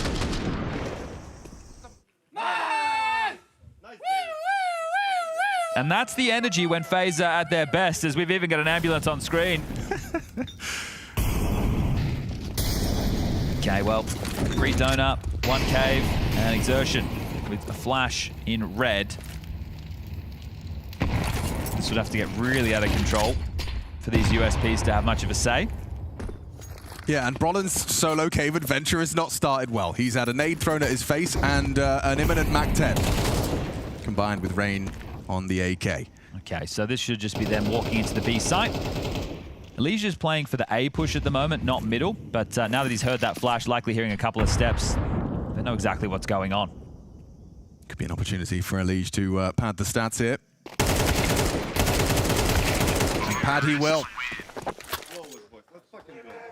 Simple as the way that one feels. Yeah, I mean, just this redemption arc Simple's on. Returning to Counter-Strike after a long period of absence. game has changed. You know, CS:GO, one thing, CS2, a completely different beast. A lot of discussion, understandably, for such a talented player to return to this game or the newest iteration of it. Well, especially when we've got so many superstars, right? MongolZ's gone home, Nico too, but we've still got Donk in attendance, Zywoo. Oh, door smokes missed. Yeah, okay, they'll just waltz straight out. This is very B-centric. Look at Brolin just immediately joining the mid-fight. Well, nothing to report. It's just Spinks here.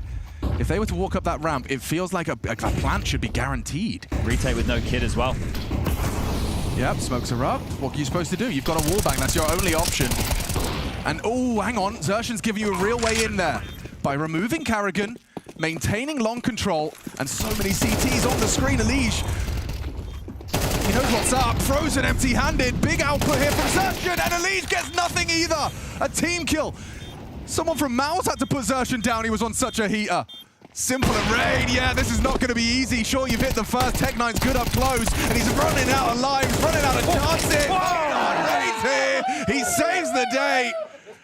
It comes down to that. 11 points of health, all Rain has at the end of that one. We need to play with the flow right now. We can't communicate everything. That's all I ask. On this force fight, I would like me and Jimmy to go down. All right, Xertion with a lot to say. Now, look, he plays such a key position alongside of Brolin, right? You've got your mid player and your cave player. So Xertion gets to dictate a lot of the game. Okay, and he's actually called them into at least a partial. Last round of the half will be max loss bonus, so they should be able to buy without too many issues, but they're fighting for this. They're not just giving it over for free. But that was always going to be tough if it was going to be a B finish. There was no kit. Xertion gets a couple of kills short. Came down to the wire, the team kill, yeah. I felt like Xertion got more than he was worth there. A couple of missed shots from the FaZe players, but they have an opportunity now to walk away with at least 6 rounds on the half in a best of 1. And that's without the pistol, around where they started in a 3v5 stance on this T side. Yeah, that in-between series nap is paying off for Rain, isn't it? 11 kills, top of the scoreboard. Pocket Molly, red smoke, mid is theirs. Frozen. Oh, that's an AK. Shot, yeah, AK retrievable. How much info did he get? Was it just one? Or was there more? Xertion tested now. Karrigan calls his troops to just pack roll. Oof, red against a light buy. Yeah, right. If Spinks finds a good overlooked corner. Oh, okay, well, at least he's been spotted out. Gets the info for his boys, though. I want to go mid to B here. That's what that implies. This is tough. Yeah. Oh, the nade straight back at him. Fight. This is the dream fight. Okay, important from Elige. Karrigan watching now. And watching Elige rack up another. No Brolin's a B defender. Yeah, they've nameplate him for sure. Throw the bomb across that sight line. Roland. Oh, he did have a couple of shots. Don't find the head. Elige gets his triple kill converted, and it's Xertion and Jimmy walking into Rain. Ooh, Shadow something. He saw something. Still adjusts onto the boosted player. That's quick. And it looks like it's Xertion just accepting defeat for this one. He'll go for a wallbang and they line up for him. They nearly did. Simple gets tagged up, but time against him. If he kept unloading there, I think that's so. likely I a kill. think so, yeah. And then a 1v1, sure, the time's against him, but that was crazy. That nade that they tried to ricochet off the wall actually bounces back in Karrigan's face, softens him up for Spinks to make it easier on the kill. I can't believe they're back, Chad. It's a crazy reroute, but that's 6 rounds now. FaZe. They found the energy that they need for this type of a matchup against MOUZ, and yeah, maybe the little brother's still under the thumb. And this is doing a little bit of convincing. The fact it's Rain and Elige at the top of the tables, it's not just Frozen bailing FaZe out with impact. I think it's a good sign, again, you're pointing out Rain, right? Rain is going to be one of the B defenders alongside of Karrigan on their CT side, and that's somewhere which I'd be looking to press and test. And it is going to be Frozen and Elige paired up for a lot of the mid fights, and Simple gets to set them up with flashes, then Frozen can dip back to A, Simple gets to rotate around with the AWP. That's all going to come after the break. What's going to come now is the second MOUZ tactical timeout. Cycron on the mic, a lot to say. They need this 6th round to make sure we're all tied up. They get the pistol in the second and they can start running away with things. Remember, they've got 9 on the trot on Ancient. This is a comfort map for MOUZ. Couple of kits. Ops for Simple and Torji. Wow. I mean, I didn't think FaZe would have an opportunity to be actually ending this half with a lead after the way this one started. Final round of play, first half. It is a best of one. Big difference between a 7-5 and a 6-6. MOUZ know that. Elige stretching his legs in mid, flashed in by Simple. A last look at this T-side approach, and Elige nearly lost his life to the spam of Jimmy. Rerouting. Yeah, quick on the A split. Here they come. He is in a lot of scrutiny here. And oh, still with the last bullet, finds Rain, goes down to Carrigan, wrapping into A comfortably. Elige tucked. Xertion should have him here. Good clears. Headshot found. Elige now down. Man advantage for MOUZ, and it could get worse for FaZe. Simple feels like he's going to get peeked into. Wow, good shot. Carrigan another. Spamming smokes. Xertion still stubborn. Makes it a 2-on-2 on this retake. Brolin coming in from that CT side. Missed shot from the Simple AWP. The damage. Xertion left wanting. FaZe to lead with the lead. MOUZ starting so strongly. It's time sensitive, mate. Yeah, sure, that smoke has really limited your options.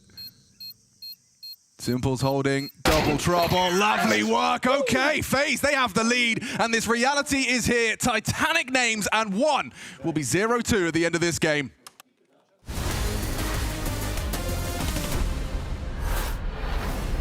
Hey, my name is Carrigan. I'm currently the IGL for FaZe Clan, and today we're doing some map analysis. The game we're looking at is Liquid versus Heroic. So first of all, you want to always play for some mid control, or at least throw some mids as the CTs. And most of the time, you actually are going to play 2B.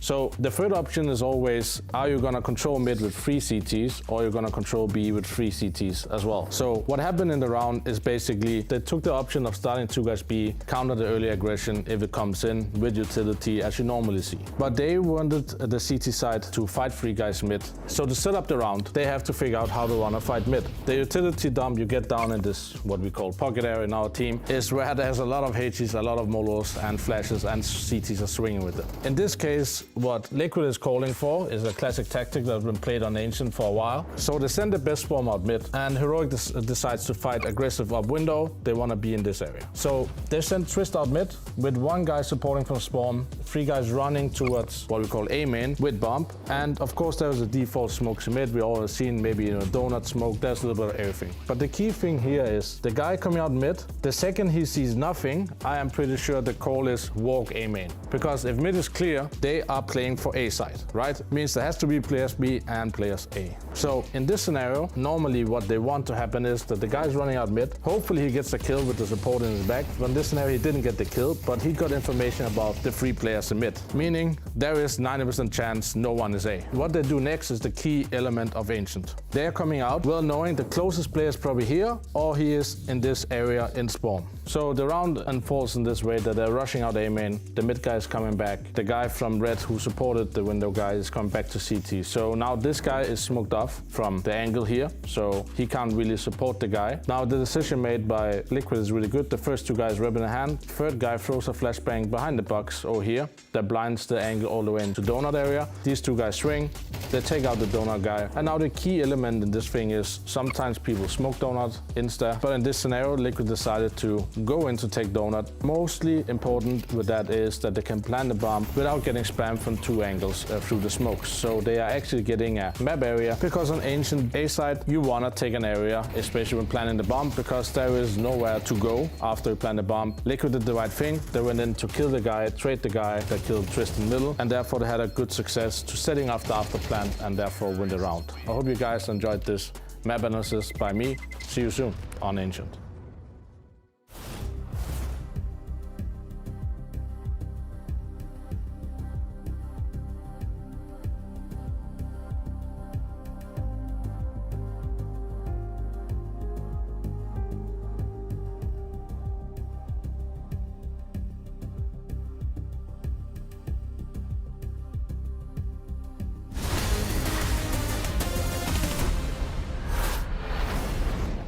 A clash of titans here, 7-5. FaZe actually have the lead coming into this one. MOUZ were seen as the favorites at a run of 6 consecutive rounds to leave with 7. FaZe, they were down, but they definitely are not out. MOUZ conceding after a 5-1 start. Yeah, kicking off the best of ones today, stage 3. MOUZ with fresh legs just coming into the stage, got to take on Virtus.pro. They ended up losing 13-11 on Mirage. FaZe, on the other hand, they decided to tussle with Aurora, the Turks, on their map Anubis, losing 13-5.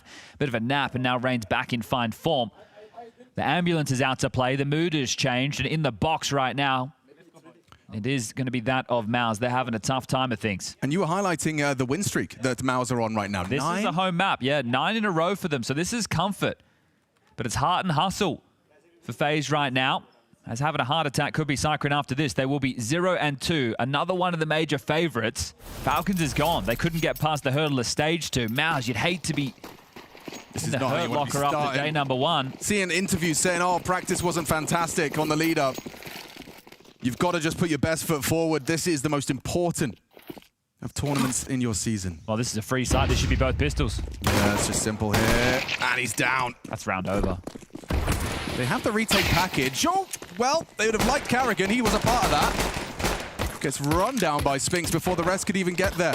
Smoke and kit is what I was discussing. Honestly, save. Frozen and Elige, don't die.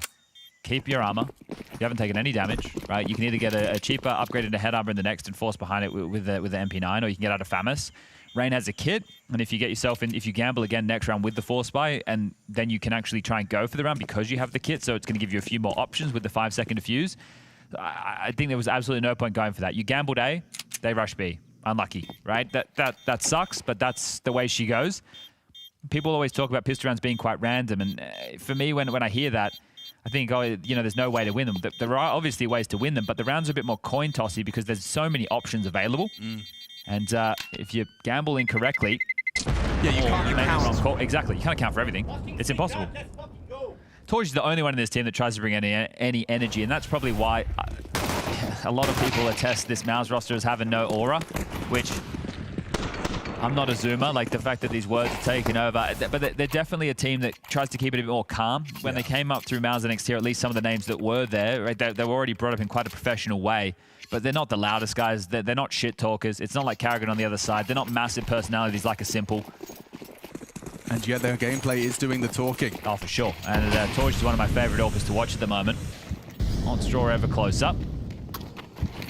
Just opened with pretty standard.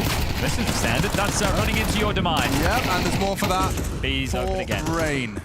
Elige just about gets here in time. He'll be able to like maybe punish anyone daring the smoke, but there's no reason to. There's 7 smokes on the map right now. Sure, some are about to fade, but there was 7 smokes deployed simultaneously there. And I like this, right, from MOUZ. You don't have to rush the issue, right? You know that the CTs are the ones who are going to have to push forward, and they're going to give you information like this. Simple chips in with a 5-7. He's going to now announce his presence. If Elige starts shooting now, you know it's 2 guns. It was an MP9. So as long as you don't rush into things, maybe FaZe will make the mistake, and they're in the tougher position. They're the ones who have to make the risk. Oh, Simple does well, but you needed both of them to connect. Elige comes up short versus Exertion. You can see the amount of damage inflicted, but nothing's going to translate. I will say, if FaZe are somehow able to win this map, right, because even with 7-5 at the half, it doesn't feel hugely convincing, and you can see why, right? We've just gone 7-5 into what's going to be 7-7, and then it is going to be 8-7 in favor of MOUZ, because it has to be the eco, maybe with this Famis in the mix. But if they're able to win this map, and they lost both pistols, that's crazy. Like, I would never have predicted that in a million years, that MOUZ would have a 9 ancient map streak snapped by FaZe, who are playing, I think, their 2nd ancient ever with Simple and Rain. Well, today is about streaks and streaks being broken. Yeah, that's true. Just ask Vitality. Are they playing yet? Let's have a little bit of a gander. They are live against Nemiga right now. You can go and check that one out. It's going to be on Dust too. Scrawny and Launders will be bringing you all the action in that one.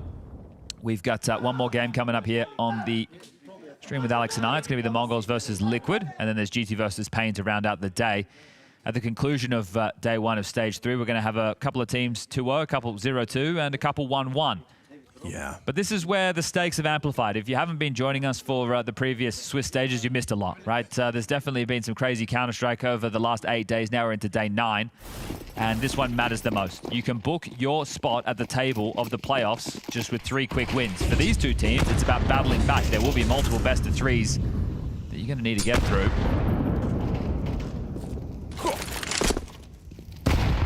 Well, that couldn't have been placed much better, could it? 130 damage inflicted to FaZe Clan. Oh, if that's a kill, then... Yeah, right. They're trying to run him down, and they will manage to convert upon the damage of Frozen's FAMAS. You can't get the gun, though, so I think you just have to pivot and hope that there's a quick reaction call from Brolin from the grave. Ooh, yeah, Xertion hasn't done himself too many favors. That smoke saves him. Oh, it actually doesn't. He goes down to Frozen, and now walking towards B are the remaining 3. Yeah, right now there's still a lot of questions. It should be good, right? MOUZ can save this. Yeah, and they still have smokes to work with. So if they can just get in, smoke off deep, and then deal with Karrigan, the rest are going to be running through smoke. So it looks threatening as a 3v5, but still, I wouldn't say comfortable, doable for MOUZ. Spinks does find the head of Karrigan. That's important. Frozen very, very low. And now 6 feet lower. Torji finds him. Potency wanes. This one looks impossible to get back into. There's a gun at doors. They might be able to scoop through and pick that up. And the bomb's just been planted, so there's probably about 35 seconds left at this juncture. I want to boost. What's the conversation? Are you just about damage now? Just out to the right, Simple. There's a Galil and a Molly that hasn't been communicated, obviously. Oh, they are just looking for damage, so they just want to soften MOUZ up for the next round to play. They're not winning this one anymore. Ooh, that's a big bomb radius, boys. You got to get your wiggle on. Baits them in, hoping Rain gets overlooked, and he does! 2 kills from the MAC-10, and Elise takes it all away. Well, everyone's dead. But for MOUZ, that will kind of sour celebrations at least. Yeah, it's just going to take away extra cash going forward. They won't have any problems buying right now, but if they do lose the next, then there will be issues. Now, Torji's just started to ask for the AWP, which is possible. Exertion can sell back, drop the AWP, and then Torji can give him an AK, and it's all going to work out. But that did look like a winnable situation for FaZe, considering how it started. But a composed finish, that's how I frame that from MOUZ. They didn't get too stressed out. They didn't just run around the map into their demise. So a decent attempt, but good damage from FaZe, considering the circumstances. Just rolling over towards B lane. Spinks and Jimmy in towards A main. Exertion out middle, set up by Torji. Know that they have mid, that red smoke. At least the spam through it tells the big picture is simple. His AWP's out too, big box. Head-to-head with Torji available. Wow, and Frozen's actually drawn first blood, spamming at the donut. Smoke! Oh, missed shot! He needed that! And he hasn't got anything to show for it. Just some damage Elite will profit from. Exposed was Torji, shot on the side. Yeah, he's going to be able to have a chance. A little bit of a freebie. Doesn't hit that initial headshot that was so necessary. And now down to Rain on that flank. Last seen, AWP in main. Great reaction from Rain.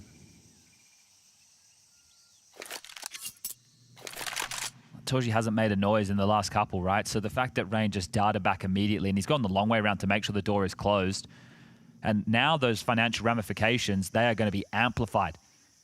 Torji would love to hold on to this to give his team something to work with as a crowbar into the next, but as he saunters back, he is just going to walk into the den of Rain. Ready and raring to go, spotted, and there you go, removed. All tied up as FaZe. They weather the storm. You even hear that. Simple was communicating the scenario, so Rain could hold on to the AK. That meant Elige was picking up the AWP that was his over towards A, just to make sure that they're keeping the better weaponry. It's a great find there from Frozen. If Frozen and Elige are able to put a leash on Exertion, that is going to remove one of the best opening abilities that MOUZ have within this, and then they're going to have to start leaning elsewhere. So they force buy in. 3 Galils, 2 Tech 9s. It would have been a whole lot prettier if they hadn't have died on the exits. And this one's worth 2. Big round. FaZe, they are hanging out with the big boys here. People are fed up at the story, but the question is, what happens if FaZe makes it to the playoffs? What gets unleashed then? Yeah. I mean, they're notorious for their entertainment value, and typically that entertainment is in the intensity of their qualification. Oh, they're showmen, aren't they? In front of 10,000 people, that's where they want to put on their absolute best. And you keep giving Simple chances to warm into things. Now, this is a recovery game. Yeah. So a couple of smokes thrown onto B, but denied. So an exchange of utility. 4 players congregating towards Cave now. On the fade, does Karrigan hang around, or does he give up that space? Currently lingering in the mouth of Cave. They've got a smoke and a molly to work with, so that smoke could easily go short or long. Molly could go cubby or pillar, but they're going to play retake. So it's Rain and Karrigan giving up the space. Now, I brought this up in the first half. These two going to be tested. Rain's having a very good game, but Carrigan needs one as well. Here they come. The explosion in a moment. Rain's been hitting shots, top of the table, and a whole squad heading on in. This one's worth 2. Don't forget that. Oh, an Exertion taking down Rain. Carrigan trying to resuscitate Hope, trying to swing into long, but that AK's fallen into enemy hands. At least just the one from cave side. Not enough, insufficient. Spinks is ready just as he averts his gaze, and Simple doesn't provide the covering shot. He's lost his AWP as well. Massive from MOUZ. 4 alive and 4 kills in the round from Spinks. There's some Simple frustrations being shown there, and understandably so. That is just a weak B-hold. Elige had a very good timing there and actually caught them off guard in cave, but was only able to get 1 kill. I don't know if it was target selection or he just started shooting and then they swung on him immediately, but either way, it was just 1. He needed more. Right, they played retake on B. I didn't hate the call, but at the same time, those names that I've highlighted need to be able to deliver you the kills. And the fact that Exertion, this time it's not out mid, but it's piping his way through long, that's such key real estate. You can see just how stifled you are towards that speedway position. Right, if you don't have control of that, your retake B is gone. Right, you're no longer retaking B, you're retaking long. So at that point, the game changes. So we're going to go back and forth with these 4 spies. It's 4 out of the 5 rounds played within this half, and when it felt like FaZe had done the hard work, such a huge kill, and it just keeps on coming. Spinks, great impact from him. Some really good moments. He's at 18 kills, major winner himself, the only one in this MOUZ jersey. Left Vitality and hoping to pursue glory. Okay, well, that same conversation. FaZe, you're running out of chances now. Yeah, but a golden opportunity presents itself for Elige. He's actually just in the open. Doesn't matter. Yeah, that's ugly. Spinks going down is one thing, but Simple having the drop on the... Oh, double in mid. And trouble for Xerxes. Can he find him? Yes, he can. Spams him down to equalize. We got a 2v2. Very early doors. 92nd mid-round. If they were just to quickly eject themselves in towards A, if they were trying to nameplate, Rain's already over there. He's actually going to start pushing in towards A main, which will give them some space to work with. Brolin investigating up the ramp on his lonesome. So Carrigan, can you catch this kill? Oh, he's already passed. Carrigan, this is going to be a jump scare. Brolin's just going to keep on pushing and take all this territory. And Carrigan's currently got the back turned. Yeah, he's not to know. Returning to B now. Oh, Brolin didn't find the headshot, and Carrigan did. The captain's clash, and Carrigan comes out on top. This is for 4 in the round for Exertion. Still got some residual utility to work with now, and Carrigan's actually respecting him. He's dropped back, allowing Rain to comb forward, going through middle, picking up guns and utility to work with. Still plenty of time. He's played this well, but still caught off by the forward positioning of Xerxes. Good util enables an uncontested plant. Rain unannounced presence though. This would be one hell of a clutch from Xerxes. So many options though for Rain to consider. Slips away on the ramp side. Got the kit. Maybe you're not expecting a kit. Like this is a sit defuse type scenario. It could very well be. And he will go for it. Xerxes, do you call the bluff? Oh, Rain. Oh, that's it. That's what you want to see. Pros, do not fake. At least not the Norwegian ones. Oh, what? Yeah, exactly. They're not expecting the kit with the buy being in that tough of a situation. So I can understand why Exertion calls the bluff. Yeah. Should he have even been in a 1v2 situation in the first place? No. And then it's Rain, right? This is Rain's a thinking man, but he's got the kid. He's got, I'm just going to sit this. Exertion's not going to call my bluff. There's no way in the world. Simple, a double kill, a mandatory double kill in mid to get them back in it. And that one from Carrigan. The best shot he's probably hit all map long. Yeah, seriously. That's why you have 2 kids. That's why we have 2 kids. I love that we're always learning in his trash talk as well. Like, it's like a lesson in more ways than one. Just take a look at the damage done to Exertion, Brolin, Spinks. What did we miss? I think... an airstrike? Truckload of nade damage. Yeah. What the hell? Okay, well, again, another situation that's worth 2 for FaZe. Oh my god, but look at what they're working with. I mean, MOUZ are all walking wonky. Torgy the exception.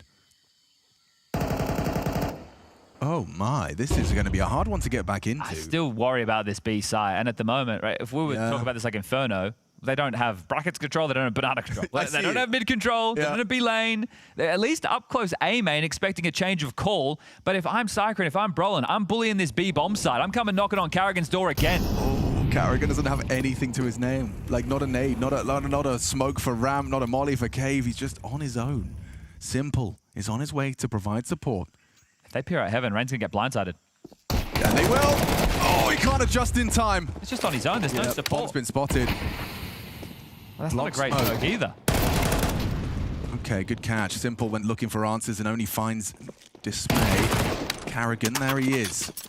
Gets away with the M4. Here's the committing through this cave fight. Carrigan stands up, steps up. Huge amount of damage inflicted, and the rest are hanging on by a thread here, chat. Tech9's good. Trade is better. Frozen time. Needed that. 15 seconds, and Spinks, do you go for this? Xertion's walking spawn very late with 7 HP on the flank. Pushes in, loses the bomb. The round is done. There is no way that Xertion can kill them both, and he realizes that. Will save the AK, and FaZe will find 10 first. Okay, Carrigan has had massive moments in 2 back-to-back rounds. I understand that kill on Brolin, it was just like a one and done, but either way, it was mandatory to give Rain a chance in the 1v1. He's done so well and then the double there. Right, Simple's life is given over for nothing. Rain's gone walking on his own as well, and then Carrigan needs to get the multi, but it starts with all that early damage. Right, the fact that so many players are low makes this easier for Carrigan to work with. Like 3v5, Carrigan alone, whole team coming his way. He gets one, gets away, upgrades, finds another. Impeccable. And Coach Cyclone very unhappy with what he's seeing so far. He thought these boys were coming in as hot favorites. He's not seeing that in the scoreline. Okay, well, they already won a round with a lighter investment, right? It was a bunch of Khalils, it was light on U2, and it had a couple of Tech9s in the mix. So Exertion holds on to the AK, which gives them at least a pointy end of this, and it's on the right guy. What type of spawn is he working with right now?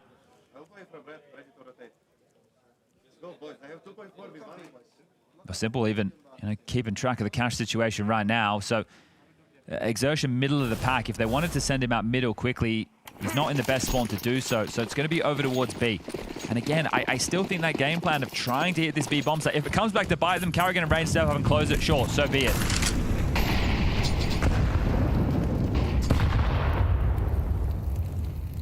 They have the mid control. Simple's floating in spawn, worried about A. There's been no A. Here they come again. Yeah, they just want to punish, and it's going to work out. Rain was caught by the flash. He still manages to connect. Okay, Rain 2. That's the difference maker. Only 6 bullets. Too many targets. Good finds, clawing their way in. Holding on to long is Simple. USP required, and it works. Put to good use into the header. Jimmy Torji. Tech9 is all he has. No teammates. A nice pick off. Removes Frozen. He knows that wasn't the other one. There's another one here. Dancing around. Alicia's closed the gap in that blind spot. Now spotted out. Torji gets intel, but how is he supposed to win the round now? An incendiary could stop the defuse. Simple's holding it though. He has enough health to stick it and gets away with the round. Torji gave it his best shot, but progress into the site. FaZe 11.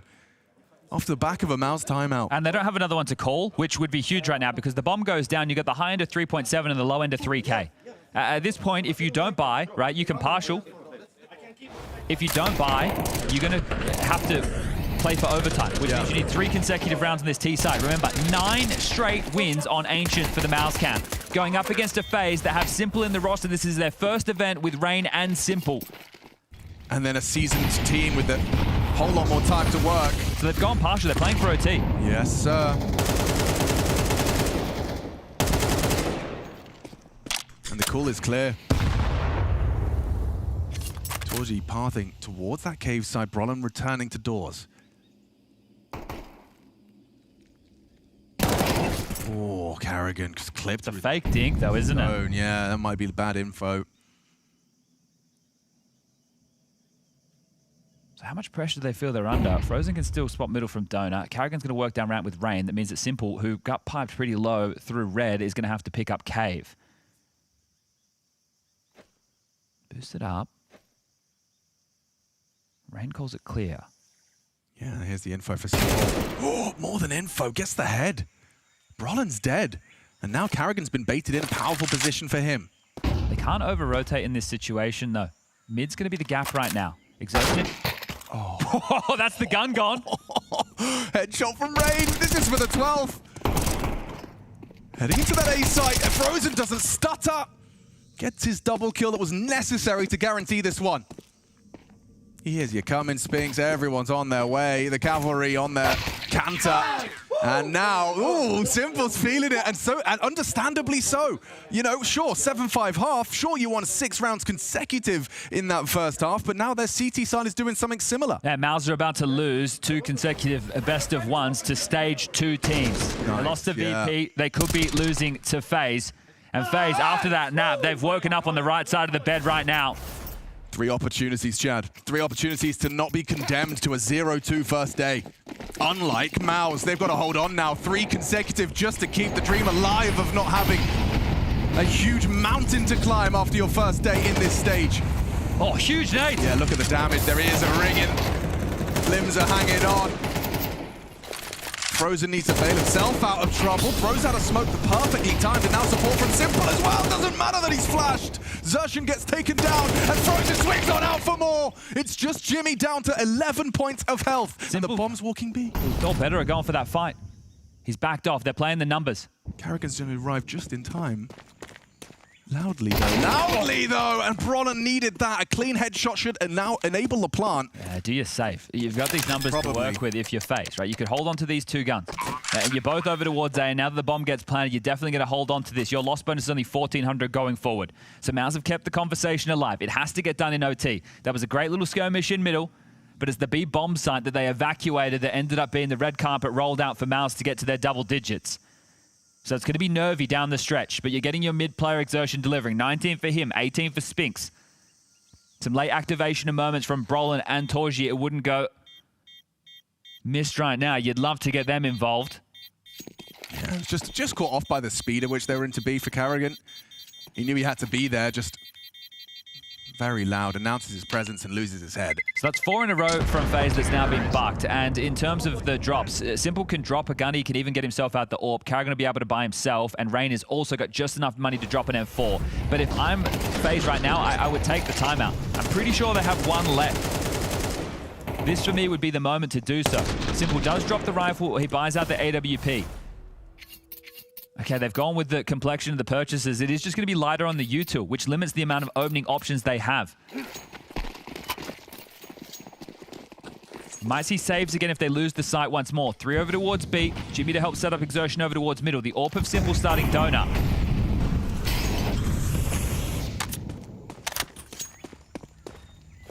This will be the last full buy FaZe will have until we get to overtime. Rain's going to be forced into the angle, but fortunately Smoke arrives just in time. It's a fake. They're trying to draw attention away from middle, so Exertion and Jimmy can slip out, and they have. Simple's on the line. Oh, he's not actually. He lets them go. Just has to announce it to his team, Elige to account for red slip. This just puts so much... Oh! The timing is crazy! Jimmy just started to peek into the angle as Simple does the same. FaZe 4 kills away from surviving their first day without being condemned to a 0-2. Elige is looking to ask questions of Xerxan. Good pre-aim. Really good work. Elige has taken him down. Now he's cheating exacerbated. They are heading towards the right bomb site as well. Karrigan and Brolin on the other side of this box. Smoke. Yeah, that's going to fade. They're right next to each other. They're literally right next to one another. And Brolin, I don't think he processed that he was blocked there. Karrigan wasn't moving. They are on either side of the box. And Karrigan gets this jump scare. Rain will immediately knee-jerk trade. Elige baits them in. Rain overlooked. Oh, can't isolate the duel. And if he hits it, he does! FaZe thrive. FaZe take the second game of the day. MOUZ, what does this mean? Another favorite in the 0-2 column. Falcons, we wave goodbye to them. There have been upsets galore today.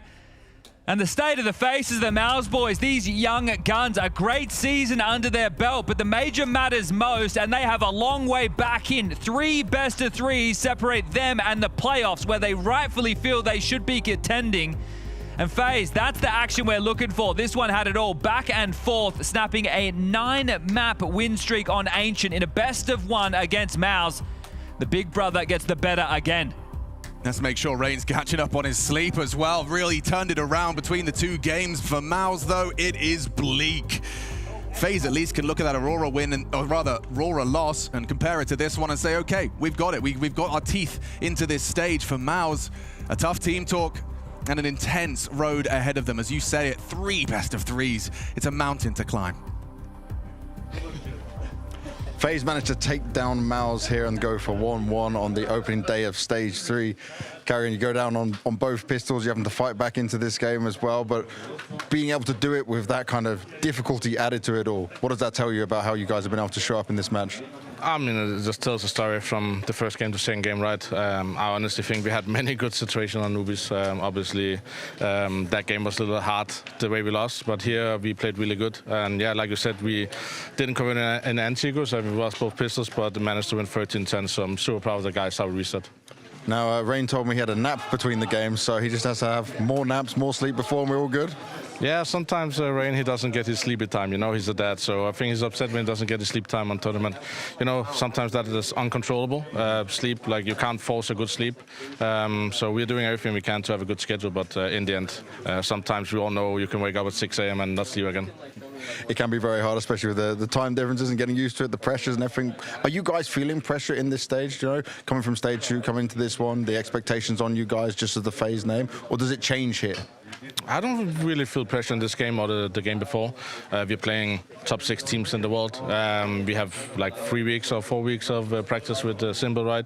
So I don't feel the pressure. I knew that this 0-1 game is going to be hard on MOUZ if we kind of grind out the rounds, and the pressure is enormous on MOUZ and Vitality going 0-2 on day 1 where you're favorites to go all the way to the final. So I think that played into our situation now because we know how good MOUZ is, and I think the mood was really good today, even though we lost some close rounds.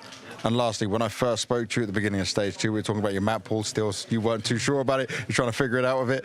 Are you getting more confident with where you can play with this, or is there still some nervous moments where you say, okay, this isn't good enough? I mean, obviously, I know people hated on my Anubis situation, but the whole team wanted to play Anubis. We feel really good on Anubis, so sometimes in best of one, either you go for your weaker map and their weaker map, or you go for your best map, maybe. And that's what we did. And today we knew that MOUZ had 5-0 on Ancient the past 3 months, so people like, what the fuck are we doing, probably? Sorry about my language. But again, it's a situation you're in best of one. You have to respect your enemies, but at the same time, you have to make sure you're comfortable as well. And I think today we are comfortable on both maps, but against MOUZ, we converted the rounds we needed. Well, good stuff so far on the opening day. FaZe go 1-1. Let's see how they get on later on in the tournament. Oh, it's getting so weird with all these teams you expect to make it to the playoffs staring down elimination. MOUZ now sit at 0-2, backs against the wall, but FaZe, we said it in stage 2, Maui, this team's going to keep getting better the more games they play, and the closer these games are coming out in a win for FaZe, they're going to get even better still. The more live officials this FaZe gets to iron out the kinks in their map pool, to recognize their strengths, to figure out just the style they want to bring into every game, the more everybody else has to worry, because they still have that X factor potential. As you can see in some of the rounds, like individuals still don't know what's going to happen next, but that also makes them one of the hardest teams to prepare against. You don't know when Simple's going to go for that late round peak. You don't know when Elige is going to just take a fight that seems like it's a terrible fight, honestly, but he hits the shot, and FaZe, yeah, they survive. If they went into that 0-2 pool, for me, there was no chance for them. Yeah, the best of 3s would have been a huge issue. As you could see, Kerrigan obviously not looking comfortable talking about the map pool. But I mean, MOUZ, you have to feel like they have a decent enough chance. I mean, I don't know if decent enough. Even though they're 0-2. Yeah. I still believe that they have a decent, I would say above 50% chance to. Okay, to hit the best of 3s on the run back? Yeah, I thought before this would have happened, I would have said like 80-90% chance. Now it's like it's a coin flip for me. Oof, a coin flip. That can be the rough ride you go through when you're here playing through these best of ones, but it's all about the bounce back and what you can achieve. I want to talk about the power nav that Rain was able to have and the dominance he was able to show. It's kind of wild, right? You know, like he comes back into this and just absolutely dominates on Ancient, but that's the caliber of player that you can never forget that he is. Well, also the experience factor. Like Rain's been playing since like 2013 in like professional CSGO and all the way through. So I mean, if he's a person that after that many years of competing in Counter-Strike can't find a way to bounce back after a bad map, I don't think you can't really have hope for anyone if Rain can't do it. So yeah, a good performance from him. I thought Simple stepped up down the stretch. I think overall game was a little bit quiet, but when the rounds started really mattering in terms of taking the map when it gets close down the stretch, I think Simple had a few impact rounds and a good plays to get a couple kills to alleviate some of the pressure on FaZe. When Rain started coming back into this game, Kerrigan yells at him, "That's why you're a dad." Because dads can take a power nap in the most minimal amount of time and find a way to bounce back. Yep, you learn all the tricks. Max. You just got to hit a quick one. And now we got Rain full strength. Exactly. Rain full strength is very scary, whether it's in the gym or in the server as well. For MOUZ, it's maybe not a MOUZ that's at full strength, and that is questionable and worrying. You know, we spoke about the opportunities for this team with Falcons not being here, you know, having a chance to fight and prove themselves at a major. What is going on? What do you see in this? I'm seeing great impact still from Spinks. Every single game so far today, both of them, I felt like he's done a great job of leading this team, but the pressure of the major seems to be hitting some of the other guys on this roster. I feel like Torzy didn't have as many big moments today that I'm used to seeing from him. I'm used to seeing him just take over a CT side in general. I feel like he was a little bit quieter, probably difficult because the economy was never super in control, but like, I feel like I only have one guy I can rely on this team right now. I felt the same thing, and it wasn't that he had a bad game, Torzy. It was more just that like I usually feel more impact out of him when I watch the MOUZ games. I don't know. I don't take anything big away from this for MOUZ. They lost some close clutches down the stretch, like some 2v2s, some post-plant situations that could have gone either way. The rain sticking of the defuse, like a pretty crazy, simple turning the round with a low buy with the MP9. They lost some really tough rounds at pretty rough moments late in the game. I think that's the biggest deciding victory as well, is they just won the impact rounds, the swing rounds down the stretch. Well, now it's going to be about the mental battle as they go through the next set of games. But now we've got to go on to our last game here on the A stream. MongolZ going up against Liquid in here. We touched on it a little bit, guys, when we came back to do a segment for this. Do we have to? Do you want me to try and skip it for you? Yeah, just take it away, James. Wait 60 seconds. No, we're being told no more of this. Great, you must suffer throughout all of this. You can't skip any of this. Yeah. We should probably start with Liquid because it looked really bad, and I didn't get much confidence when I was talking to Nerds earlier today as well. After that, like it felt like they were still confused about what was happening. I don't know, because when I spoke to one of the players in the lobby, and they'd mentioned that the boot camp went really well, that they felt like they made progress, and players always give you kind of a more positive spin on things. But I mean, whatever it is that they might have improved during the boot camp, I felt like when I'm watching that first game earlier today, I'm not seeing a team that's like all on the same page in terms of like, we're all here to like absolutely win this game no matter what it takes. We're all focused and we're not going to make mistakes. We're going to make the right plays. We're going to be communicating. I didn't get that sense watching them that team was like locked into a position of we're at the major and it's stage 3 and we're here to qualify for the playoffs. There seems to be some of the lingering poor play from, I would even say pre-Shuhei. You know, when Twist was the in-game leader, it felt like this team lost a lot of its composure down the stretch. People like Naf started to lose his way, even though he's a guy that usually he can just be slotted into so many different positions, whether that's kind of in the mid-round, late round, or whatever CT side spot he gets. But for whatever reason, he's just never gotten his groove back. I'm still holding out in some sense for him to pop off, but it's now or never, really. Well, let's find out if we can get some more insight for some of the Liquid players. Nerds spoke to me earlier. Nerds, I know this is not the start you would have wanted to the major at all here. I got to ask, it's Dust 2, you're going up against a team like Lynn, Vision. What was the problem in being able to stop them? The main problem, we didn't play how we are playing on practice, and it's caused for confusion between the players. And I think this is what caused to us the game. Is it not something, though, that you might have been able to fix during the game off the back of a timeout, something like that? Like, where was the adjustment from you guys? Because it was rough, man. It's a good point. I feel like the frustration controlled us in that point, and we couldn't go back. Now, have you had time to talk about things, though? You feel like you got more of what you want to see coming into this next match? I think so. We had a good talk after the game. I felt like they want to win more than we wanted to win, and this is something that we need to understand it and give 100% no matter what from round 1. And I think the MongolZ I feel like we know we are practicing against them a lot, and I feel like we are in a good point that we will kind of. I think that we are in a good point to understand how they are playing and how we want to play as a team. And you do know MongolZ well. You played them recently in Melbourne as well. They were able to get the win there against you guys. You're saying you also practice against them so much. Do you feel like you guys have improved enough since then in order to make that win go your way? We had the bootcamp before the major, and it was super productive, and we had a lot of things to fix, and I feel like we fixed a lot of maps. Teams will not. I think teams will not be ready for it, but I think we fixed a lot of things, and I really hope to see it on the server.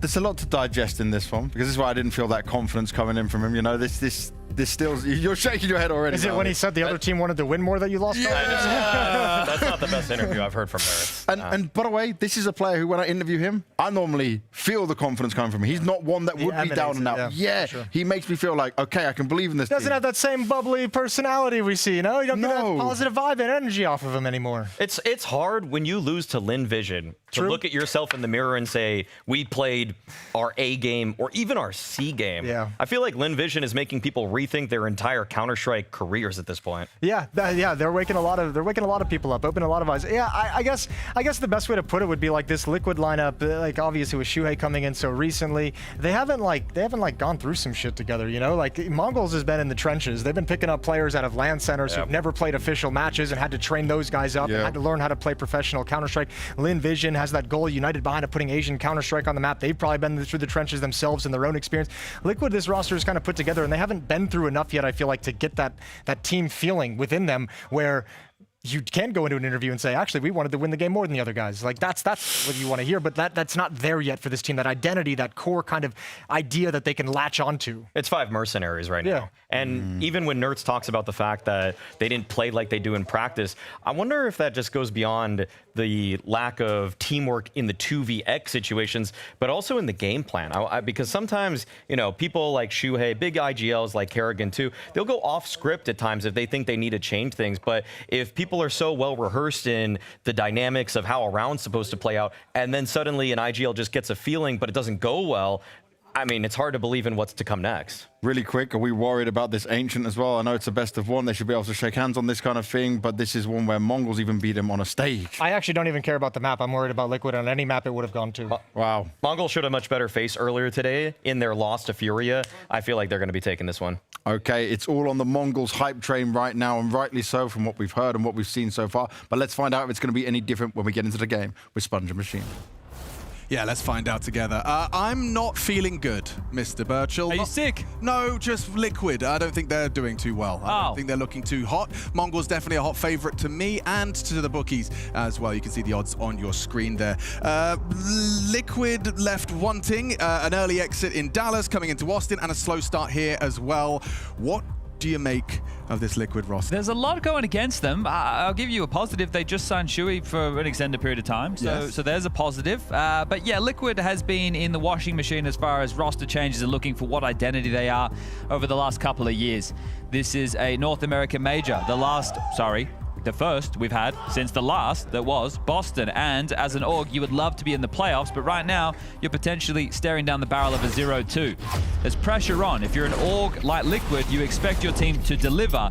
How long is that conversation going to keep going in the boardrooms? And right now, can it change? MongolZ, they're a good team in World Counter-Strike. Yeah, absolutely. It was a bizarre slow start from them. And we're just going for a quickie. Straight up the ramp. Senzu, that smoke is way too late. Oh, but the headshot isn't clean to the first. That's an ultimate of taking down the defenders, and Blitz, he was trapped. You can see that flame behind him, limiting his retreat. An attempt from Azinho, and he has really struggled to find the head there. Hard to track. Liquid will get off to a flyer. Easy. That's simple as it can be. Just rush B. Now, there's more that is going to come in for the negative framing around Liquid. This team have only had Shuhei in the roster for 2 months. They've chopped and changed. Twist, he wanted to do the in-game leadership. Turns out that isn't for him after all. They've come into this event with a losing record, 26 maps played in total. They've won 9, lost 17. The stat lines are pretty condemning, and then to compound that, back in Melbourne, they played MongolZ in a best-of-3 series. Ancient was one of the maps. They lost it 13-6. So that's why people are probably not having too much confidence in them. But MongolZ, this is a major. They've also lost their opening game, and they're also feeling the pressure. They're considered one of the best teams in the world. They're outside of the top 4 elites. But MOUZ are 0-2. Falcons are at home. Vitality lost their opening game. So nothing really tracks. No, everything's a little bit crazy at the moment, isn't it? So is that. He'd have loved to have finished it off and maintained his AK, but it will fall into Blitz's hands. So that's a nice piece of weaponry to be bringing through. Too sharp, but having a track 2 in that situation, not going to be the case. Now, do they let the hounds off the leash, or the horses down the stable to try and hunt this one away? we can start talking through what you can expect, because I think Natus is quite well versed in going for this mid control, saying that throughout his career, you know, within Heroic or whether it was in Ents, I think he was pretty good at it. He's going to be up to that on this T side. You're going to have Shui Heaven twist to be over towards the B ramp position. That means Naf is going to be a setup player alongside of Ultimate, and then Naf will have to deal with some of those A-main plays or helping Nerds out middle. And he's going to be clashing with the likes of Mazinho and Blitz over towards middle, because Senzu's a B defender with Techno, and then 910 with the AWP will be here, there, and everywhere. So we'll just have to see what type of a flow state they can get themselves into. But for Liquid, this is a great start. Pistol, conversion, short was against the eco, and now the guns come out. What about, we had 3 out of our 4 games have been ancient? Yeah, we've had a very ancient day. Quite green. All right, coach behind Liquid. Demars Derova, analytical guy. He's a numbers guy. He's not a Counter-Strike guy, but he's definitely been learning the game through some of the best seats in the house. The MP9 for Techno. Blitz is going to keep that AK to tussle in mid. One of those fragging IGLs, as we like to frame him. Senzu lobs out the B doors. Smoke elbow will land as well, and they're going for an A rush. 910 is here. Mazinho didn't hear this, so 910. Oh, he's got a face full of opponents. Does well. Solid damage. Finished off. Blitz spams through with that saved AK. Hey, bullets. Yeah, he's pushing though. He's not scared. And in the chaos, Mazinho, oh, he can't get away. Tried to disappear into Donut. Now a 2-on-2 emerges from the wreckage. Not ready for this push from Senzu. He doesn't find the headshot. Twist, a quick reaction from him. And now partnered up, Techno with just the MP9, getting away to A main. That's been spotted by the Shadow, but does it bait you past Twists? Looking for him now. Oh, Twists actually, no bullets for Techno. Chose to engage, and indeed, you can hear Twist in the background there, very satisfied converting the first gun. Yeah, that's a huge round to win, and it's a momentum-based round as well. So they've just done the classic, right? We know that teams tend to play heavy towards middle and B lane. 910 starts over towards A, and if he gets the double, it's probably a completely different story. Lethal damage onto one, but not the other.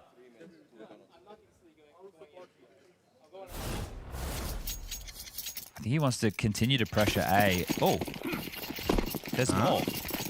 Alex? Where did that come from?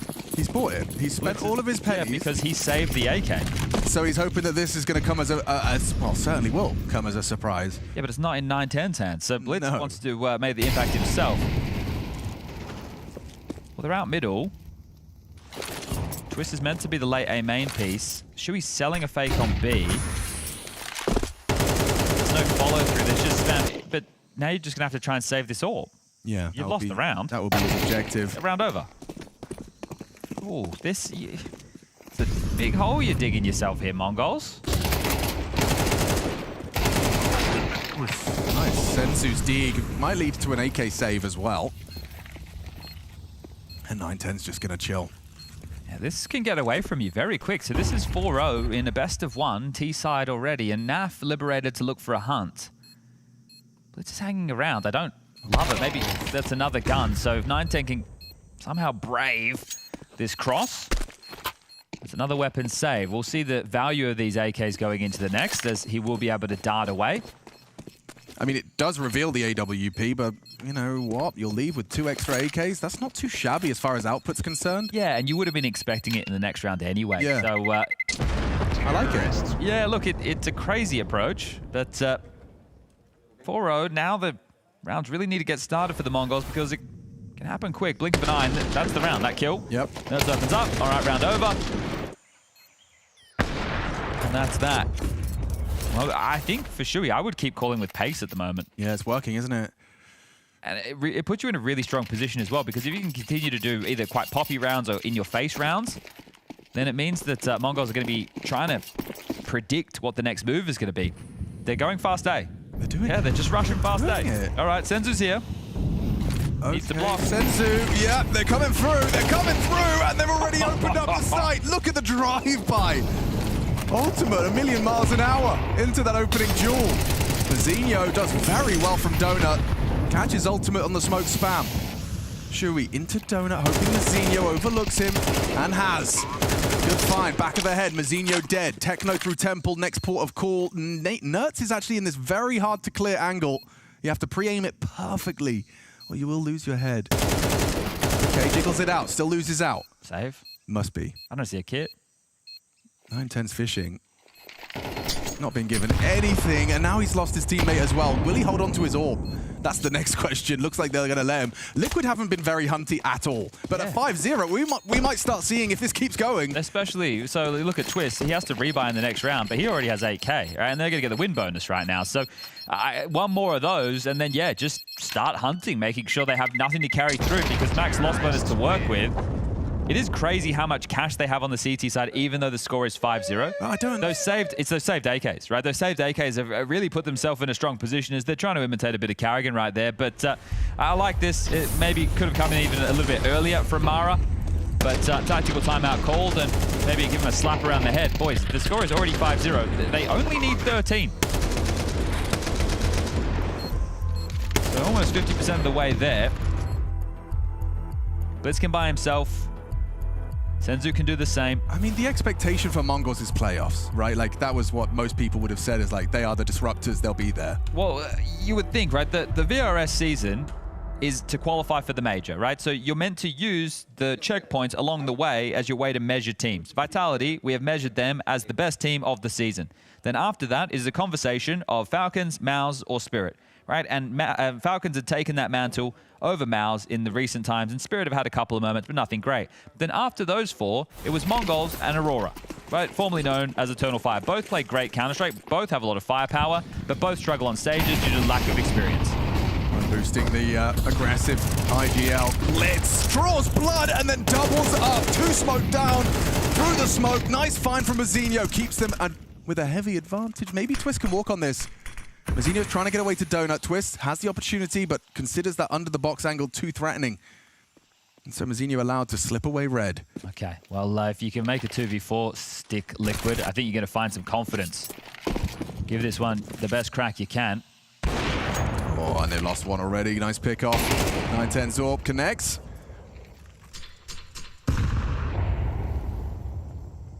Now, I'm sure Techno just had to fight every fiber of his being that was just tempted to push heaven. Yeah, well, they know. I'm surprised he hasn't pushed further out of cave, with all things considered, when they know where he was. But so they're going to make sure he's boxed in. The only open avenue to him right now is... Okay, there's 2 open avenues. Yeah, so 910 has gone down, but it should be no harm, no foul, with the bomb not on his back, and Ultimate's just trying to take as many as he can down with him. Yeah, I think another kill would be fantastic. He is getting wrapped upon by Mazinho, so it's all going to come down to timing, and, well, there you have it. They should be able to scoop up the AWP. It already has been, and, oh, double orbs? Do we really want that on the CT side? Okay, maybe we do, especially if Liquid continue that type of pace. But here's what I'm thinking if I'm Shui. I already have earned my team a bed of rounds. We won the pistol, the conversions. I had 2 quick gun round calls, and that's great. That's actually given us this stable foundation to work upon. Now we can go into a bit more standard of the approach, right? We can just default now. We don't need to do it, because if we get 1 or 2 more rounds in this half, that's an amazing first half of play. So I don't think they need to keep it up with the pace. Sure he wants to, though. Oh, he does. He didn't see him. Didn't see him coming. What's going on? A free frag for Blitz, I guess. Nuts onto Mazinho. They know Blitz is trapped. He's forced to extinguish, but trapped in that smoke regardless. Senzu's coming to help. Yeah, and Techno kind of can't. He's smoked off. Senzu's nade is actually going to finish the job that Mazinho started. And it's getting worse for the boys. Nerds wasn't the only casualty. Ultimate's been caught. Yeah, he tried to cheat into B, and understandably so, because the B anchor player got a nade kill in middle, but Senzu rotated back in time, punishes him with the AWP, and now it's NAF. Unknown entity right now. The Canadians are lacking North American representation, and, well, the first will find a frag. Now it's Twist's turn. Yeah. Senzu guarantees that one. We saw double AWPs a little bit earlier in the day, didn't we, from Legacy? They actually whipped it out with Sadzin, and Nissim was doing some of the secondary. And there you have it. Techno gets on the board with his first kill. Okay, they're back. Slow start from MongolZ, but a convincing one. He just heard in the comms, they've definitely identified the double AWP. So at this point, remember we talked about the ways that Legacy could be exploited, but they did a good job of trying to hold them at arm's length. So let's see. do you call something fast again if you're Shuey, right? You could go for the A rush again, and the quickness could catch the AWP off. If he misses the first kill, it's going to cascade out of control. They'll be able to hoover up the space and get in your face. Or do you just go B, posture with the B lane, and then do an execute. Smoke long and short, good flashes, you're in, and the AWP's going to have a tough time retaking. Yeah, Liquid want to go something quickie. Yeah, it will be the B pop, and this makes a lot of sense. Blitz is coming over. Oh, they've dropped the double AWP. Never mind, I should have noted that immediately. So they're making a bad call. Running into this site, rifles are plenty. Senzu ready to rack him up. Never mind, empty hands for Senzu. Blitz though, he's gonna push through. Look at this chaos. Oh, the whole team just disappears. A magic trick from the Mongols. Liquid gone. Just like that, evaporating as the CTs come surging into the site. Do you know what that reminds me of? Is the strats we see on the A side of the map. On B, suddenly all the CTs at the same time in unison crunching into that bomb site. Yeah, that's the Mongolian meat grinder right there. Wow. You don't really get to see that. Like, it's rare that everyone arrives at the same time, so you can play like that. But you catch it again. I think the flashes are quite... 2. I thought there was flashes. No, there's no flashes. I thought there was flashes in the mix. It's just bodies. Yeah. The bodies coming through smokes. Caused the chaos in the comms. Incredible. And they juked them, right? They thought, okay, they're double AWP. Let's just execute. Well, they dropped the secondary AWP, and you get lulled into an execute as Ultimate's taken this space. An awful lot of it to work with now. Techno might get caught off guard. Yeah, okay, one's going to cross long. Yes, they expect that, and he gets cleared out by Techno. Well, they were hoping on a Deagle pick. There is one more of those in the mix. It's just Twists. Oh, Shui's had a couple of weird ones in 2 rounds now. What was he doing? Was he talking? Was he checking something? It doesn't matter. It was an eco, and you're already in a 5v3. Twist with some light resistance, but that's all it'll be. Mazinho deals with that, and it is just a 1-round game. So 5-0, now 4 straight, and not a single plant in any of these 4. I feel like MongolZ are doing more convincing in these 4 than Liquid did in their 5. All right, demands the rover on the mic. Some clear contributions, not just taking it to let his team talk. Wanted to get his point across. So early it was fast, it was setting the tone. They got lulled into the B execute because of the double AWPs. They've really run a default round once, and that was with pace. It wasn't even tempered. So I wouldn't be too surprised, as I touched on earlier, to see them go into more default heavy play. But we'll see what the coach wanted to convey. Almost a comical double take there on the Shui head. 3 towards B lane, Naf to set up Nerds. So Naf just holds the flash. If Nerds calls for it, then he'll unleash it. Got the space they were looking for. Pressure on the cave. Concedes the space. Bit of chip damage there. Twist softened up. So now you actually get to play out the round. Now you've got the control. You smoke off Donut. You're going to put pressure on this red rotation. So you have everything. You have A main. You have mid. You've got the B lane. You've even got Shui up in cave. This is, yeah, it's got the writing on the wall for a 6th round for Liquid. Techno, 25 damage as he pushes forward of the flame. Senzu Blitz will gamble over.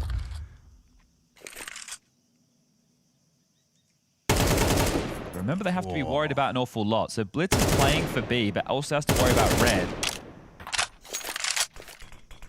So just waiting for some of these CT aggressors. Nothing's come through just yet. They've doubled up in cave now, so they're selling red. That's a gap that either you're just going to give over or you're going to acknowledge in the back of your head. But either way, the comms from MongolZ need to acknowledge the fact that it is a possibility. Bomb transitioning back. Ultimates just run all the way through T-spawn. With 30 seconds, this now tells of an A finish. Likely to sell a B fake and then go through mid to Donut into Mazinho. Need a bit of commitment behind this. Senzu already thinking it's a bit fishy. Mazinho, oh, he's got a lot of work to do. Nerds is going to be a dead man. Mazinho makes it so. 9-10 though, there's one blind spot.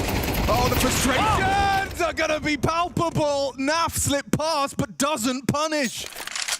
That's a limp fake as well, isn't it? I don't think the long smoke lands perfectly there. They even get past the AWP first, but it's the bomb that's second. That gets dropped towards main with 12 seconds on the clock, and Twists. He's not going to go down after time. That would have really hurt, but they've turned this on its head. We're all tied up now, and they're the ones running with all the momentum. A slow start, sure, but it's who gets to that finish line first, and the Mongols looking hot to trot. It's kills. Like, this one should have been traded. That is an absolute mare. His change in elevation, the fact that he mantles up, it's just going to make tracking that spray just all the harder for Nav.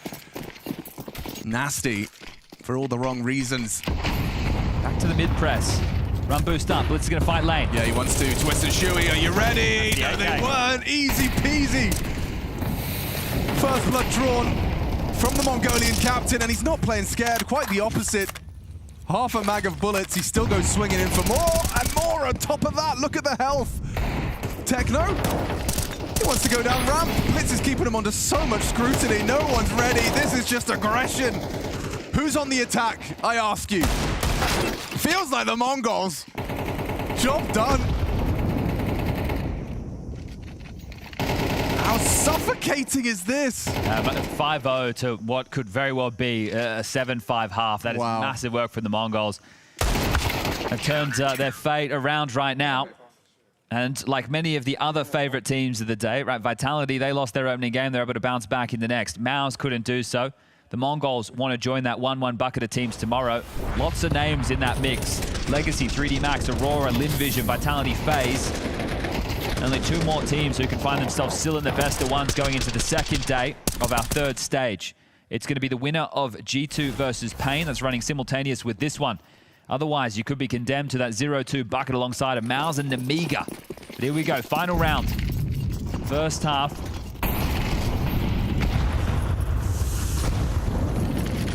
They want to try and punish Sensu and 910 here, and he goes looking. K-Player's trying to help out as well. Both of them half health. The molly backside limits your options. Sensu trying to block ramp under so much pressure. Good find. Yeah, 910's managed to remove Twist, but Nav spams back and finds Techno. Sensu with low HP just pushing willy-nilly. Where are the comms? What's going on? Well, Natus is an A at least. He's an X-Factor player. He can make a massive move. Oh, no, not when Mazzinho's in the server. A quick headshot, job done. Round one, and Mongols with seven consecutive. Stunning from the Mongolians, trying to punish Team Liquid. What's up, everybody? We're down here eating a little classic Texas barbecue because it's time for a little barbecue in A with Legacy. What you guys want? I will have a brisket. Do you like the fatty or the lean? Fatty. Yeah, that's the right answer. Tazin, what can I do for you? Everything. Everything, yes sir. No, I'm joking. All right, so now, while you guys are stuffing your faces, I'm gonna ask you questions just to make it a little more difficult. But it's funny to think about because I feel like this event is probably the highest pressure situation. Why do you think in this moment you guys are sort of finding that form shining? For me, it's the energy. Everyone is so hyped, playing so well. Of course, the situation for us was weird because we didn't expect to be here, you know? But when we had this opportunity, we said, oh guys, let's just enjoy this moment, you know? There's a phrase in the US, it's like, we say you're playing with house money. It's like you go to the casino and you've already got like more than you came in with, you know? So it's like, you guys just keep pushing it further, right? How far does it go? How far do you guys go? I mean, we're just grateful to be here. Yeah. And we're trying to do our best, as the MOUZ says, so we can leave here with no regrets. And that's what we will keep doing. I don't know how far are we going to go, but we're gonna go like this. Yeah. Can I have more brisket? Yeah, dude. Let's see, what do you got here? What do we got? Not gonna stop, bro. It's so good. That's good. That's good. I'm curious about how things have been with Lex as well, right? He's primary IGLing. He came in. It's his first time doing that role, I think, in this team. Yes. How has he been doing? What's the learning curve like there? I asked right when you took a bite of food. This is the classic move. If Lux was here, it would be fun. Yeah. He talks a lot, me and him, we talk a lot. But he already talked a lot in the game, being like second color. And I think for him, he doesn't have any, it's like a habit for him. I see him looking for things around to learn, like a library, you know? And this is very, very good, you know? If you see someone like pushing forward, and it makes people like, oh, if he's learning, I'm gonna learn, you know? All right, Sudzin, we'll get a question in for you. Okay. I mean, this is just a basic one, but is there one player here you wanna op against? I talked with the guys. It's sad what I'm gonna say, but I was really like to play against MongolZ, but yeah, the other op I want to play against, it's Zayu. Yeah. Because we already say, like, oh, we need to get the revenge. And then the question we have to ask, right? How far can you take it? That's a question. We don't know. It's just about no regrets, and then if you lose or win, we will be happy with our attitude. Because the results are, most of the times, they don't say everything. A bad result, a good result, doesn't matter. All right, you heard the answers here, folks. We smoked them to perfection, now ready for your consumption. Hope you enjoyed it. That was Q&A with Legacy.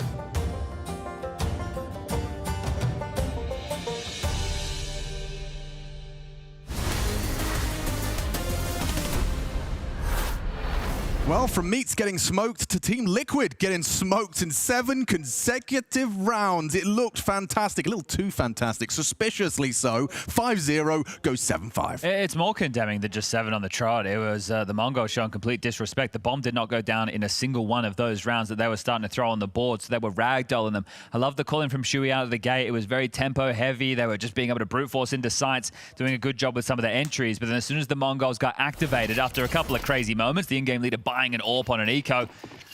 It's all worked out as now Liquid will have their chance to defend as they're going to start quite heavy towards Donut. 3 players, Ultimate, Nerds, and Twists. It's going to be Naf and Shui up towards Cave, so it feels like it's going to be a pincer into middle from these 2 different elevations. While that's happening, they're setting up towards A. Mongols are going to try and waltz on in. Blitz has a smoke. Just one to work with. Lobbed out now. Ultimate, the only one who can respond to this. Yeah, what's he supposed to do? Perfect Get smoke as smoked well. off. Flawless. Attempts to try and catch that bomb planter with a couple of spammed bullets. They're all rerouting CT. Yeah, interesting. So Flash for Ultimate to try and set this up. They have to go Temple. Oh, great shot. Back Huge in. shot. Okay, yeah, Twister's giving them away back in. Blitz is on a late lurk. It's an open plant for Donut late. Yeah, so that will come into play a little later on. For now, it's this Temple trio. Sends you the first contact man. Vizinho does well, catches Naf as they flood into the site. That sound cue was heard of the defuse. Blitz is buying time, waiting. And it doesn't even matter. It just doesn't even matter. Everyone wins their duel. A double from Vizinho and Senzu. And Liquid, I mean, their woes continue. We'll make it 8 in a row. Why not? Let's go 9. Well, this time the bomb went down, but that's because Mongols are on the T side. So, oh, if they force in right now, may just be the map, and that's exactly what they're going to do. It starts well. You have the number advantage, but you let these Mongolians play deathmatch. They love it. Just absolutely pipping you at the post. Peeled apart, limb from limb. Someone's going to put this horse down as... what the hell was that smoke?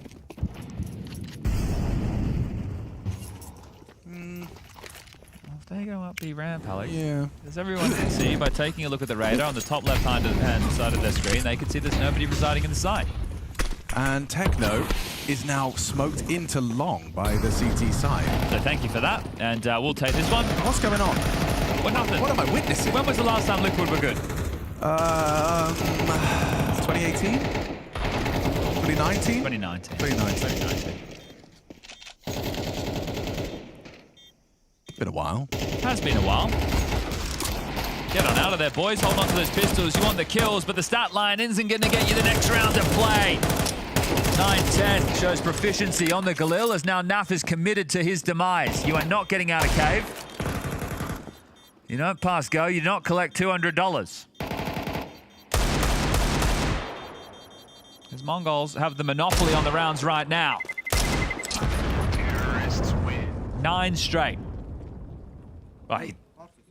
They had a moment to get out, but then they hung around and tried to fight, and then they all got killed. So, fine. You know who needs Kevlar and a Deagle into an eco anyway? Nah. Poor Jason. Well, you know. Yeah, poor guy. Oh, and Maui. Yeah. They still got a leash. Hopefuls. They've got a leash and call me Sue. That's all they've got. And one of them is a bit of a stretch. I grew up in California. He did grow up in California. So...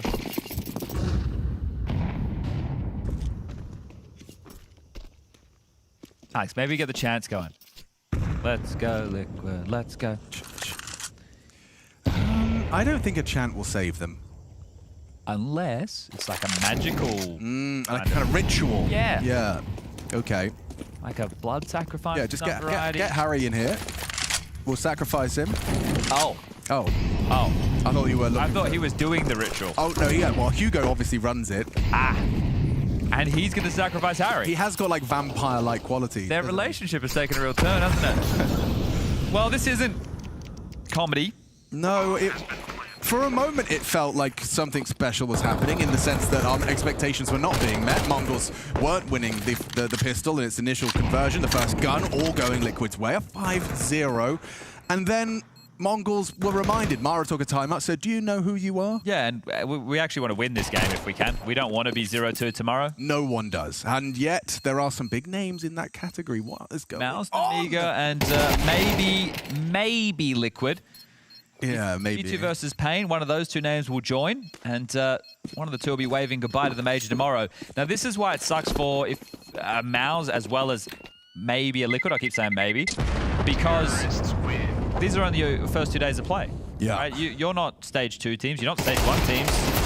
Caramba. Almost gets a kill there on the way out. But anyway, the rifle's invested upon now as the smiles creep onto the faces of the young Mongolians. Not the youngest team at the major anymore. Yeah, that's been taken from them. Beta have been eliminated, so I guess they're the youngest team. Still at the major, yeah, okay. We'll make sure you're situated, Liquid, because the momentum has been completely taken away from you. Would 10 consecutive. Be fair to say this is a must-win round? Yes, it would. Yeah, okay. Chip damage towards middle. Twist takes 42 to a HE before he's even seen anybody. Techno with the extinguish applies pressure towards Heaven and Cave. Should be parked up on his own as Naf has the toughest task of being this B anchor to get isolated. You got Mazinho in A main, you got Blitz floating outside of Elbow, and the other three as, yeah, you could take mid control. You could even deploy another smoke. We don't want it right now. We're a minute 25 on the clock as MongolZ sit back and stomach this. Helped by the AWP, though. This could be Ultimate's AWP. Oh, out of the round! A headshot found. Senzu opens up the account. Good angles, though. You can see them both in that little blind spot. Oh, pushing. Has to. Low HP. Flashes himself, 9-10. Despite connecting the flashbang onto Naf and just 27 points of health. 3 frag total. Naf is going to be walking ramp. This is everything for Naf if he can take that bomb carrier down, but held way too easy for 9-10. I don't hate the move, right? Because they knew that he was pinned on that side of the site. He doesn't know what's in cave. He had to do something, but just so low on HP. Nobody flashing for him. No way to set him up. Just Twist here for now, and he's about to be smoked off long side. Nertz is cheating over to assist this. The timing is impeccable. He just starts to engage. I think he was reacting to the sound of the bodies up ramp. Gets the guy up close. Hey, there's a kit for this. Nertz and Twist. These are the two I'd want alive in a situation. Yeah, well, now only one of them. Twist is gone. And Nertz needs a reload, needs a 1v2 clutch to give Liquid just something to work with, something to hold on to.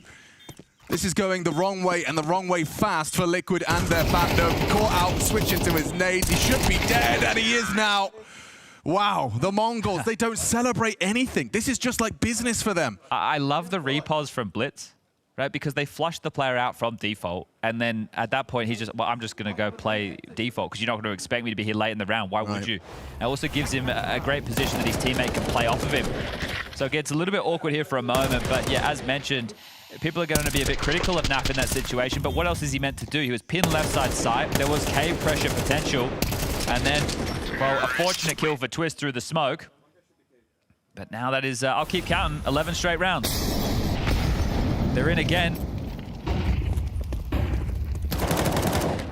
Essentially going to force buy out this game. Yeah.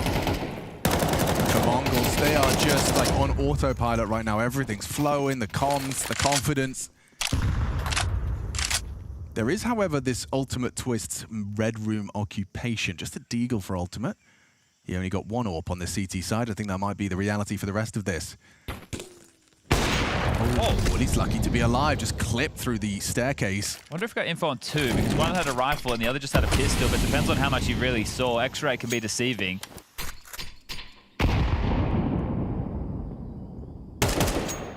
The pressure felt middle, pressure felt cave. Nertz on tree. He's got company. He has got company coming.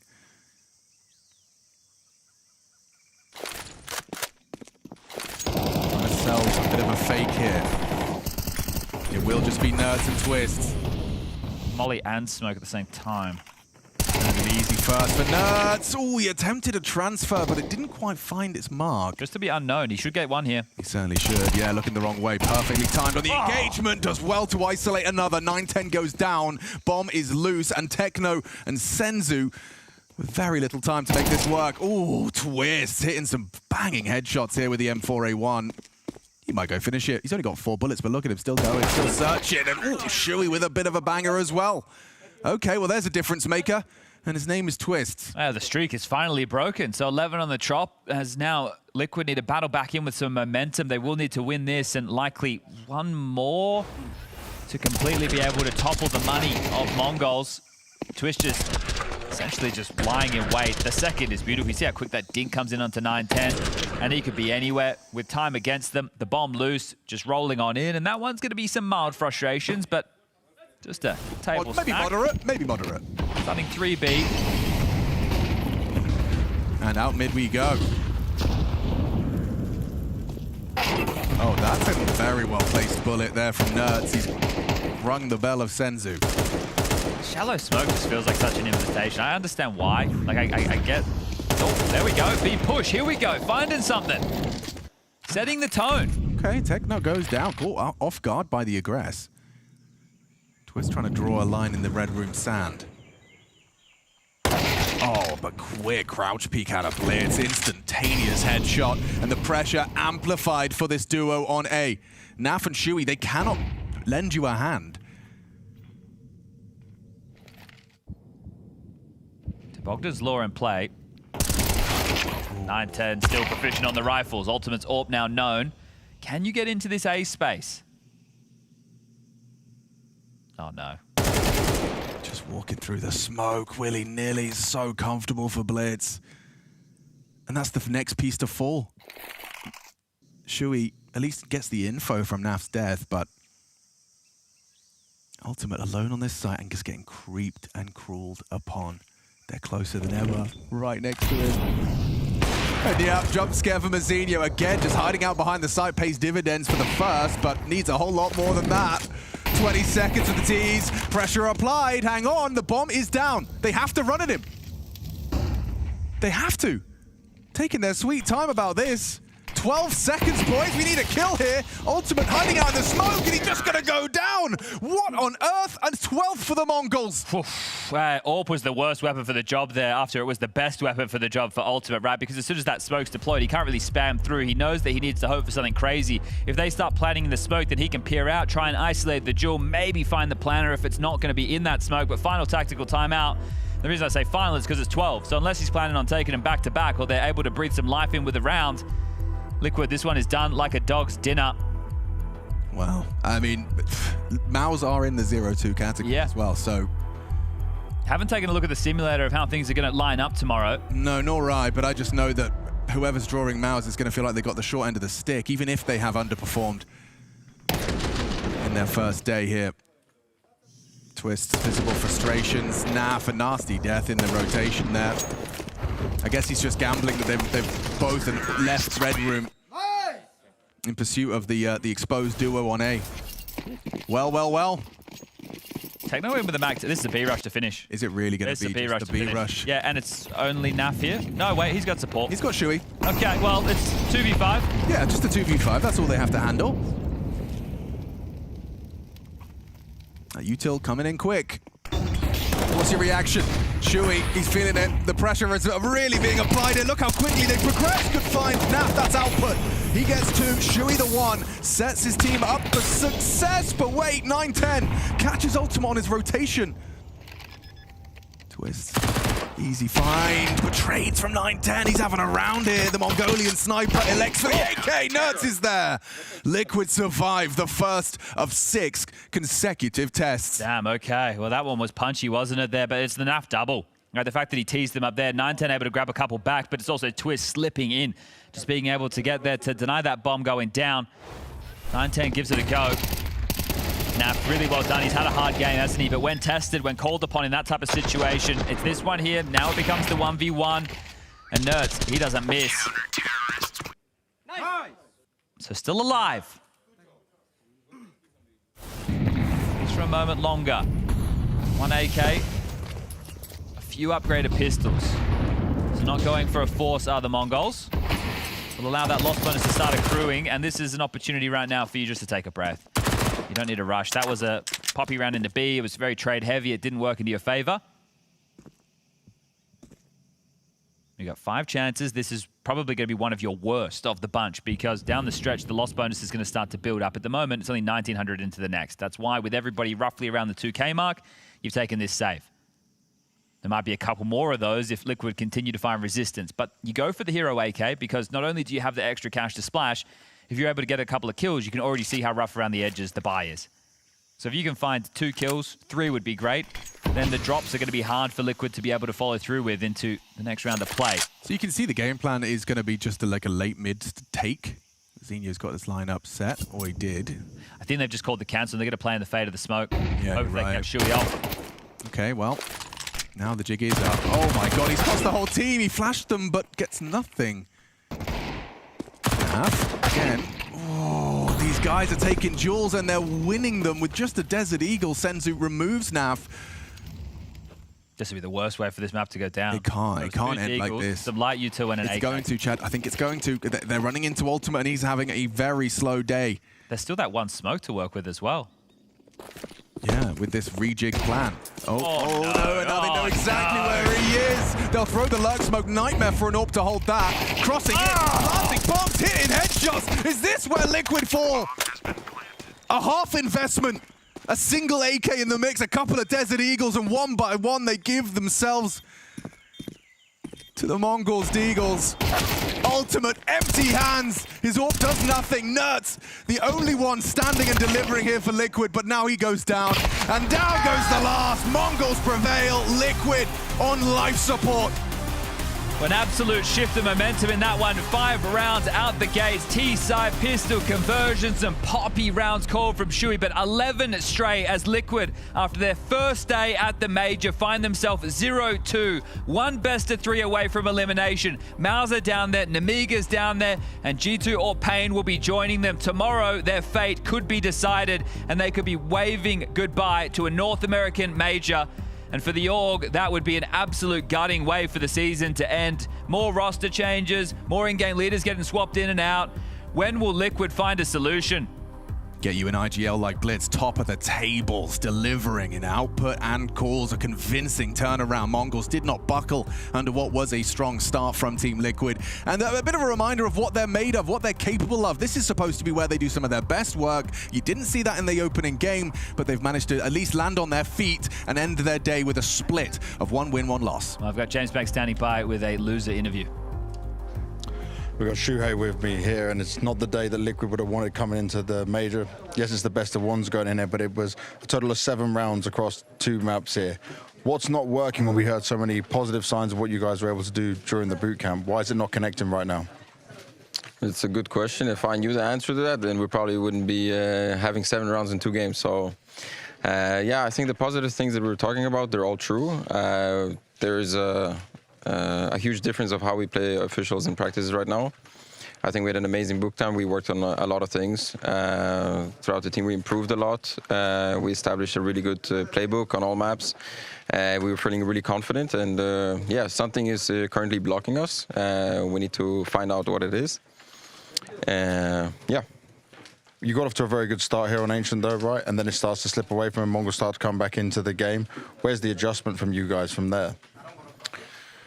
It's tough to say. When you start off a map with 2 good set calls, it's hard to kind of feel out the game. So it's a little bit on me. Although we did win the 2 set rounds that we called towards A.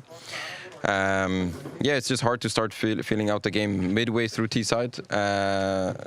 Suddenly you have to default and feel the game whenever we didn't play defaults before through the game. But yeah, I'm not sure.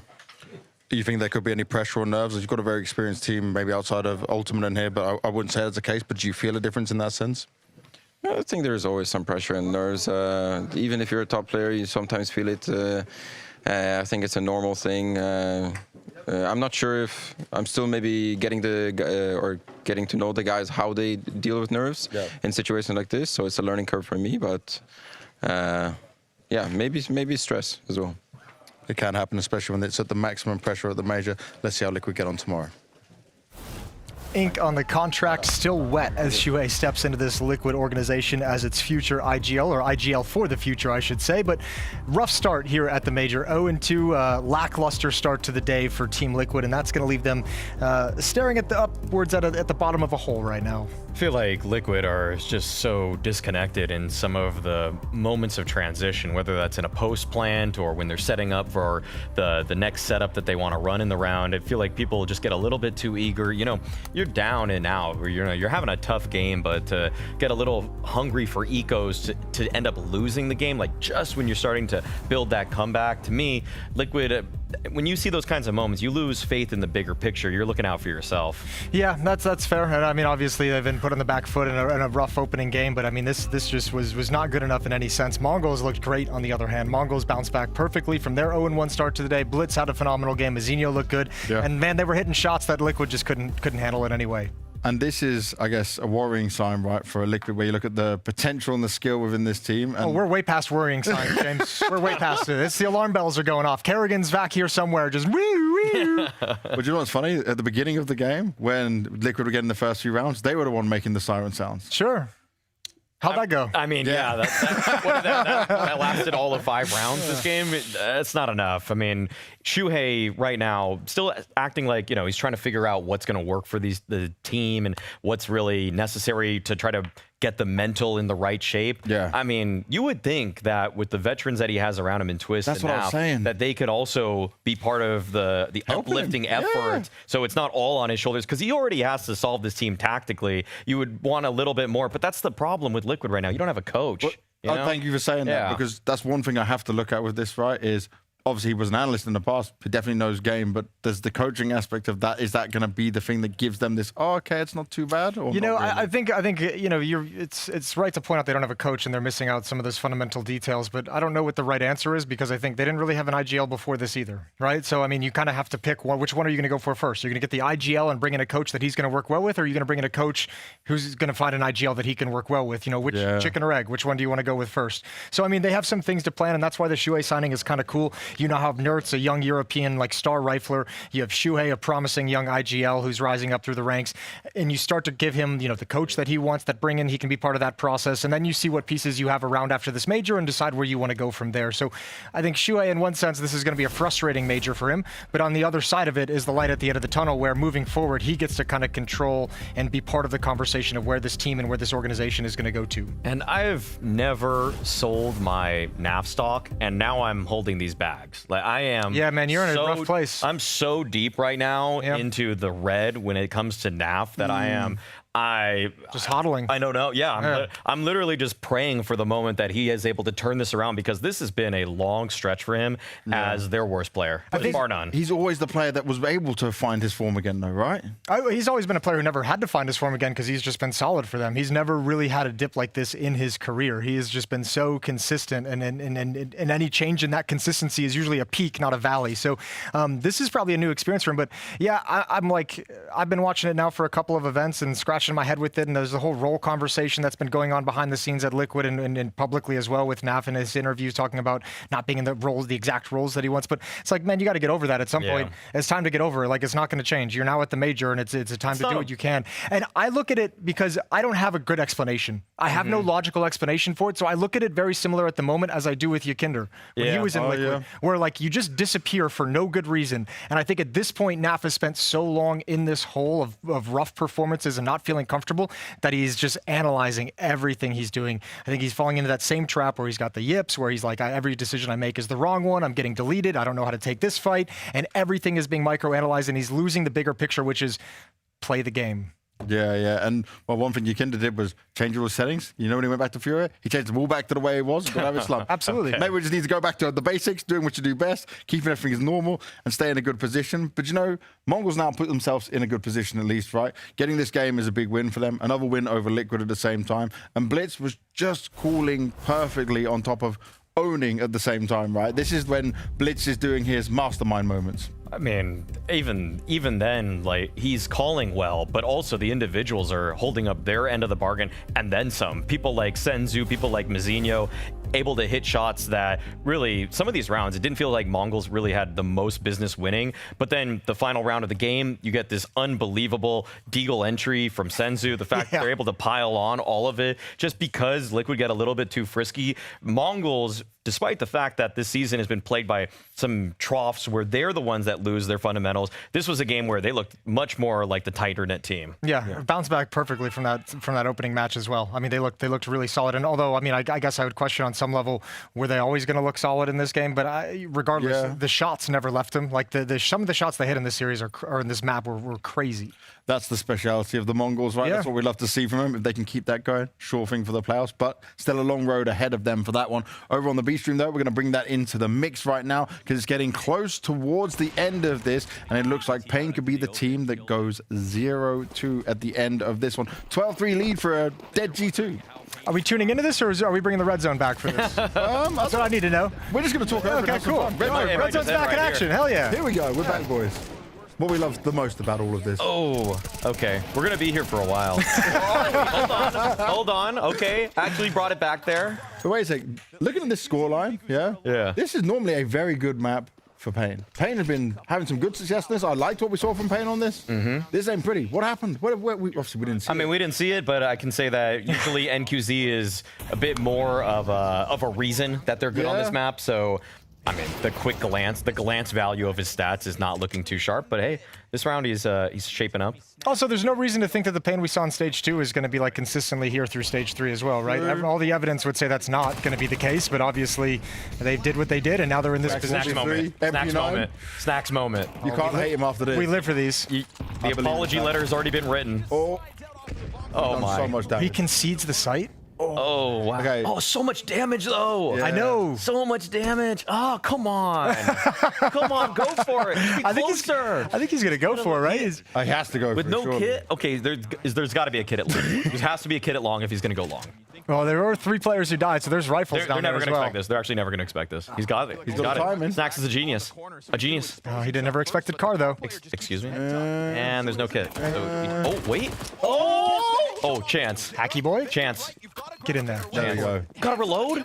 No! I wanted it. I wanted it. It was there. It was close. I wanted it was for close. him so badly. If he gets a shot with that USP, maybe. Yeah. Man. That was a good effort, though. That was a nice run of things. Yeah. It's G2, though, right? Like, I'm so worried about what they'll be able to do here. I feel like Hades, I feel so bad because, again, he's being replaced by some pious, and then you didn't even get a chance to even have belief that you would get to stay on the team. No, that's the problem. But at least he's showing up for the major here. Yeah. First game that he played earlier was quite good for him. He was like the only bright spot. Yeah. This one, too, he's already actually delivering. I think he had to have known upon joining this that it was just going to be a temporary basis, right? The report of Sunpius and Saw came out pretty early after this was all announced, I feel. Hades is like the Polish Daps. Because he just keeps getting replaced by the same guy. it's like, oh, Sun Pies is taking my job again? All right. Yeah, that's how it is. Eh? Sure, this is par for the course. Fair play. A tech pause. Okay. Oh, that's just what we wanted.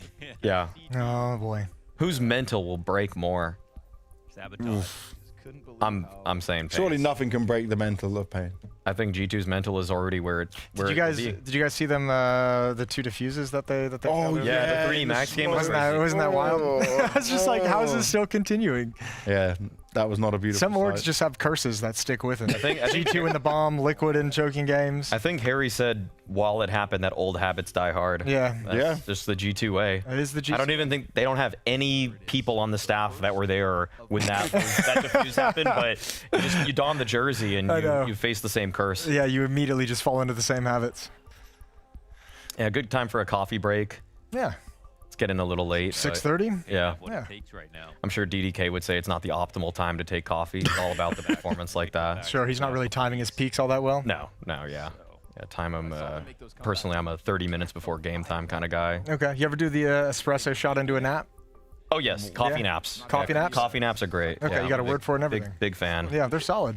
Yeah, you just wake up feeling like you took like a 6-hour nap when it really was like a 30-minute. I know, it's the lovely. best. It's the best. I think that's what Rain had earlier. Yeah. It's very possible. That could be the one he did. Yeah, but dads have superpowers. Naps, they can spring up from those things very easily. We have the ability to sleep anywhere at any time when required. Oh, I didn't get that one. You didn't get that one? No. Oh, I enjoy that so much. One day I'll learn. Big Vincere. Also He's a dad. He is a dad. Does he? How many kids? 2? 2, yeah. I think it's 2. Davideus, not a dad as far as I know. Daddy Deus would be a great name. If Snow is a dad, Daddy Deus well, would be that's the problem. Well, I don't know about that. That's a problem. That's a problem, all right. These are the kind of rounds that G2 of last year would win, and you wouldn't even blink. Yeah, with the Deagles. Yeah, this kind of G2, though, I don't have the same faith. Deagle rounds hit a little bit different when Nico's not on the roster anymore. Mm-hmm. They hit a little bit less. Oh. They don't hit. They don't hit. We don't really hit. I reckon Heavy God's got a Deagle in him. He does. He does actually have a really solid Deagle. His Deagle is nasty. That's what we want to see. Heavy God's like one of the most well-rounded players, like immediately upon his introduction to the pro scene. It's just like all there. And you're like, oh, okay. Changing different positions, changing roles. He's very like, I'll do what the team needs. That's why I love him. I think we get lost sometimes in the role conversation and like fitting perfectly as a puzzle piece into a role, and it's just like it never works that way. It doesn't actually happen in that fashion. Well, I mean, Heavy God's played almost every position on every map except for Upper. He even was the in-game leader for a while. Oh my god. Okay, wait. Classic. Oh my god. Oh. Okay. He needed one more. Oh, one more. Oh. Wait, chance for Hades. Hades moment. Come on. For Polish CS. He's still alive. Come on. What is this? No. Oh, that would have been sweet. Damn. I actually believed for a moment. I really thought that was possible. There were a lot of people that put G203. Well, they are. Who would have done that? Not in a great position now. That's crazy. At one point, I did have Liquid and G203. Wow. Ooh, that's a bold. That is just rude. I don't even think that's. I don't even know if that's bold or anything. That's, I didn't stick with it. No. We might have done our all about counter pickings with that though. I think I might have tricked Devil into that. I might have screwed him. Nice. Well, Devil Walk should know better. He's won a major. Yeah, he should know better. He should know better. But sometimes I just push him in the wrong direction. Okay. It's not my pick. Yeah, that's fair. That's very fair. Yeah.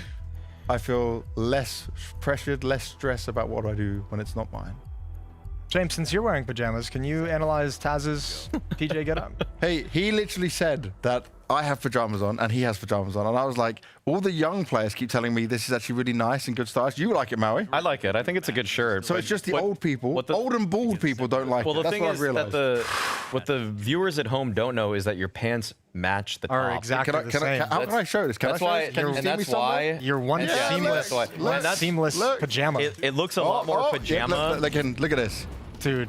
Yeah, it looks a lot more PJ when you see the whole fit, but I think the shirt's good. You look like the dad from Harry Potter. If you, you look like Dursleys. The Dudleys. Yeah, whatever they are. No, they are the Dursleys. Is it Dursleys? I don't know. I don't know.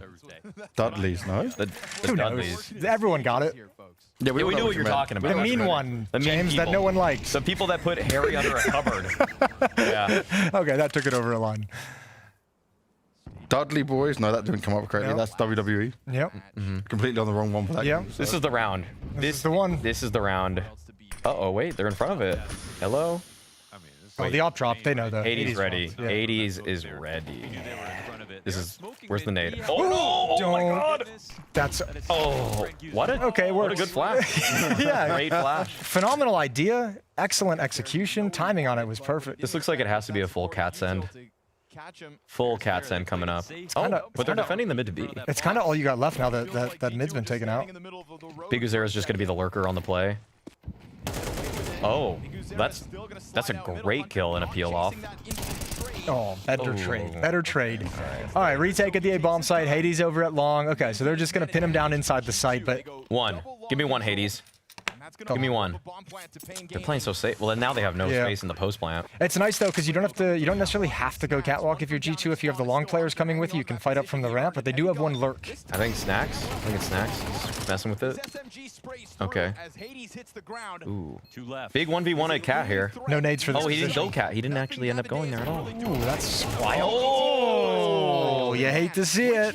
You hate to see Damn, it. nothing left. Bet he wish you went catwalk now. Nothing left here. Who won a retake from here the other day? Oh, wait. Chance. Huge chance. Snacks. Oh, no kid, he doesn't no have kid, no time. kid. He doesn't have time, though. Oh, damn. NT Snack. Yeah, not too shabby. Snacks is playing out of his mind. Positive. In parentheses, positive. Because you do have to amend that. Respect snacks. Respect snacks. Yeah, Biggie's out. Crazy we just know what this team is going to be after the major. It's rare that that really just happens. Yeah, I know. It's really rare that we just know the We know the rumor, but it's never confirmed. But in fact, it's been confirmed before. That's the wild part. Yeah. That's how it always works, though. Like, you hear the rumor coming out that's just like a rumor because they haven't actually signed the papers, but it's all the way pretty much done. And it's also wild that we know that Shuhei is not going to this team. It's kind of wild we know that. Oh, yeah. Well, yeah, he's locked it in. He's on Liquid. I wonder if he's regretting that now. Whoa, whoa, whoa! The guy camouflage? He's got an agent skin or something? What's going on? It's World of Warcraft 3 invisible. I mean, what would you guys do this? 0-2 down. Start putting agent skins on. Just start using agent skins. Like what's the deal? I'm honestly kind of amazed that no team has just done it. Just like had one guy who had them on. It is just like a gentleman's agreement. It's been a everyone stuck to it. I That's know. what's crazy. Well, because it is a little unreasonable and against the spirit of Counter-Strike. But at the same time, I expect there to be at least one team who's just like the jerks who are just like, yeah, we don't care. If there's we no, don't care about your if there's no rule in place, someone will break it at That's what some I'm thinking, point. but no one's broken this one yet. It's actually funny. I was playing deathmatch in Europe one time, and Hades Steam messaged me after the deathmatch session and said, "Look at your agent skin off." Yeah, he said, "Look at you using the agent skin." Yeah. He shamed you. Yeah, he did shame me. Oh, you got found out, man. Yeah. Oh, okay. I don't think Davideus has got this. Oh! All right, GG. Well, you were right. Yeah. You were right. He didn't have it. No. Okay, so it's G2 1-1 on the day. G2-1-1. G2-1-1. Not G02. It's great. Yeah. Yep. And nowhere near a G2-2-0. Especially No. after the first game that they went off. No, not quite. Not that even was close. rough. Yeah. But they'll be happy with that. They don't look the happiest with that, even though that was a convincing win. Just took a little while to get over the line. I think it'd be probably weird. I don't even know what emotion I'd have. Again, like with the situation that you know the team is going to change, you know exactly who's coming in, you probably know exactly who's leaving as well. It'd probably be like a very weird emotional vibe within the team, I would imagine. Yeah, like yeah, you could take it's hard to have camaraderie. Yeah, you could take the angle of like one last ride. Yeah. Come on, boys, let's do it. Let's have some fun. Let's make a memory we're never going to forget. One last ride's good if you guys have been playing together for 3 years. But if it's like Hades just got here, one last ride. It's like the only ride. Yeah, it's the this is the only ride. one I'm getting. I don't even get a warm up ride. Yeah. I did get a warm up ride over in Dallas. There was, yeah. Well, A while singular. we wait for our new matchups to come our way, let's have a look back at some of the teams we've been positively surprised with or happy with or enjoyed. And I think we can start with a bit of Virtus.pro in that one, because despite even some of the voice comms coming out and us seeing Electronic still having slight meltdowns, they did win both their games in it. So all is positive, at least in the camp right now. I simply like that VP twice, maybe 3 times per half, will just run a set piece, okay? I know that sounds really basic, but I'm not trying to see them build this incredible round out, like this insane default with like map control, go back. They just simplified their playbook a bit to me, and they look a lot more confident when playing in that style. Yeah, it feels more like they're playing to their strengths, right? When you see guys like Icy popping off with the AWP and having a good game, like get that young, sharp, fast opper out there onto the map. When you have your riflers stepping up, Electronic had some big games as well. So yeah, it feels like everyone's getting a little bit more comfortable in what their job is and what the kind of goal of some of these rounds are and the different situations are, and the players are now thriving in it. And I'm just happy that I see a Virtus.pro that like this is what I expected, you know, from kind of like maybe not day 1, but day 30 would have been nice. Yeah, it's taken a bit of time. It's also taken Finn to come in, right? We were very positive, and his interview at least gave us some insight on that. Similar to Liquid, they went through the same issues of like struggling to find who is going to be the IGL for the future, who's going to be the core for the future, who's going to be the coach for the future, and they've put that all together starting this year. And obviously Finn was kind of the crowning piece, it feels like, because he's given them the most improvement over a short period of time. In my power ranking of 2025 coaches, Finn is actually he's top 5. I'll say that. Yeah. He's top 5. The change from 2 events, from pre-Finn to post-Finn, it's a good day, okay? Yeah, I'd agree with that. That's quite nice. It's been very good already. Let's see if we can keep it going. On See the if other the bipolar bears have one more thing to show us this event this week. Let's see. They have to. If they don't win something, then we can start to look at it and see how it goes. But for now, the winning is all good. As long as they win tomorrow, then we won't see any more breakdowns. No more meltdowns from True. it. Stop yelling. Yeah, Stop yelling at your team. You can yell at them, right? But just try to be more positive, you know, in some ways. You know? Give me a positive yell. Nice. Stop it. Not, why are you planning there, you imbecile? You know, like, I don't like those Give me ones. a positive criticizing yell. That's what I want to hear. Yeah. Oh, come on. We talked about that plan. That's not good. You're better than this.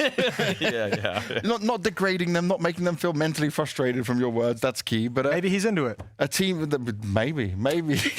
I don't know who would be. They didn't seem to succeed well when they were getting that shouted at them. It didn't go well until now. But for MOUZ, nothing is going well right now. This is not a spot we expect to see this team in. And they are now facing elimination. Now, getting to the best of 3, for sure they should be safe. But it needs to be a switch that's flipped. Coin flip for me, whether they make it through at this point or not. Really? From the O2 stage. 3 best of 3s is hard, man. Which is... It's MOUZ. I know, right? I mean, but we saw what happened to Falcons. Falcons, to me, I would have even given them a higher percentage chance to make it from 0-2 down. But this field is not light, okay? There's a lot of teams out here that are ready to pick on you when you're feeling like the worst version of yourself. And I think that MOUZ's mental game is a little bit different than Falcons, whereas Falcons was a team where all the pressure in the world was on them. MOUZ, the only people that are putting that pressure on them are themselves. True. That's a really good point. They don't have that same level of like outside scrutiny coming in from the public. I think a couple things. I think obviously they kind of got a little, I'm not going to say unlucky, but unfortunate maybe with the kind of draw they got in the best of ones, catching the hot Virtus.pro team. I believe that was the first team that beat 13-11. Yeah. And then a FaZe team that's like, we know you're diminished, we know you're a pug, but you still have a leash, you still have Frozen, you still have Simple, you have all these guys who can perform at the highest level. We've seen him do it a number of times. So a little bit of a rough draw for them in the best of ones. But the scary thing, and probably why it's a coin flip and why it's tough to imagine them going 3-0 in the best of 3s, is like, name an easy team in this group like to beat in a best of 3. Like you're gonna go to like a team like Nemiga would probably be one you'd name, but even they showed that they're a pretty scary team when it gets into series and they can play games close and put some pressure on you. Yeah. But after you get past like maybe 1 or 2 teams, even the teams that you'd expect coming in from stage 2 or stage 1 that are still here, you'd be like, that's not really an issue in previous majors. But here they're all performing well. I would want to give them a higher percentage chance, but we've already seen some of the favorites lose a map. So the fact that Vitality is in the 1-1 pool right now, like I don't know what's going to happen. True. What if you get to 2-2? And yeah, exactly. Yeah, I think your 2-2 match is really the make or break for MOUZ. I think they'll get there though. Well, you're talking about matchups. Let's get the matchups that are coming for tomorrow and see which teams are we having a chance to go 3-0, who will be going 0-3, and ones that just stand out from the very beginning. Look at this. Oh my God. Well, Liquid MOUZ. Spirit. Navi Spirit is nice. Wow. Liquid MOUZ is This bangs. Bro, Shuhei has a chance to knock out his team. Dude, Shuhei, get the boys together right now, Shuhei. Let them know you ain't losing that match. You're staying up all goddamn night. Everyone's staying up on maybe a little nap, maybe a little nap, but like stay up most of the night. And we're looking into every detail this team has. Wow. FaZe Legacy, that's a rematch. Remember from Legacy beating them in the second stage to make it through. Hey, make sure also if you're just gonna put it on as an audio only listener, 3D Max Vitality. There's gonna be some trash talk across the room. Oh, like, there will be. Apex loves to trash talk the other French guys. Get your translator out too at that same time. Yeah, absolutely. They'll be spitting them back and forth because 3D Max has some trash talking game as well. MongolZ, Lynn, Vision. Okay, little regional Asian matchup there. That's kind of cool. Don't know when the last time they would have played against each other as well. Virtus.pro, Furia, 2 of the better performing teams that were a surprise coming into this major. They're going head to head. This is actually a really cool next day. Give me your favorite matchup from this list. Actually, low key, I really like that Furia Virtus.pro one. I think that's gonna be a fun one to watch. I like FaZe Legacy. I want to see the rematch. I want to see if FaZe can bring it this time after being defeated at the hands of Dumel last time. I really like. No, I don't like the Navi Spirit one. That's going to be horrible. As a Navi fan, it's just going to be horrible. What if they win? What if Navi win? That is a possibility. The only reason I didn't pick some of those 1-1 games is because those are going to be best of ones. Yeah. You know, like I want to see. Some of them would be really cool in a best of 3 series, but I want to go with a best of 3. Well, guys, we're here at the end of the day. We've got our matchups ready for tomorrow. You guys certainly won't want to miss all that action. We're going to another day, but for now, we get some sleep, we get some rest, we come back refreshed and energized for more action here at the Blast TV Austin Major.